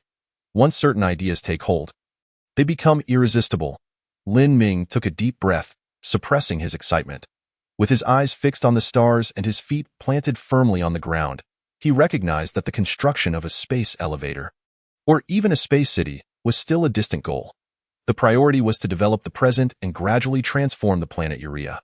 Returning to the base of the pit, Lin Ming, who had been busy all day, felt a slight weariness. Today's achievements were substantial, yet they only fueled a more intense desire within him. Contemplating the high-tech creature capable of obliterating blue star with a mere wave of its hand. Deciding the fate of billions, Lin Ming squinted his eyes. One day, I will. Sipping the vitamin drink in small gulps, Lin Ming stared blankly at a single point, his mind drifting into contemplation. It was not until the subtle vibration of the ether crystal roused him from his reverie that he realized something was amiss. The ether crystal rarely vibrated. What was happening? Setting down his superalloy cup, Lin Ming gently caressed the ether crystal. He noticed a line of red text prominently displayed at the top of the regional channel. Humans, you have survived for 7 days. Those who endure are the strongest of your kind. First, I extend my congratulations. As a reward, I will assess your technological creations in 48 hours. The strongest among each region will receive my bounty. Assessment of technological creations. Lin Ming instantly became alert, perusing the regional chat channel. Players were fervently discussing the news. Is old Deng about to drop some gold coins? I wonder what rewards will be given. Shu, are you trying to get yourself killed? Be cautious. He might just wipe you out. He previously stated that only the strong have the right to speak, and now that we have become strong, we should not be easily eradicated. Indeed, that guy didn't he perish? Can I directly request something from him, like a level 2 survival pod? Perhaps we are not as strong as we think. That there's excitement in the regional channel. Come on, everyone, let us watch. Let us go. Let us go. Lin Ming opened the regional channel and discovered a query from a player named Thompson, an American who was the first in the region to upgrade to a level 2 survival pod. Thompson evidently received special treatment. For instance, his remarks would temporarily be pinned at the top, and in accordance with his request, the font color transitioned from black to white. Do all individuals with darker skin prefer white? Lin Ming murmured to himself, glancing at Thompson's statement. Oh great lord, may I, your humble servant, pose a question? Speak. Oh great lord, what reward do you bestow upon the most formidable? Firstly, he may receive a designated E-level technological creation. Secondly, he may pose 3 questions or requests to me, though I reserve the right to decline. Thank you, O great lord. Your subjects bask in the radiance of your blessings, their hearts overflowing with reverence. Thompson's tone was one of subservience. TSK. Lin Ming turned off the regional chat channel. This exemplified the distinction between the people of Huaxia and those of the United States. Americans revere the strong and idolize individual heroism, serving those they can hardly aspire to as masters, indulging in excessive flattery. Conversely, the people of Huaxia, when oppressed by formidable forces, do not contemplate submission but rather nurture their resolve for a comeback. Either you vanquish me without granting a chance, or await my resurgence, for I shall bring about your downfall. Regarding that advanced technological being, Lin Ming would offer respect, admiration, and awe, but fear would not be among his sentiments. Chapter 60. Item Grade Assessment. The news of the technological creation was undoubtedly explosive. Whether in the regional or major district chat channels, even in the global chat, fervent discussions erupted regarding the rewards issued by that advanced being. Were it not for the exorbitant 100 tariff on inter-regional trades, I would have gladly contributed 1,000 resources to that fellow named Thompson. The strong remain strong, while the weak linger in their weakness. Once a first-mover advantage is secured, subsequent players find it challenging to catch up. Unfortunately, our region once boasted several players with considerable potential, such as the esteemed Lin Ming or those from the province of Tang. Yet now the spotlight was monopolized by that cotton machine. Lin Ming paid no heed to the clamor within the regional channel. Instead, it was Sun Yao who approached him first. "Brother Lin, did you see that message that was sent?" "That one?" Upon noticing Sun Yao's reference to the advanced being, Lin Ming raised an eyebrow. "I did. Dio, you have something in mind." Sun Yao's message brimmed with enthusiasm. "An E-level technological creation? Coupled with 3 requests. If we could secure the top position in the major district, we'd be prosperous." Lin Ming replied, "That individual is not alone. Numerous players from various regions have contributed resources to him. How can we compare?" Sun Yao countered, "Brother Lin, you could start by collecting technological creations from our regional players. After all, you were the first in our region to upgrade to a level 2 survival pod. Furthermore, your prior act of sharing the F-level universal password has earned you considerable respect among many players. To my knowledge, those from the province of Tang have already begun mobilizing to gather advanced technological creations." The people from the province of Tang were already taking action. Lin Ming recalled the trading group, Duobao Pavilion, that Tang Qingyan had invited him into. He had to admit, the people of Tang possessed a keen commercial instinct and had begun strategizing well in advance. Noticing that Lin Ming had yet to respond, Sun Yao grew anxious. "Brother Lin, I have some little trinkets here, all acquired by trading dragon meat recently. Are you interested?" Sun Yao sent images of 3 items: camera, malachite, modular technology. Upon seeing the 3 items, Lin Ming let out a soft gasp. It seemed that Sun Yao had managed to exchange quite a few valuable items for the meat of the spike giant shell dragon. The camera required no explanation, as it was widely known. Malachite was a type of copper ore, and since Lin Ming had discovered copper ore nearby, he had little need for it. However, the modular technology piqued Lin Ming's interest immensely. Modular technology E-level. Description: transforms the technology you possess into a modular format, allowing for disassembly or assembly based on need, creating entirely new technological products. Prerequisite technology: requires reverse engineering technology. To think it was the next tier of reverse engineering technology. Lin Ming could hardly contain his excitement and messaged Sun Yao. "Modular technology? I am very interested. What price are you asking?" Sun Yao replied, "Brother Lin, to negotiate a price at this moment would be too formal. Just take it for now, and remember me when you reap the benefits." Seeing Sun Yao's message, Lin Ming nodded. He had encountered a few individuals like Sun Yao, who were generous with friends and bold enough to invest in them. Such investments often yielded little return, yet if successful, the rewards could be substantial. It was akin to someone asking a question. If given the chance to return 20 years into the past and invest 100,000 in Feng Sun, would you? You would undoubtedly decline because, 2 decades ago, you lacked that sum.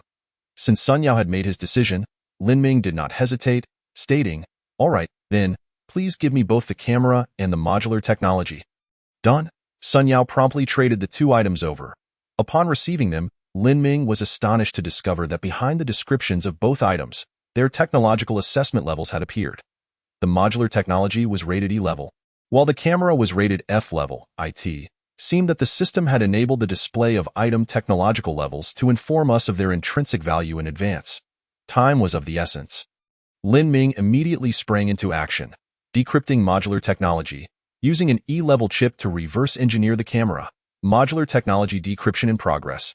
Expected to master the relevant technology in 6 hours. Based on the computational power provided by the current chip. The estimated duration for reverse engineering is 0.3 hours, with an energy consumption of 1 unit per hour. Shall we commence reverse engineering? Yes. Pausing both processes, Lin Ming began to examine the assessment levels of nearby items. The heavy-duty exosuit, lightweight exosuit, simulated crabs, electromagnetic guns, jetpacks, temperature-controlled greenhouses, all these were rated F-level. After all, these items could have been manufactured according to the previous technological standards of Blue Star, thus their technological content was rather ordinary. In contrast, the 3D metal printer had been rated F level. The only high-tier item was the Level 2 survival pod, which received an E level rating. Emerging from the depths of the pit, Lin Ming surveyed the external technological creations. Life support systems, solar panels, microwave transmission devices, and conveyor belts were all rated F level. The liquid distillation tower, arc furnace, and framework mining system were, unsurprisingly, rated E level, making them some of Lin Ming's few high-tier technological creations. While inspecting the liquid distillation tower, Lin Ming noticed he had previously overlooked the output from the fourth layer, which was the very bottom. The black substance appeared similar to waste. With his eyes slightly glimmering, Lin Ming observed that the black material had a floating frame. Nutrient, 0.5 units. All right, at least this waste holds some value for utilization. Lin Ming summoned a simulated crab to dispose of this waste into the sewage pool of the first pit branch. As for the electromagnetic coils, circuit boards, and high-strength lightweight materials, these were categorized as raw materials and had not been classified as technological creations, possibly due to their lower technological level that prevented them from receiving ratings. It appeared that to achieve a higher rating, one must possess an absolute quantity of technological creations or creations of sufficiently high technological caliber. After a moment's contemplation, Lin Ming resolved to adopt the quality over quantity strategy. The rationale was straightforward. The Sol 3D metal printer was already operating at full capacity, and even with ample raw materials, Lin Ming could not produce an excessive number of technological creations. With this in mind, Lin Ming opened the chat channel and entered the Duobao Pavilion group chat. Welcome, esteemed Lin Ming. Our group will commence a new auction in 10 minutes. The group administrator promptly welcomed Lin Ming. Glancing at the group, he noted that over 100 avatars were lit up, indicating that many players sought to part with their technological creations. With the recent announcement, the prices of numerous technological creations had skyrocketed. The prices they had previously deemed unimaginable now had room for negotiation. As Lin Ming awaited the auction's commencement, he was unexpectedly messaged by Tang Qingyan. Interested in discussing a collaboration? P.S. One more chapter is being written, and I will post it as soon as it is completed. You may read it tomorrow morning. Chapter 61. Irresistible Terms of Collaboration. Upon receiving Tang Qingyan's message, Lin Ming felt a pang of PTSD. Why was it that every time he sensed someone from the province of Tang seeking collaboration, it inevitably led to some unpleasantness? In contrast to Tang Haoran's naivety, Tang Qingyan's tactics appeared far more seasoned. He first invited Lin Ming into the Duobao Pavilion trading group, asking for no personal gain, allowing Lin Ming to experience some success. Only after a period did he propose a request for collaboration, thereby glossing over any prior grievances. During negotiations, Lin Ming would likely hold fewer biases. This was the mark of a competent businessman. Lin Ming pondered for a moment before sending a message to Tang Qingyan. I am all ears. Tang Qingyan quickly replied. I noticed you have been selling some technological creations recently. Solar panels, electromagnetic guns, temperature-controlled greenhouses, these are all relatively scarce resources. Therefore, we wish to contract your entire production capacity for the next 48 hours. True to the nature of those from the province of Tang, they opened with terms like contract and monopoly. Lin Ming's 3D printer had limited output, and he instinctively rejected Tang Qingyan's request. Apologies? But the production capacity for the next several hours has already been allocated. I still have 10 temperature-controlled greenhouse orders pending delivery. These are not issues. Tang Qingyan presented several chat screenshots to Lin Ming. We have already communicated with those players who are willing to transfer their orders for the constant temperature chambers to us. If you don't believe it, you can confirm with them. Lin Ming scrutinized the screenshots and realized that Tang Qingyan's tactics for intercepting these orders were rather simplistic. He offered to compensate double the materials and, after a 48-hour evaluation period, would grant these players a constant temperature chamber free of charge. This was indeed a substantial undertaking. After all, Tang Qingyan's goal in hoarding constant temperature chambers was to increase the quantity of technological creations, thereby attaining a higher evaluation. Once the evaluation was complete, the utility of these constant temperature chambers would diminish significantly. As for the players who placed orders for the chambers, a delay of 2 days in planting their crops would not result in substantial losses, as the double materials would more than suffice as compensation. Ultimately, it mattered little to whom the constant temperature chambers were delivered, provided they reached an agreement. Lin Ming had no objections, he candidly stated. I have other plans for my production capacity. I know your 3D metal printer has limited output, Tang Qingyan remarked. Upon reading this message, Lin Ming narrowed his eyes, a dangerous glint flashing within them. Who had leaked this information? The person he had been in contact with most frequently was Sun Yao, yet even he was unaware of Lin Ming's capacity constraints. Tang Qingyan continued, 3D metal printer, Type 1x3. It's not just you who obtained a 3D metal printer from the resource supply pod. We have also fortuitously acquired 3 units. Tang Qingyan dispelled Lin Ming's doubts. We understand the advantages of this device, as well as its drawbacks. Lin Ming nodded in acknowledgement. The 3D metal printer could indeed be obtained from the basic carbon-based resource supply pod. Given the time that had elapsed, it was to be expected that some players would have managed to acquire one. With over 500 players in Tang Province, obtaining 3 units was hardly surprising. Moreover, it was probable that Tang Province had players specifically monitoring the Interstellar trading post. Even if other players listed 3D metal printers, they would be snatched up immediately. This resulted in Lin Ming's inability to purchase a 3D metal printer, as he rarely checked the Interstellar trading post. Let us discuss the specifics of the collaboration, Lin Ming suggested, seemingly anticipating Tang Qingyan's intentions. That it's quite simple. We help you expand your production capacity, and in return, you assist us in manufacturing technological creations. Tang Qingyan stated plainly, once you complete and deliver 10 constant temperature chambers to us, I will rent you 1 3D metal printer. We will provide the materials and energy required for manufacturing technological creations, and after 48 hours, ownership of the 3D metal printer will be yours. Lin Ming chuckled and inquired, aren't you afraid I might take the goods in default? Tang Qingyan replied, before entering this collaboration with you, we conducted an internal assessment, and the final decision was made. Partnering with you presents benefits that far outweigh the risks. After all, the worst-case scenario involves merely 1 unit of material and 1 3D metal printer. Observing Tang Qingyan's earnestness, Lin Ming nodded. This was the hallmark of a competent businessman. He could not refuse Tang Qingyan's collaborative proposal. After all, if he succeeded in reverse engineering and manufacturing the 3D metal printer as he envisioned, his production capacity would be significantly unleashed. However, a major concern loomed.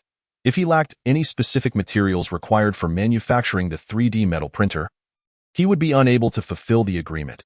After contemplating, Lin Ming added, let us include one more stipulation. I have my own production plans, which may hinder my ability to produce at full capacity. If necessary, you may rent me an additional 3D metal printer. I will provide my own energy during the production phase. Tang Qingyan decisively agreed, deal. Once the collaboration was confirmed, Tang Qingyan tentatively inquired, Lin Ming, I know you possess numerous technological creations and upgraded your survival pod quite early on. You may be aiming for a high district evaluation. Our collaboration will enhance the likelihood of success. The number of cooperative members in Tang Province has now increased from over 500 to 1,000 against 1. An advantage for me. Lin Ming politely declined Tang Qingyan's further request, stating, I wish to attempt this on my own. Very well, I await your news. Tang Qingyan said no more. After closing the chat with Tang Qingyan, Lin Ming first confirmed the authenticity of the order transfers with the 10 players who had placed orders for the constant temperature chambers. Then he set the 3D metal printer to manufacture the chambers at full capacity. Originally, it took 8 hours to construct a constant temperature chamber. Lin Ming was selling a simplified version, reducing the number of modules from 5 to 1 in the soilless cultivation framework system and its associated subsystems. Even so, it would still require 2 hours to complete a single constant temperature chamber. Following discussions with Tang Qingyan, he agreed that after Lin Ming delivered 5 constant temperature chambers, he could pledge the remaining 5 sets of materials to gain access to a 3D metal printer. By the way, the already manufactured constant temperature chambers had diminished in utility and could be sold. Dismantling 4 sets of the soilless cultivation framework system would further expedite the construction of additional chambers. Without delay, Lin Ming rubbed his hands together, embarking on an extensive overhaul of the constant temperature chambers. P.S. I would like to express my gratitude to the reader, Xiao Joku, for the generous support and encouragement. Many thanks to users 444-16335, Do Do Bu Suiju, and Wu Sualwei 12138 for their inspirational capsules. I appreciate the contributions of user 25594979 for the bubble milk tea and Wang Yun Xia Yez urging symbols. A heartfelt thank you to An Yifeng, Hong Yun Chi Tian for their support, Mu Dong, and all those who provided encouragement. I have noted the suggestions in the comments and will integrate necessary technologies into the upcoming framework. The enthusiasm from readers has deeply moved me. I initially considered setting a reward condition, such as an additional update for reaching a certain amount of donations. However, given the overwhelming support, it would be somewhat greedy of me to impose conditions.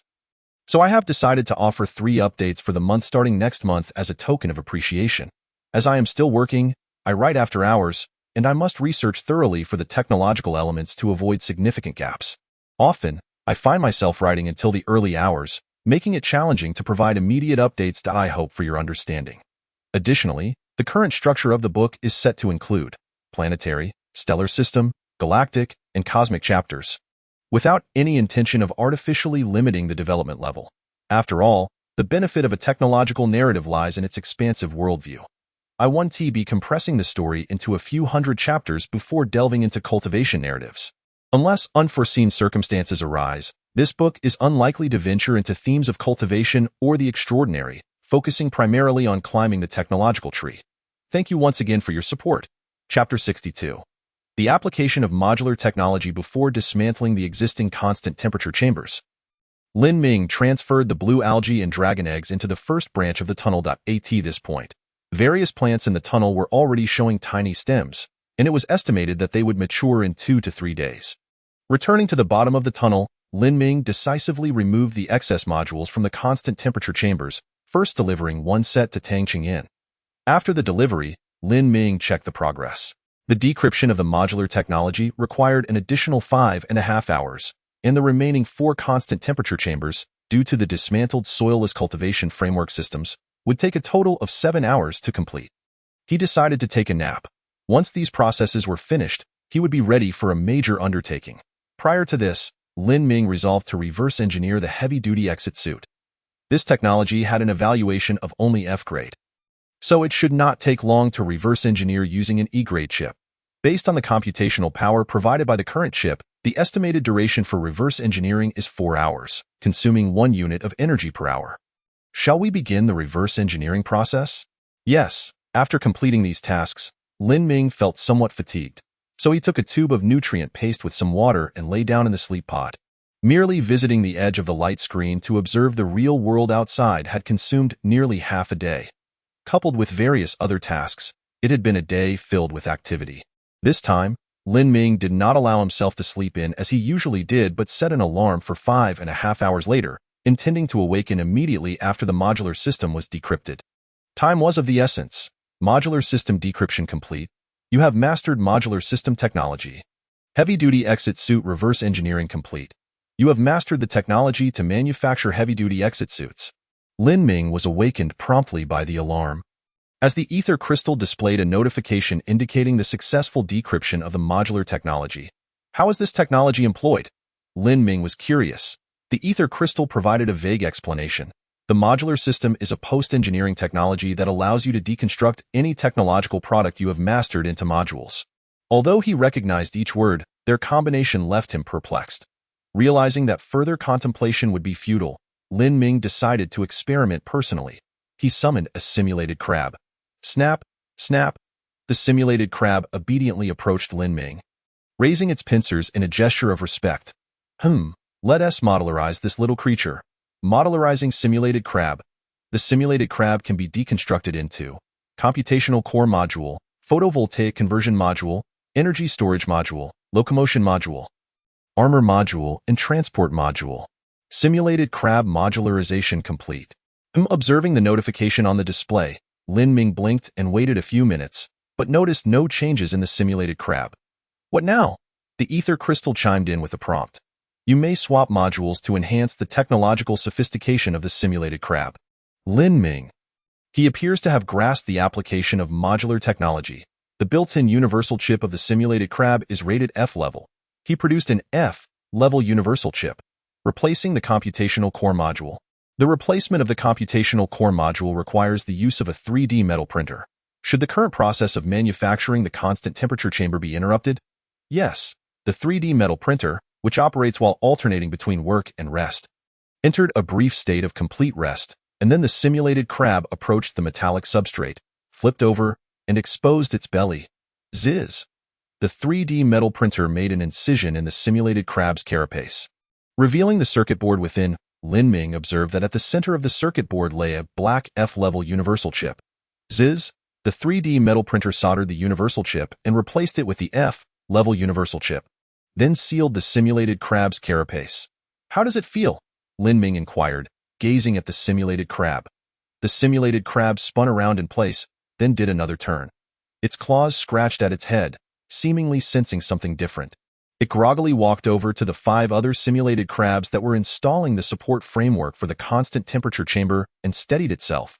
Lin Ming noticed that this upgraded simulated crab was fixated on the movements of the 5 other simulated crabs. Seconds later, the upgraded simulated crab suddenly dashed to the side of one of the other crabs, lifted its claw, and struck that crab's head forcefully, seizing the partially installed support framework for the constant temperature chamber. "What is going on? Has it gone out of control?" Lin Ming watched the upgraded simulated crab warily, ready to intervene at any moment.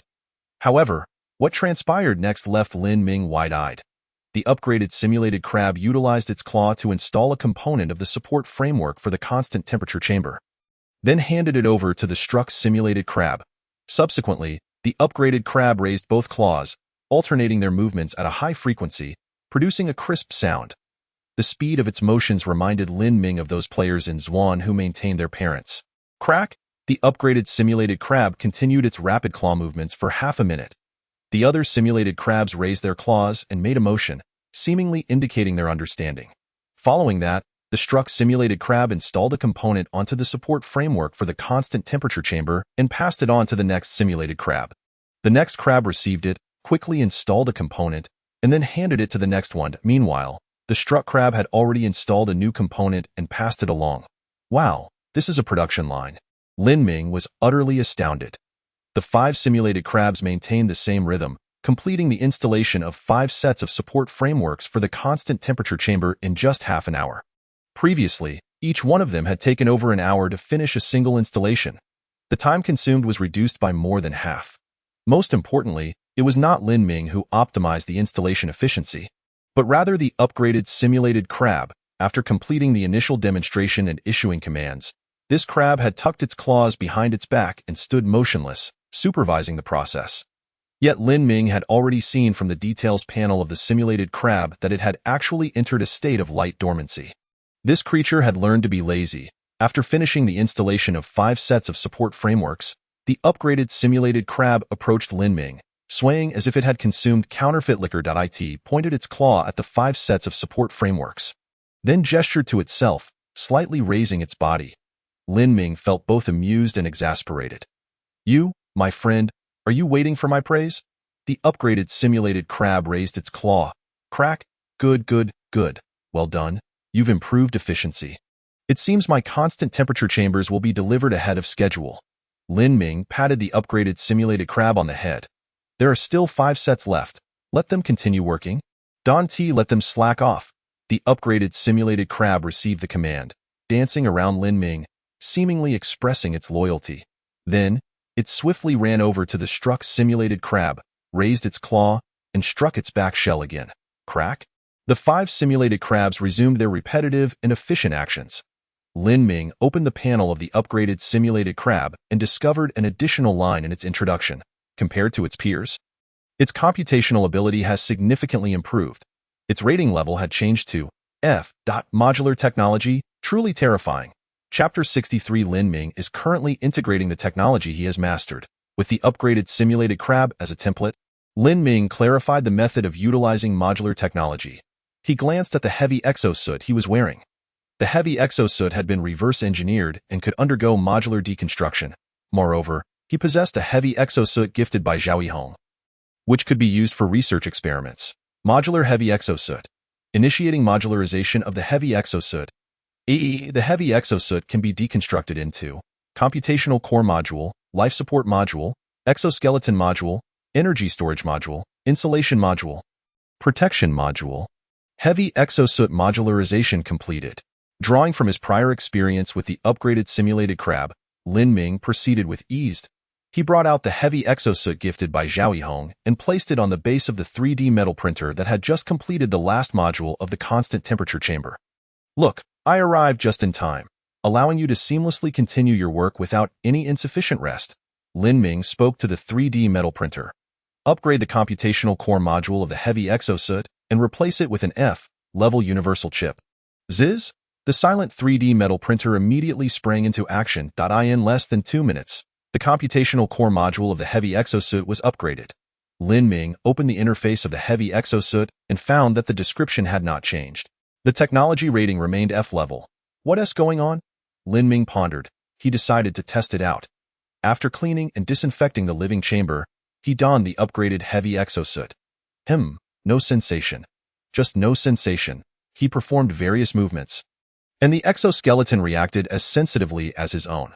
Not quite, buddy. Lin Ming removed the heavy exosuit and studied it for a while longer until he finally comprehended. The computational core module was solely responsible for controlling the life support and exoskeleton modules of the heavy exosuit. The computational power of the F-level universal chip was sufficient to meet these computational demands. Even if he multiplied the computational power of the core tenfold, it would still only accomplish these tasks. Due to hardware limitations, the heavy exosuit could not achieve superior functionalities. Oh my goodness! Lin Ming was greatly disheartened and prepared to abandon the modification of the heavy exosuit. Then, he caught sight of the electromagnetic gun resting in the corner. A bold idea sprang to mind. Modular electromagnetic gun. Initiating modularization of the electromagnetic gun. The electromagnetic gun can be deconstructed into computational core module, electromagnetic conversion module, energy storage module. Electromagnetic gun modularization completed. The principle of the electromagnetic gun is quite simple. It involves supplying power to the electromagnetic coil, using the ampere force generated by the electromagnetic field to propel bullets at high speed. Thus, the core of the electromagnetic gun is the electromagnetic conversion module. Manufacture the electromagnetic conversion module soon. The 3D metal printer completed its task. It produced a 1.5-meter-long superalloy barrel, equipped with an electromagnetic coil for propulsion. However, without a power supply and computational core module, it was inoperable. Could the electromagnetic conversion module be added to the heavy exosuit? You can combine any technology modules you possess, although some combinations may not be effective. Well, now I know. Lin Ming regarded the lengthy barrel and issued another command to the 3D metal printer. Attach the electromagnetic conversion module to the heavy exosuit, fixing its position to the back. Ziz! The 3D metal printer swiftly operated, securing the elongated barrel to the back of the heavy exosuit.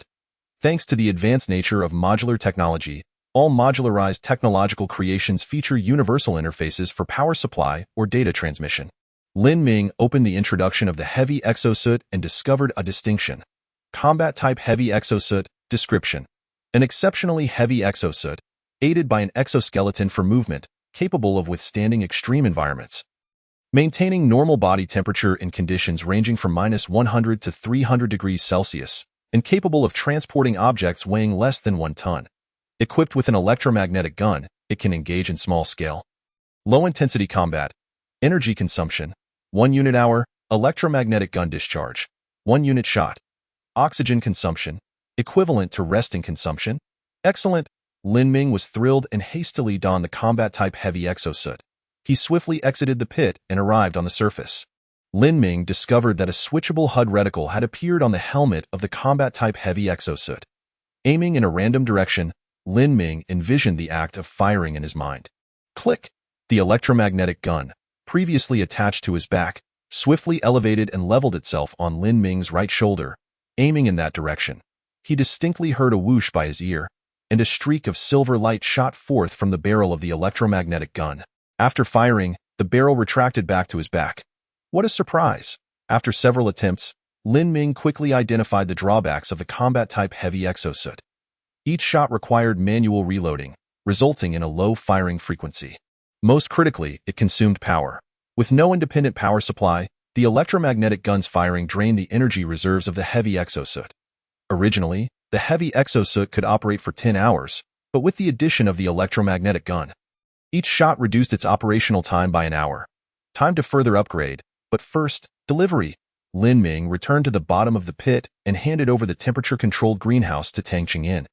Your efficiency is remarkable. Tang Chingyin did not hesitate and soon traded for a 3D metal printer. Gazing at the identical 3D metal printer, Lin Ming gritted his teeth and uttered a few words through clenched jaws. Reverse engineer the 3D metal printer using an E-level chip. Based on the computational power provided by the current chip, The estimated duration for reverse engineering is 10 hours, consuming 1 unit of energy per hour. Shall we commence reverse engineering? With the prospect of liberating production capacity drawing closer, Lin Ming exclaimed with excitement, "Yes." Suspending the reverse engineering process, Lin Ming continued to modify the combat-type heavy exosuit. First, he addressed the energy supply issue of the exosuit. This was a simple task. Lin Ming directly added an additional energy storage module to the heavy exosuit. Consequently, the maximum energy reserve of the exosuit doubled, now amounting to 20 energy units. Next, he installed a microwave transmission receiving end. As long as there is a microwave transmission supply point within 100 kilometers, the heavy exosuit could achieve limitless endurance. At worst, he could carry a set of solar panels, deploying them wherever necessary. Were it not for the considerable area required for solar panels to generate sufficient energy, Lin Ming would have considered affixing them to the exosuit. Thus, in most circumstances, the heavy exosuit would no longer need to worry about energy consumption. Then, Lin Ming added a pair of crab-like manipulator modules to the back, effectively functioning as pincers. This allowed him to forego the manual reloading of ammunition, delegating it to the pincers instead. To enhance firepower. He also installed an electromagnetic conversion module on the left side. It was nearly complete. Time to venture outside for a test. Lin Ming exited the pit, clutching a jetpack. With a click, the jetpack was secured to his back, flanked by electromagnetic gun barrels on either side. Slightly bending his knees, Lin Ming leapt into the air. The jetpack, alongside the heavy exosuit and Lin Ming, could carry an additional weight of 300 kilograms. At present, it was capable of supporting 260 kilograms, thus not affecting flight speed. Lin Ming set the flight speed to maximum, aiming in a specific direction. Fire at will. The electromagnetic gun barrels on both shoulders activated simultaneously, sending forth 2 streaks of silver light piercing the heavens. With a click, the gun barrels retracted behind him, and the pincers sprang into action, completing the reloading. Fire at will. Fire at will. Fire at will. Fire at will. After exhausting 10 rounds of ammunition in one go, Lin Ming finally paused, hovering in midair. Combat felt exhilarating. Chapter 64. Modular microsatellite. After soaring through the skies for a considerable time, Lin Ming reluctantly descended back to the pit's bottom, feeling somewhat famished. There was still plenty of giant shell dragon meat. He should indulge a little more. He retrieved a piece of dragon meat and sliced off a pound. Alongside high-protein meat cans, boiled potatoes, and corn, he relished a hearty breakfast. After finishing, he wiped his mouth and opened the previously suspended progress list. At this moment, there remained over 9 hours until the reverse engineering of the 3D metal printer would be complete. Such a lengthy wait. Lin Ming felt an itch of impatience. At this time, Tang Qingyan sent him a message. "Brother Lin, please send me the material list required for manufacturing the temperature-controlled greenhouse and the electromagnetic gun."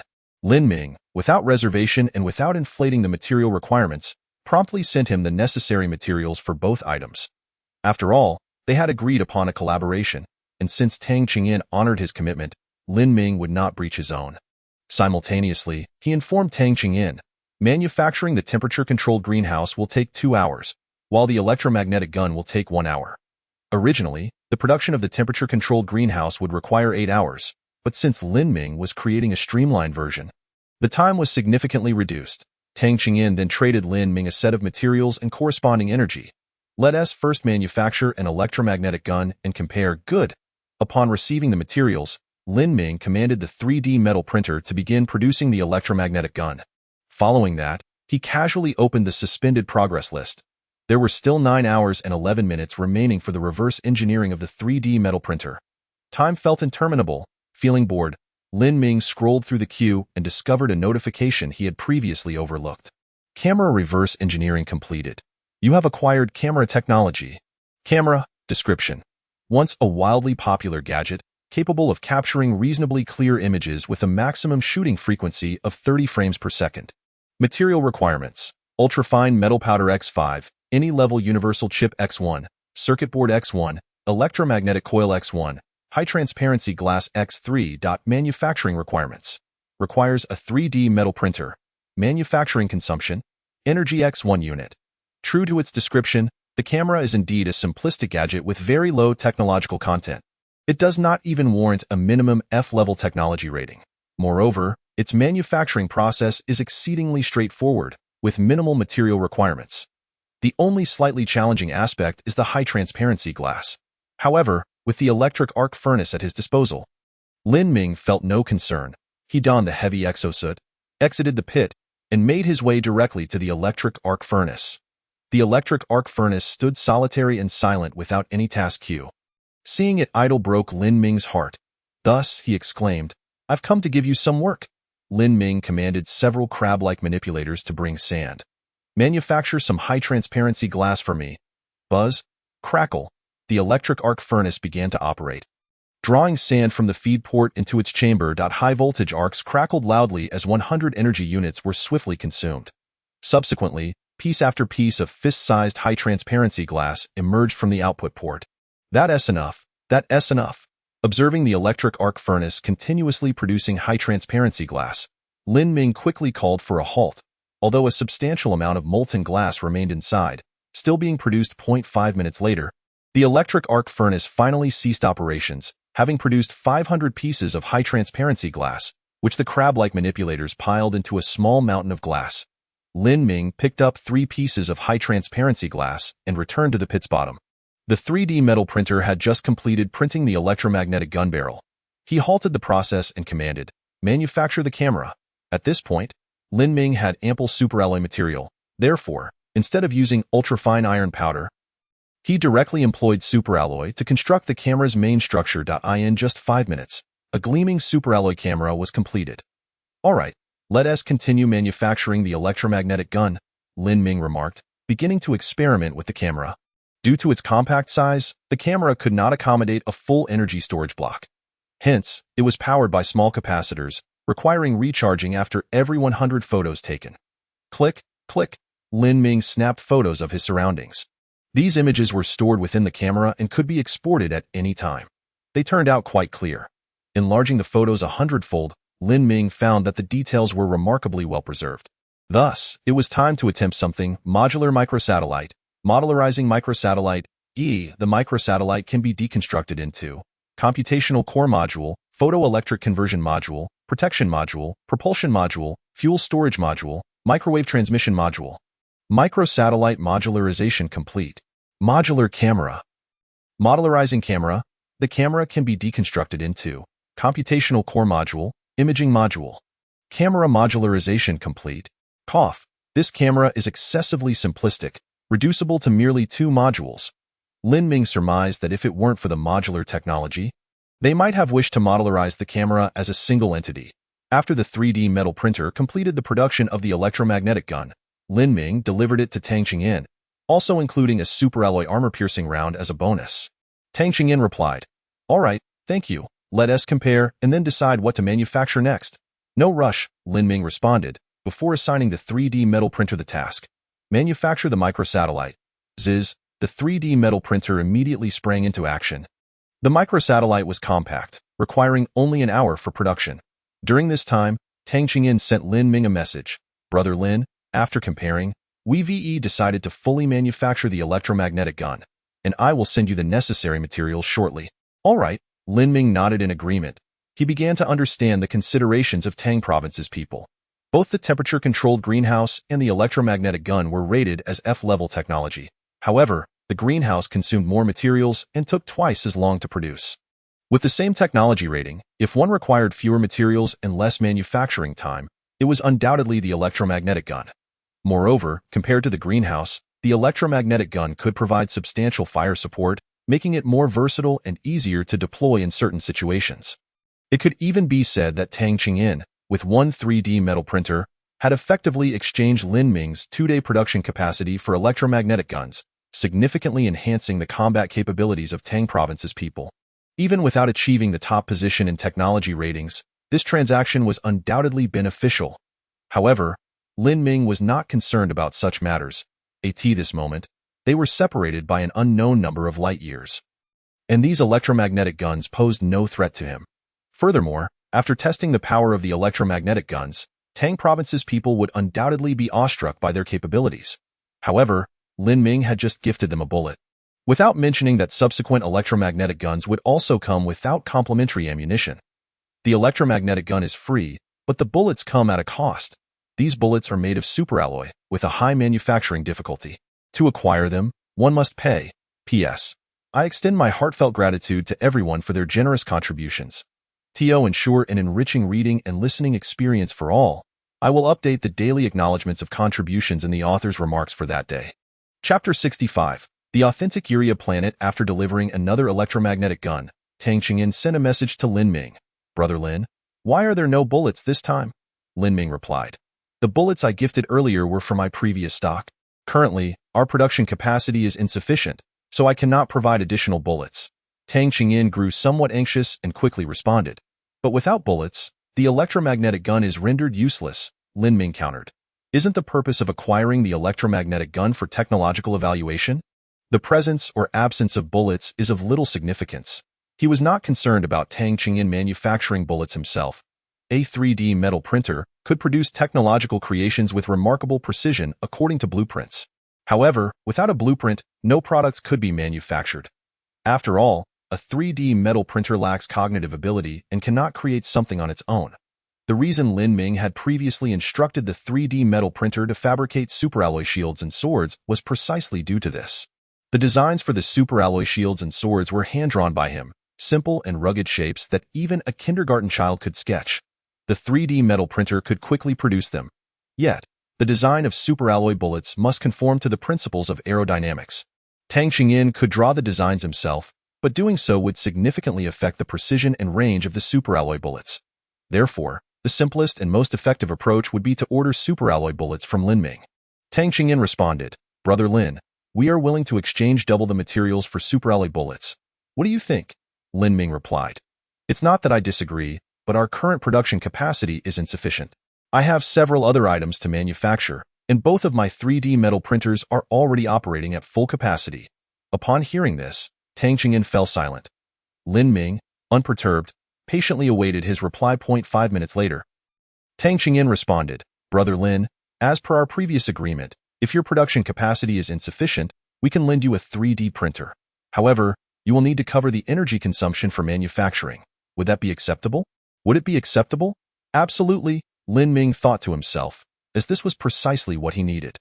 Upon receiving Lin Ming's confirmation, Tang Chingyin replied, Brother Lin, just to reconfirm, this 3D metal printer is being lent to you, and it must be returned once the agreed time has elapsed.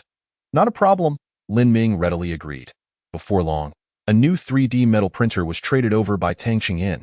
Observing the newly acquired machine, Lin Ming instructed it to manufacture electromagnetic guns, ensuring that he would not monopolize its production capacity. An hour later, a brand new miniature satellite was produced. Gazing at the compact satellite and its seemingly feeble thrusters, Lin Ming commanded, produce 3 additional fuel storage modules and 4 thrust modules. With a whir, Lin Ming's own 3D metal printer swiftly commenced its new task. Once the new modules were completed, Lin Ming began modifying the miniature satellite. The fuel storage modules were expanded into a grid-like distribution, and the thrust modules were increased to 4, arranged in a cross formation.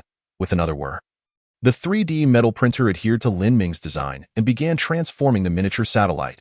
The originally compact satellite suddenly doubled in size. The fuel capacity surged from 10 units to 40 units, and the number of thrusters increased from 1 to 5 in parallel. Adding a camera module. With a flurry of activity, the camera was affixed to the top of the miniature satellite, coupled with a microwave transmission module. Finally, the 3D metal printer produced a brand new protective module, designed to safeguard the satellite's critical equipment from thermal ablation during ascent. Lin Ming accessed the miniature satellite specifications. Small exploration satellite F. Description. Significantly expands your field of vision. Capable of detecting surrounding terrain and imaging, predicting short-term weather, and conducting limited exploration of interstellar space. Equipped with powerful thrusters and ample fuel, it can maintain continuous orbit around a planet. Consumption. Launch consumes 10 fuel units. In-orbit maintenance consumes 2 fuel units per 24 hours. In orbit, fuel consumption is doubled. Can capture images and maintain orbit around a planet. Clenching his fist, Lin Ming realized that he could now conduct a comprehensive survey of the Urea planet. By exchanging 4 kilograms of giant shell dragon meat for 40 fuel units, he refueled the small satellite and transported it to the ground. Refueling complete. Self-check complete. The small satellite will ignite in 10 seconds. 10, 9, 3, 2, 1. Ignition. The 5 thrusters simultaneously emitted a pale blue flame, with concentric rings of Mach waves prominently visible against the blue flames. The small satellite shot into the sky. 5 minutes later. The ether crystal prompted a notification screen. Miniature satellite launch completed. The current satellite can perform the following tasks. 1. Omitted. 2. Omitted. 3. Omitted. 4. Omitted. 5. Planetary surveying. The small satellite can conduct orbital flights around a planet, altering its trajectory to perform detailed surveying. Initiating planetary surveying. Orbit change initiated. Surveying commenced. The camera aboard the small satellite captured images of the same location at a rate of 30 frames per second, overlaying these photos to enhance clarity. After completing one surveying location, it would begin photographing the next site. Lin Ming opened the display, and the small satellite gradually relayed the surveyed information back. Images piled together, reminiscent of loading pictures during poor network conditions. Initially, the images were of extremely low clarity, resembling mosaics, but they gradually became clearer, ultimately forming a coherent whole. The small satellite orbited the Urea planet for approximately 90 minutes. Each completed orbit enabled the satellite to survey a circular band around the planet, resembling a belt encircling the celestial body. After completing one orbit, the small satellite would change angles to survey from a different perspective, progressively compiling comprehensive information about the entire Urea planet. From the first orbit survey, Lin Ming received astonishing information. First and foremost was the operational state. The Urea planet was, astonishingly, rotating while lying on its side. Lin Ming recalled that the axial tilt of Blue Star was approximately 23 degrees. This tilt caused varying intensities of sunlight across different regions, resulting in the seasons, while the polar regions experience periods of perpetual daylight or darkness. In contrast, the axial tilt of the Urea planet approached 90 degrees. Due to being tidally locked to its star, one side of the Urea planet perpetually faced the star, resulting in one hemisphere remaining in a state of eternal daylight while the other languished in perpetual night. The place where he resided was thus eternally bathed in sunlight, with the sun never dipping below the horizon. Zooming in on the images, Lin Ming discovered that the majority of the surveyed regions were cloaked in darkness, with only a few areas displaying colors other than black. Further magnifying the images, Lin Ming beheld 3 enormous impact craters. Each crater exceeded a diameter of 100 kilometers, spaced several hundred kilometers apart. It was these towering ringed mountains formed by the impact craters, combined with the eternal daylight, that obstructed the advance of the black tide. The 3 impact craters formed a triangular distribution, resembling 3 holes in a black bowling ball. Lin Ming found himself situated within one of these craters. He recalled the words spoken by the intelligent beings of the Urea planet. They had attempted self-rescue, but regrettably, it had failed. It turned out that those towering mountains were not naturally occurring but rather formed from the impacts of meteorites. They had transported 3 meteorites, meticulously calculated their trajectories, and altered the orbit of the Urea planet through impact, yet ultimately succumbed to their fate due to resource depletion. Every effort made by life to survive is a resplendent ode of glory. P.S. Thus, the conceptualization of the Urea planet has been thoroughly articulated. I wonder if everyone is satisfied with this setting. Recently, I have noticed many comments expressing confusion regarding the trading methods of the Interstellar trading post and the reasons behind the destruction of Blue Star. I have taken these into account as they pertain to the overarching narrative, which is why I have not responded. These elements are integral to the setting and not mere bugs. They will be gradually revealed in due course. At 3:30 in the morning, I finished writing and prepared for sleep. Chapter 66. Planetary Transformation Plan. The small satellite continued its surveying endeavors. Lin Ming diligently monitored the increasingly clear images with rising resolution. At this moment, the conditions within the 3 impact craters had become vaguely discernible. The crater in which he resided was the most desolate. Lin Ming observed intently as the map illuminated with various colored light points.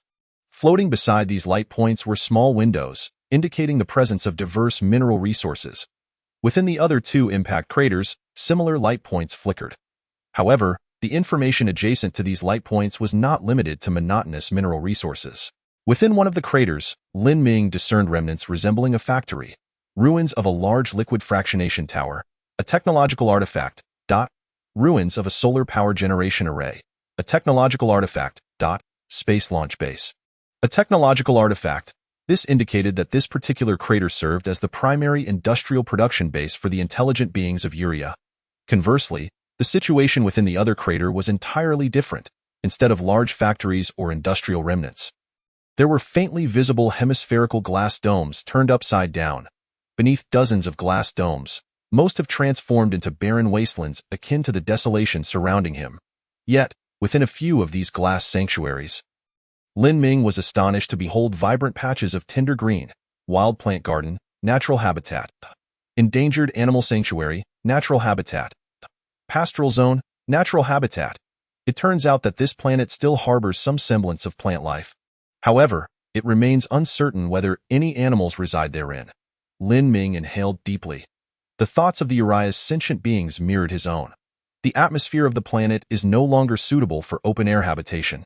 Thus, they constructed vast glass domes, resembling transparent bowls inverted upon the ground. This innovation created a miniature ecosystem. The internal ecological system leaned towards normalcy, and with its manageable scale, it could continuously monitor the encroachment of the black tide. Regrettably, after the passage of tens of thousands of years, the majority of these ecosystems have collapsed, leaving only a handful, most of which have succumbed to desertification, with only sparse vegetation remaining. At that moment, a profound desire surged within Lin Ming. He yearned to explore that realm. After considerable effort, he suppressed his longing. After all, those two craters contained worlds he had yet to encounter, and venturing forth recklessly could lead to unforeseen peril. When one is destitute, they possess an audacity unmatched, willing to gamble their very lives for a chance at a future. Yet, once wealth and accumulation are acquired, one tends to grow cautious, valuing life more dearly. Lin Ming epitomized the latter. However, this did not imply he would refrain from investigating that area. He cast his gaze upon the jetpack affixed to his battle-ready exosuit.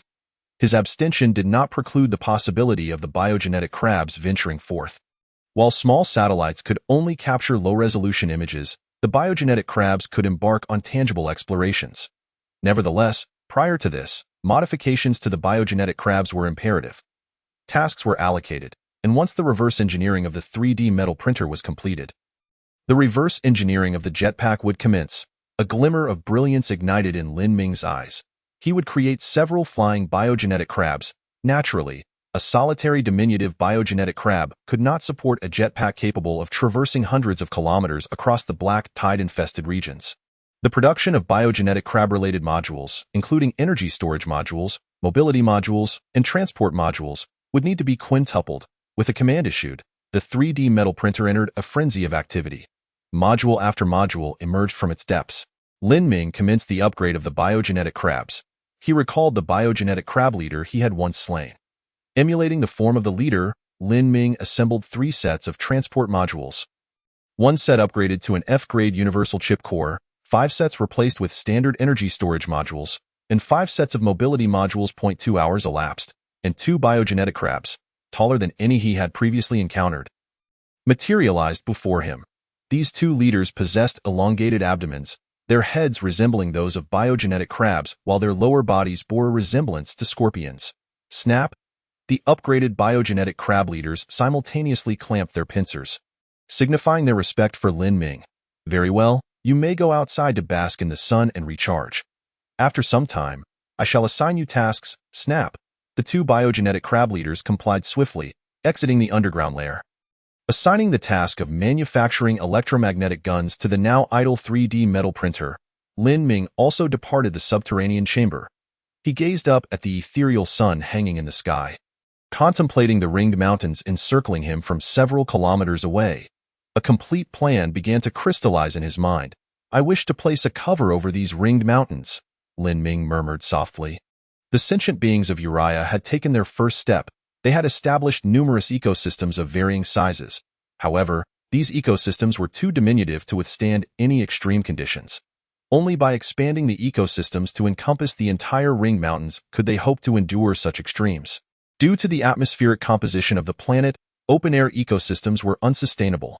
Carbon dioxide would obliterate the majority of life forms. Only by sealing the interiors of the ringed mountains could they regulate the atmospheric composition, creating vast habitable zones. The optimal material for this cover would be glass. Yet, If it were solely composed of glass, its immense weight would inevitably shatter the glass dome. Hence, the reason why the ecosystems of the Uriah's sentient beings were so small. However, with the advent of liquid distillation towers capable of extracting high-strength lightweight materials, everything changed. The remarkable strength and minimal weight of these materials would ensure they could withstand tremendous tension. If thousands of high-strength lightweight strands were anchored within the ringed mountains, crossing in the middle to elevate the glass dome, and reinforced with superalloy frameworks, success was plausible. It was likely that the Uriah's sentient beings had conceived of this plan but were unable to implement it for various reasons. The first step, to affix glass covers over the three ring mountains, altering the atmospheric composition and initially restoring ecological cycles, thus forming three habitable zones. The second step, to connect the three ringed mountains via underwater tunnels or glass tunnels, linked by maglev trains or conveyor belts for material transport. The third step, to construct a space elevator from high-strength lightweight materials, or utilize spacecraft to launch thousands of reflective lenses to redirect sunlight onto the planet's dark side, effectively obliterating the black tide. The fourth step, to transform the entire planet, employing blue-green algae and existing ecosystems to regulate the atmospheric composition of Uriah, rendering it habitable. Step by step, these grand visions unfurled in Lin Ming's mind, each monumental blueprint gradually revealing itself. Each phase would consume countless resources, necessitate advanced technology, and require substantial time. Yet, having come this far, one must indeed take action, mustn't one? Chapter 67. Cross-regional trade gazing at the starry sky. Grounded in reality, with the reconstruction of his transformation plan for Uriah completed, Lin Ming embarked upon his immediate endeavors. The current focus was to secure a favorable outcome in the forthcoming technological evaluation. Only then could he possibly acquire higher-level technological creations and achieve further breakthroughs. Lin Ming accessed the Interstellar trading platform. Perusing the newly listed items, he noticed that, compared to before, the inventory of advanced technological creations had significantly diminished, leaving only basic materials. What could be the reason for this? Lin Ming sipped his water while scanning the players' discussions. What a steal! I just listed an F-grade mechanical arm, and a player from the Tang province snatched it up instantly, without even negotiating a price. Indeed, players from Tang province have been rapidly acquiring technology rated for evaluation today, and they aren't negotiating prices. I'm tempted to list my survival pod for sale. That's not feasible. I've tried it, and it showed as a prohibited item for trade. Wait, are you serious? Other players from different regions are also here snatching goods, and I just noticed that the traders aren't from our region. So half of the trade tax was deducted. Damn it. Upon reading that player's comment, Lin Ming raised an eyebrow. Cross-regional trading was indeed a possibility. Recalling that Thompson had previously sought basic resources from players in different regions, he nodded in understanding that it seemed plausible, albeit with a significant trade tax as described by that player. He searched the Interstellar trading platform and discovered a button in the lower left corner to switch regions. Numbered from 1 to 100. Their current region was numbered 37. Lin Ming switched to Region 1. The players within were also discussing topics related to the ease of trading technological creations, yet he found nothing of particular worth. Lin Ming scoured through each region, noticing that players in the first 60 pages communicated in Chinese. Beginning from page 61, a different scenario emerged as Eagle language appeared. Following that were various other languages, resembling strange characters akin to mosquito coils. Fortunately, the Interstellar trading platform featured an integrated translation system. Lin Ming conducted searches across the trading platforms of each region, ultimately pinpointing 2 items of interest. Limited research technology chip description. After amassing a sufficient number of technological creations, you have accumulated some technological knowledge. From this moment forth, you may conduct limited directional research on a specific item to achieve certain breakthroughs. Although you will not exceed the item's designated level and will require a high computational power chip. All-terrain track vehicle manufacturing blueprint F description. A multifunctional transport vehicle equipped with robust tracks, powered by an electric motor, capable of traversing various complex terrains, with a maximum load capacity of 50 tons. Consumption: 1 unit of energy hour when unloaded, 10 units of energy hour when fully loaded. Material requirements: electromagnetic coils X10, F-grade universal chip X1, circuit boards X10, superalloy powder 150 units, ultrafine iron powder 1000 units. Manufacturing requirements: requires a 3D metal printer, Lin Ming first initiated private chat with the player possessing the limited research technology chip. This player, utilizing Eagle language, was named Hoffman, appearing to be a redneck white male. His typed words were automatically translated into Chinese. What do you need, Lin Ming? I am quite interested in your limited research technology chip. Hoffman, this is quite a valuable item. It allows for technological development and is incredibly cool. Disregarding Hoffman's boasting, Lin Ming directly stated. What price are you asking, Hoffman? So, a player from Region 37 has already begun cross-regional shopping. Huh? You should know that there is a trade tax for cross-regional purchases, and you will need to cover that, Lin Ming.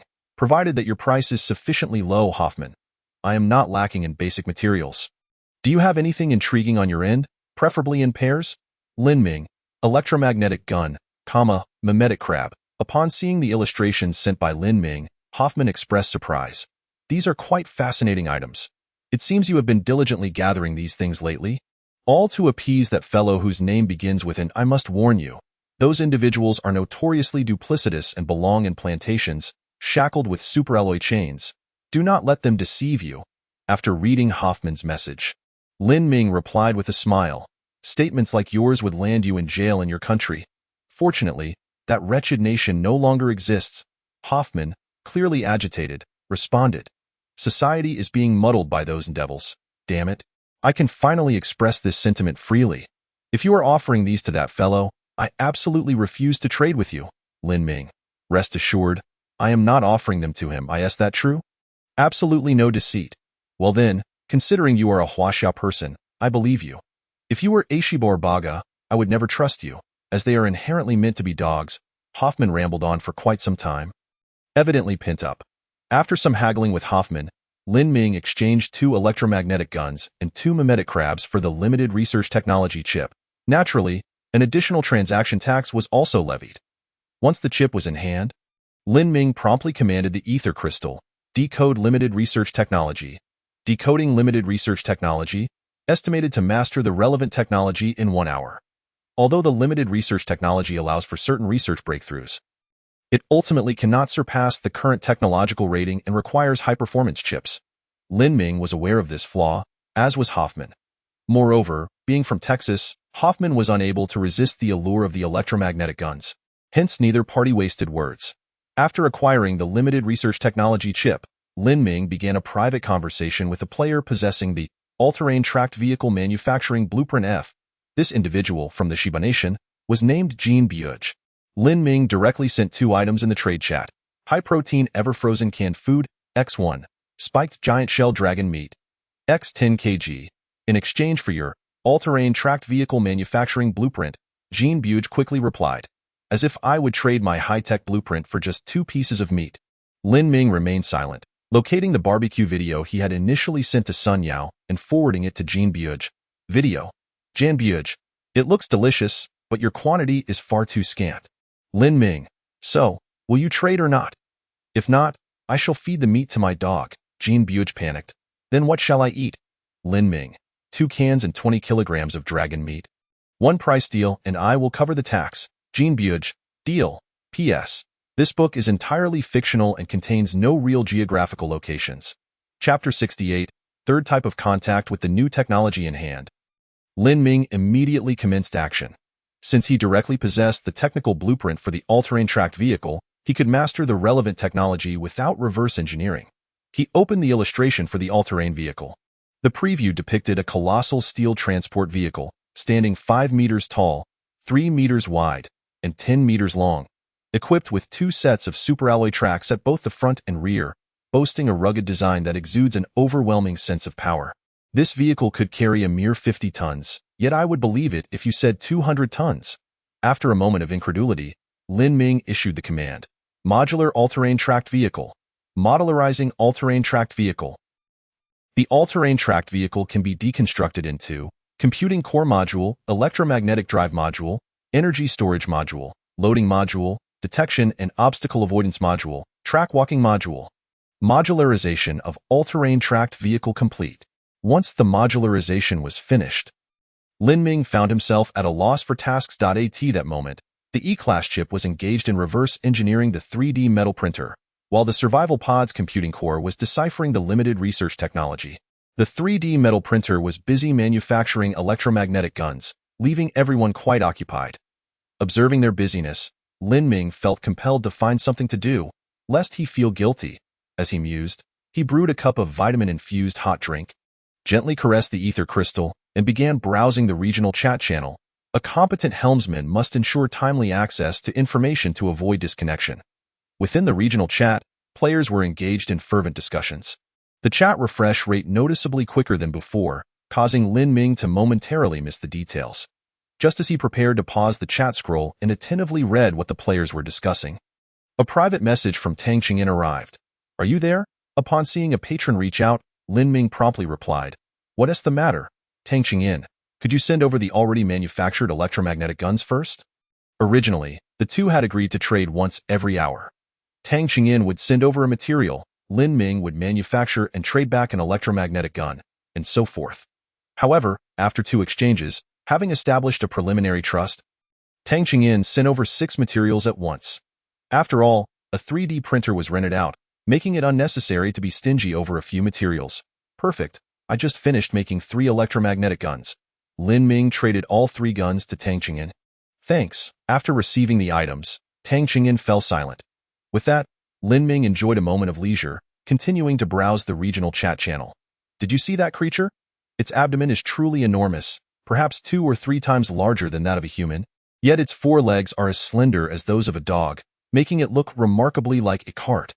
Why is it that, despite both being carbon-based life forms, some can appear so grotesque? Even I, the handsome Wu Yanzu, was startled. On Chu Wei's planet, the oxygen content is merely 11, so that creature must possess extraordinarily developed lungs. Otherwise, it could not survive in such a low oxygen environment. I find it quite perilous. Could there be similar creatures surrounding us?" The players' chat left Lin Ming perplexed that it seemed someone had encountered strange beings. Climbing the chat threads patiently, he discovered a player named Chu Wei had posted several videos. Notably, Chu Wei's avatar had turned gray, with a crimson death symbol in the corner. What is going on? Lin Ming's heart raced as he quickly opened the first video. This was Chu Wei's first-person perspective. He found himself surrounded by a group of bizarre creatures within a 10-meter radius. These beings possessed enormous heads, grotesque in appearance, with 6 eyes on their heads, each covered by a translucent eyelid. Below the heads, their corpulent gray-purple bodies were grotesquely swollen, capable of accommodating a curled-up adult. Their arms and forelegs were exceedingly thin, even less robust than a child's forearm, raising doubts about whether these frail legs could support their hefty forms. Most striking were the creature's mouthparts, or rather, orifices.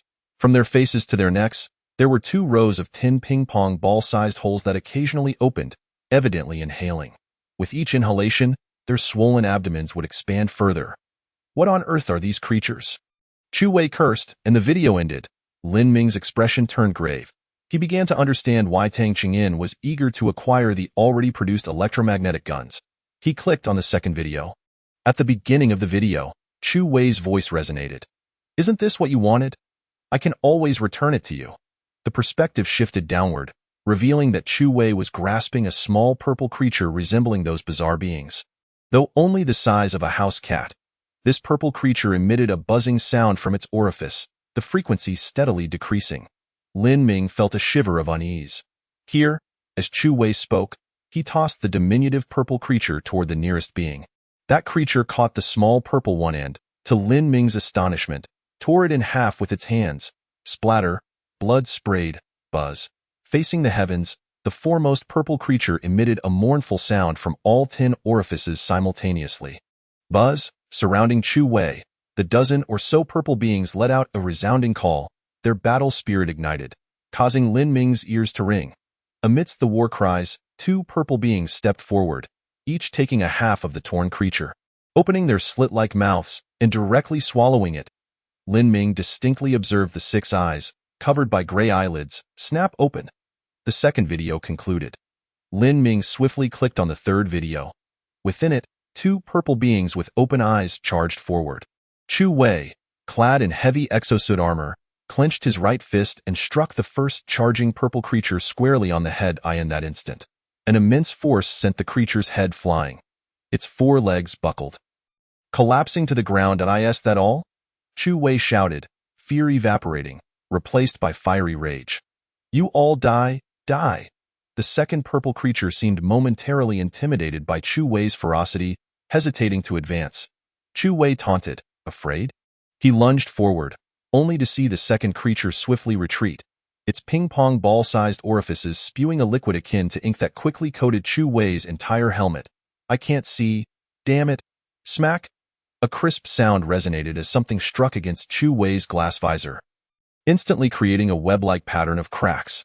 Lin Ming sighed and closed the video. Then he noticed that Sun Yao had sent him a message at some point. Brother Lin? Have you seen the video in the regional channel? P.S. I'll be working late today, writing one chapter first, and the next will be posted at noon, so no need to wait. Everyone Chapter 69. Freedom of production. I saw it, Lin Ming replied. He certainly understood why Sun Yao was so concerned. After all, the vicinity of Sun Yao's location also boasted a complete ecological chain. It would be quite unsettling to wake up one day surrounded by a group of intelligent beings. Sun Yao, Brother Lin, could you sell me a few superalloy bullets? I feel a bit unsafe around here. Lin Ming smiled slightly. Upon viewing the video, he had already made a decision. He promptly sent a message to Sun Yao. Small satellite, combat-type heavy exosuit. Sun Yao? Wow, Brother Lin.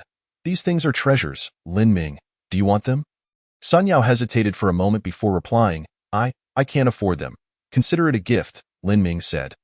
After a considerable pause, Sun Yao finally responded, Haha, Brother Lin. I admit I got a bit excited upon reading your message. But that's quite a hefty joke. Lin Ming, it's true. I'm giving you a small satellite for free, but you'll need to sort out the fuel yourself, and for the combat-type heavy exosuit, you can exchange it for your own exosuit.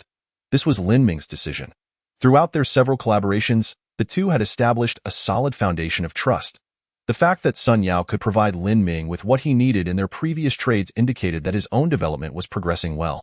At this moment, Lin Ming's development had also reached a certain scale, yet on the Urea planet, the incomplete ecological chain posed certain limitations. Sun Yao's planet, with its complete ecological chain, could compensate for this shortcoming. Thus, Lin Ming resolved to invest in Sun Yao.in. The last century, the United States invested in countries like Baga and Shiba, propelling these small territories to prominence as formidable forces. The United States, in turn, reaped immense benefits, gaining two powerful allies to command as they pleased, occasionally even turning on each other.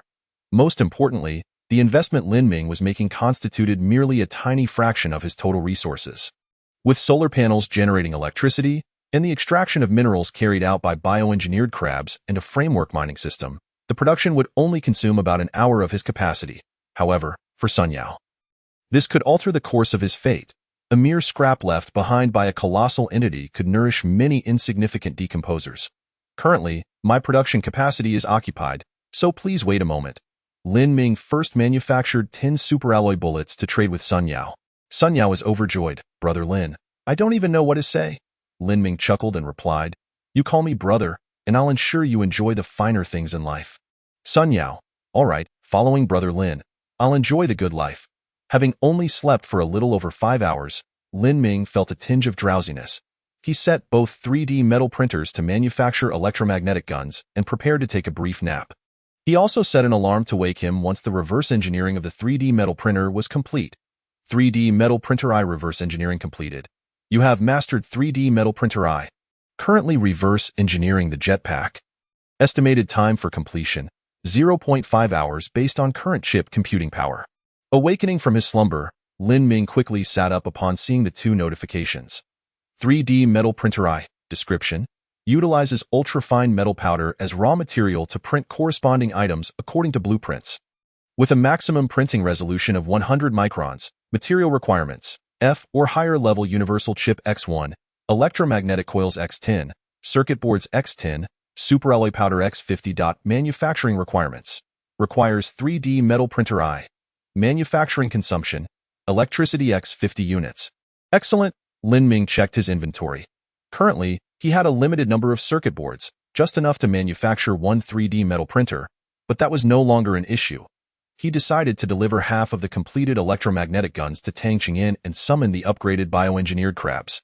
He directed the wastewater into the liquid distillation tower, exclaiming, I need high-strength, lightweight materials. The upgraded bioengineered crab clamped its pincers in acknowledgement and then began distributing metal cylinders to the remaining 5 bioengineered crabs, not forgetting to give a light tap to the shell of the one that was frequently bullied. You, manufacture a 3D metal printer. You, start producing some electromagnetic coils. Lin Ming issued commands to the 2 3D metal printers. Given the compact size of the 3D metal printers and the fact that the electromagnetic coils and circuit boards were readily available, the manufacturing time would take only half an hour. In that half hour, a substantial amount of high-strength, lightweight materials arrived, and numerous circuit boards were produced. After half an hour, Lin Ming had acquired 3 3D metal printers and a considerable number of circuit boards. Lin Ming then commanded, simultaneously produce 3D metal printers.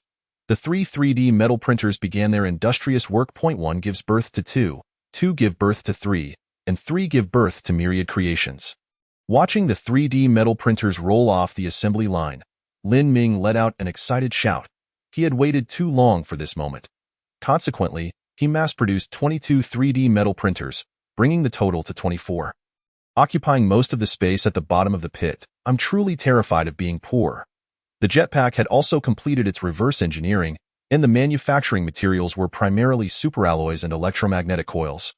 Along with circuit boards, Lin Ming took only 10 minutes to manufacture 23 units, while also producing a small satellite. With preparations complete, Lin Ming sent Sun Yao a message. Let us trade. Sun Yao was not one to hesitate and promptly began the transaction with Lin Ming. Soon, Lin Ming exchanged the small satellite and the combat-type heavy exosuit equipped with jetpacks for a heavy exosuit. After the transaction was completed, Sun Yao sent Lin Ming a single message. Brother Lin, from now on, my life belongs to you. Upon reading Sun Yao's message, Lin Ming closed the chat window, not giving it much thought. He assigned tasks to the 3D metal printers, life support systems, soilless cultivation framework systems, conveyor belts. Let them allocate tasks as they see fit. Lin Ming glanced down at the heavy exosuit he was wearing. It was time to transform this pit into a habitable space. Subsequently, Lin Ming summoned 2 sunbathing bioengineered crab leaders and was surprised to find that their power levels were only half charged. How sluggish, why is the charging speed so slow? He waved to have the survival pod recharge the 2 bioengineered crabs fully, then instructed the 3D metal printers to modify the jetpacks onto the backs of the 2 bioengineered crab leaders. You each take one of these locations and set off to explore. If I cannot contact you, remember to return on time after 24 hours. Otherwise, I will assume you are deceased. Lin Ming refrained from equipping the bioengineered crab leaders with electromagnetic guns, fearing that these unintelligent beings might discharge their weapons recklessly and damage something crucial, resulting in irreplaceable losses. Losing 2 bioengineered crab leaders was inconsequential. He had plenty of production capacity to spare. Chapter 70. Keep adding. Exiting the underground pit, Lin Ming arrived on the surface. He surveyed his surroundings. At the entrance of the pit, a power generation array composed of over 100 solar panels was operating steadily. Not far away, dozens of bioengineered crabs were transporting stones, piling them into several small hills. The stones within a 10-kilometer radius had been completely depleted, forcing the bioengineered crabs to venture further afield in search of more stones to transport. To his right stood the dormant liquid distillation tower and arc furnace, silently towering there. Further ahead was the framework mining system, which was continuously excavating. Its time. Lin Ming murmured softly. He then issued the command. Utilize the E-grade chip to reverse engineer the arc furnace. Based on the current chip's computing power, the estimated time for reverse engineering is 1 hour, consuming 1 unit of electricity per hour. Dio, you wish to begin reverse engineering? Yes. With the reverse engineering of the arc furnace queued, Lin Ming continued to command. Modularize the framework mining system and the liquid distillation tower. Modularizing framework mining system. The framework mining system can be deconstructed into computing core module, supporting framework module, superalloy excavation module, electromagnetic conversion module, and conveyor module. Framework mining system modularization complete. Modularizing liquid distillation tower. The liquid distillation tower can be deconstructed into computing core module, supporting framework module, energy conversion module, thermal management module, pipeline distillation module, product output module, and liquid storage module. Liquid distillation tower modularization complete. A stream of notifications continued to appear. Nodding in satisfaction, Lin Ming then stated. Using limited research technology, conduct limited research on the all-terrain tracked vehicle's track walking module. Please select the research direction. Increase the size, double the length. Please select the chip to be used for research. F-grade universal chip. Based on the current computational power provided by the chip, it is estimated that the limited research duration is 10 minutes, consuming 1 unit of energy per hour. Shall we commence the limited research? Yes. Upon seeing the prompt, Lin Ming quickly confirmed he merely needed to enlarge the tracked walking module. A simple enlargement of the blueprint would suffice. Although this assertion may seem somewhat impractical, given that an increase in size necessitates additional considerations regarding load-bearing and suspension support, it is important to note that, being a mechanical product, it is not as intricate as electronic devices. Thus, the research would not be overly time-consuming. 10 minutes swiftly passed, and the research on the enlarged tracked walking module was completed. Due to the massive size of the enlarged tracked walking module, Lin Ming deployed 16 3D metal printers on the ground for its fabrication. Production commenced, initially fabricating 16 modules. With a command issued, Lin Ming continued, utilize limited research technology to focus on the walking module of the simulated crab. Please select the research direction. Increase the size, replace the material with superalloy, and enhance stability. Please select the chip to be used for research. F-level general-purpose chip. Based on the current computational power provided by the chip, it is estimated that the limited research duration is 20 minutes, consuming 1 unit of energy per hour. Shall we commence the limited research? The time is excessive. Overclock the usage. Estimated limited research duration is 10 minutes, consuming 5 units of energy per hour. Shall we commence the limited research? Yes. 10 minutes later, the research on the superalloy walking module of the simulated crab was concluded. At this moment, the enlarged tracked walking module was only halfway through its manufacturing, prompting Lin Ming to instruct the simulated crabs to move out the remaining 3D printers from the pit. Production began, initially fabricating 16 modules, zizzing and buzzing. All 24 3D metal printers were operating at full capacity. And half an hour later, the 16 enlarged tracked walking modules were completed. Each of these colossal tracked walking modules measured over 3 meters in length and nearly half a meter in width. The gleaming silver tracks, composed of superalloy, exuded a formidable presence. Lin Ming maneuvered these modules into their designated positions, awaiting the completion of the 16 enlarged superalloy crab legs. Soon, after the crab legs were fabricated, Lin Ming issued another command: construct a framework mining system, produced in modules, 1 machine per module. Simultaneously, Lin Ming, with one of the 3D metal printers, began welding the superalloy crab legs to the tracked walking modules. Zizzing and buzzing. At that moment, a symphony of industrial sounds resonated around the entrance to the pit. Lin Ming, holding the superalloy crab leg, marveled at the sounds that were once mere noise, now somehow pleasurable to his ears. After welding the 16 superalloy crab legs, all the modules of the framework mining system were also completed. Lin Ming continued with the assembly. The framework of the mining system was square, featuring 4 support points. He welded a superalloy plate beneath each support point, each superalloy plate being supported by 4 superalloy crab legs. Upon completion, a framework mining system supported by 16 superalloy crab legs, featuring 16 tracked walking modules, was born. Tracked framework mining system. Description: a mining system equipped with superalloy drill bits, situated within a massive metal framework, capable of maintaining stability during mineral extraction, thereby enabling uninterrupted mining of resources. With the addition of all-terrain tracked modules, it can relocate once mineral resources are depleted. The technological rating remains E, however. Just as the reverse research on the arc furnace concluded, Lin Ming proceeded directly with its modularization. Without even glancing at the results of the modularization, he, along with the simulated crab, moved the arc furnace to a side support platform for welding.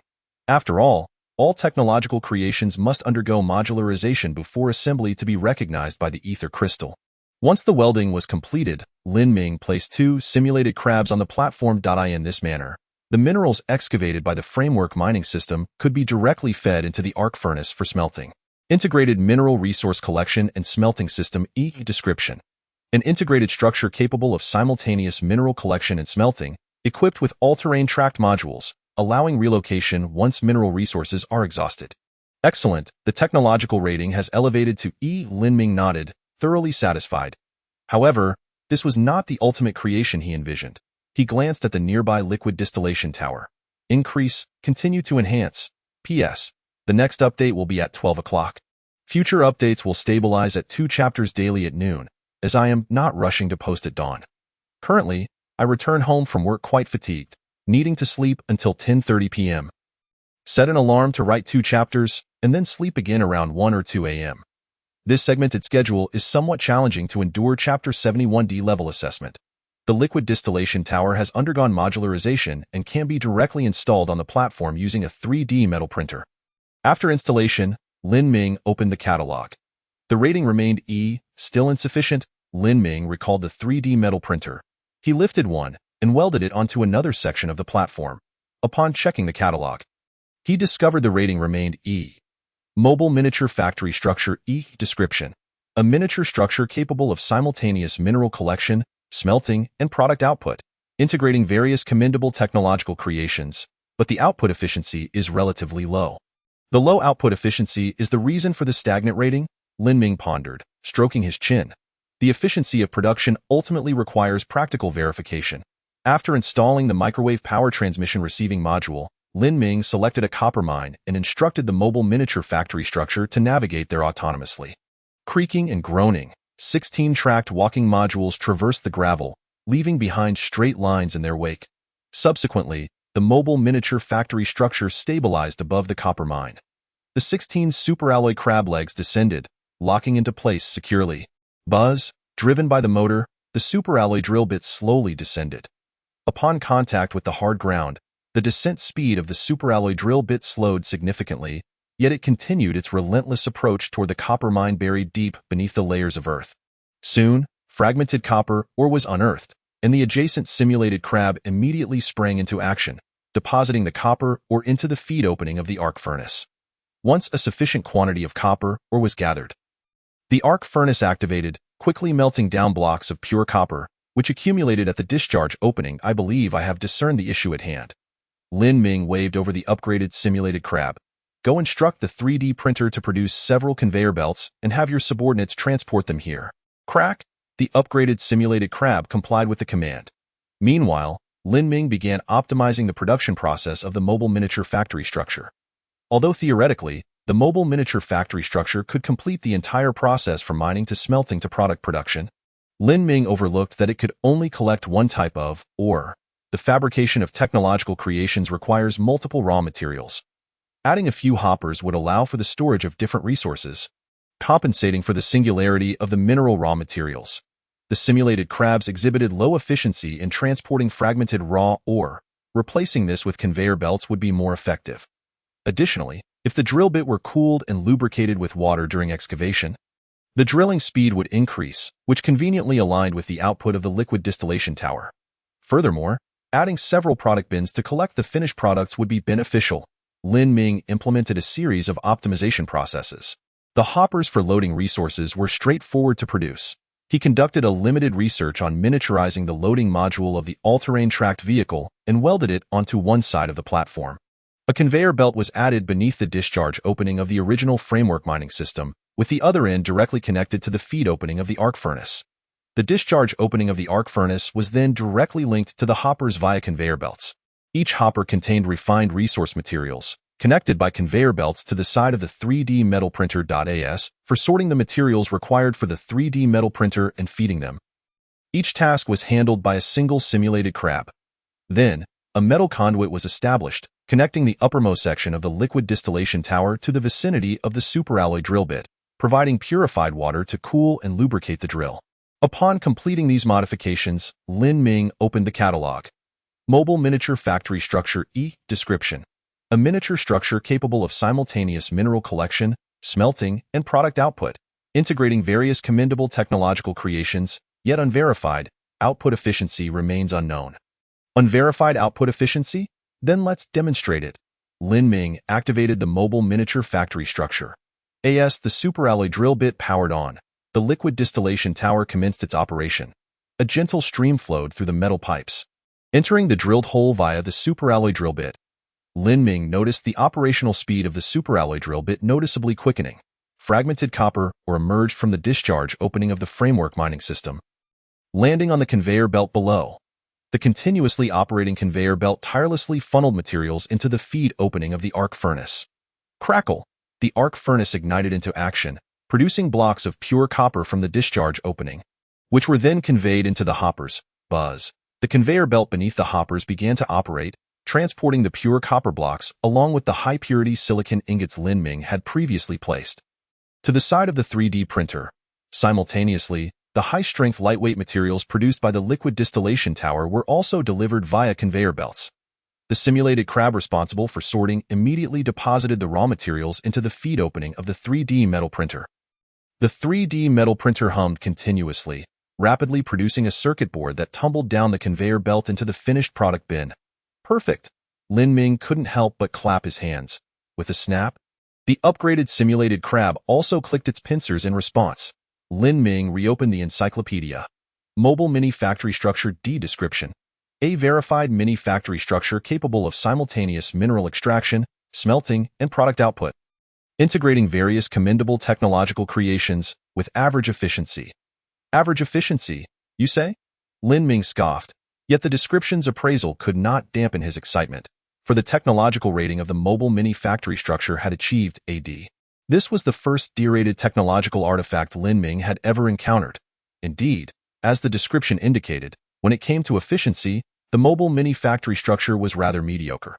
After all, it could only produce a single type of mineral raw material, while other materials needed to be preloaded into the hopper. To maximize efficiency, one would need to produce several frame-type mining systems, connect them with conveyor belts, and create a small factory cluster. But wasn't Lin Ming aiming for a D-rated technological assessment? As a product of examination, he need not dwell on such minutiae.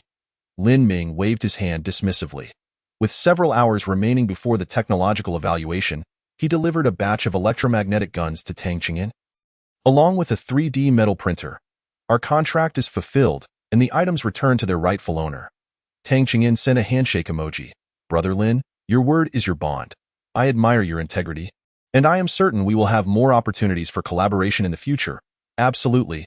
After closing the chat window, Lin Ming gazed at the mobile mini factory structure and issued commands. Produce circuit boards and electromagnetic coils at full speed. The 3D metal printer, manufacture frame-type mining systems, conveyor belts, and glass. The simulated crab is responsible for feeding and storing the finished products. He glanced at the upgraded simulated crab beside him. You oversee the operations. The E-level chip should not be idle either. Reverse engineer the F-level chip. 2 days is acceptable. No need for overclocking. As for me, it's time for a hearty meal. Chapter 72. The Brash Man with a Brain.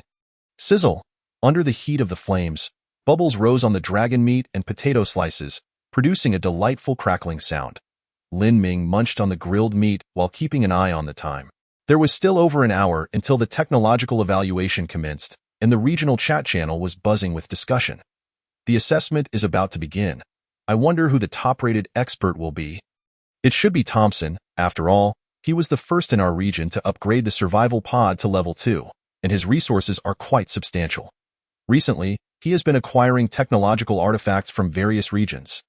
I believe someone from Tang Province also has a chance. They've been quite active lately, with 2 individuals upgrading to level 2 survival pods.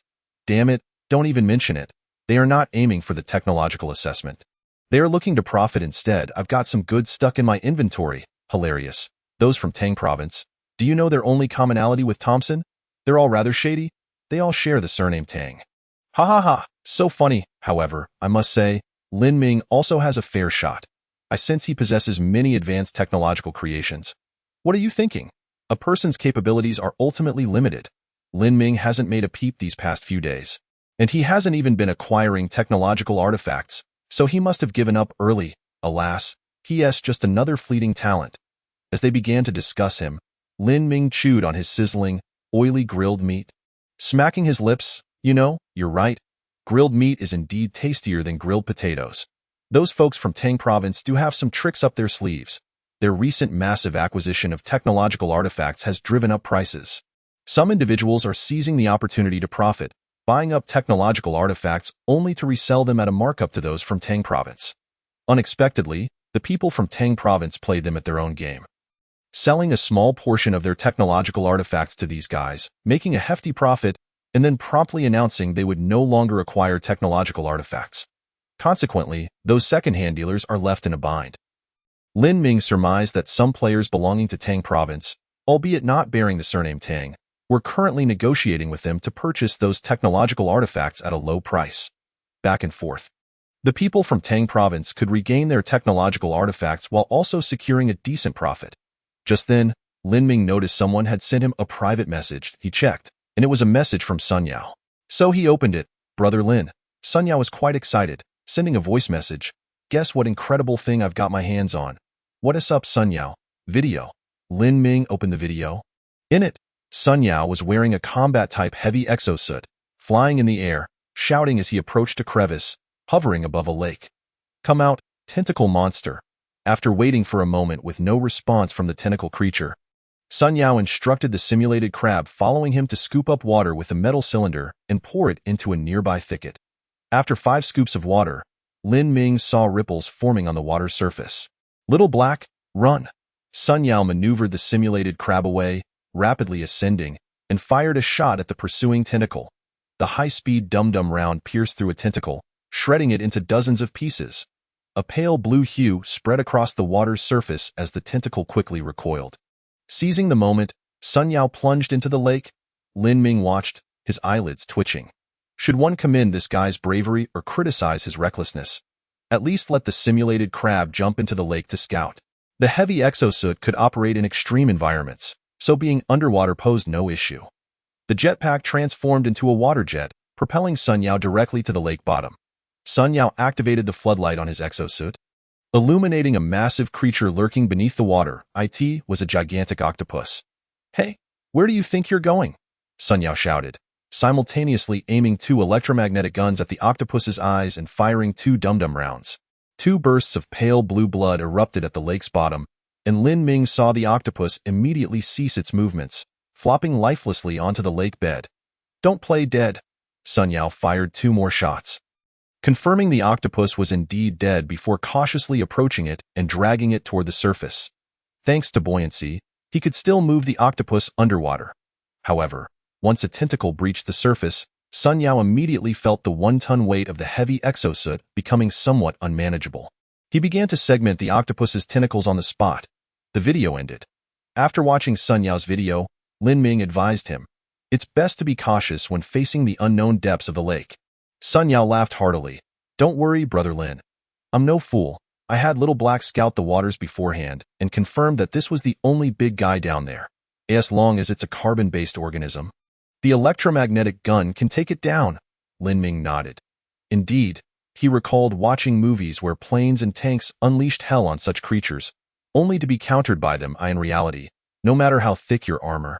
A high-explosive round from a tank can easily obliterate any carbon-based life form, without even needing armor-piercing rounds. Using an aircraft to drop bombs is just disrespectful to the munitions. And you were given a small satellite? Right? Sun Yao replied.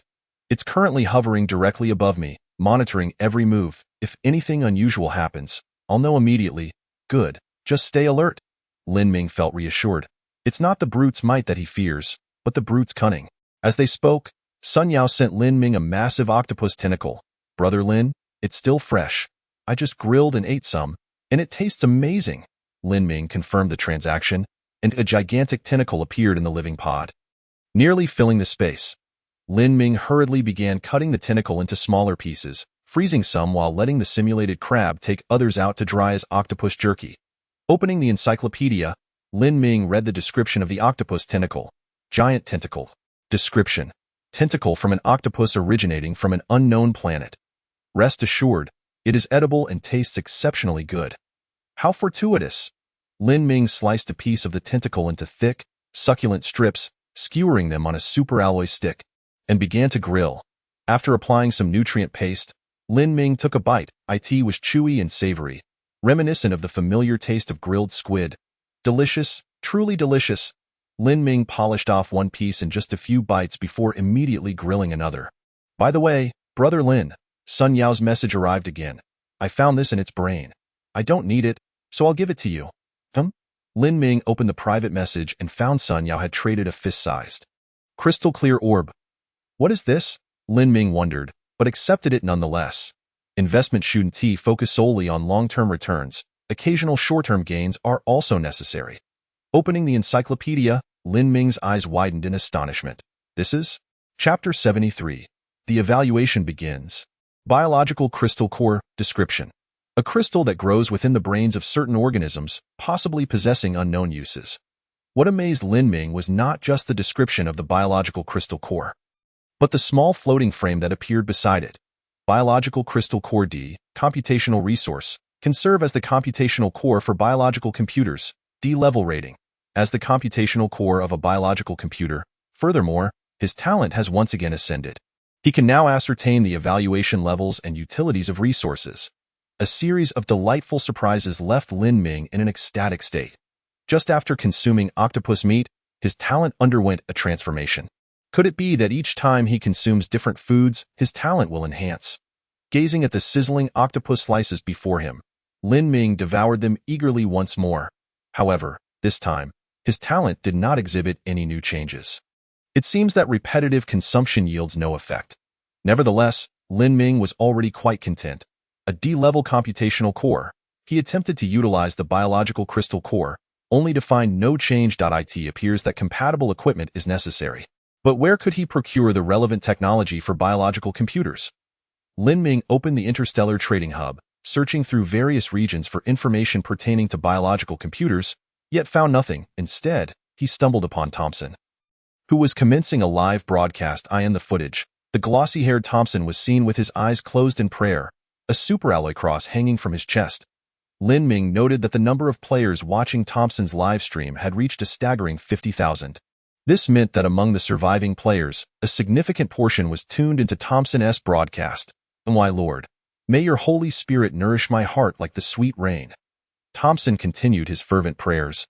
And at a certain moment, he suddenly opened his eyes. That instant, before him, before the 50,000 players in the live stream, and before over 3 billion players across various savage planets, a floating frame materialized, displaying the same content in different languages. Technology evaluation, commencing.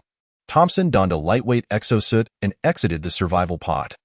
Lin Ming observed that outside his survival pod lay a heap of technological creations, piled high like small mountains. These technological marvels, unlike anything Lin Ming had ever seen, were strewn about as if they were mere refuse, leaving a clear space in the center. Thompson stepped into the clearing. Facing the distance in the far horizon, the sun was just beginning to peek over the horizon, casting its first rays of light. The holy light shines upon me, guiding my path. My Lord, bestow upon me your blessings. Lin Ming could not help but click his tongue in amazement. It must be said, Thompson was quite adept at his craft. He had surely calculated the timing, positioning the survival pod just right so that the sun would rise precisely as the technology evaluation commenced. Indeed, over 50,000 players had begun to grow fervent, flooding the live chat with excited messages. Thompson raised his left hand, displaying the text on the light screen to the live stream, ensuring that all players could clearly see the words.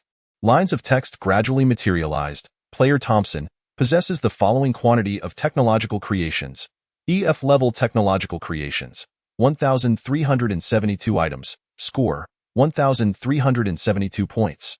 F level technological creations, 278 items. Score, 2,780 points. E-level technological creations, 17 items. Score, 17,000 points. E-level technological creations, 3 items. Score, 30,000 points. D-level or above technological creations, 0 items. Score, 0 points. Total score, 51,152 points. Upon the announcement of the total score, the players erupted in excitement. What the heck? Over 50,000 points, and I only have 72. The gap between individuals can sometimes be greater than that between man and dog. The scoring for technological creations is utterly unfair.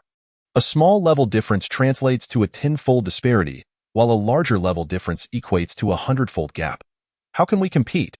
Let us face it, the Angsars are the supreme race. I checked. Thompson's great-grandmother had 1/16th Angsar bloodline.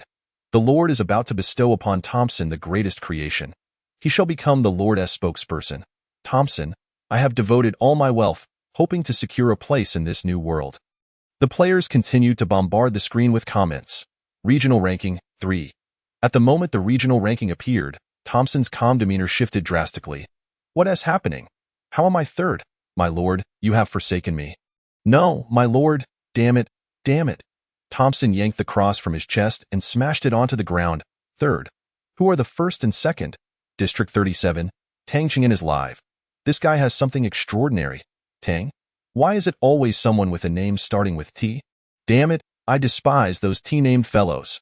Glancing at his own score and rank, suppressing the upward curve of his lips, Lin Ming opened Tang Ching'an's live stream. The scene was one of pure snow. Tang Ching'an, clad in a lightweight exosuit, stood amidst the snow, his expression somewhat grim. Before him, Lin Ming beheld a massive machine, resembling an X-ray machine used for subway bag checks, but several times larger. Lin Ming felt his eyes slightly heat up. Beside this machine was a small floating window. Technological Creation Improvement Machine description can enhance the small levels of technological creations at the cost of significantly reducing the lifespan of the improved creations, and cannot enhance creations of a level higher than its own evaluation. So, Tang Ching'an actually possesses such a remarkable item. No wonder they have been so active these past few days. Lin Ming observed Tang Ching'an's live stream. Like Thompson, he projected the evaluation screen onto the live feed. Player Tang Ching'an possesses the following quantity of technological creations. F-level technological creations. 8 items, score, 8 points. F-level technological creations. 957 items. Score, 9,570 points. E-level technological creations. 0 items, score, 0 points. E-level technological creations. 9 items, score, 90,000 points. D-level or above technological creations. 0 items, score, 0 points. Total score, 99,578 points. Regional ranking, 2. After all calculations, he unexpectedly landed second place. Observing the live stream's viewership surge to over 40,000, Tang Ching'an adopted a nonchalant expression. Welcome everyone to District 37's Tang Ching'an's live stream.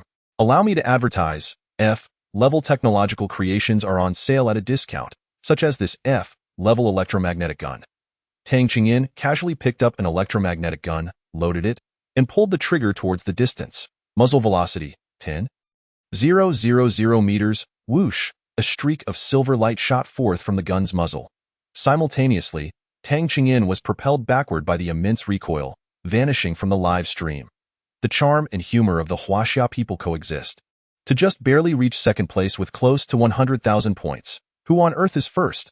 The score ranking is out. Everyone, hurry and take a look. What the heck? 1,000,000 points. Lin Ming. Chapter 74. 3 questions. Current regional technology evaluation results are as follows. First place, District 37, Lin Ming, LV21002,517 points. Second place, District 37, Tang Ching'an, LV299,578 points. Third place, District 81, Thompson, LV251,152 points.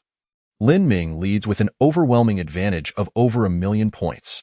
Countless players expressed their astonishment or envy, igniting heated discussions in the chat channel. 1,000,000 points. Perhaps he possesses a D-level technological creation. My goodness. My highest technological creation is only F. This is laughable. I can't even match a fraction of his score. The rewards are about to be distributed. I wonder what splendid items will be given. The reward is an E-level technological creation.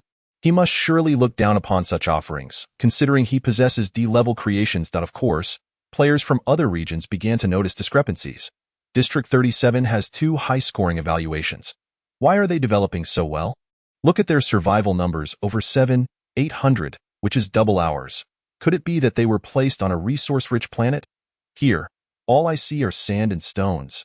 It's so unfair. Lin Ming paid no heed to the tumult in the chat channel. Like many players, he awaited the promised reward from the high-tech entity, an E-level technological creation. Soon, all players' messages were restricted, and a line of red text appeared in the regional and district channels. Congratulations to District 37, Lin Ming, LV2, for achieving first place in this district's technology evaluation. You may request one E-level technological creation. Lin Ming had already determined what he needed. typing into the chat channel. I require a 3D metal printer, Model 2. As you wish. Simultaneously, a small floating frame emerged beside the light screen. Detecting E-level designated resource supply pod 1. Based on the current trajectory and speed of the supply pod, it is estimated to arrive in 3 hours. Such a swift speed. Lin Ming was taken aback. For it to arrive in 3 hours, from where could this supply pod have been launched? It must either be very close or moving at an extraordinary speed. Now, you may pose 3 questions or requests to me. Please note that not all questions will be answered, and unreasonable requests will be declined. Lin Ming took a deep breath. He had long since formulated 3 questions. The first question: to what extent must we transform the planet to facilitate the return of other humans and those in space escape pods? This query had lingered in his mind ever since he discovered the differing ecological environments of the planets. Every player inhabited a distinct planet, each with varying atmospheric compositions. In the atmosphere of the planet Urea, there exists no oxygen, whereas the atmosphere of the planet where Sun Yao and several players reside contains a certain proportion of oxygen components, significantly reducing the difficulty of transformation.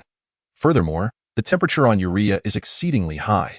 Should it be necessary to lower the temperature to a level suitable for humans to venture outside without the need for spacesuits? The engineering challenge would be monumental. Therefore, Lin Ming requires a standard, a quantifiable and precise benchmark. Red text soon appeared. When you are capable of retrieving your kind through your own abilities. Upon hearing this, Lin Ming was instantly unsettled. He contemplated numerous standards, such as restoring the ecological cycle of the planet, or aligning the atmospheric components with those of Blue Star, or achieving a temperate climate akin to spring throughout the year. Yet, he had not considered that they needed to rely on their own abilities to retrieve all surviving humans. What a jest, given their current level of development. Each player was thousands of light years away. This distance implied that even traveling at near or light speed, it would take thousands of years to reach each other's planets. This does not even account for the time needed to accelerate or decelerate the spacecraft. He had not anticipated that the answer to the first question would be so far beyond his expectations, compelling Lin Ming to reformulate his inquiries. After much contemplation, he slowly typed out his second question. What level of technological advancement must we attain? And what technological pathways should we pursue in order to retrieve them within a reasonable time frame? The greatest fear in technological development is to become ensnared in a cul-de-sac if a particular technological direction holds limited potential. No amount of effort will yield the desired results. Lin Ming sought a clear developmental trajectory. After all, this high-tech life form had already mastered the art of traversing space freely and surely understood which paths were correct. The red text emerged once more. 2 methods. The first, direct transmission of information. This is the most cost-effective and easily achievable method. The second, direct transmission of matter. Under certain special circumstances, consuming energy allows for the instant transfer of matter from one point to another, but the energy consumed is directly proportional to the distance transmitted, while the mass transmitted is inversely proportional to the distance. This ambiguous response left Lin Ming pondering for quite some time. Fortunately, the high-tech life form did not rush him but rather waited in silence. Direct transmission of information? Lin Ming still had not fully grasped the first method, so he focused on the second. This method indicated the existence of a technology that could enable matter to traverse space-time, instantaneously appearing from one point to another. However, this method also bore its drawbacks. The greater the transmission distance, the higher the energy expenditure. The farther the transmission distance, the lesser the quality of matter that could be transmitted. Faintly, Lin Ming grasped a certain notion, an incredible idea gradually forming in his mind. When they engaged in interstellar trade, the traded items would vanish and reappear as if conjured from thin air. Such a counterintuitive phenomenon had previously defied explanation. Now, it could possibly be one of these 2 transmission methods. How had this high-tech life form facilitated interstellar trade? What method had it employed? Or perhaps, Lin Ming typed his third question into the chat box. Do we truly exist? The red text appeared again. From the perspective of information? Yes. From the perspective of matter? No. But this is not an issue. Once technology reaches a certain level, information and matter can be converted into one another. The technology assessment has concluded, and relevant rewards have been fully distributed. Congratulations to all players who remain alive. As a reward for the developmental status of Zone 37, All players in Zone 37 will receive an opportunity for an E-grade carbon-based life resource supply capsule. Good luck, humanity. A series of red prompts appeared, yet Lin Ming remained in a daze. What did it mean that from the perspective of information, they existed, yet from the perspective of matter, they did not? Did this imply that they had lost their physical forms, existing solely as fragments of thought? He recalled the concept of the brain in a vat. If a life form's brain were to survive independently, receiving the same information and stimuli, would it not realize that it was not a complete entity? Lin Ming extended his right hand and pinched his own face. It hurt. Chapter 75. Doubt and Persistence. The technology assessment concluded. Rankings were announced and rewards were distributed. The ban on speaking was lifted in the chat channel. No players spoke. They remained immersed in profound shock. After a long while, one player finally typed, "May I timidly inquire?" Did that being's earlier response imply that we are merely a program, not real individuals? No one replied. Is there anyone who can clarify this? I feel so real. I don't seem fake at all. How could I possibly be a program? How could I possibly be a program? I cannot possibly be a program. I am a human. I am undeniably a living person. Programs do not die, but I am human. And only humans can die. You all are silent. Do you not believe me? Fine. You do not believe it, then I will prove it to you. Before long, Lin Ming saw that the player's avatar had turned gray. And a blood-red word death appeared in the lower right corner. Current number of survivors in the region, 7803 10,000. Current number of survivors in the region, 7794 10,000. Current number of survivors in the region, 7,781 10,000. One after another, players could not accept reality, or rather, they could not accept the reality as articulated by that being, choosing to end their own lives. Lin Ming sighed. Just then, a player named Grasimov, LV2, began a live stream. Grasimov appeared to be a citizen of the Bear Country. Wearing glasses and sporting a scruffy beard, he bore a subtle smile, standing at an impressive height of over 6 feet with a robust build. Addressing the stream, he spoke in a relaxed tone. "Ladies and gentlemen, I was previously a researcher at the Bear Country Space Academy, and I will verify something for you all." With that, Grasimov donned a heavy-duty spacesuit and exchanged 100 units of fuel at the Interstellar trading post. Launching the escape pod, the target. Outer space.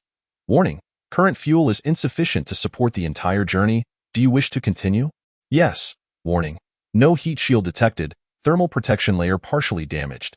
There is a risk of disintegration upon forced launch. Do you confirm? Yes, Grasimov confirmed once more. System self-check completed. The engine will ignite in 10 seconds. 10, 9, 3, 2, 1. Boom!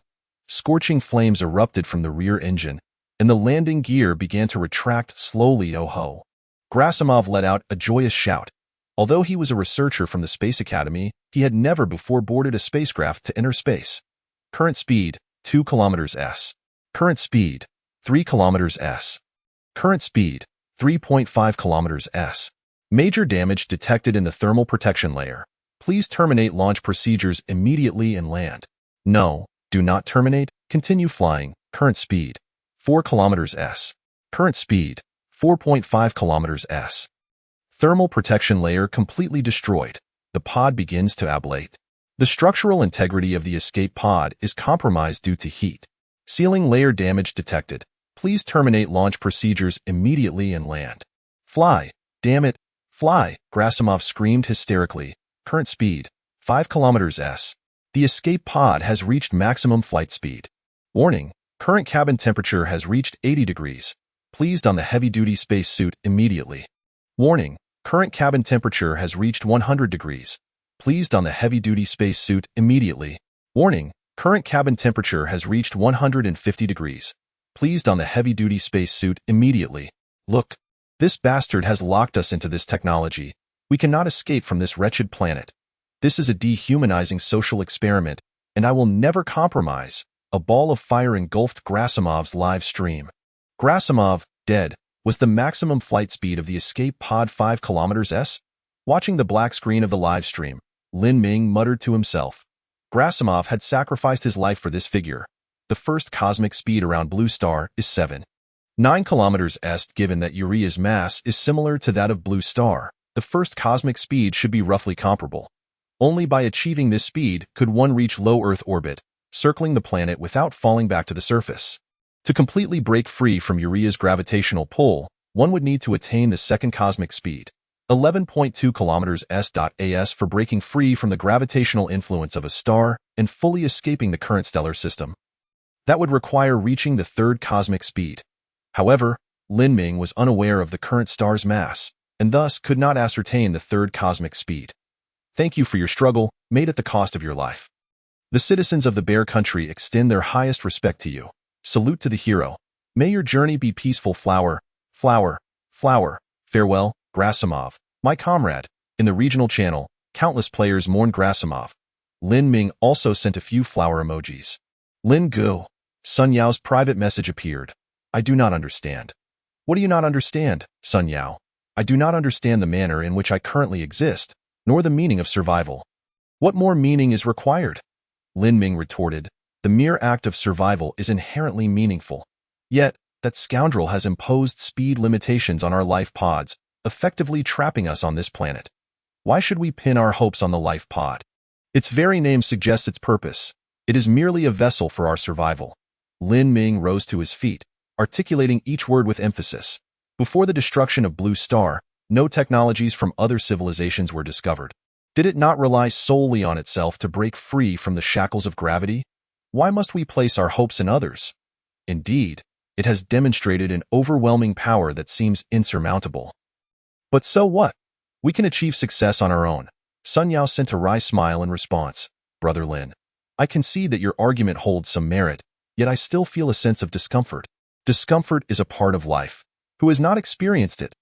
Cry when you must, laugh when you can, and after it all, do what needs to be done. It has merely imposed technological restrictions upon us, not completely stifled our progress. We still have the opportunity to venture into space.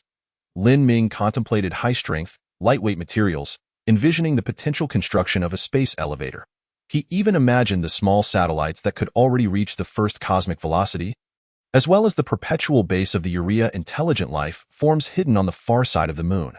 The Urea beings possess the capability to reach the moon's far side. It is conceivable that they may have left behind relevant technologies in some crater. Moreover, current indications suggest that many planets inhabited by players harbor advanced intelligent life. Who can guarantee that they will not possess even more sophisticated technologies? What if a world-renowned painting emerged, the indigenous populace sharing nuclear fusion technology with you? Chapter 76, 3D Metal Printer, Type 2. After Lin Ming's comforting words, Sun Yao gradually found solace. The essence of survival itself is meaninged. As he mulled over Lin Ming's words, Sun Yao's eyes began to gleam. Thank you, Brother Lin. I understand now. Closing the dialogue box, Lin Ming donned his heavy-duty extravehicular suit and proceeded to the first branch of the pit. It had been quite some time since he last checked on the crops growing here. In just a few short days, the plants had matured. The tubers bore potatoes the size of fists, while the rice had ripened to a golden hue, bending the stalks. The interstellar corn thrived, its stalks beginning to yellow.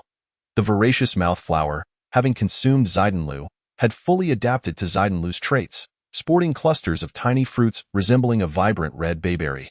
Indeed, growth had been rapid. It was estimated that later today, he could harvest seeds for germination. Lin Ming nodded in satisfaction. His gaze swept across a corner where dragon eggs lay, and he bent down to pick one up. It had been a while since they were acquired, and he wondered how they were faring now. A strong light penetrated the dragon egg, revealing that the embryo, once the size of a thumb, had grown to the size of a chicken egg. Upon closer inspection, Lin Ming could see a tiny heart, no larger than a grain of rice, beating within the embryo. Good, as long as it is alive. Lin Ming checked the remaining 3 eggs, finding them in similar condition. With the plants nearing maturity and ready for widespread sowing, and the dragon eggs set to hatch in due time, it was essential to arrange for the open-air factory and farm. Having exited the pit, Lin Ming began to devise a design for the open-air factory. Although it would be outdoors, complete exposure was unwise. Should a sandstorm or other adversities occur, it could jeopardize the 3D metal printer or compromise printing precision, leading to irreparable losses. He planned to construct metal frames using superalloy, complemented by high-strength, lightweight materials to secure the glass substrate. Initially, he intended to create small prototypes around 10 to 20 meters in diameter, which would suffice. With a detailed plan in place, Lin Ming instructed the 3D metal printer to fabricate the supporting modules for the framework of the mining system. After producing several modules, he began assembling them, akin to building with blocks, arranging the modules around the perimeter. He then commenced glass production. Transparent glass panels, each with a side measuring 1 meter, were created, and Lin Ming connected the glass substrate to the superalloy framework using high-strength, lightweight materials. This process continued repetitively until, 2 hours later, a 15-meter diameter hemispherical glass structure was inverted upon the ground. Lin Ming added 2 massive arch doors on either side for ingress and egress of himself and materials. Under the sun, the entire glass structure shimmered, appearing from a distance like an Eskimo's igloo. The life support system was set in motion, and additional metal plates were produced. Lin Ming contemplated insulation issues. In such a harsh environment, the glass structure prioritized cooling over heating. Continuous sunlight exposure, coupled with the greenhouse effect within the glass structure, would result in interior temperatures significantly higher than the exterior. Although the life support system could regulate temperature, it had its limits. Excessive temperature differentials could overwhelm it and escalate energy consumption. Lin Ming devised a strategy to cover the sunward side with metal plates to block sunlight. When the sun shone brightly, the plates would shield the structure, while they could be removed when the sunlight diminished, thereby increasing illumination. This way, the internal temperature of the glass structure could be maintained at an optimal level. The glass structures intended for crop cultivation would enhance the life support system while regulating air composition and internal temperature. The glass structure designated for equipment storage would only need to focus on cooling, utilizing metal plates to shade from sunlight without necessitating an enhanced life support system. Embracing the virtue of thriftiness, Lin Ming commenced the construction of a second glass structure, this time selecting a site 10 kilometers away. This area was rich in various extractable mineral resources, ensuring greater efficiency. Moreover, by distributing the glass structures, even if one were to sustain damage due to unforeseen circumstances like a violent storm, the other structures would remain unaffected. Mobile microfactory construct, come forth, Lin Ming commanded his proud creation. The 16 track-wheeled modules of the mobile microfactory construct activated simultaneously, slowly making their way toward Lin Ming's location. Who says trial products lack utility? This trial product is truly remarkable. Lin Ming clapped his hands in delight. At that moment, a brilliant arc appeared in the sky. The A-level designated resource supply pod has arrived. Watching the superalloy supply crate descend and swiftly depart, a bold plan began to form in Lin Ming's mind. If this plan succeeds, the technological blockade will cease to exist. However, there remains a long path ahead to bring this plan to fruition. Observing the superalloy supply crate soaring toward the pit, Lin Ming bent his legs slightly and leaped. Boom. The jetpack on his back emitted a powerful thrust, propelling Lin Ming toward the pit. Upon opening the superalloy supply crate, he beheld the coveted object of his dreams, the 3D metal printer, Type 2. Compared to Type I, Type 2 features a more intricate overall structure and is encased within a massive glass dome. 3D metal printer, Type 2, overview. A high-performance metal printer with processing precision at the nanoscale, requiring a dust-free environment for operation. Due to structural and spatial constraints, the maximum print target volume is 50 x 50 cm. Power consumption, 10 energy units per hour. Processing precision at the nanoscale, Lin Ming inhaled deeply. With this, he could manufacture chips. Unlike the Type 1 3D metal printer, Type 2 is primarily designed for creating high-precision technological artifacts. Hence the size limitation and the requirement for a dust-free environment. Fortunately, it comes equipped with a dust-free workbench. Otherwise, establishing such an environment would demand considerable effort from Lin Ming. Cautiously cradling the 3D metal printer, Type 2 in his hands, Lin Ming carefully maneuvered it into the pit. He took each step with great steadiness to avoid damaging the external glass dome. After half an hour, he finally reached the pit's bottom and placed the 3D metal printer, Type 2, within the life pod. His safest sanctuary. And let me bring in a Type 1 3D metal printer for companionship. In just 5 minutes, Lin Ming retrieved a Type 1 3D metal printer. This was not merely a whim. It served as a safety backup. Although he had mastered the technology to produce Type 1 printers, should all other 3D metal printers be damaged, he would not be able to recreate them. This Type 1 printer would act as a mother machine. Should others fail, it could generate replacements indefinitely. Chapter 77. The Glass Factory. Lin Ming checked the queue for reverse engineering the F-grade chip. Discovering it would require over 40 more hours, Take your time, he thought, but first, let's prepare the raw materials. Departing from the pit's depths, Lin Ming soared to the selected site 10 kilometers away. The mobile microfactory construct had already arrived, commencing the extraction of mineral resources and purifying the corresponding materials while manufacturing framework modules and glass. The 10-kilometer distance incurred a 10 loss in microwave power transmission, which felt somewhat wasteful. Lin Ming produced 10 solar panels on site to power the mobile microfactory construct. Subsequently, adhering to his previous design, he spent another 2 hours producing a glass structure of the same dimensions. This building would serve as a manufacturing facility, perfectly situated amidst rich mineral resources with output far exceeding input. Upon opening the microsatellite's underground structural diagram, Lin Ming briefly surveyed the distribution of minerals in the area. Copper ore, titanium ore, amphibole. This location is particularly suited for manufacturing circuit boards, electromagnetic coils, and solar panels. Lin Ming commenced his planning. A total of over a dozen mineral resources were spread across distances ranging from several dozen meters to 1 kilometer. For each of these resources, a framework mining system would be constructed on the surface. The extracted ores would be transported via conveyor belts to the glass factory. Within the glass factory, an arc furnace would be installed for the smelting and purification of the ores. The refined resources would be stored in raw material bins, with the sorting of materials handled by the bioengineered crabs. The raw material bins would be connected to a 3D metal printer via conveyor belts, where the bioengineered crabs would be responsible for feeding the materials into the printer. The finished products manufactured by the 3D metal printer would be placed on a conveyor belt, with bioengineered crabs sorting the different products into designated storage bins. Lin Ming reviewed the process plan and nodded in satisfaction. He mentally simulated the entire workflow and identified 2 flaws. Point 1 was the waste outlet of the arc furnace. With continuous operation, the amount of waste would undoubtedly be substantial. Quickly overwhelming the glass factory, Lin Ming designed a conveyor belt to transport the waste 500 meters away, where 2 bioengineered crabs would manage the cleanup. The second flaw was the lack of high-strength lightweight materials, which are essential for circuit board manufacturing. However, this issue was minor, as high-strength lightweight materials are quite light, and he could simply schedule the bioengineered crabs for timely transport. All right, all set. After reviewing the design process once more and finding no further issues, Lin Ming instructed the mobile microfactory to commence operations. The workflow display of the ether crystal indicated that producing all these modules would require at least 3 days. Why so long?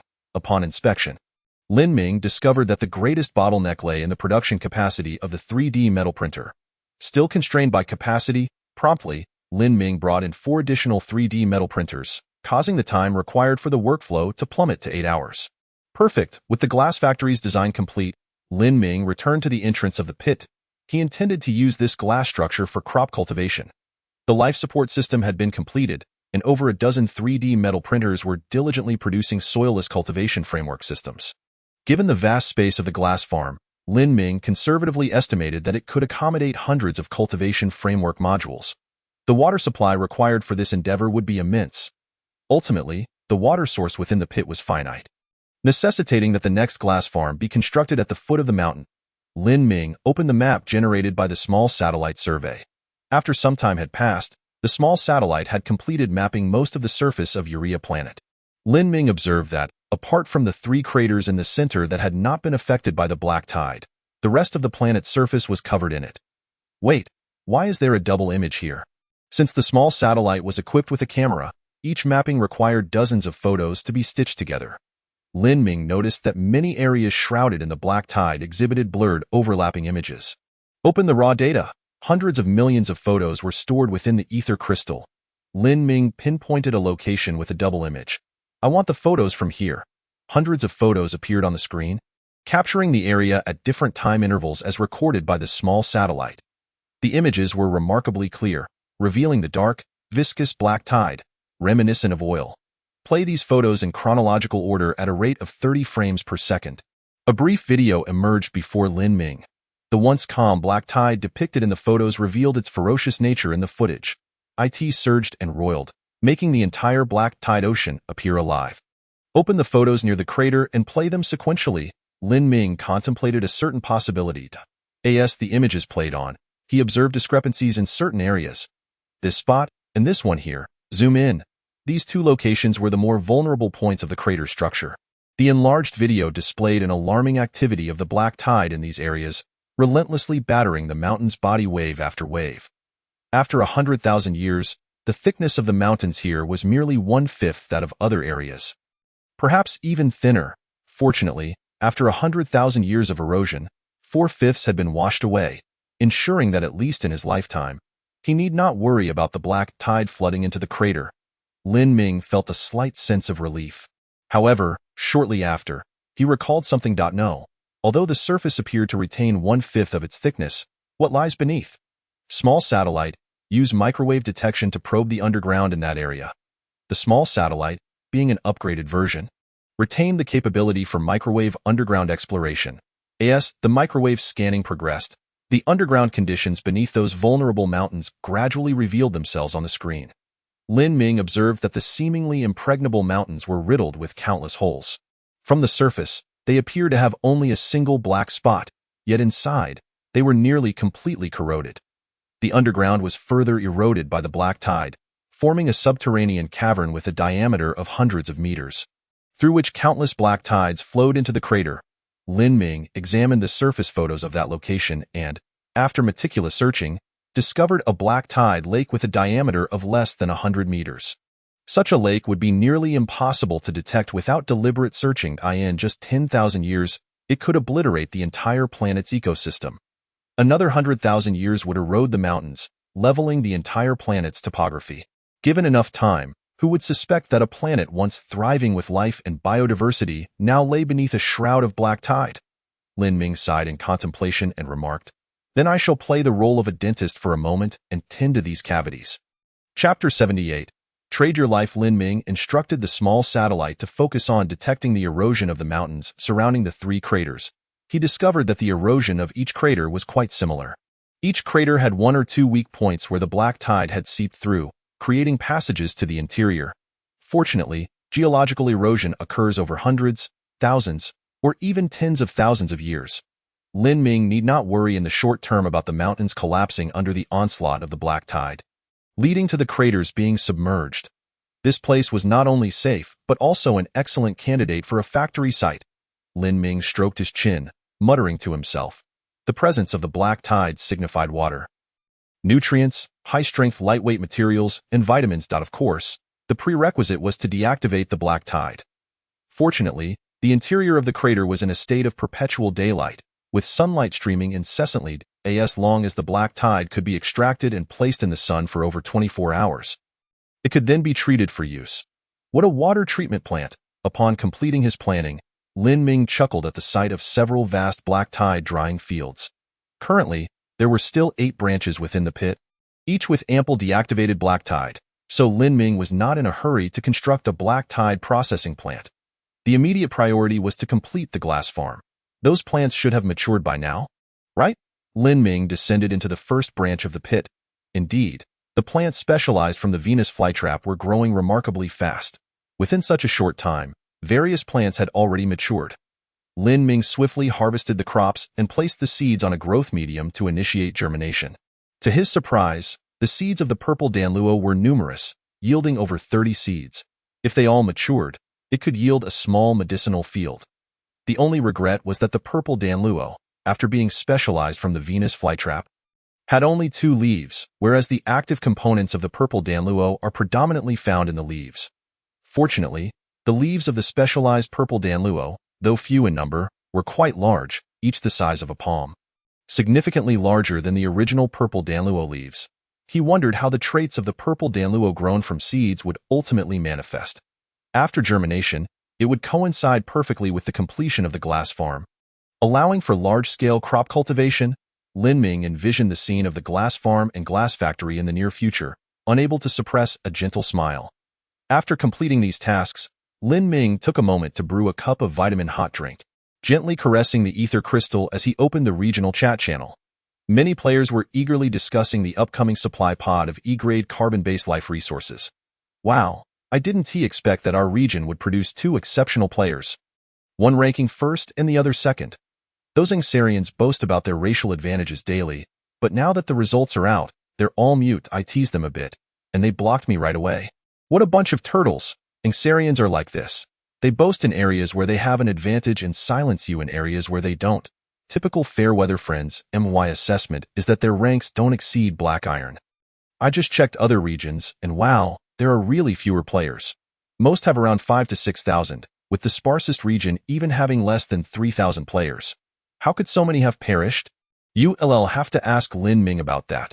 If it weren't for his contribution of the F-grade universal password, do you think our region would have survived so many people?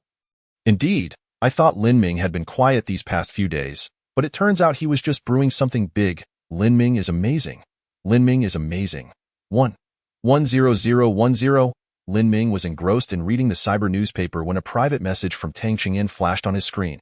Are you there? Raising an eyebrow at the message, Lin Ming pondered whether Tang Chingyin was dissatisfied after securing second place in the technology assessment. He replied, yes.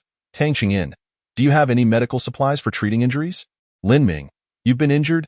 Yes. While demonstrating the power of the electromagnetic gun, I was unprepared and the recoil fractured my rib. I suspect there's internal bleeding. Wow, Lin Ming exclaimed upon reading Tang Chingyin's message. After learning about the second-place result in the technology assessment, Tang Chingyin had not been disheartened. Instead, he had seized the opportunity to promote goods while the live stream's popularity surged. One could not deny that he was a competent businessman. Unfortunately, he had been wearing a lightweight spacesuit at the time, and due to improper positioning, the strong recoil had sent him flying. Lin Ming had not paid it much mind then, but he was shocked to discover that Tang Chingyin had sustained a broken rib and internal bleeding. After a moment of contemplation, Lin Ming initiated a video call with Tang Chingyin, who answered promptly on the screen. He lay in a cryo chamber, his face pale, occasionally contorting in pain. It seems your injuries are severe, Lin Ming remarked, adopting a serious demeanor. Tang Chingyin could only breathe lightly, his voice barely above a whisper. Indeed, we gathered various medications, but none are effective. My blood pressure is already beginning to drop.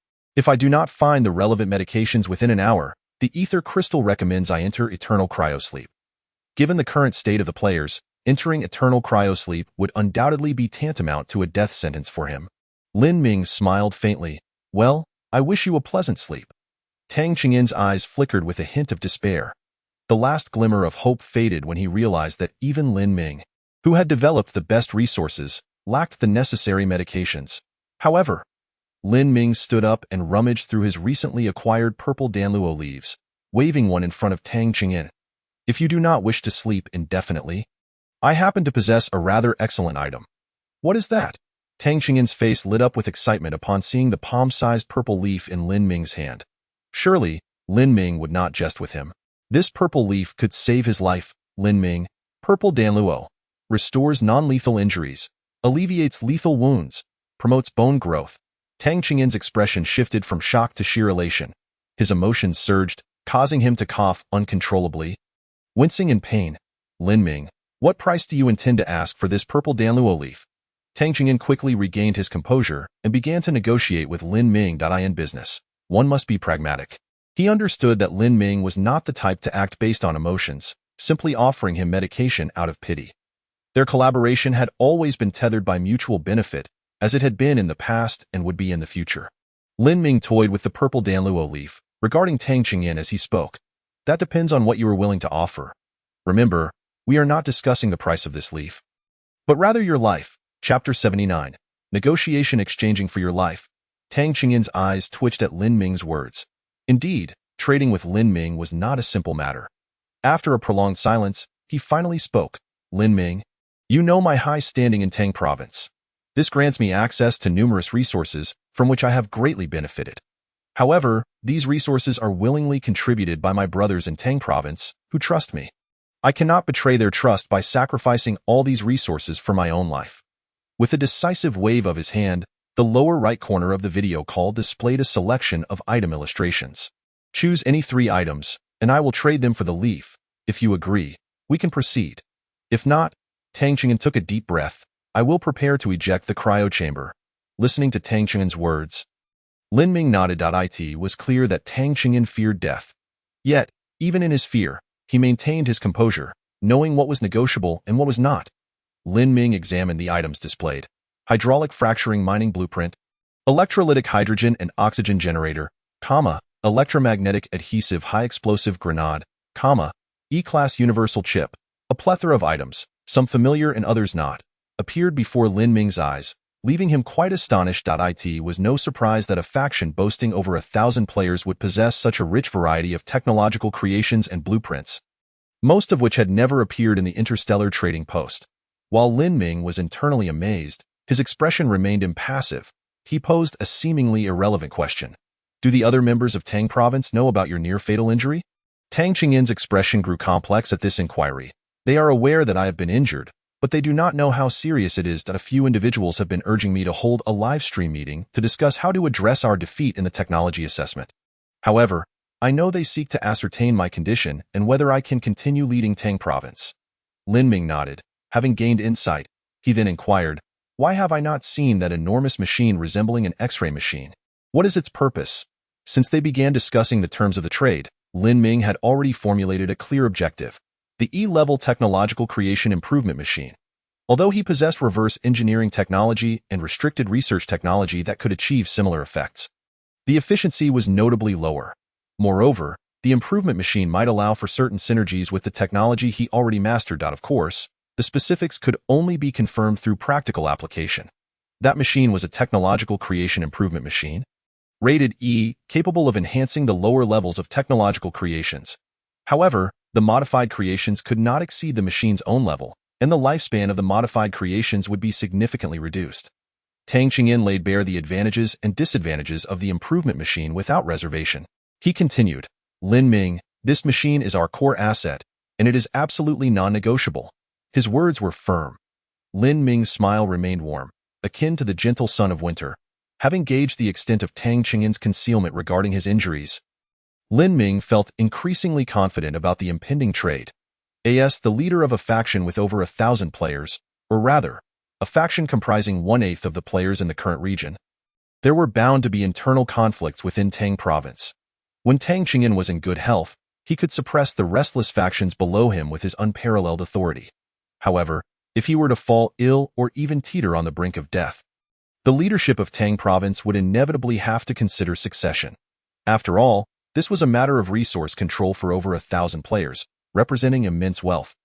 Moreover, Tang Qingyin also held a significant number of high-level technological creations to address the technology assessment, which posed questions of inheritance and distribution.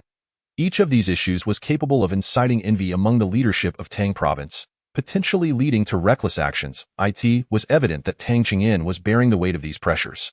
By divulging the specific functions of the technological creation improvement machine, Tang Qingyin believed he was demonstrating honesty in the trade. Yet, subconsciously, he had already begun to view the machine as a bargaining chip, something to be traded. Now, the next step was simple. It all hinged on whether Lin Ming's offer could entice him. Lin Ming stated, the purple Danluo leaves will be supplied without limit until you recover. Not enough. Tang Qingyin's expression turned grave. I cannot sacrifice the interests of the entire Tang province for my own selfish gain. Observing Tang Qingyin's serious demeanor, Lin Ming recalled a famous line. We need to increase the price. The notion of not letting personal interests override public duty was merely a ruse for more. Lin Ming considered this and replied, let us say the machine is loaned to me for 10 days. I will return it in its original condition after that. Tang Qingyin countered, no, we have daily needs for this machine. There cannot be any gaps in availability. How about this, Lin Ming? I will grant you access to the machine. If you have any technological creations that require upgrading, you can trade them to me, and I will complete the upgrades before returning them to you. Tang Qingyin proposed his terms. Lin Ming fixed his gaze on Tang Qingyin in the video call, and both men suddenly broke into laughter. They understood that this condition was exceedingly stringent. While it appeared that Lin Ming could upgrade technological creations at will, he would be shouldering immense risk. Who could guarantee that Tang Qingyin would honor his promise and return the upgraded creations in a timely manner? Even if Tang Qingyin were to keep his word, Lin Ming's knowledge of technological creation information would be fully exposed to him, leaving no secrets between them. This proposal is excellent. I find it feasible, but the machine must remain in my possession. After finishing his laughter, Lin Ming addressed Tang Qingyin. I promise that the upgraded technological creations will be returned promptly. Prioritizing those sent to me for upgrades, Tang Qingyin gritted his teeth. At this moment, the initiative in the trade resided with Lin Ming, leaving Tang Qingyin unable to steer the course of the negotiation. After a long silence, he finally said, "Let us each take a step back. The machine can be kept with you. However, you must join Tang Province and become one of our members. You may enjoy certain privileges without the necessity of fulfilling corresponding obligations. In this way, I shall leave the technological artifact enhancement machine in your possession for further discussion." Listening to the conditions laid out by Tang Chingyin, Lin Ming responded directly, "I refuse. Joining Tang Province to enjoy rights without obligations sounds appealing."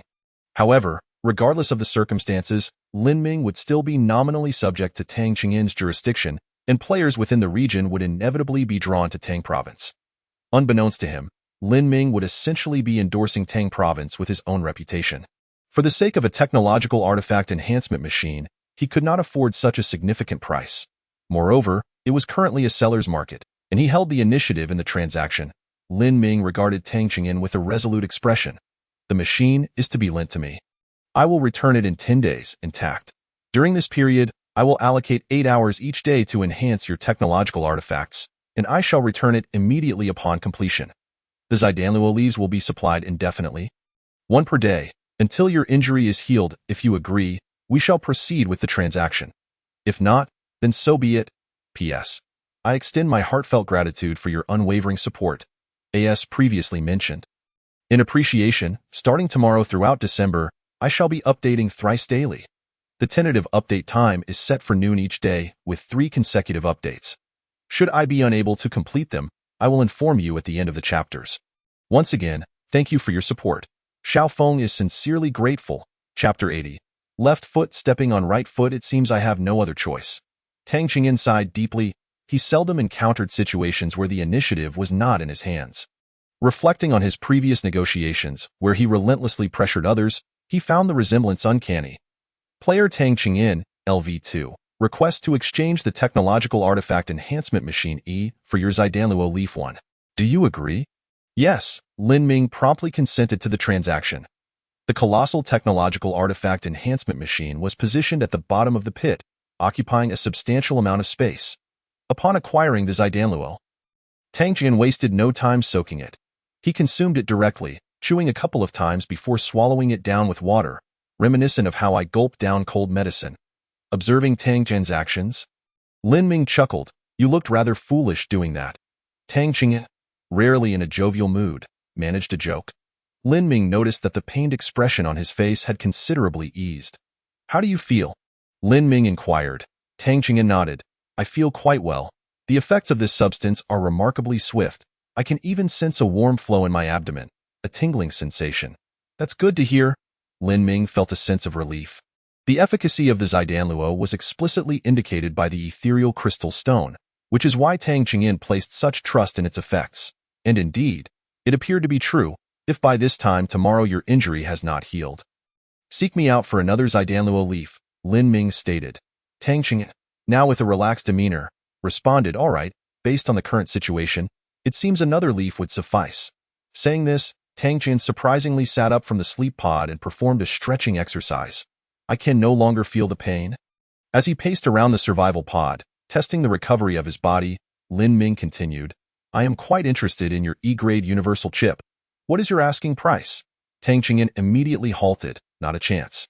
Currently, we only possess this one E-grade universal chip, and it is exceedingly precious." Seeing the seriousness in Tang Chingyin's expression, Lin Ming smirked. Were it not for Tang Chingyin previously offering the E-grade chip for his selection, he might have believed him. Lin Ming chose not to engage in further discussion, directly sending the data. Imitation crab, rather delightful little gadget, but it falls far short of warranting an E-grade chip. 50 units, deal. The two quickly reached an agreement. "There aren't so many available at the moment. Give me some time." "Not a problem. I will reserve the chip for you. Once you have gathered enough, feel free to contact me." Tang Chingyin's expression grew increasingly serious, a glint of coldness flickering in his eyes. "Those fellows are incessantly urging me to convene a meeting.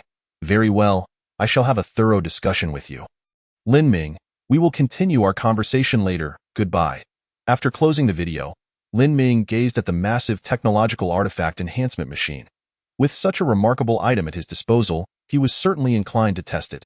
He retrieved an electromagnetic gun and placed it at the entrance of the enhancement machine. The ethereal crystal stone projected a prompt. To modify the electromagnetic gun, The following materials are required. Superalloy 1. Electrical energy 10, energy storage block 5, electromagnetic coil 5. Do you wish to commence the enhancement? More materials are required. Lin Ming confirmed it was only logical. Enhancing a technological artifact with the enhancement machine would inevitably entail some resource consumption. As creation from nothing was impossible, he placed the required materials alongside the electromagnetic gun into the machine's entrance and pressed the start button. The conveyor belt whirred to life, transporting the electromagnetic gun into the sealed chamber. With a series of sizzling sounds akin to laser engraving, Lin Ming observed the enhancement progress displayed on the machine. Current enhancement progress, 5. Estimated remaining time, 6 minutes. The efficiency was commendable. Lin Ming was quite satisfied. After all, the technological artifact enhancement machine was of E grade, making the enhancement of an F-grade electromagnetic gun a straightforward task. After 6 minutes, the sizzling subsided, and a newly enhanced electromagnetic gun, now a size larger than before, was slowly delivered from the opposite side of the conveyor belt. Lin Ming examined the improved electromagnetic gun. The originally slender barrel had increased in length by 1/3, and the caliber had noticeably widened. The 5 energy storage blocks had doubled to 10, allowing for a maximum capacity of 10 units of electrical energy. Wearing a heavy-duty spacesuit, Lin Ming effortlessly lifted the electromagnetic gun and opened the data interface. Upgraded electromagnetic gun F. Description: a weapon capable of converting electrical energy into kinetic energy, lightweight and portable, with average firepower. Each shot consumes 2 units of electrical energy, and the barrel requires replacement after 100 shots. Still only average firepower? Lin Ming felt somewhat deceived as he scrutinized the nearly unchanged description. Moreover, the upgraded electromagnetic gun now consumed double the electrical energy per shot. With a limited barrel lifespan, it appeared to be an unprofitable deal. However, the true effectiveness would ultimately need to be verified in practice. After prompting the 3D metal printer to produce appropriately sized superalloy bullets, Lin Ming exited the pit with the upgraded electromagnetic gun in hand. Choosing a direction, he loaded a superalloy bullet into the muzzle. Remembering Tang Chengyin's lesson, Lin Ming, despite being in a heavy-duty spacesuit, cautiously opted to hold the gun with both hands. Firmly gripping the electromagnetic gun, he aimed and gently squeezed the trigger. Whoosh! A flash of silver streaked past, and Lin Ming felt a tremendous force impact him, propelling him backward over 10 meters. Wow, such substantial recoil? Lin Ming swallowed hard. Alright, so this is merely average firepower. The ethereal crystal stone emitted a notification. Electromagnetic gun data calculations completed. Muzzle initial velocity 10,000 meters second. Effective range 20 kilometers. AN initial velocity of 10,000 meters. Lin Ming exclaimed in delight at the data that had more than tripled. However, he noted that while the initial velocity had surged threefold, the effective range had only increased by a factor of 2. Lin Ming observed the anomaly in the range. He accessed the complete data calculation interface of the ethereal crystal stone and uncovered the issue. The upgraded electromagnetic gun's rapid initial velocity resulted in the superalloy bullet encountering exponentially greater air resistance, which severely diminished its speed during the first half of its flight. Consequently, the range was significantly affected. Nonetheless, with such range, Lin Ming was exceedingly pleased. Holding the glimmering upgraded electromagnetic gun, a bold idea suddenly struck him. Could the restricted research technology be applied to the upgraded electromagnetic gun? The moment the thought occurred, Lin Ming became excited. If feasible, the restricted research technology could synergize with the technological artifact enhancement machine. With his left foot stepping on his right, he might just break through the limitations of only minor level enhancements. With this in mind, Lin Ming hesitated no longer. Modular upgraded electromagnetic gun. Chapter 81. Enhanced upgraded electromagnetic cannon. Before long, the modular upgraded electromagnetic gun was completed. Lin Ming observed that the modular upgraded electromagnetic gun bore no significant difference from the original electromagnetic gun. He continued, utilize restricted research technology to enhance the electromagnetic conversion module of the upgraded electromagnetic gun. Please select a research direction. Expand dimensions, increase length, enhance power. Please select the chip to be used for research. F-grade universal chip. Based on the computational power provided by the current chip, the estimated duration for restricted research is 5 minutes, consuming 1 unit of electrical energy per hour. Would you like to commence restricted research? Yes. 5 minutes later, the ethereal crystal stone projected a notification. Restricted research completed. Manufacture, Lin Ming commanded the 3D metal printer. Sizzle. The 3D metal printer immediately sprang into action. Soon, a massive electromagnetic gun with a robust barrel was produced. Lin Ming observed that the barrel had reached an impressive length of 3 meters, with a caliber of 30 millimeters, exuding an imposing presence. After a brief examination, Lin Ming placed the upgraded electromagnetic gun once more at the entrance of the technological artifact enhancement machine. The ethereal crystal stone projected a notification. To modify the electromagnetic gun, the following materials are required: superalloy 2, electrical energy 20, energy storage block 10, electromagnetic coil 10.do. You wish to commence the enhancement? Indeed. Upon seeing the prompt on the display, Lin Ming felt a surge of joy within him. It was indeed feasible. 10 minutes later, the modified electromagnetic gun slowly emerged from the exit of the technological creation enhancement machine. My heavens! As Lin Ming beheld the formidable design of the electromagnetic gun, he swallowed hard. The barrel of the electromagnetic gun exuded an overwhelming sense of intimidation, now stretching an alarming 5 meters in length. With a caliber increased to 50 millimeters, an 8-shaped bracket had been added to the front of the barrel, while a support mechanism resembling a mortar's base was affixed to the rear. Lin Ming opened the catalog for the electromagnetic gun. Enhanced upgrade version electromagnetic cannon F. Description: a weapon capable of converting electrical energy into kinetic energy, lightweight and portable with average firepower. Each shot requires the consumption of 5 units of electrical energy, and the barrel must be replaced after 10 shots. The electromagnetic gun had transformed into an electromagnetic cannon, still lightweight and portable. Yet with only average firepower, Lin Ming marveled incessantly, realizing that the ether crystal had indeed seen and experienced much, showing no regard for such an imposing apparatus. However, Lin Ming was not inclined to stop there. He continued, modular enhanced upgrade version electromagnetic cannon, conduct limited research on the electromagnetic conversion module for the enhanced upgrade version of the electromagnetic cannon. Current target module has reached the limit for limited research and cannot proceed further. Well then, upon seeing the notification from the ether crystal, Lin Ming scratched his nose. It appeared that while stepping on one foot and then the other was effective, it was not a sustainable approach. Each module had an upper limit for upgrades. He hefted the heavy and massive enhanced upgrade version of the electromagnetic cannon, preparing to head to the ground for a test. Due to its large caliber, the ammunition for the electromagnetic cannon was no longer solid superalloy bullets, but rather had transformed into shell projectiles. After all, the greater the mass of the projectile, the more electrical energy was consumed to accelerate it, resulting in a lower muzzle velocity. Upon firing, the superalloy casing would automatically shed in the turbulence of the air, leaving only the superalloy armor-piercing projectile to continue its flight. After manufacturing a superalloy shell projectile, Lin Ming transported the enhanced upgrade version of the electromagnetic cannon to the ground. This time, he opted not to fire directly. Strapping on his jetpack, Lin Ming made his way to a massive boulder situated several kilometers away, positioning the rear of the enhanced upgrade version of the electromagnetic cannon against it. The boulder weighed several tons, surely sufficient to withstand the immense recoil of the enhanced upgrade version of the electromagnetic cannon. Stabilizing the muzzle, Lin Ming loaded the superalloy shell projectile into the barrel, selected a direction, and pulled the firing mechanism with the cord. Boom! The superalloy shell projectile shot forth at great speed, leaving a trail of crimson light. Near the muzzle, the powerful airflow disturbance stirred up a whirlwind of dust, and the thunderous roar left Lin Ming momentarily dazed. Looking back at the enhanced upgrade version of the electromagnetic cannon, its tremendous recoil had driven its base deep into the boulder, with less than 2 meters of the barrel remaining exposed. The ether crystal displayed a notification. Electromagnetic cannon data calculation complete. Muzzle velocity 20,000 meters second, effective range 10 kilometers. What's going on? Was the calculation incorrect? Observing the muzzle velocity doubling while the effective range plummeted to 10 kilometers, Lin Ming felt perplexed.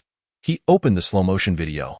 The shell projectile, departing at a staggering speed of 20,000 meters second, shed its superalloy casing, revealing the superalloy armor-piercing projectile within. The armor-piercing projectile maintained its velocity, soaring into the distance. The intense friction with the air caused the superalloy armor-piercing projectile to rapidly heat up. Glowing red, with temperatures soaring above 5,000 degrees, such temperatures, the armor-piercing projectile began to deform under atmospheric pressure disturbances, increasing air resistance. Consequently, The range of the armor-piercing projectile was significantly reduced, and its accuracy paled in comparison to that of the electromagnetic gun. It seemed that excessive force was the culprit. Lin Ming deduced the reason. Based on the current situation, the electromagnetic gun prior to enhancement by the technological creation machine could balance power and range. However, this did not imply that the enhanced upgrade version of the electromagnetic cannon was entirely useless. After all, the primary factor affecting the shell projectile was air resistance. In a vacuum, it could unleash its full potential. Lin Ming gazed skyward, contemplating the small satellites conducting aerial mapping.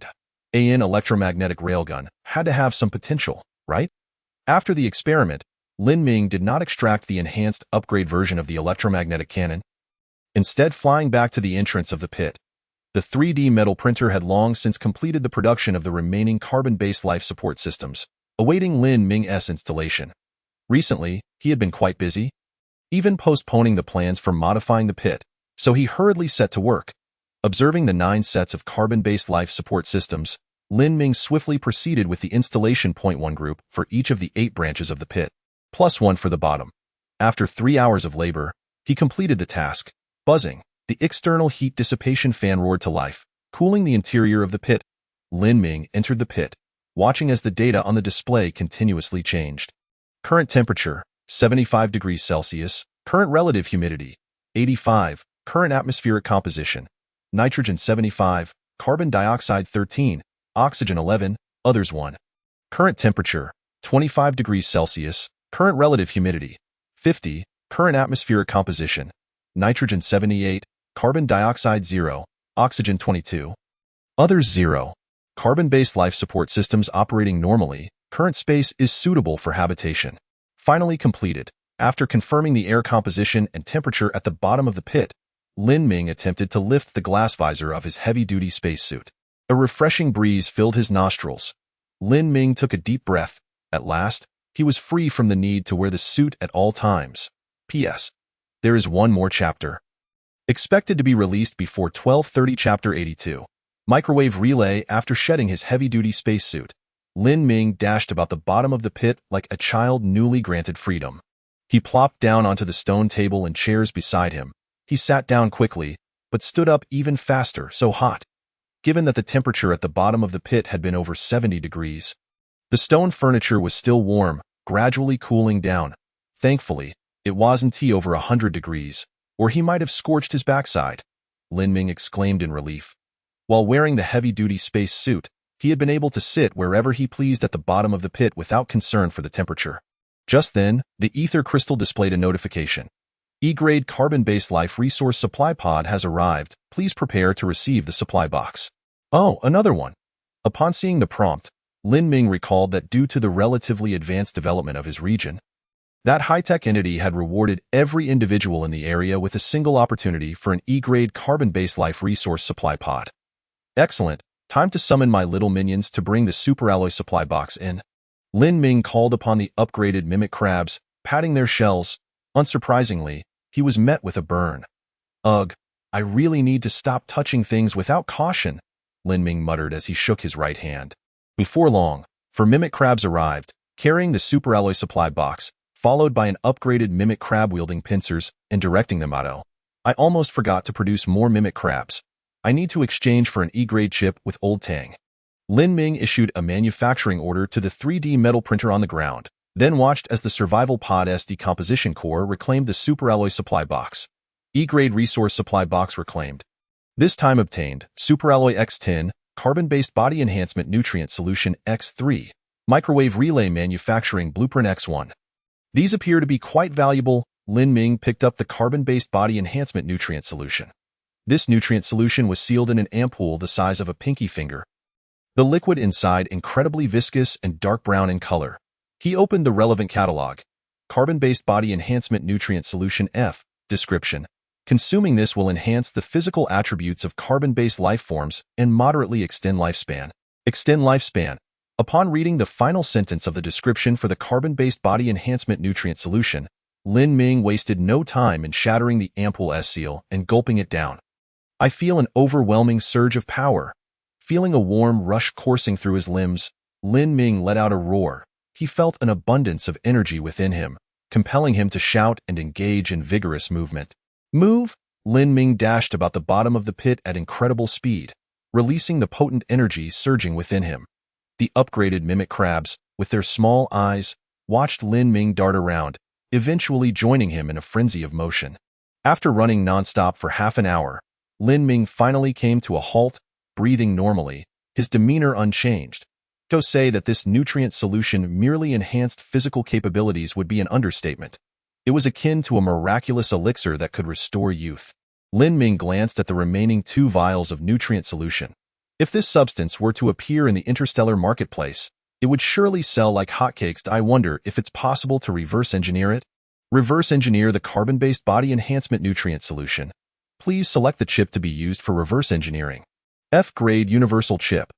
Based on the computational power provided by the current chip, the estimated duration for reverse engineering is 10 hours, consuming 1 unit of electrical energy per hour. Do you wish to commence reverse engineering?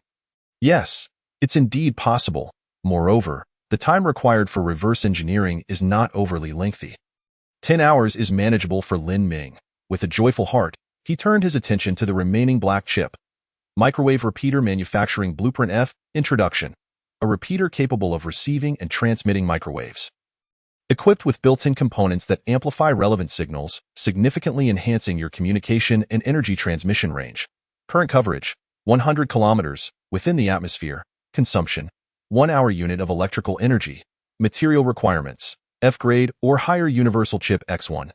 Electromagnetic coils X50, circuit boards X10, ultrafine iron powder 50 units. Manufacturing requirements, requires 3D metal printer I-type. Microwave repeater. Lin Ming immediately instructed the survival pod to decipher the relevant technology. Decoding microwave repeater in progress. Estimated completion in 10 minutes. Microwave repeater decoded. You have mastered microwave repeater technology. Begin manufacturing. Lin Ming recalled the 2 returning mimic crabs leaders. With the microwave repeater, those 2 leaders need not return but can report to Lin Ming at any time. Moreover, as both employ microwave technology, the wireless power transmission module can also benefit, supplying energy to other technological creations via the microwave repeater without the concern of significant transmission loss. ZZZZZ. The 3D metal printer swiftly completed the manufacturing of the microwave repeater.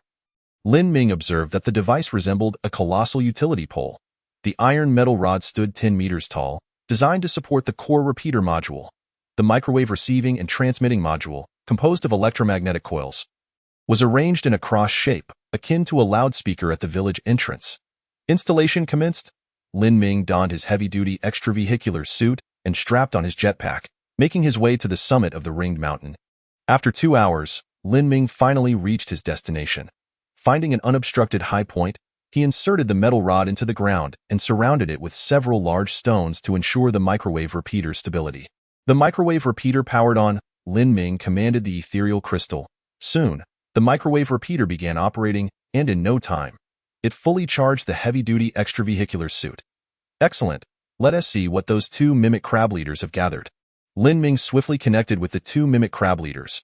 Indeed, the 2 were preparing to return. Cancel the return plan and hold position. Lin Ming instructed them to halt their actions and began reviewing their stored video recordings. First, the footage from the mimic crab exploring the ecological zone, high-definition video streamed in, revealing a desolate scene within the glass structure. The once planted vegetation had long since vanished over the ages, leaving no trace of growth.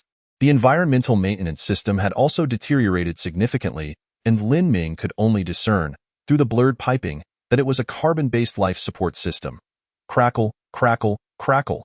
The sound of the mimic crab leader's footsteps echoed clearly in the quiet environment. Warning, you have illegally entered Ecological Zone 15. Unauthorized entry detected. Please exit immediately. This is the first warning. This is the second warning. This is the third warning. Warning ineffective. Deploying defense forces. The piercing alarm rang out repeatedly. However, the mimic crab leader had not received Lin Ming's command and continued to explore within the glass structure. As shadows darted swiftly from a corner, Lin Ming's eyelids twitched. There were people inside the glass structure. P.S. Hee, didn't expect to write this so quickly. Here as the third update. Off to eat Chapter 83. Departure. Lin Ming observed that this humanoid figure resembled the urea intelligent life he had encountered before. Sporting crab legs and pincers. The The figure was notably taller, standing at over 2.5 meters. It was clad in a black material akin to body armor, clutching a weapon resembling a firearm in its pincers, and fired a shot at the mimic crab leader. Bang! A deafening sound erupted as the bullet pierced through the mimic crab leader's body. This minor injury did not hinder the mimic crab leader's movements. Although Lin Ming had not equipped them with electromagnetic guns, the attacked mimic crab leader propelled itself forward with the force of its jetpack, striking the figure's head clean off. Lin Ming watched in shock. That was exceedingly violent. However, the anticipated deluge of blood did not ensue. Lin Ming noticed that after the figure's head was severed, it did not immediately succumb. Instead, sounds continued to emanate from the head. Warning: you have illegally entered Ecological Zone 15. Unauthorized entry detected. Please exit immediately. Warning, warning, not a real person? Lin Ming pondered. If a normal individual had their head severed, even if the head remained alive for a brief period, it would be unable to produce sound without air from the lungs to facilitate vocalization. Of course, it was also possible that Uraya's intelligent life had an alternative means of vocalization. Regardless, this was certainly worthy of thorough investigation. Return via the same route and bring back both the body and head of that individual. Lin Ming commanded the mimic crab leader to proceed. If anything unexpected occurs, do not resist. Contact me immediately. The mimic crab leader complied. Lin Ming then opened the video feed from the mimic crab exploring the factory ruins. As he anticipated from the images transmitted by the small satellite, the mimic crab encountered numerous technological relics. Remnants of a large liquid distillation tower. In the video, Lin Ming recognized a familiar technological artifact. However, unlike the liquid distillation tower he possessed, this large distillation tower was immensely massive, standing 50 to 60 meters tall, with a diameter exceeding 10 meters. Countless complex pipes were exposed on the exterior of the distillation tower, many of which appeared damaged, seemingly from human-caused destruction. The mimic crab continued to approach the large liquid distillation tower. As the perspective zoomed in, Lin Ming discerned increasing details. He found that beside the large liquid distillation tower, there was a familiar building connected, a cooling tower, the base of the large liquid distillation tower. He could see a massive boiler and unprocessed slag. When this device was first invented, it was not directly powered by electricity but rather fueled by combustible materials. Lin Ming endeavored to reconstruct the original appearance of the large liquid distillation tower. At that time, the atmosphere still contained oxygen, capable of sustaining such large-scale combustion. The mimic crab advanced further, and Lin Ming noticed some concealed details. There were only two outlets, one of which directly connected to the cooling tower, suggesting that it produced pure water. What then did the other outlet produce? Why did the liquid distillation tower he owned have 4 outlets, while this colossal one had only 2? A series of questions surged in Lin Ming's mind. It seemed the time had come to see it for himself. Lin Ming made his decision. As it stood, the crater housing the factory ruins posed a low danger level. Nevertheless, Lin Ming prepared extensively. First, he donned the combat-type heavy-duty extravehicular suit, the core of his safety. He had previously manufactured one for trade with Sun Yao. Having gained experience, Lin Ming quickly produced a second suit. Secondly, he ensured ample backups. The jetpack demonstrated good durability at a speed of 30 kilometers per hour. Yet, considering the abyss of the endless dark tide below, Lin Ming dared not take chances. He opened a private chat with Sun Yao. Are you busy? No, I'm watching a live stream. Having grown quite familiar with each other, Sun Yao promptly sent a voice message. Lin Gu, what's up? Lin Ming, not wishing to be formal, directly stated. I'm heading out shortly. I'd like to store a few jetpacks with you as backups. If anything goes awry, trade them to me immediately. No problem, Lin Gu. Sun Yao readily agreed. The supplies carried by the heavy-duty extravehicular suit are limited. If oxygen or anything else runs low, please help me replenish them. Since Lin Ming needed Sun Yao's assistance, he was naturally generous. He left 5 jetpacks, 50 units of oxygen and water, and 100 units of electrical energy, along with a substantial quantity of superalloy bullets with Sun Yao. Thus, even if danger arose within the crater housing the factory ruins, the supplies provided by Sun Yao would suffice for Lin Ming to engage in a small-scale battle. Once all was completed, Lin Ming reconfirmed the supplies, and with a click, secured the jetpack onto the back of his combat-type heavy-duty extravehicular suit. Subsequently, Lin Ming carried a solar panel, 2 jetpacks, and 4 small mimic crabs. Even with Sun Yao handling logistics, The cautious Lin Ming was reluctant to place all his hopes on others. Everything was in readiness. Recalling all the details in his mind, Lin Ming took a deep breath. Despite having made extensive backups and contingency plans, the prospect of personally traversing nearly 100 kilometers of dark tide to reach another crater still left him feeling somewhat tense. Yet, more than that, he felt excitement. Here I come. With his legs slightly bent, Lin Ming activated the jetpack, propelling himself into the sky. Cradling the solar panel, he held a jetpack in each hand as backups. Below each jetpack, 2 mimic crabs dangled precariously. Over an hour later, Lin Ming finally arrived at the summit of the ringed mountain. He took a brief rest at the peak, waiting for the microwave repeater to recharge his combat-type heavy-duty extravehicular suit before continuing his flight. Soon, as he soared above the towering ringed mountain, Lin Ming beheld the endless darkness. The dark tide consumed all color, leaving only an expanse of pitch black, akin to a thick layer of black oil blanketing the entire surface of the planet. In the sunlit expanse, the obsidian sea lay tranquil and undisturbed. Even the whisper of the wind failed to stir a single ripple, yet, in the shadowed regions obscured by the craters, the dark tide surged with ferocity. Towering waves, some reaching heights of dozens of meters, relentlessly battered the craters, as if attempting to rend them asunder. It seemed the tumultuous waters sensed Lin Ming's presence, growing even more violent in the gloom. Waves, like ominous black hands, rose in succession, yearning to seize the flies flitting through the air. Amidst the thunderous roar of the crashing surf and the relentless onslaught of the angry tide below, Lin Ming bellowed, "Hold on tight, everyone. If you fall, it could spell your doom." Chapter 84. Destruction Boom. After soaring over the dark tide for more than 3 hours, Lin Ming finally beheld the crater guarding another meteorite site. At last, a sense of relief washed over him. Though he had activated the automatic cruise mode of his jetpack, the prolonged posture had rendered his limbs weary. 10 minutes later, he descended to the ground, setting down the biocrabs and solar panels. After positioning the solar panels at an optimal angle, Lin Ming began charging the combat-ready exosuit. Before long, the charging was complete, and he set off towards the location where he had discovered the remnants of a factory. In no time, the massive liquid distillation tower he had seen in the video loomed in the distance. "Let's circle around." He commanded the 4 biocrabs to scout ahead. 1 particularly audacious upgraded biocrab even ventured inside the grand liquid distillation tower. Lin Ming observed remnants of dehydrated dark tide powder within.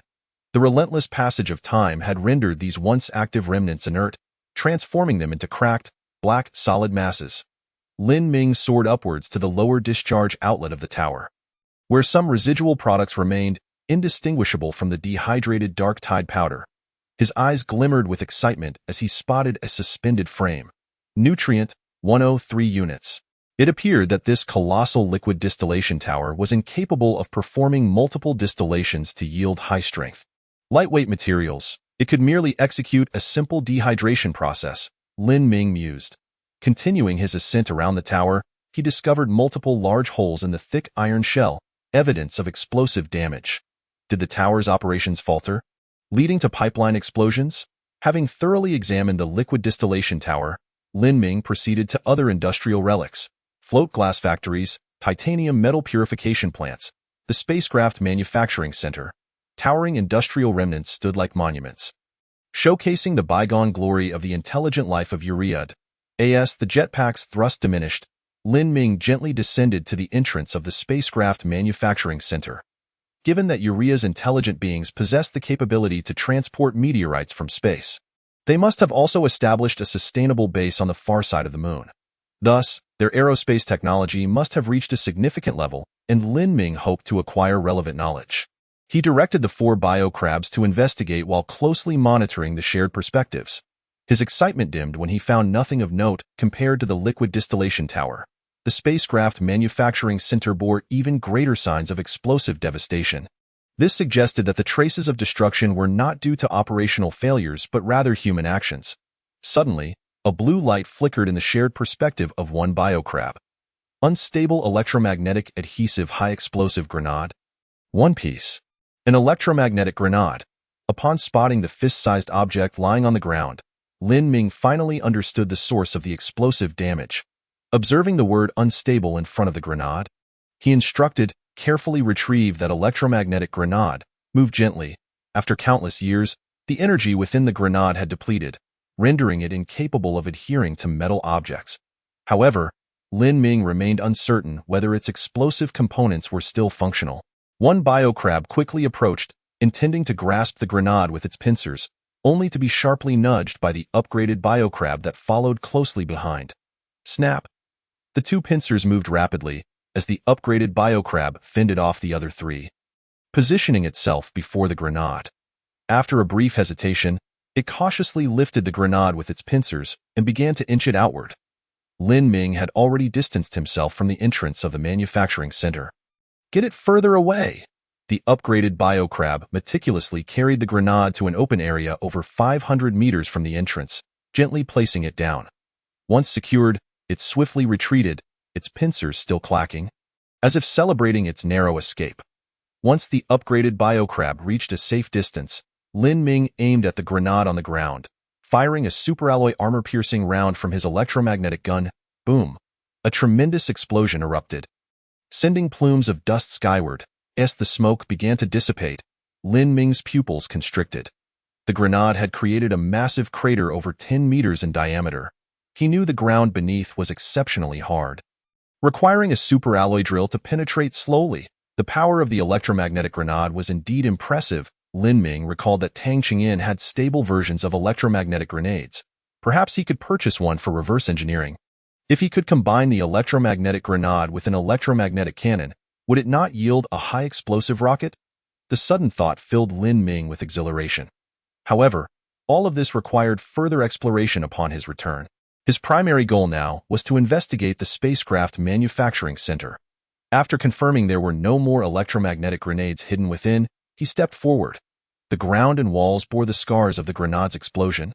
And after so many years, Lin Ming worried that the structure might collapse at any moment. Fortunately, the superalloy framework remained robust. The original entrance had been violently displaced by the explosion, leaving only a gaping hole for entry. Lin Ming stepped through. Upon entering the building, he discovered most of the essential equipment had been dismantled, leaving behind empty chambers.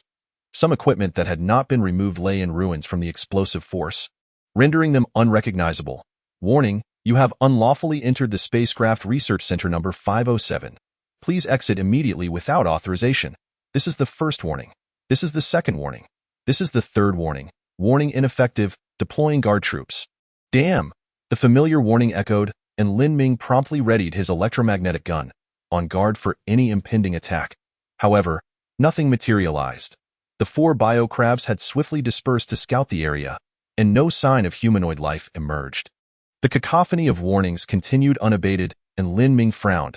Searching for the source, it was a surveillance probe equipped with auditory capabilities, dutifully performing its role even after an unknown passage of time. Since you are still operational, could it be that the monitoring center remains intact? Might there still be video footage preserved? P.S. Chapter 3 is still in progress, expected before 12:30. Chapter 85. Lunar exploration plan with an idea forming in his mind. Lin Ming immediately took action.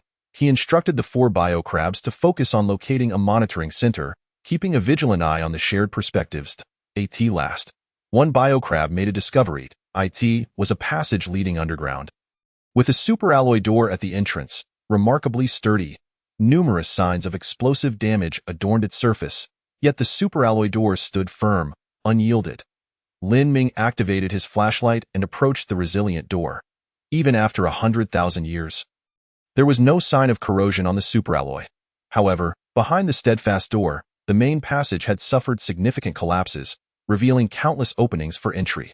Well done, Lin Ming remarked, patting the superalloy door, signaling the upgraded biocrab to proceed. Snap! The upgraded biocrab swiftly maneuvered around the door, deftly slipping through one of the collapsed openings. Warning, you have unlawfully entered the Spacecraft Research Center number 507. Please exit immediately without authorization. Warning, warning, warning. The barrage of warnings grew increasingly irritating to Lin Ming. Not long after, the upgraded biocrab located the room housing the monitoring hub and pushed the door open. Be cautious. Seeing the urea intelligent life form suddenly appear behind the door, Lin Ming gasped softly. His eyes shone with excitement, yet he did not observe any glowing points denoting life. The upgraded biocrab had already passed through one of the creature's crab legs. It was merely a holographic projection. Lin Ming exhaled in relief. You finally arrived. The gaze of the holographic projection turned toward the empty doorway, speaking. I do not know if it is our descendants or the harvesters who have reached this place. Thanks to having previously received the self-translation system sent by Urea's intelligent beings, the heavy-duty exosuit could translate the holographic projection's speech in real time. We undertook the immense pressure to construct ships capable of migrating to the Silver Moon. Yet due to opposition from some, we only conducted a small-scale immigration. Lin Ming blinked in realization. It turned out they had not only implemented a preservation plan, but had also undertaken immigration efforts. The holographic projection gestured towards the heavens. At this moment, billions of our compatriots should be thriving upon the Silver Moon, diligently laboring to reconstruct Urea. A sudden jolt of surprise coursed through Lin Ming's heart. After 100 millennia, to what heights had their technological advancement escalated? Why had they not returned to restore the planet Urea? The voice of the holographic image grew fervent and uplifting. However, they do not comprehend us. They have inflicted inhumane destruction upon our earnest endeavors. The silhouette projected by the hologram slowly faded, replaced by scenes from the past. Within the crater that housed the remnants of factories, a vibrant panorama unfolded. Towering liquid distillation columns were operational, with adjacent cooling towers releasing billowing clouds of white vapor. The aerospace launch site. Colossal spacecraft soared into the sky, carrying tens of thousands of Urea's intelligent life forms to the Silver Moon for resettlement. Countless Urea's intelligent beings gathered outside the launch site, erupting into cheers with each ascending vessel. Today marked a momentous occasion.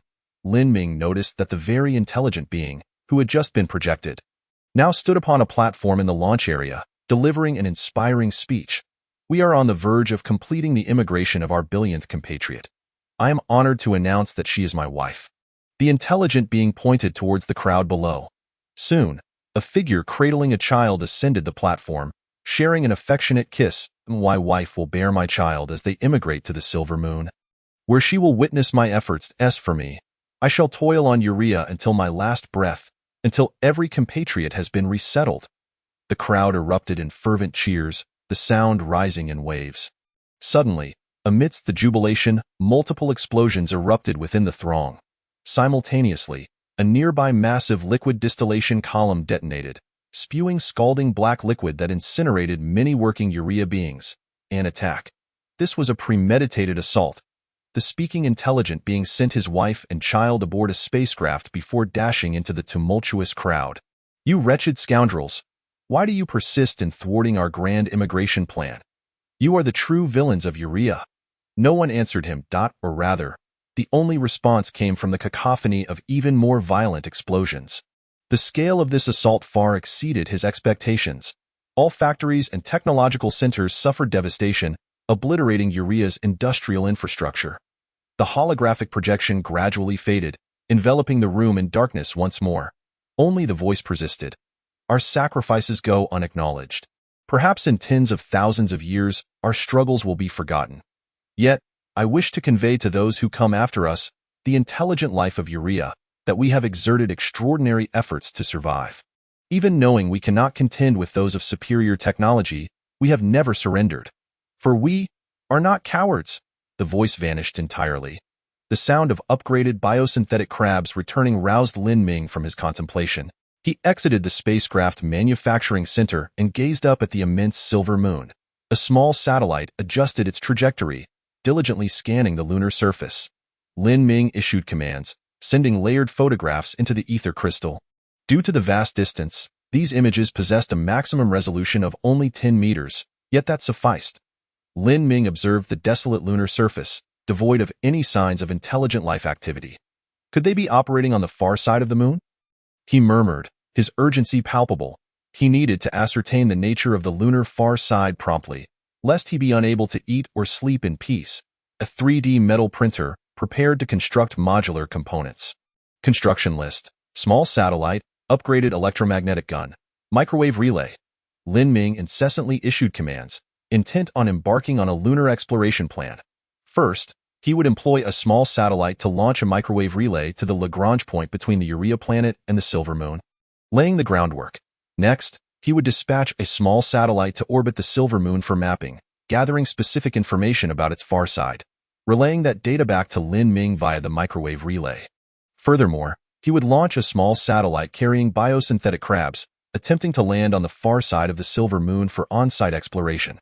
Finally, if feasible, the small satellite would collect samples and return with physical specimens for study.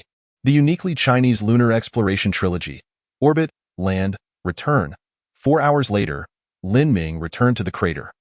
The leader of the biosynthetic crabs had retrieved the disassembled body and placed it in the glass farm. First, Lin Ming descended to the crater's bottom for a high-temperature decontamination, ensuring the reloaded extravehicular suit was thoroughly cleansed before returning to the glass farm to examine the individual's condition. His eyes glimmered with a faint heat as he beheld the being's details. Biosynthetic body has ceased to function. Biosynthetic head has ceased to function. Biosynthetic. Lin Ming was taken aback at the sight of the fallen biosynthetic. Had Urea's intelligent life advanced to such a degree that they could create biosynthetics? This biosynthetic resembled Urea's intelligent beings, albeit taller. Lin Ming noted that, unlike the silicon-based shells of the biosynthetic crabs, its flesh was soft. He had the upgraded biosynthetic crab extract a sample, observing it closely through the glass helmet. It was a soft, grayish-white material with considerable elasticity. His eyes glowed as he examined the detailed information on the item. Silicone, synthetic, 0.1 units. What on earth? Lin Ming exclaimed, realizing why he felt a sense of familiarity with this object. Upon inspecting the area where the head and body had separated, he noticed some dark brown liquid. Stepping closer, his eyes glimmered with intensity as he scrutinized it. Carbon-based body enhancement nutrient solution, pharmaceutical, 0.1 units. So that was it. Lin Ming's interest in the biosynthetic intensified. He resolved to conduct reverse research on it. At that moment, the Sol E-grade chip was being utilized for reverse research on an F-grade universal chip. Glancing at the crater's entrance, he saw over 40 biosynthetic crabs basking in the sun. Charging. Let us produce some more biosynthetic crabs until we have 50. Lin Ming temporarily halted the small satellite production plan. Half an hour later, 50 biosynthetic crabs were completed, forming 5 orderly lines. Lin Ming opened a private chat with Tang Qingyin. I'm here? Ready to trade? Great. Tang Qingyin appeared in high spirits, skipping pleasantries and directly exchanging 50 biosynthetic crabs for the E-grade chip. Thank you, Brother Lin. This little creature can serve as my personal assistant. To be honest, after getting used to having someone wait on me, I find it quite an adjustment to do everything myself. Tang Qingyin's words made Lin Ming grimace. What kind of household could afford a personal assistant? With the new E-grade chip in hand, Lin Ming immediately issued commands. Use the E-grade chip to conduct reverse research on the biosynthetic, based on the current computational power provided by the chip. The estimated duration for reverse research is 72 hours, consuming 1 unit of energy per hour. Shall we commence reverse research? 3 full days. Upon seeing the prompt from the ether crystal, Lin Ming clicked confirm. After all, his curiosity about the biosynthetic was overwhelming. A few days of waiting was worthwhile. Moreover, in just a few hours, another E-grade universal chip would complete the reverse research on the F-grade chip, allowing it to join the reverse research queue. Additionally, a continuous influx of F-grade universal chips would greatly enhance the research speed. Unlocking computational power was just around the corner. Lin Ming felt a surge of ambition. With the biosynthetic crabs produced, the 3D metal printers immediately set to work on manufacturing small satellites and electromagnetic guns. Before long, several small satellites and a number of propulsion modules and fuel storage modules were completed.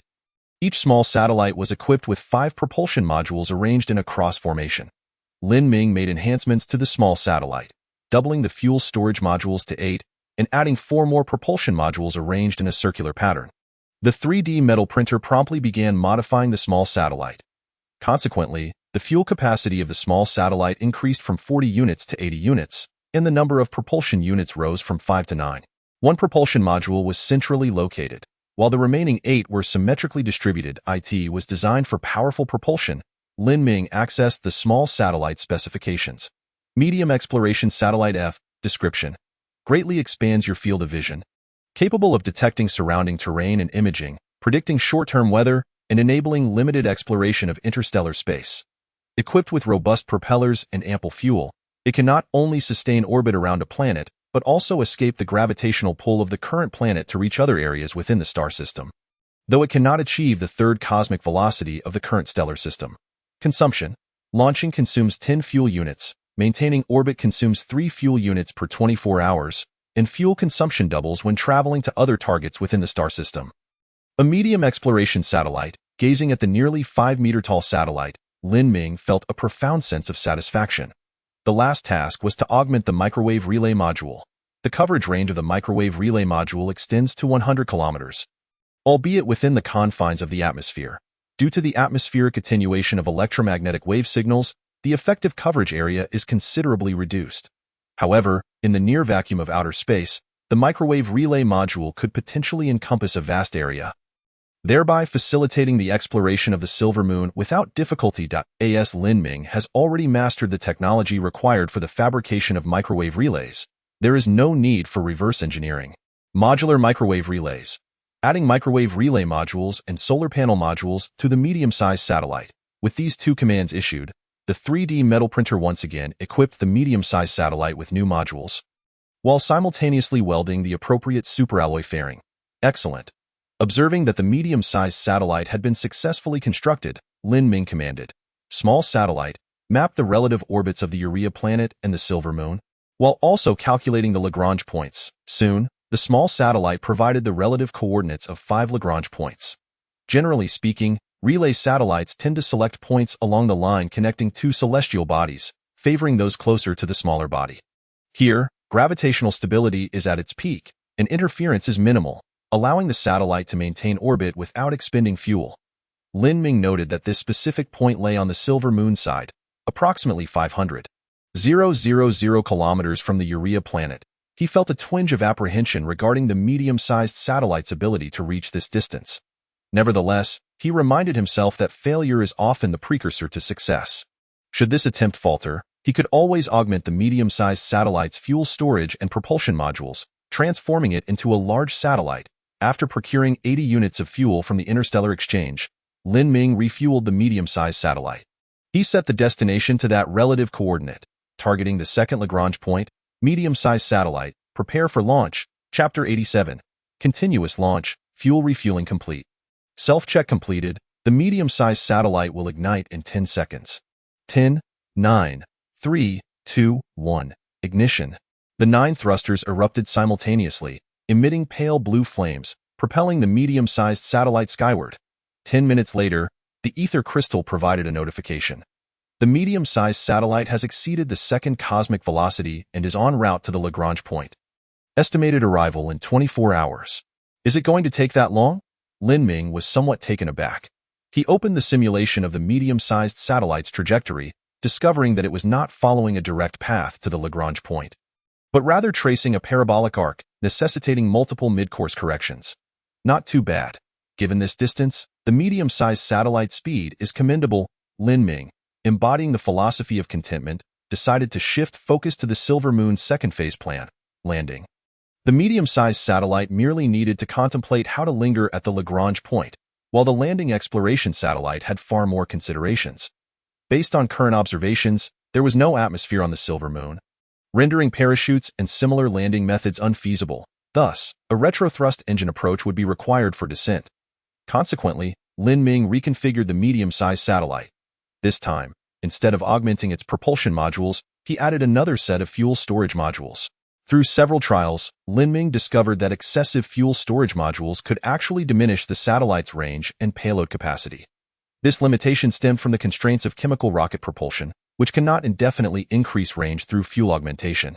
After numerous modifications, Lin Ming finally succeeded in creating a large satellite. This large satellite would be equipped for landing exploration by an upgraded version of the Mimic Crab. I am assigning you a significant task. Lin Ming addressed the upgraded Mimic Crab, his expression grave. You may be the first Mimic Crab to set foot on the moon. This is both an opportunity and a challenge for you. According to the ether crystal simulations, due to insufficient fuel and excessive weight, even with retrothrust engaged, the large satellite would still descend at a speed exceeding 100 kilometers per hour. You cannot refuse. All we can do is hope that the main module of the large satellite will absorb the majority of the impact. The upgraded Mimic Crab raised its claws and solemnly pinched together. Snap? Good. Upon your triumphant return, I shall appoint you as the leader of the mimic crabs, and all mimic crabs will fall under your command. Lin Ming made this promise to the upgraded mimic crab. Snap, snap, snap, was the enthusiastic response of the upgraded mimic crab as it clacked its claws. Given the extreme danger of this landing mission, Lin Ming ensured that the upgraded mimic crab was equipped with substantial shock resistance measures.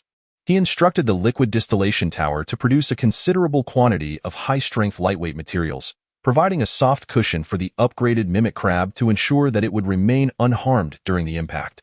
After all, Lin Ming hoped that the mission to land on the Silver Moon would succeed on the first attempt, granting him ample insight into the moon's far side. Rest assured, you need not worry about energy depletion. The relay satellite above will recharge you. Lin Ming gently patted the upgraded mimic crab, which was about to board the large satellite. The upgraded mimic crab, familiar with the procedure, promptly activated sleep mode inside the fairing. Quite bold, falling asleep at such a moment. Lin Ming chuckled, then resumed his serious demeanor. Targeting the far side of the Silver Moon. Coordinates to be updated.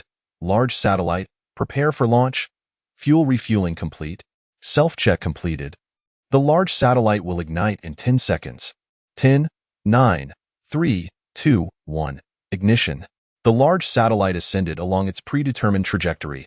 With Lin Ming possessing no knowledge of the Silver Moon's hidden visage, he opted to first allow the large satellite to approach the moon. By this time, the medium-sized satellite should have reached the second Lagrange point, enabling it to conduct mapping. At that point, he would be able to confirm the specific landing site based on the conditions observed on the far side of the Silver Moon. I'm starving. Having completed his immediate tasks, Lin Ming stretched, feeling utterly exhausted from the prolonged, intense activities.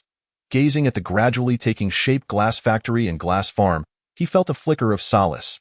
The 3D metal printer continued to produce the soilless cultivation framework system while simultaneously fabricating another liquid distillation tower. Ready for installation upon his awakening, after issuing these commands, Lin Ming hastily consumed a bit of food and entered the sleep chamber to rest. Ah, what bliss! After a solid 10 hours of slumber, Lin Ming sat up and performed a brief morning routine. He first checked the progress of the reverse engineering of the F-level universal chip. In 3 hours, the F-level universal chip would be completely reverse engineered and ready for mass production. Lin Ming, glancing at the 2-type 3D metal printer that had been sitting idle, excitedly raised his fist. Subsequently, he began to review the statuses of the 2 satellites. Both the medium and large satellites had entered outer space. Cruising smoothly, due to their low velocity and considerable distance, they appeared almost stationary. Only the steadily decreasing distance indicator to the Silver Moon signified their approach.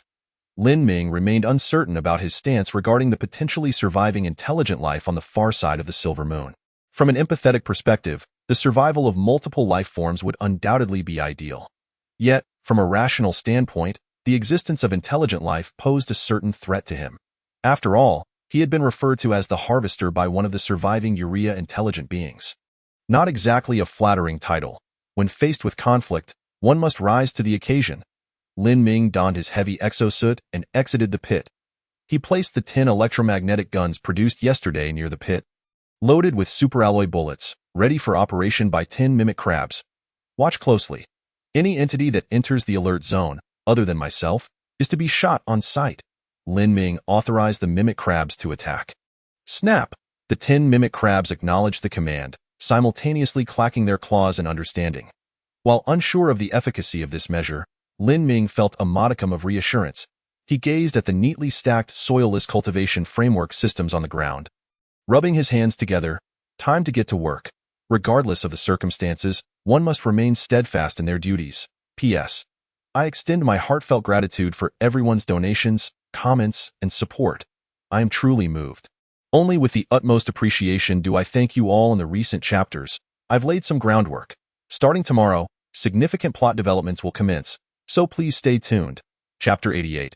Manufacturing the F-level universal chip. The installation of over 100 soilless cultivation framework systems, even with the assistance of the heavy exosuit and mimic crabs, consumed a considerable portion of Lin Ming's day.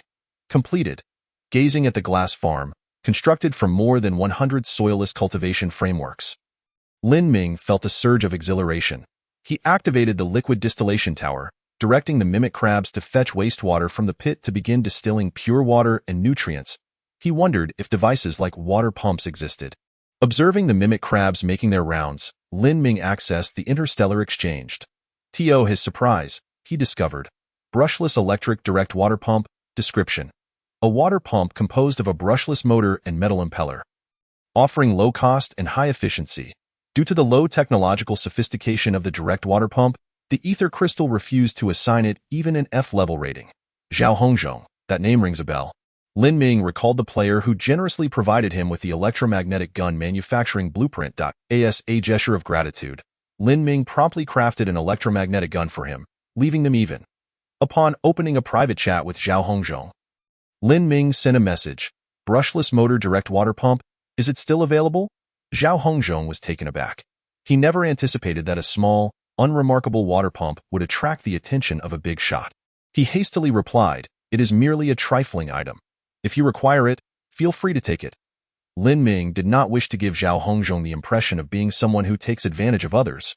So he inquired, "What resources would you like to exchange?" After a moment's hesitation, Zhao Hongzhong responded, "Do you have any surplus materials? I wish to construct an electromagnetic gun, but my current resources are somewhat limited." "No problem at all. How many bullets do you need?" Lin Ming readily agreed. The two became acquainted over the electromagnetic gun, and given Zhao Hongzhong's need for it, there was no reason to refuse. Zhao Hongzhong stated, 10, or perhaps 5, that I only have 5 units of super alloy on hand. "The bullets are on me," Lin Ming assured him. Lin Ming instructed the 3D printer to manufacture an F-grade electromagnetic gun. Since Zhao Hongzhong was in need, he decided to provide him with a superior model. After the F-grade electromagnetic gun was completed, Lin Ming swiftly crafted 50 rounds of ammunition, splitting them evenly between armor-piercing and dum-dum bullets. "Try this. It packs quite a punch."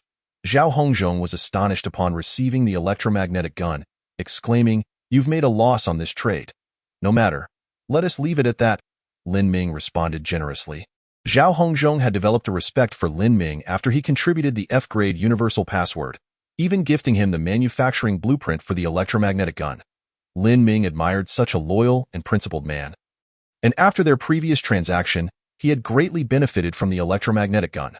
Thus, when faced with Zhao Hongzhong's offer, Lin Ming did not haggle and directly gifted him an F-grade electromagnetic gun. Following the completion of their trade, both were exceedingly pleased. Upon acquiring the direct water pump, Lin Ming immediately commenced reverse engineering. This way, even if the pump were to malfunction, he would be able to manufacture it independently, without needing to purchase it from the Interstellar trading post. Utilizing the F-grade chip, he initiated the reverse engineering of the brushless motor direct water pump. Based on the current chip's computational power, the estimated duration for reverse engineering is 1 minute, with an energy consumption of 1 unit per hour. Shall we commence reverse engineering? Yes, indeed. The reverse engineering of the direct water pump proved to be remarkably swift and was soon completed. Lin Ming commanded the 3D metal printer to fabricate one, which he installed into the secondary pit branch.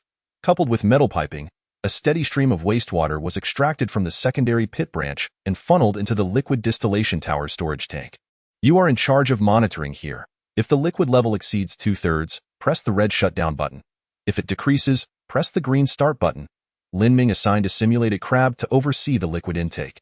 With a click, the simulated crab clamped its pincers, accepting this light task. The other simulated crabs cast envious glances at it, and under Lin Ming's urging, scurried off to transport or elsewhere. F-grade universal chip reverse decryption completed. "You have mastered F-grade universal chip technology. Heavens above, I've finally accomplished it," Lin Ming exclaimed, his heart racing upon seeing the long-awaited notification window. However, he did not let excitement cloud his judgment but instead issued an order. Using the F-grade chip, initiate reverse engineering on the E-grade chip. Based on the current chip's computational power, the estimated duration for reverse engineering is 3,000 days, with an energy consumption of 1 unit per hour. Shall we commence reverse engineering? No. Naturally, Lin Ming opted for no. He merely wished to ascertain how long it would take to reverse engineer the E-grade universal chip using the computational power of the F-grade universal chip. 3,000 days, over 8 years. With that time, it would be more prudent to wait for other players to produce E-grade chips en masse. Lin Ming muttered in frustration and began calculating. To compress the time required for reverse engineering the E-grade chip to an acceptable duration, he would need to possess over 1,000 F-grade universal chips. At present, he had 2 E-grade chips.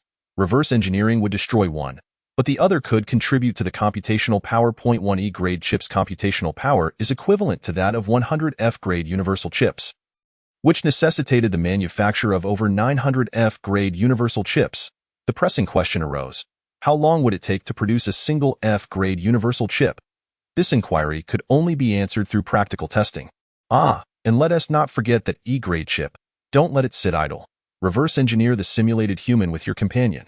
Both E-grade chips commenced reverse engineering on the simulated human, instantly having the remaining reverse engineering time. Descending to the bottom of the pit, Lin Ming entered the survival pod and placed a lattice silicon into the feed port of the 3D metal printer 2. Manufacture an F-grade universal chip. The 3D metal printer 2 immediately whirred to life. 2 minutes later, to Lin Ming's astonishment, an F-grade chip was completed. So fast. Lin Ming pondered. He calculated that he could produce 30 F-grade universal chips per hour, amounting to 720 chips over a 24-hour day. In just a few days, he could amass thousands of F-grade universal chips, significantly reducing the time required for reverse engineering the E-grade chip.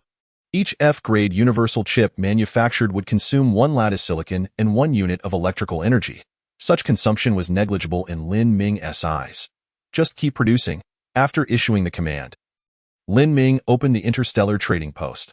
Currently, no players were selling E-grade chips, but there were some F-grade chips available. Lin Ming, feeling generous, quickly purchased over 30 F-grade universal chips. This extravagant spending soon caught the attention of Tang Province. Tang Qingyan privately messaged Lin Ming, inquiring, "Why do you need so many F-grade universal chips? Is there something particularly special about them?" Upon seeing Tang Qingyan's question, Lin Ming contemplated giving a vague response to deflect the matter. Suddenly, an idea struck him. Of course, as the decision-maker of Tang Province, Tang Qingyan must possess E-grade universal chips, let alone F-grade chips. After mulling it over, he replied, "A friend discovered a trading channel with the local natives, where one can exchange 200 F-grade chips for a single E-grade chip." The prospect of exchanging F-grade chips for E-grade chips ignited Tang Qingyan's excitement. He was well aware that 1 E-grade universal chip's computational power is equivalent to that of 100 F-grade chips. While the trade may seem disadvantageous in terms of quantity, one must also consider energy consumption. An E-grade universal chip consumes 1 unit of energy per hour, just as an F-grade universal chip does. Thus, from the perspective of operational energy costs, this trade was undeniably profitable. Moreover, possessing additional E-grade universal chips could potentially lead to the decryption of D-grade universal passwords. Tang Qingyan sent a message to his subordinates. Assess the total quantity of F-grade chips possessed by all members. I need results in 5 minutes. He then messaged Lin Ming, "Brother Lin, how many times can this trade be executed?" Upon reading Tang Qingyan's message, Lin Ming felt a sense of elation, sensing that he was about to reel in a big fish. He replied, "At present, I am uncertain of the trading limits, but due to the high risks associated with trading with the natives, my friend only engages in trade once every few days. In that case," Tang Qingyan continued, "I also possess some F-grade universal chips and wish to exchange them for E-grade universal chips. What do you think?" "Certainly, but you understand how it is. Both he and I require a cut." Lin Ming added, "Given our relationship, I shall take only a modest 20, but as for my friend, that remains to be seen." Upon reading Lin Ming's message, Tang Qingyan nodded in agreement. Having navigated the business world, he understood that every transaction incurs a fee for those facilitating it. After all, others are under no obligation to assist him. Lin Ming's request for a 20 cut was, in all honesty, quite reasonable. He replied, "Then I would appreciate it if Brother Lin could speak favorably on my behalf, to see what the final price will be." "Absolutely," Lin Ming assured him. Closing the chat window, a subtle smile graced his lips. In a seller's market, one is never at a loss for buyers and can set prices at will, as long as those prices are not excessively outrageous. Exiting the pit, Lin Ming checked the current energy reserves. The survival pod's capacity of 1,000 units of energy was already full. At this moment, the sun was setting at approximately a 30-degree angle to the ground, with each solar panel capable of generating 3 units of energy per hour. This resulted in a production of 330 units of energy per hour, with a consumption of 150 units, leaving a surplus of 180 units.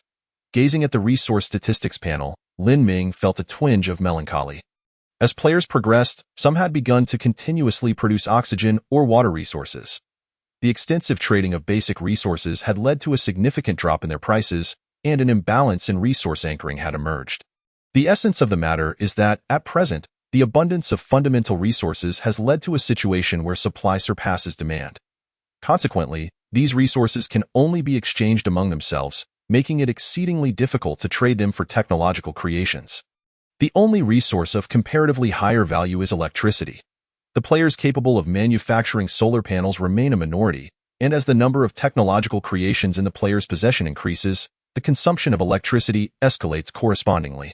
After all, essentials such as oxygen, water, and food, unless one owns a ranch or a farm, are not consumed excessively by an individual.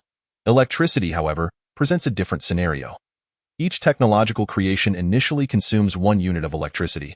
The more creations one possesses, and the higher their levels, the more they resemble insatiable electrical beasts, akin to a bottomless pit.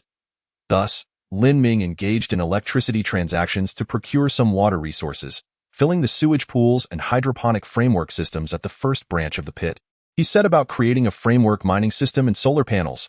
Lin Ming issued commands to the 3D metal printer while simultaneously activating the shared perspective to monitor the construction progress of the glass factory. With the mobile microfactory continuously producing, most modules were already in place, awaiting installation. In just a few hours, the glass factory would take shape.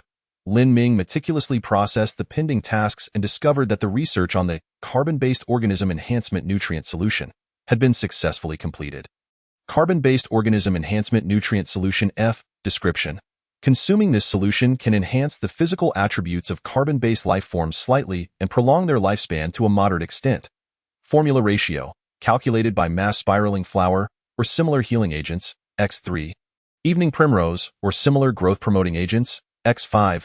Earthworm blood or similar energy-replenishing agents, X10. Pure water, X1. Upon seeing the formula for the carbon-based organism enhancement nutrient solution, Lin Ming stroked his glass mask. Although he lacked spiraling flowers, he did possess healing agents like Zidenlu, which, according to the notes, should serve as a suitable substitute to AS for evening primrose and earthworm blood. He had never even heard of them. Fortunately, the formula for the carbon-based organism enhancement nutrient solution was not set in stone and allowed for alternatives with similar effects. Lin Ming opened the Interstellar trading platform for a search and indeed made a fruitful discovery. Carbon-based organism energy supplement powder F. Description. Consuming this powder can induce a temporary state of euphoria, slightly enhancing reflexes and physical capabilities. However, following this state, there will be an extended period of fatigue. And the more frequently it is consumed, the less effective it becomes, with a potential for addiction. The player, named Fanrugia, appeared to be a girl in her early 20s, radiating youth and vitality. Lin Ming inquired. "Hello, how much for the carbon-based organism energy supplement powder?"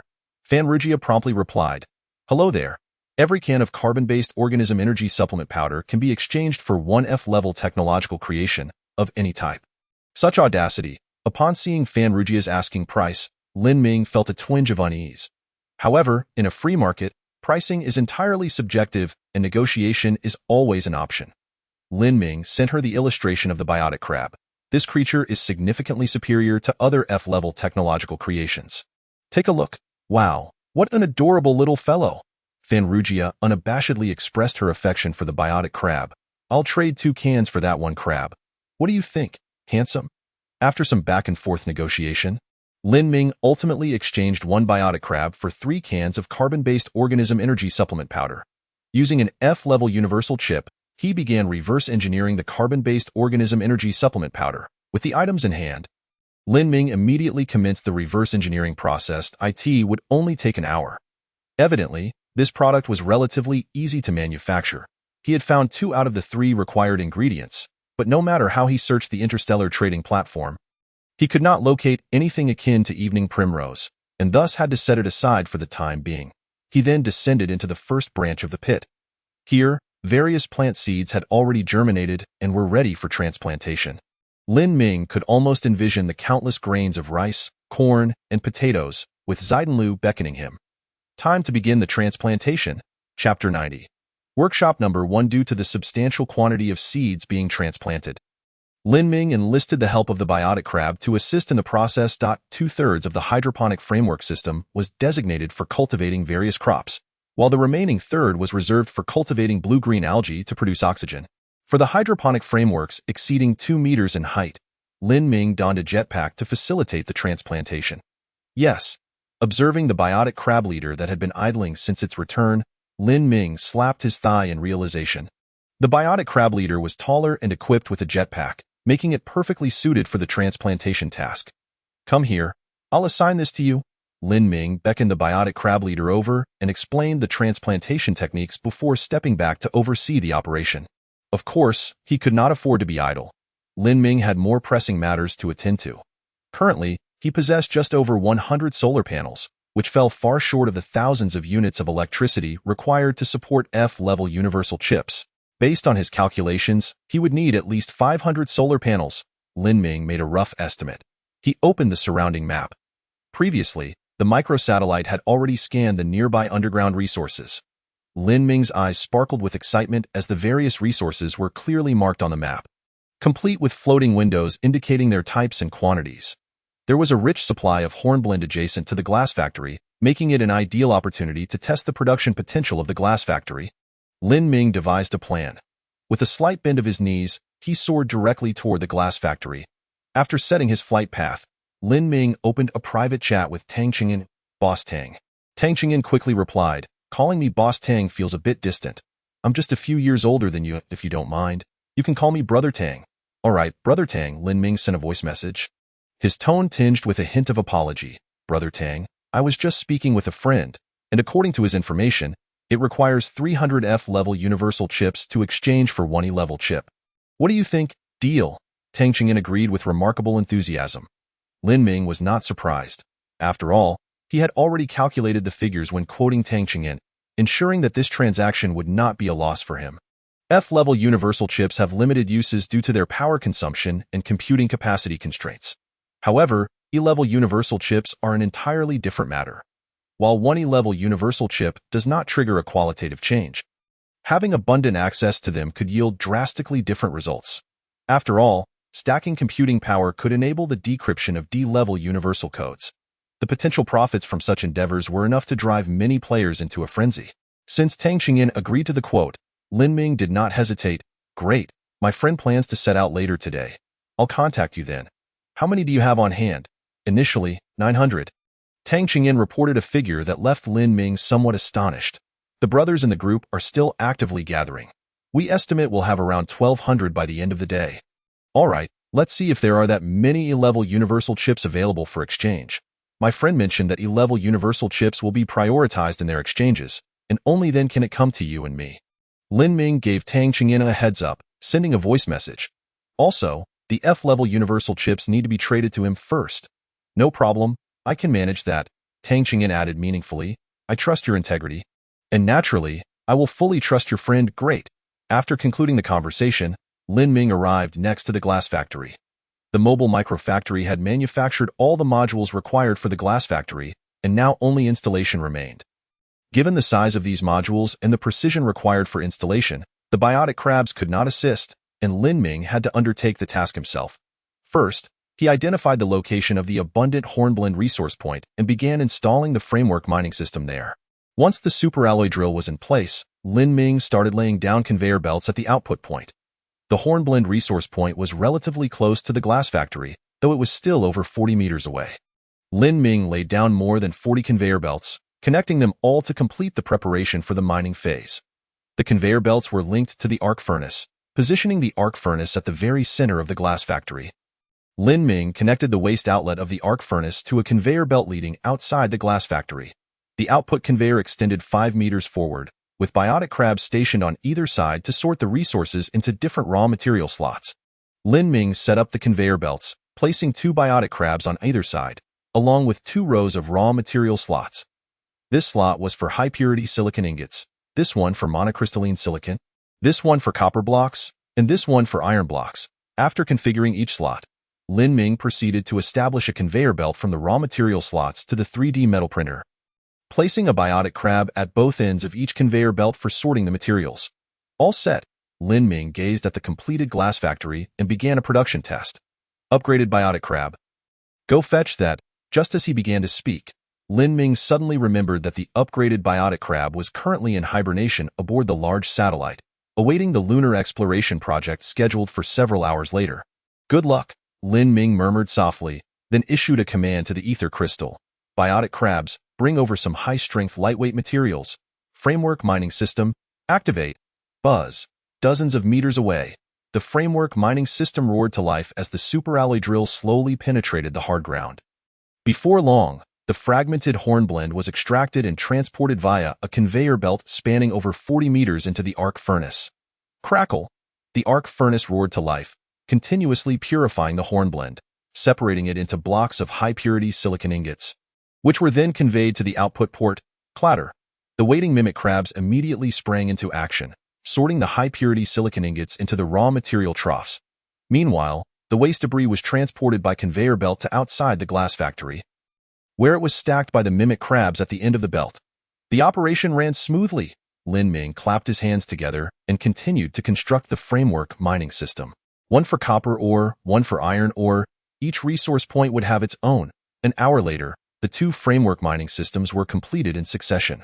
The raw material trough began to accumulate blocks of iron and copper. At that moment, the mimic crabs tasked with delivering high-strength lightweight materials arrived, placing them into the corresponding raw material troughs. Excellent. Now that everything was thoroughly finished, it was time to bestow a name upon this place. Lin Ming declared, from now on, this shall be known as Workshop Number 1. Command. Workshop Number 1. Produce 1 mimic crab leader. Chapter 91. Returba. Upon issuing the command, the ether crystal promptly provided the production progress. Mimic crab leader in production.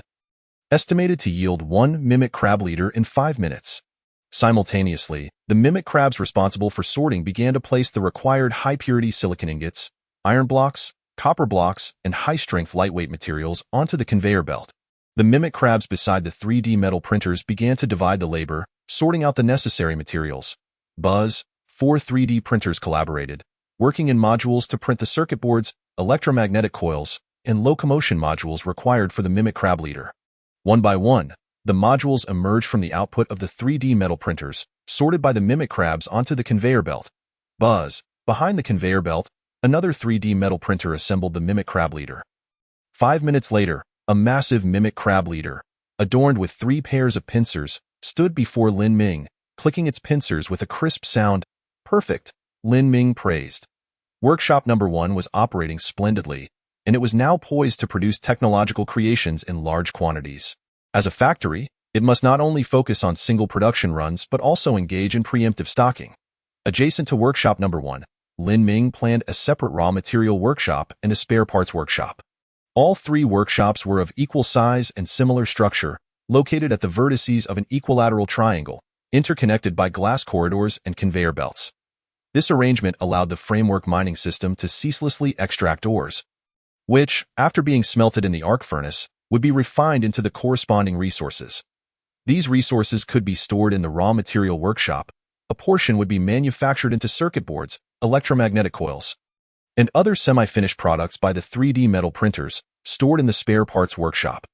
Thus, whenever Lin Ming required something, he could simply assemble the various spare parts, obtaining finished products in a remarkably short time, significantly enhancing efficiency.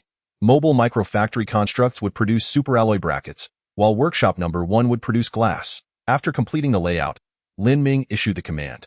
Thanks to the exceptionally high efficiency, the ether crystal indicated that it would take merely 2.5 hours to complete the modular production for the 2 new workshops. Indeed, this was the power of an assembly line. Watching the mobile microfactory constructs and Workshop Number 1 operating at full speed, Lin Ming clicked his tongue in admiration. He opened the ether crystal. Carbon-based entity energy replenishment solution reverse engineering completed. You have mastered the technology for carbon-based entity energy replenishment solution. The ether crystal had just informed him of the completion of the reverse engineering for the carbon-based entity energy replenishment solution, but he had not had the time to check it. Now that he had a moment to spare, he decided to examine the relevant formula. Carbon-based entity energy replenishment solution F. Description. Brief. Formula ratio. By weight sugar X3, central nervous system stimulant X1, vitamin X1, Purified water x1. Sugar is required. Reasonable. Observing the formula for the carbon-based entity energy replenishment solution, Lin Ming nodded. Sugar provides the majority of energy required by the human body and is faster in replenishing energy compared to other foods. At this moment, Lin Ming had sugar, vitamins, and purified water readily available. The only missing component was the central nervous system stimulant. What on earth is that? It sounds rather imposing. Lin Ming opened the Interstellar trading platform and began to search. This search led him to a revelation. Ah, so it's you? Lin Ming thought, somewhat speechless. The so-called central nervous system stimulant was actually tea alkaloids, caffeine, or similar substances. After all, it is well known that drinking tea or coffee can invigorate and alleviate fatigue. The next steps were straightforward. There were no tea leaves or coffee beans in the Interstellar trading platform, but there were countless plants that could serve a similar purpose. One particular plant, resembling a walnut but significantly larger, about the size of a soccer ball, caught Lin Ming's attention. Returba, description. An extremely dangerous semi-plant. Its seeds possess strong invigorating properties. Consuming them in large quantities may lead to death. A friendly reminder. Please avoid them during their ripening season if you wish to live. Why does the description feel so bizarre? What exactly is a semi-plant? Lin Ming muttered as he opened a private chat with a player named Lu Xinliang. Hello, do you still have Returba? After a while, Lu Xinliang replied with a voice message. Hee. Of course I do. Hee. Good stuff. Hee. It must always be available. Can't stop. Hee. Listening to Lu Xinliang's voice message, Lin Ming frowned. Is this guy going crazy? However, since Lin Ming's goal was to trade for Returba, he patiently messaged Lu Xinliang. What's the price? I'm ready to trade for 1. He. Good stuff. Mom says good things should be shared with everyone. Lu Xinliang sent several fragmented voice messages. But, I'm a bit stingy. Hee. If you want to trade, buy me a ticket for Sister Lingling's luxury perspective. Hee. I want to see Sister Lingling. I haven't seen her in a long time. Lin Ming struggled to comprehend Lu Xinliang's words, frowning as he messaged back. Who is Sister Lingling? Sister Lingling is just Sister Lingling, the one with the seductive demon tattoo on her lower abdomen. Hee. That demon tattoo. One of them I bought with resources. Hee. Sister Lingling has my demon tattoo. Sister Lingling is mine. Hee. Lu Xinliang's ramblings left Lin Ming feeling exasperated. He had no intention of continuing the conversation with Lu Xinliang and instead opened a private chat with Sun Yao. Who is Sister Lingling? Wow, Lingo. You surf the internet too? Sun Yao replied with surprise. It's Qin Lingling, who has been live streaming in our area. What's up? Lingo, are you planning to watch her live stream? I'll send you a ticket. Each ticket only requires 10 units of basic resources. Before Lin Ming could respond, he was pulled into Qin Lingling's live stream group by Sun Yao. Welcome, brother Sun Yao. Welcome, brother Lin Ming. Qin Lingling's soft and sweet voice reached Lin Ming's ears. He discovered that Qin Lingling's live stream view only showed her upper body, her alluring figure tightly wrapped in lightweight exosuit, accentuating an enticing curve. Brother Lin Ming is here for the first time in Ling Air's live stream. Just one F-level technological creation will grant you access to the luxury perspective this time. Ling Air is treating you. Feel free to experience the luxury perspective for free. As soon as Qin Lingling's words fell, Lin Ming noticed that the previously partial live stream view had now become complete. Almost simultaneously, Lin Ming felt a surge of energy coursing through him. This was the same trick that the domineering beasts had used. Such antics would get him banned. P.S. Thanks to Wang Wushang for the generous tip and Xiang Yevi Bei for the urging symbol. For the next 3 days, the company will be conducting closed training from 8 a.m. to 8 p.m., which may affect the update schedule. Chapter 92. The strange seed.an F-level technological creation is indeed quite greedy. Lin Ming pondered for a moment and traded an F-level universal chip with Qin Lingling, purchasing a ticket for the luxury perspective to give to Lu Xinliang. Thank you, brother Lin Ming, for purchasing the ticket.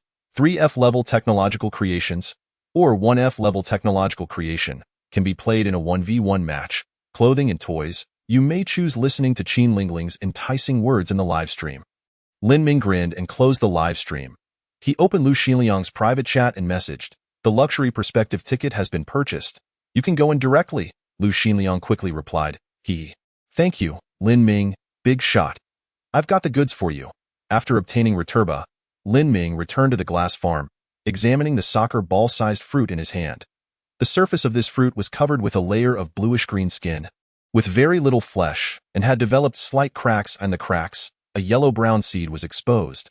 resembling a walnut but much larger. As Lin Ming held the fruit, he felt Returba tremble gently in his grasp. Crack! A crisp sound of cracking echoed as Returba's seed split in two. Dozens of objects resembling cashews, yet writhing, crawled out from the seed, making their way up Lin Ming's arm toward his face. What on earth is this? Lin Ming was startled, shaking himself off in haste. A formidable force flung the writhing objects away. These undulating entities landed on the ground, flipping over a few times before crawling toward Lin Ming. He quickly retreated, watching these creatures on the ground with heightened vigilance. Fortunately, after crawling a few meters, they ceased their movement, curling up into a ball. Exercising caution, Lin Ming sent a simulated crab over to investigate. Initiating a shared perspective, the tiny being showed no reaction to the crab's approach. Enlarging the shared view, Lin Ming felt a slight warmth in his eyes as a floating window appeared beside the creature. Returba seed, dormant, 1 unit. To his astonishment, it was a seed. Which seed has the audacity to crawl on its own?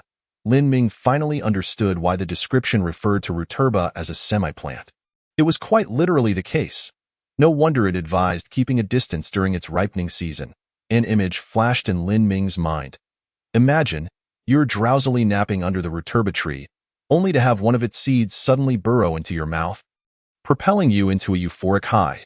The troubling part is, if there are too many of these seeds, it could lead to a lethal outcome.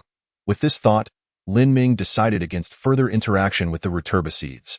Instead, he directed the simulated crab to pick up the seeds, placing them into a culture medium to induce germination. Once in the medium, the suddenly altered environment reactivated the Returba seeds. They began to crawl around excitedly in the culture medium. Several seeds crawled right out of the medium and fell to the ground, slipping back into dormancy. Lin Ming instructed the simulated crab to retrieve these seeds and return them to the culture medium. However, just as he collected these few seeds, others crawled out again. What on earth is going on? After several repetitions of this, Lin Ming sensed something amiss. Those seeds didn't seem particularly fond of the environment in the culture medium. A moist environment supposed to promote germination.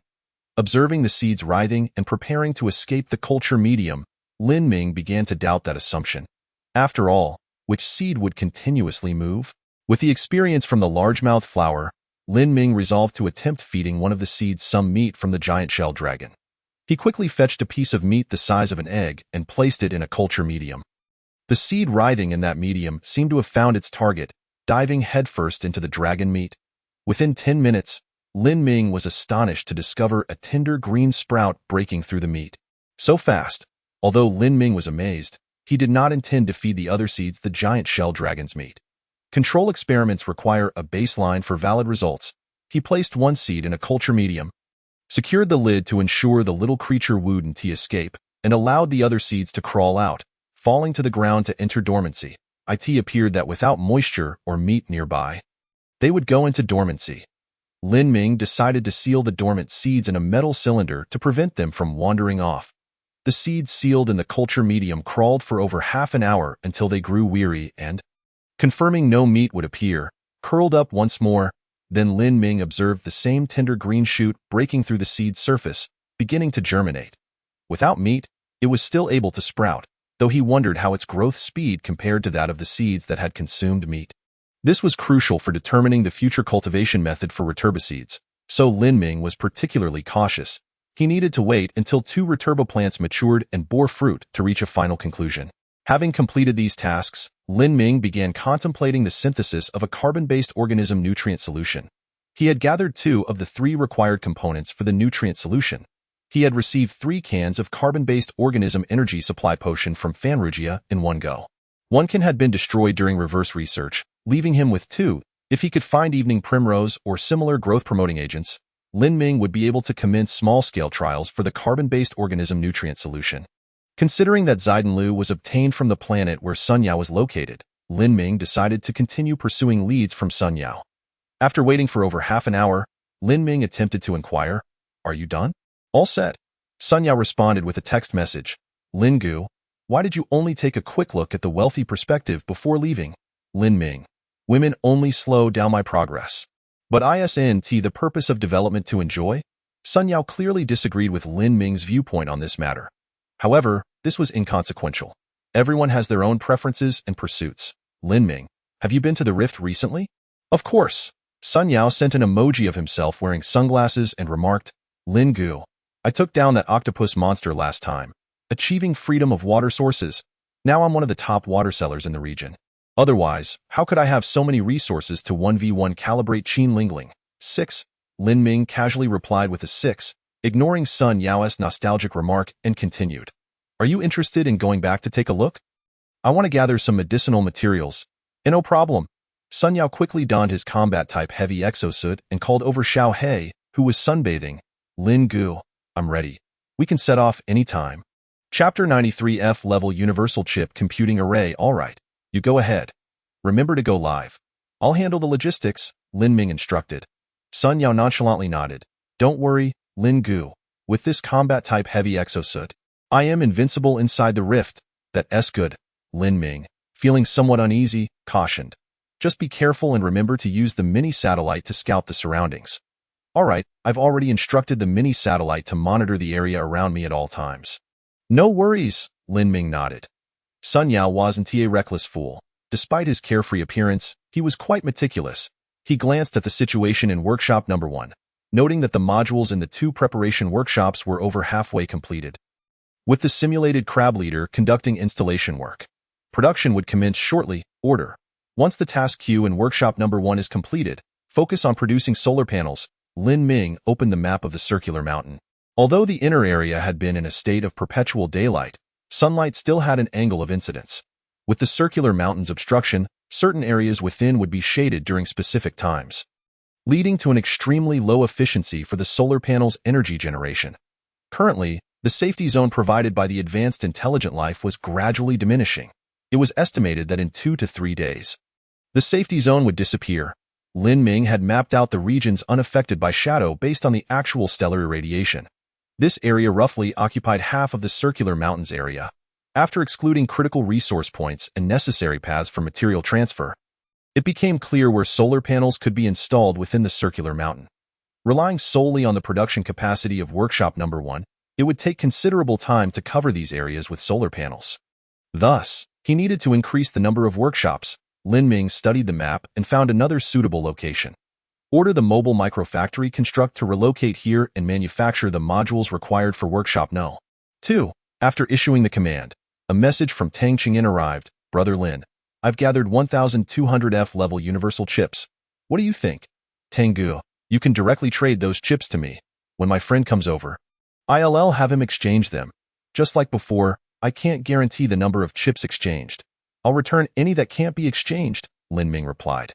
Tang Qingyan wasted no time, promptly sending a trade request, transferring all 1,200 F-level chips to Lin Ming, along with a leaf of Zaidanlu. Received, Lin Ming acknowledged and inquired, How is your health, Tango? Tang Qingyan laughed heartily, his voice brimming with cheer. Don't worry, Brother Lin. The Zaidanlu leaves are truly effective. I'm almost fully recovered. This single leaf should suffice. I'll keep the rest for emergencies. That's great. Lin Ming felt relieved. He enjoyed doing business with individuals like him. Once an agreement was reached, they would follow through as planned. Even if risks arose along the way, they wouldn't be indecisive or demand compensation. After all risks and rewards had been calculated before deciding to engage in the transaction. Forming the F-level universal chip computing array. As soon as the F-level chips were in hand, Lin Ming immediately got to work. The assembly of the 120 F-level universal chip computing arrays was completed swiftly. Each array could operate independently and halt individually. Each array consumed 10 units of energy per hour. At full speed, it required 1,200 units per hour. Lin Ming clicked his tongue. During this time, workshop number 1 had begun mass production of solar panels, producing 30 units every hour. Based on the current angle of the sun, Lin Ming calculated he could achieve an increase of 120 units in maximum energy generation per hour. The survival pod still contained 1,000 units of stored energy, sufficient to support the computing arrays at full speed for 1 hour. Lin Ming opened the suspended research queue. The reverse research time for the simulated beings still had over 10 hours remaining. He made a decisive choice. The newly added computational arrays have joined the queue for reverse engineering of the bio-simulated beings. Alongside the newly produced F-grade universal chips, which also comprise the computational array and are similarly included in the research, The 3D metal printer at the entrance of the pit has commenced the production of solar panels. Command after command is continuously issued. Soon, the ether crystal stone pops up a notification, indicating that the reverse engineering of the bio-simulated beings can be completed in just 1 hour. Indeed, efficiency is paramount. Lin Ming nodded in satisfaction. While Lin Ming busied himself, Sun Yao had already entered the fissure. The fissure was enveloped in profound darkness, prompting Sun Yao to activate the spotlight of his combat-heavy exosuit. He adeptly made his way to the lakeside, pointing at the vast expanse of water, proudly declaring, "Brother Lin, this is all my territory." "Haha, your territory is indeed quite substantial," Lin Ming replied with a smile.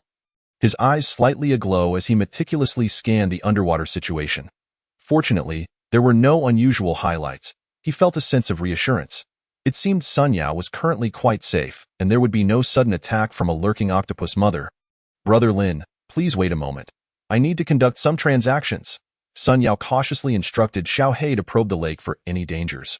After confirming it was safe, he positioned himself about 10 meters away from the lake and opened the interface of the Interstellar trading post. As for the task of fetching water, that was diligently handled by Xiao He. Xiao He tirelessly carried the metal cylinder back and forth between the lake and Sun Yao. Regrettably, it was nighttime, and Xiao He needed to conserve energy. Otherwise, Sun Yao had hoped to sell more water. After half an hour of bustling activity, Sun Yao regretfully recalled Xiao He, saying, "The prices for oxygen and water resources have plummeted significantly. I estimate that in a while, they will become completely worthless. Indeed, it seems that only electricity can still be exchanged directly for technological creations. Other basic resources can only be traded among themselves or exchanged for electricity at a ratio of 20:1. Lin Ming remarked as he opened the Interstellar trading post, feeling slightly surprised. He usually did not pay much attention to basic resources and was astonished to discover how severely the prices of oxygen, food, and water had dropped. It appeared that as players advanced in their development, survival was no longer a pressing concern. Enhancing their development level had now become the primary focus. By the way, Brother Lin, have you noticed something? In the darkness, Sun Yao's expression turned somewhat serious. "Yesterday, I discovered a twisted wall. The world beyond that wall is completely different from the area I am in. P.S. Stealthily writing a chapter while at the venue after this ends. I will rush to finish the remaining 2 chapters, and they will definitely be published before midnight. Tomorrow's update will still be in the afternoon or evening. It is estimated that the day after tomorrow, I can resume the normal update schedule." Chapter 94. A sudden anomaly. A twisted wall? It seems Sun Yao has also recognized the existence of a safety boundary. Lin Ming nodded. "I noticed a similar situation yesterday, but I didn't dare to venture outside." "Did you explore beyond the wall?" "No," Sun Yao replied, his voice imbued with a different gravity. "Exploration is unnecessary, for I have observed that the wall is gradually shrinking. Much like a diminishing poison circle, in a few days, the world beyond will fully manifest. Brother Lin, the location of our survival pod does not seem to belong to this world. It has been modified." "Indeed," Lin Ming said slowly. "This should be the safe zone bestowed upon us."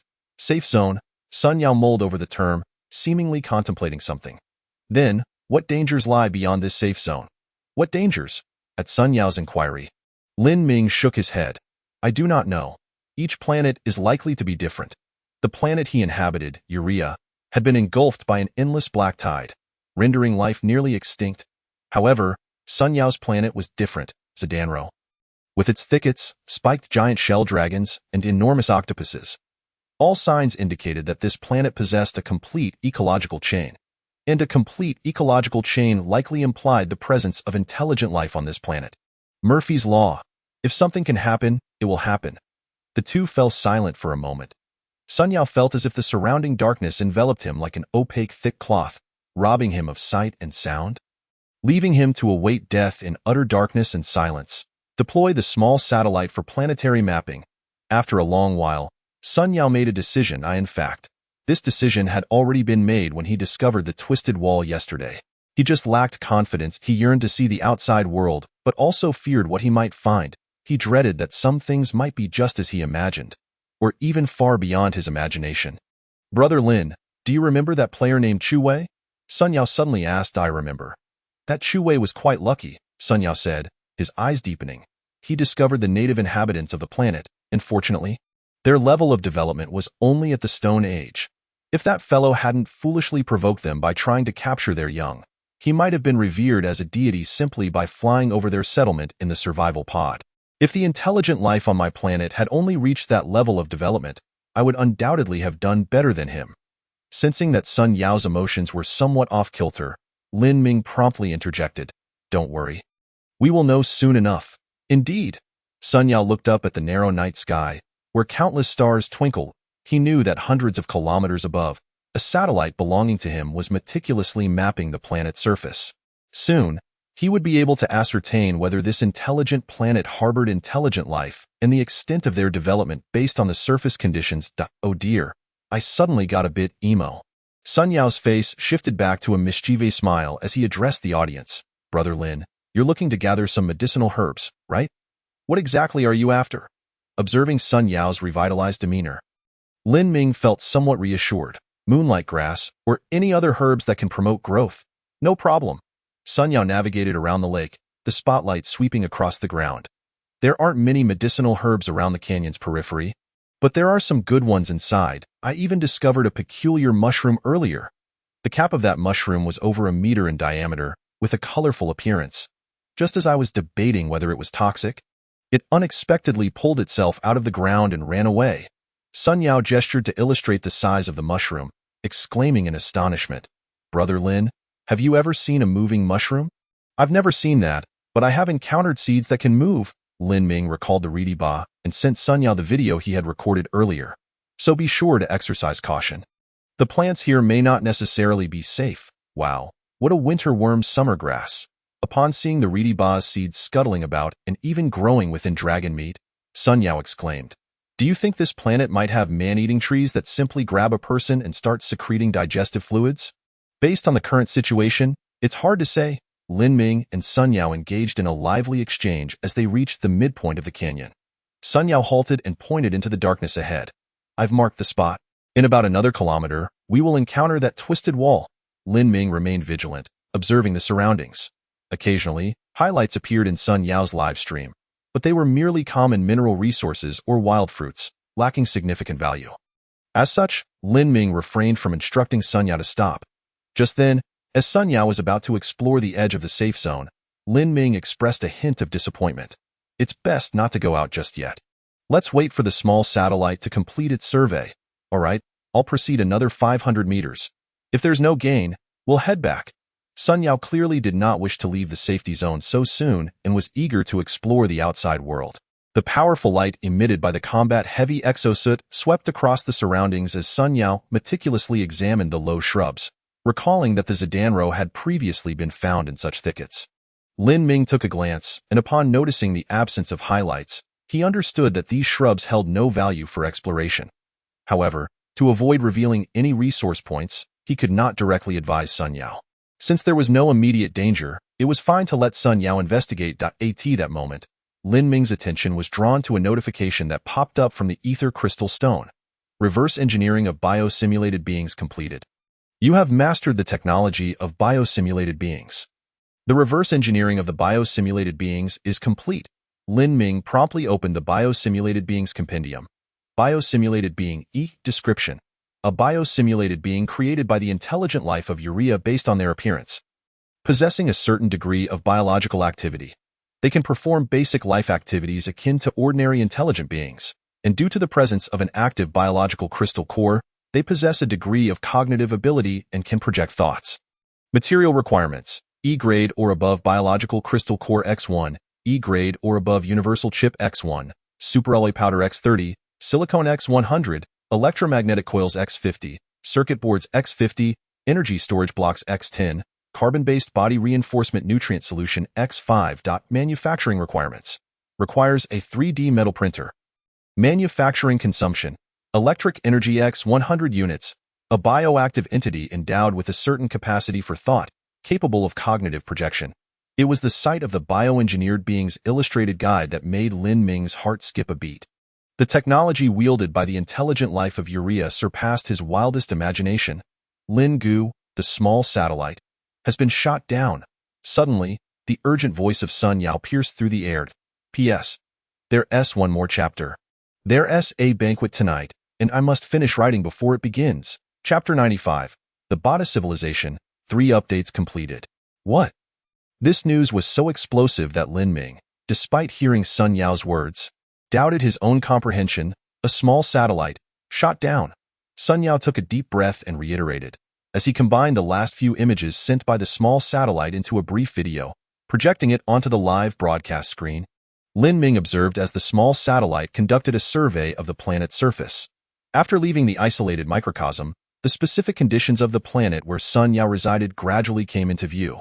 The once barren world, strewn with gravel, had vanished, replaced by a lush forest. A slender canyon cleaved through this verdant expanse. To the east lay a small island, where Sun Yao's survival pod was located, while the west remained an unknown territory. The surveying by the small satellite continued, and Lin Ming noticed an object, enveloped in flames, ascending rapidly from the ground. This object moved with astonishing speed, capturing only a blurred flash of light before the screen plunged into darkness. It was an artificial entity, Lin Ming concluded immediately. To launch a high-velocity object from the surface, targeting a small objective at an altitude of several hundred kilometers. Such technological prowess could likely be matched by only 2 nations on the unscathed Blue Star.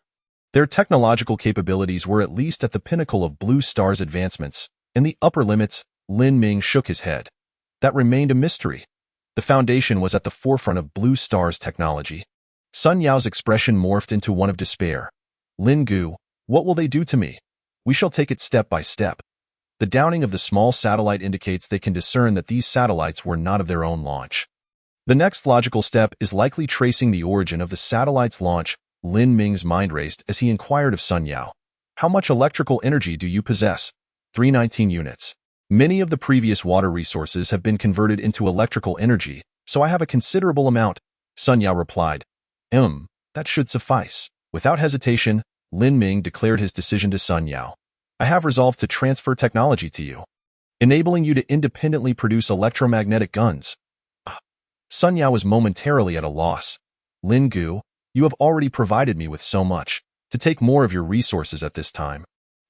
Lin Ming interrupted him. Precisely because I have already invested in you, with the sunk costs incurred, I must invest even more.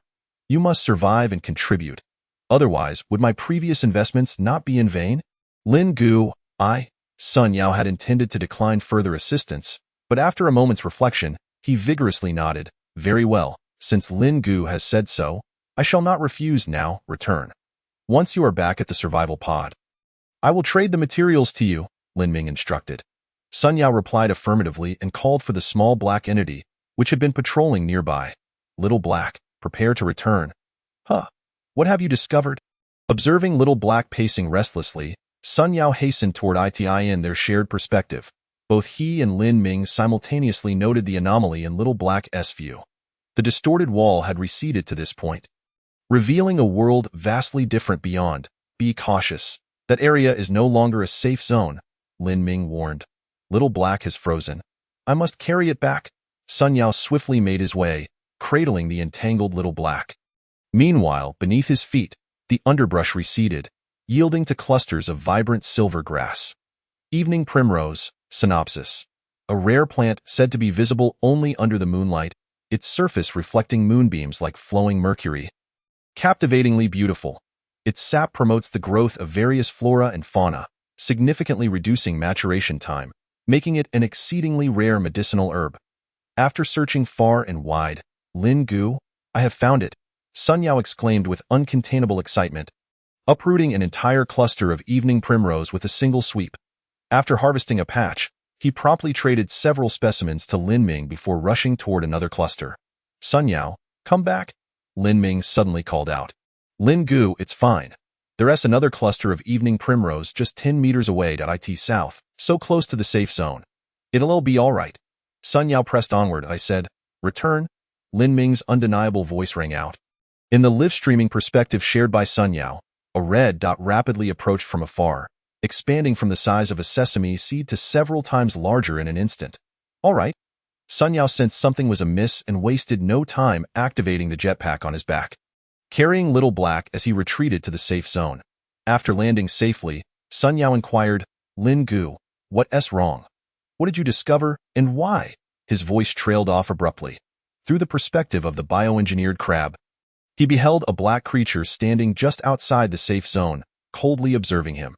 Sun Yao slowly turned eye in the shadows. A creature about 1 meter tall, resembling a diminutive octopus, hovered silently. On its back was a device akin to a jetpack.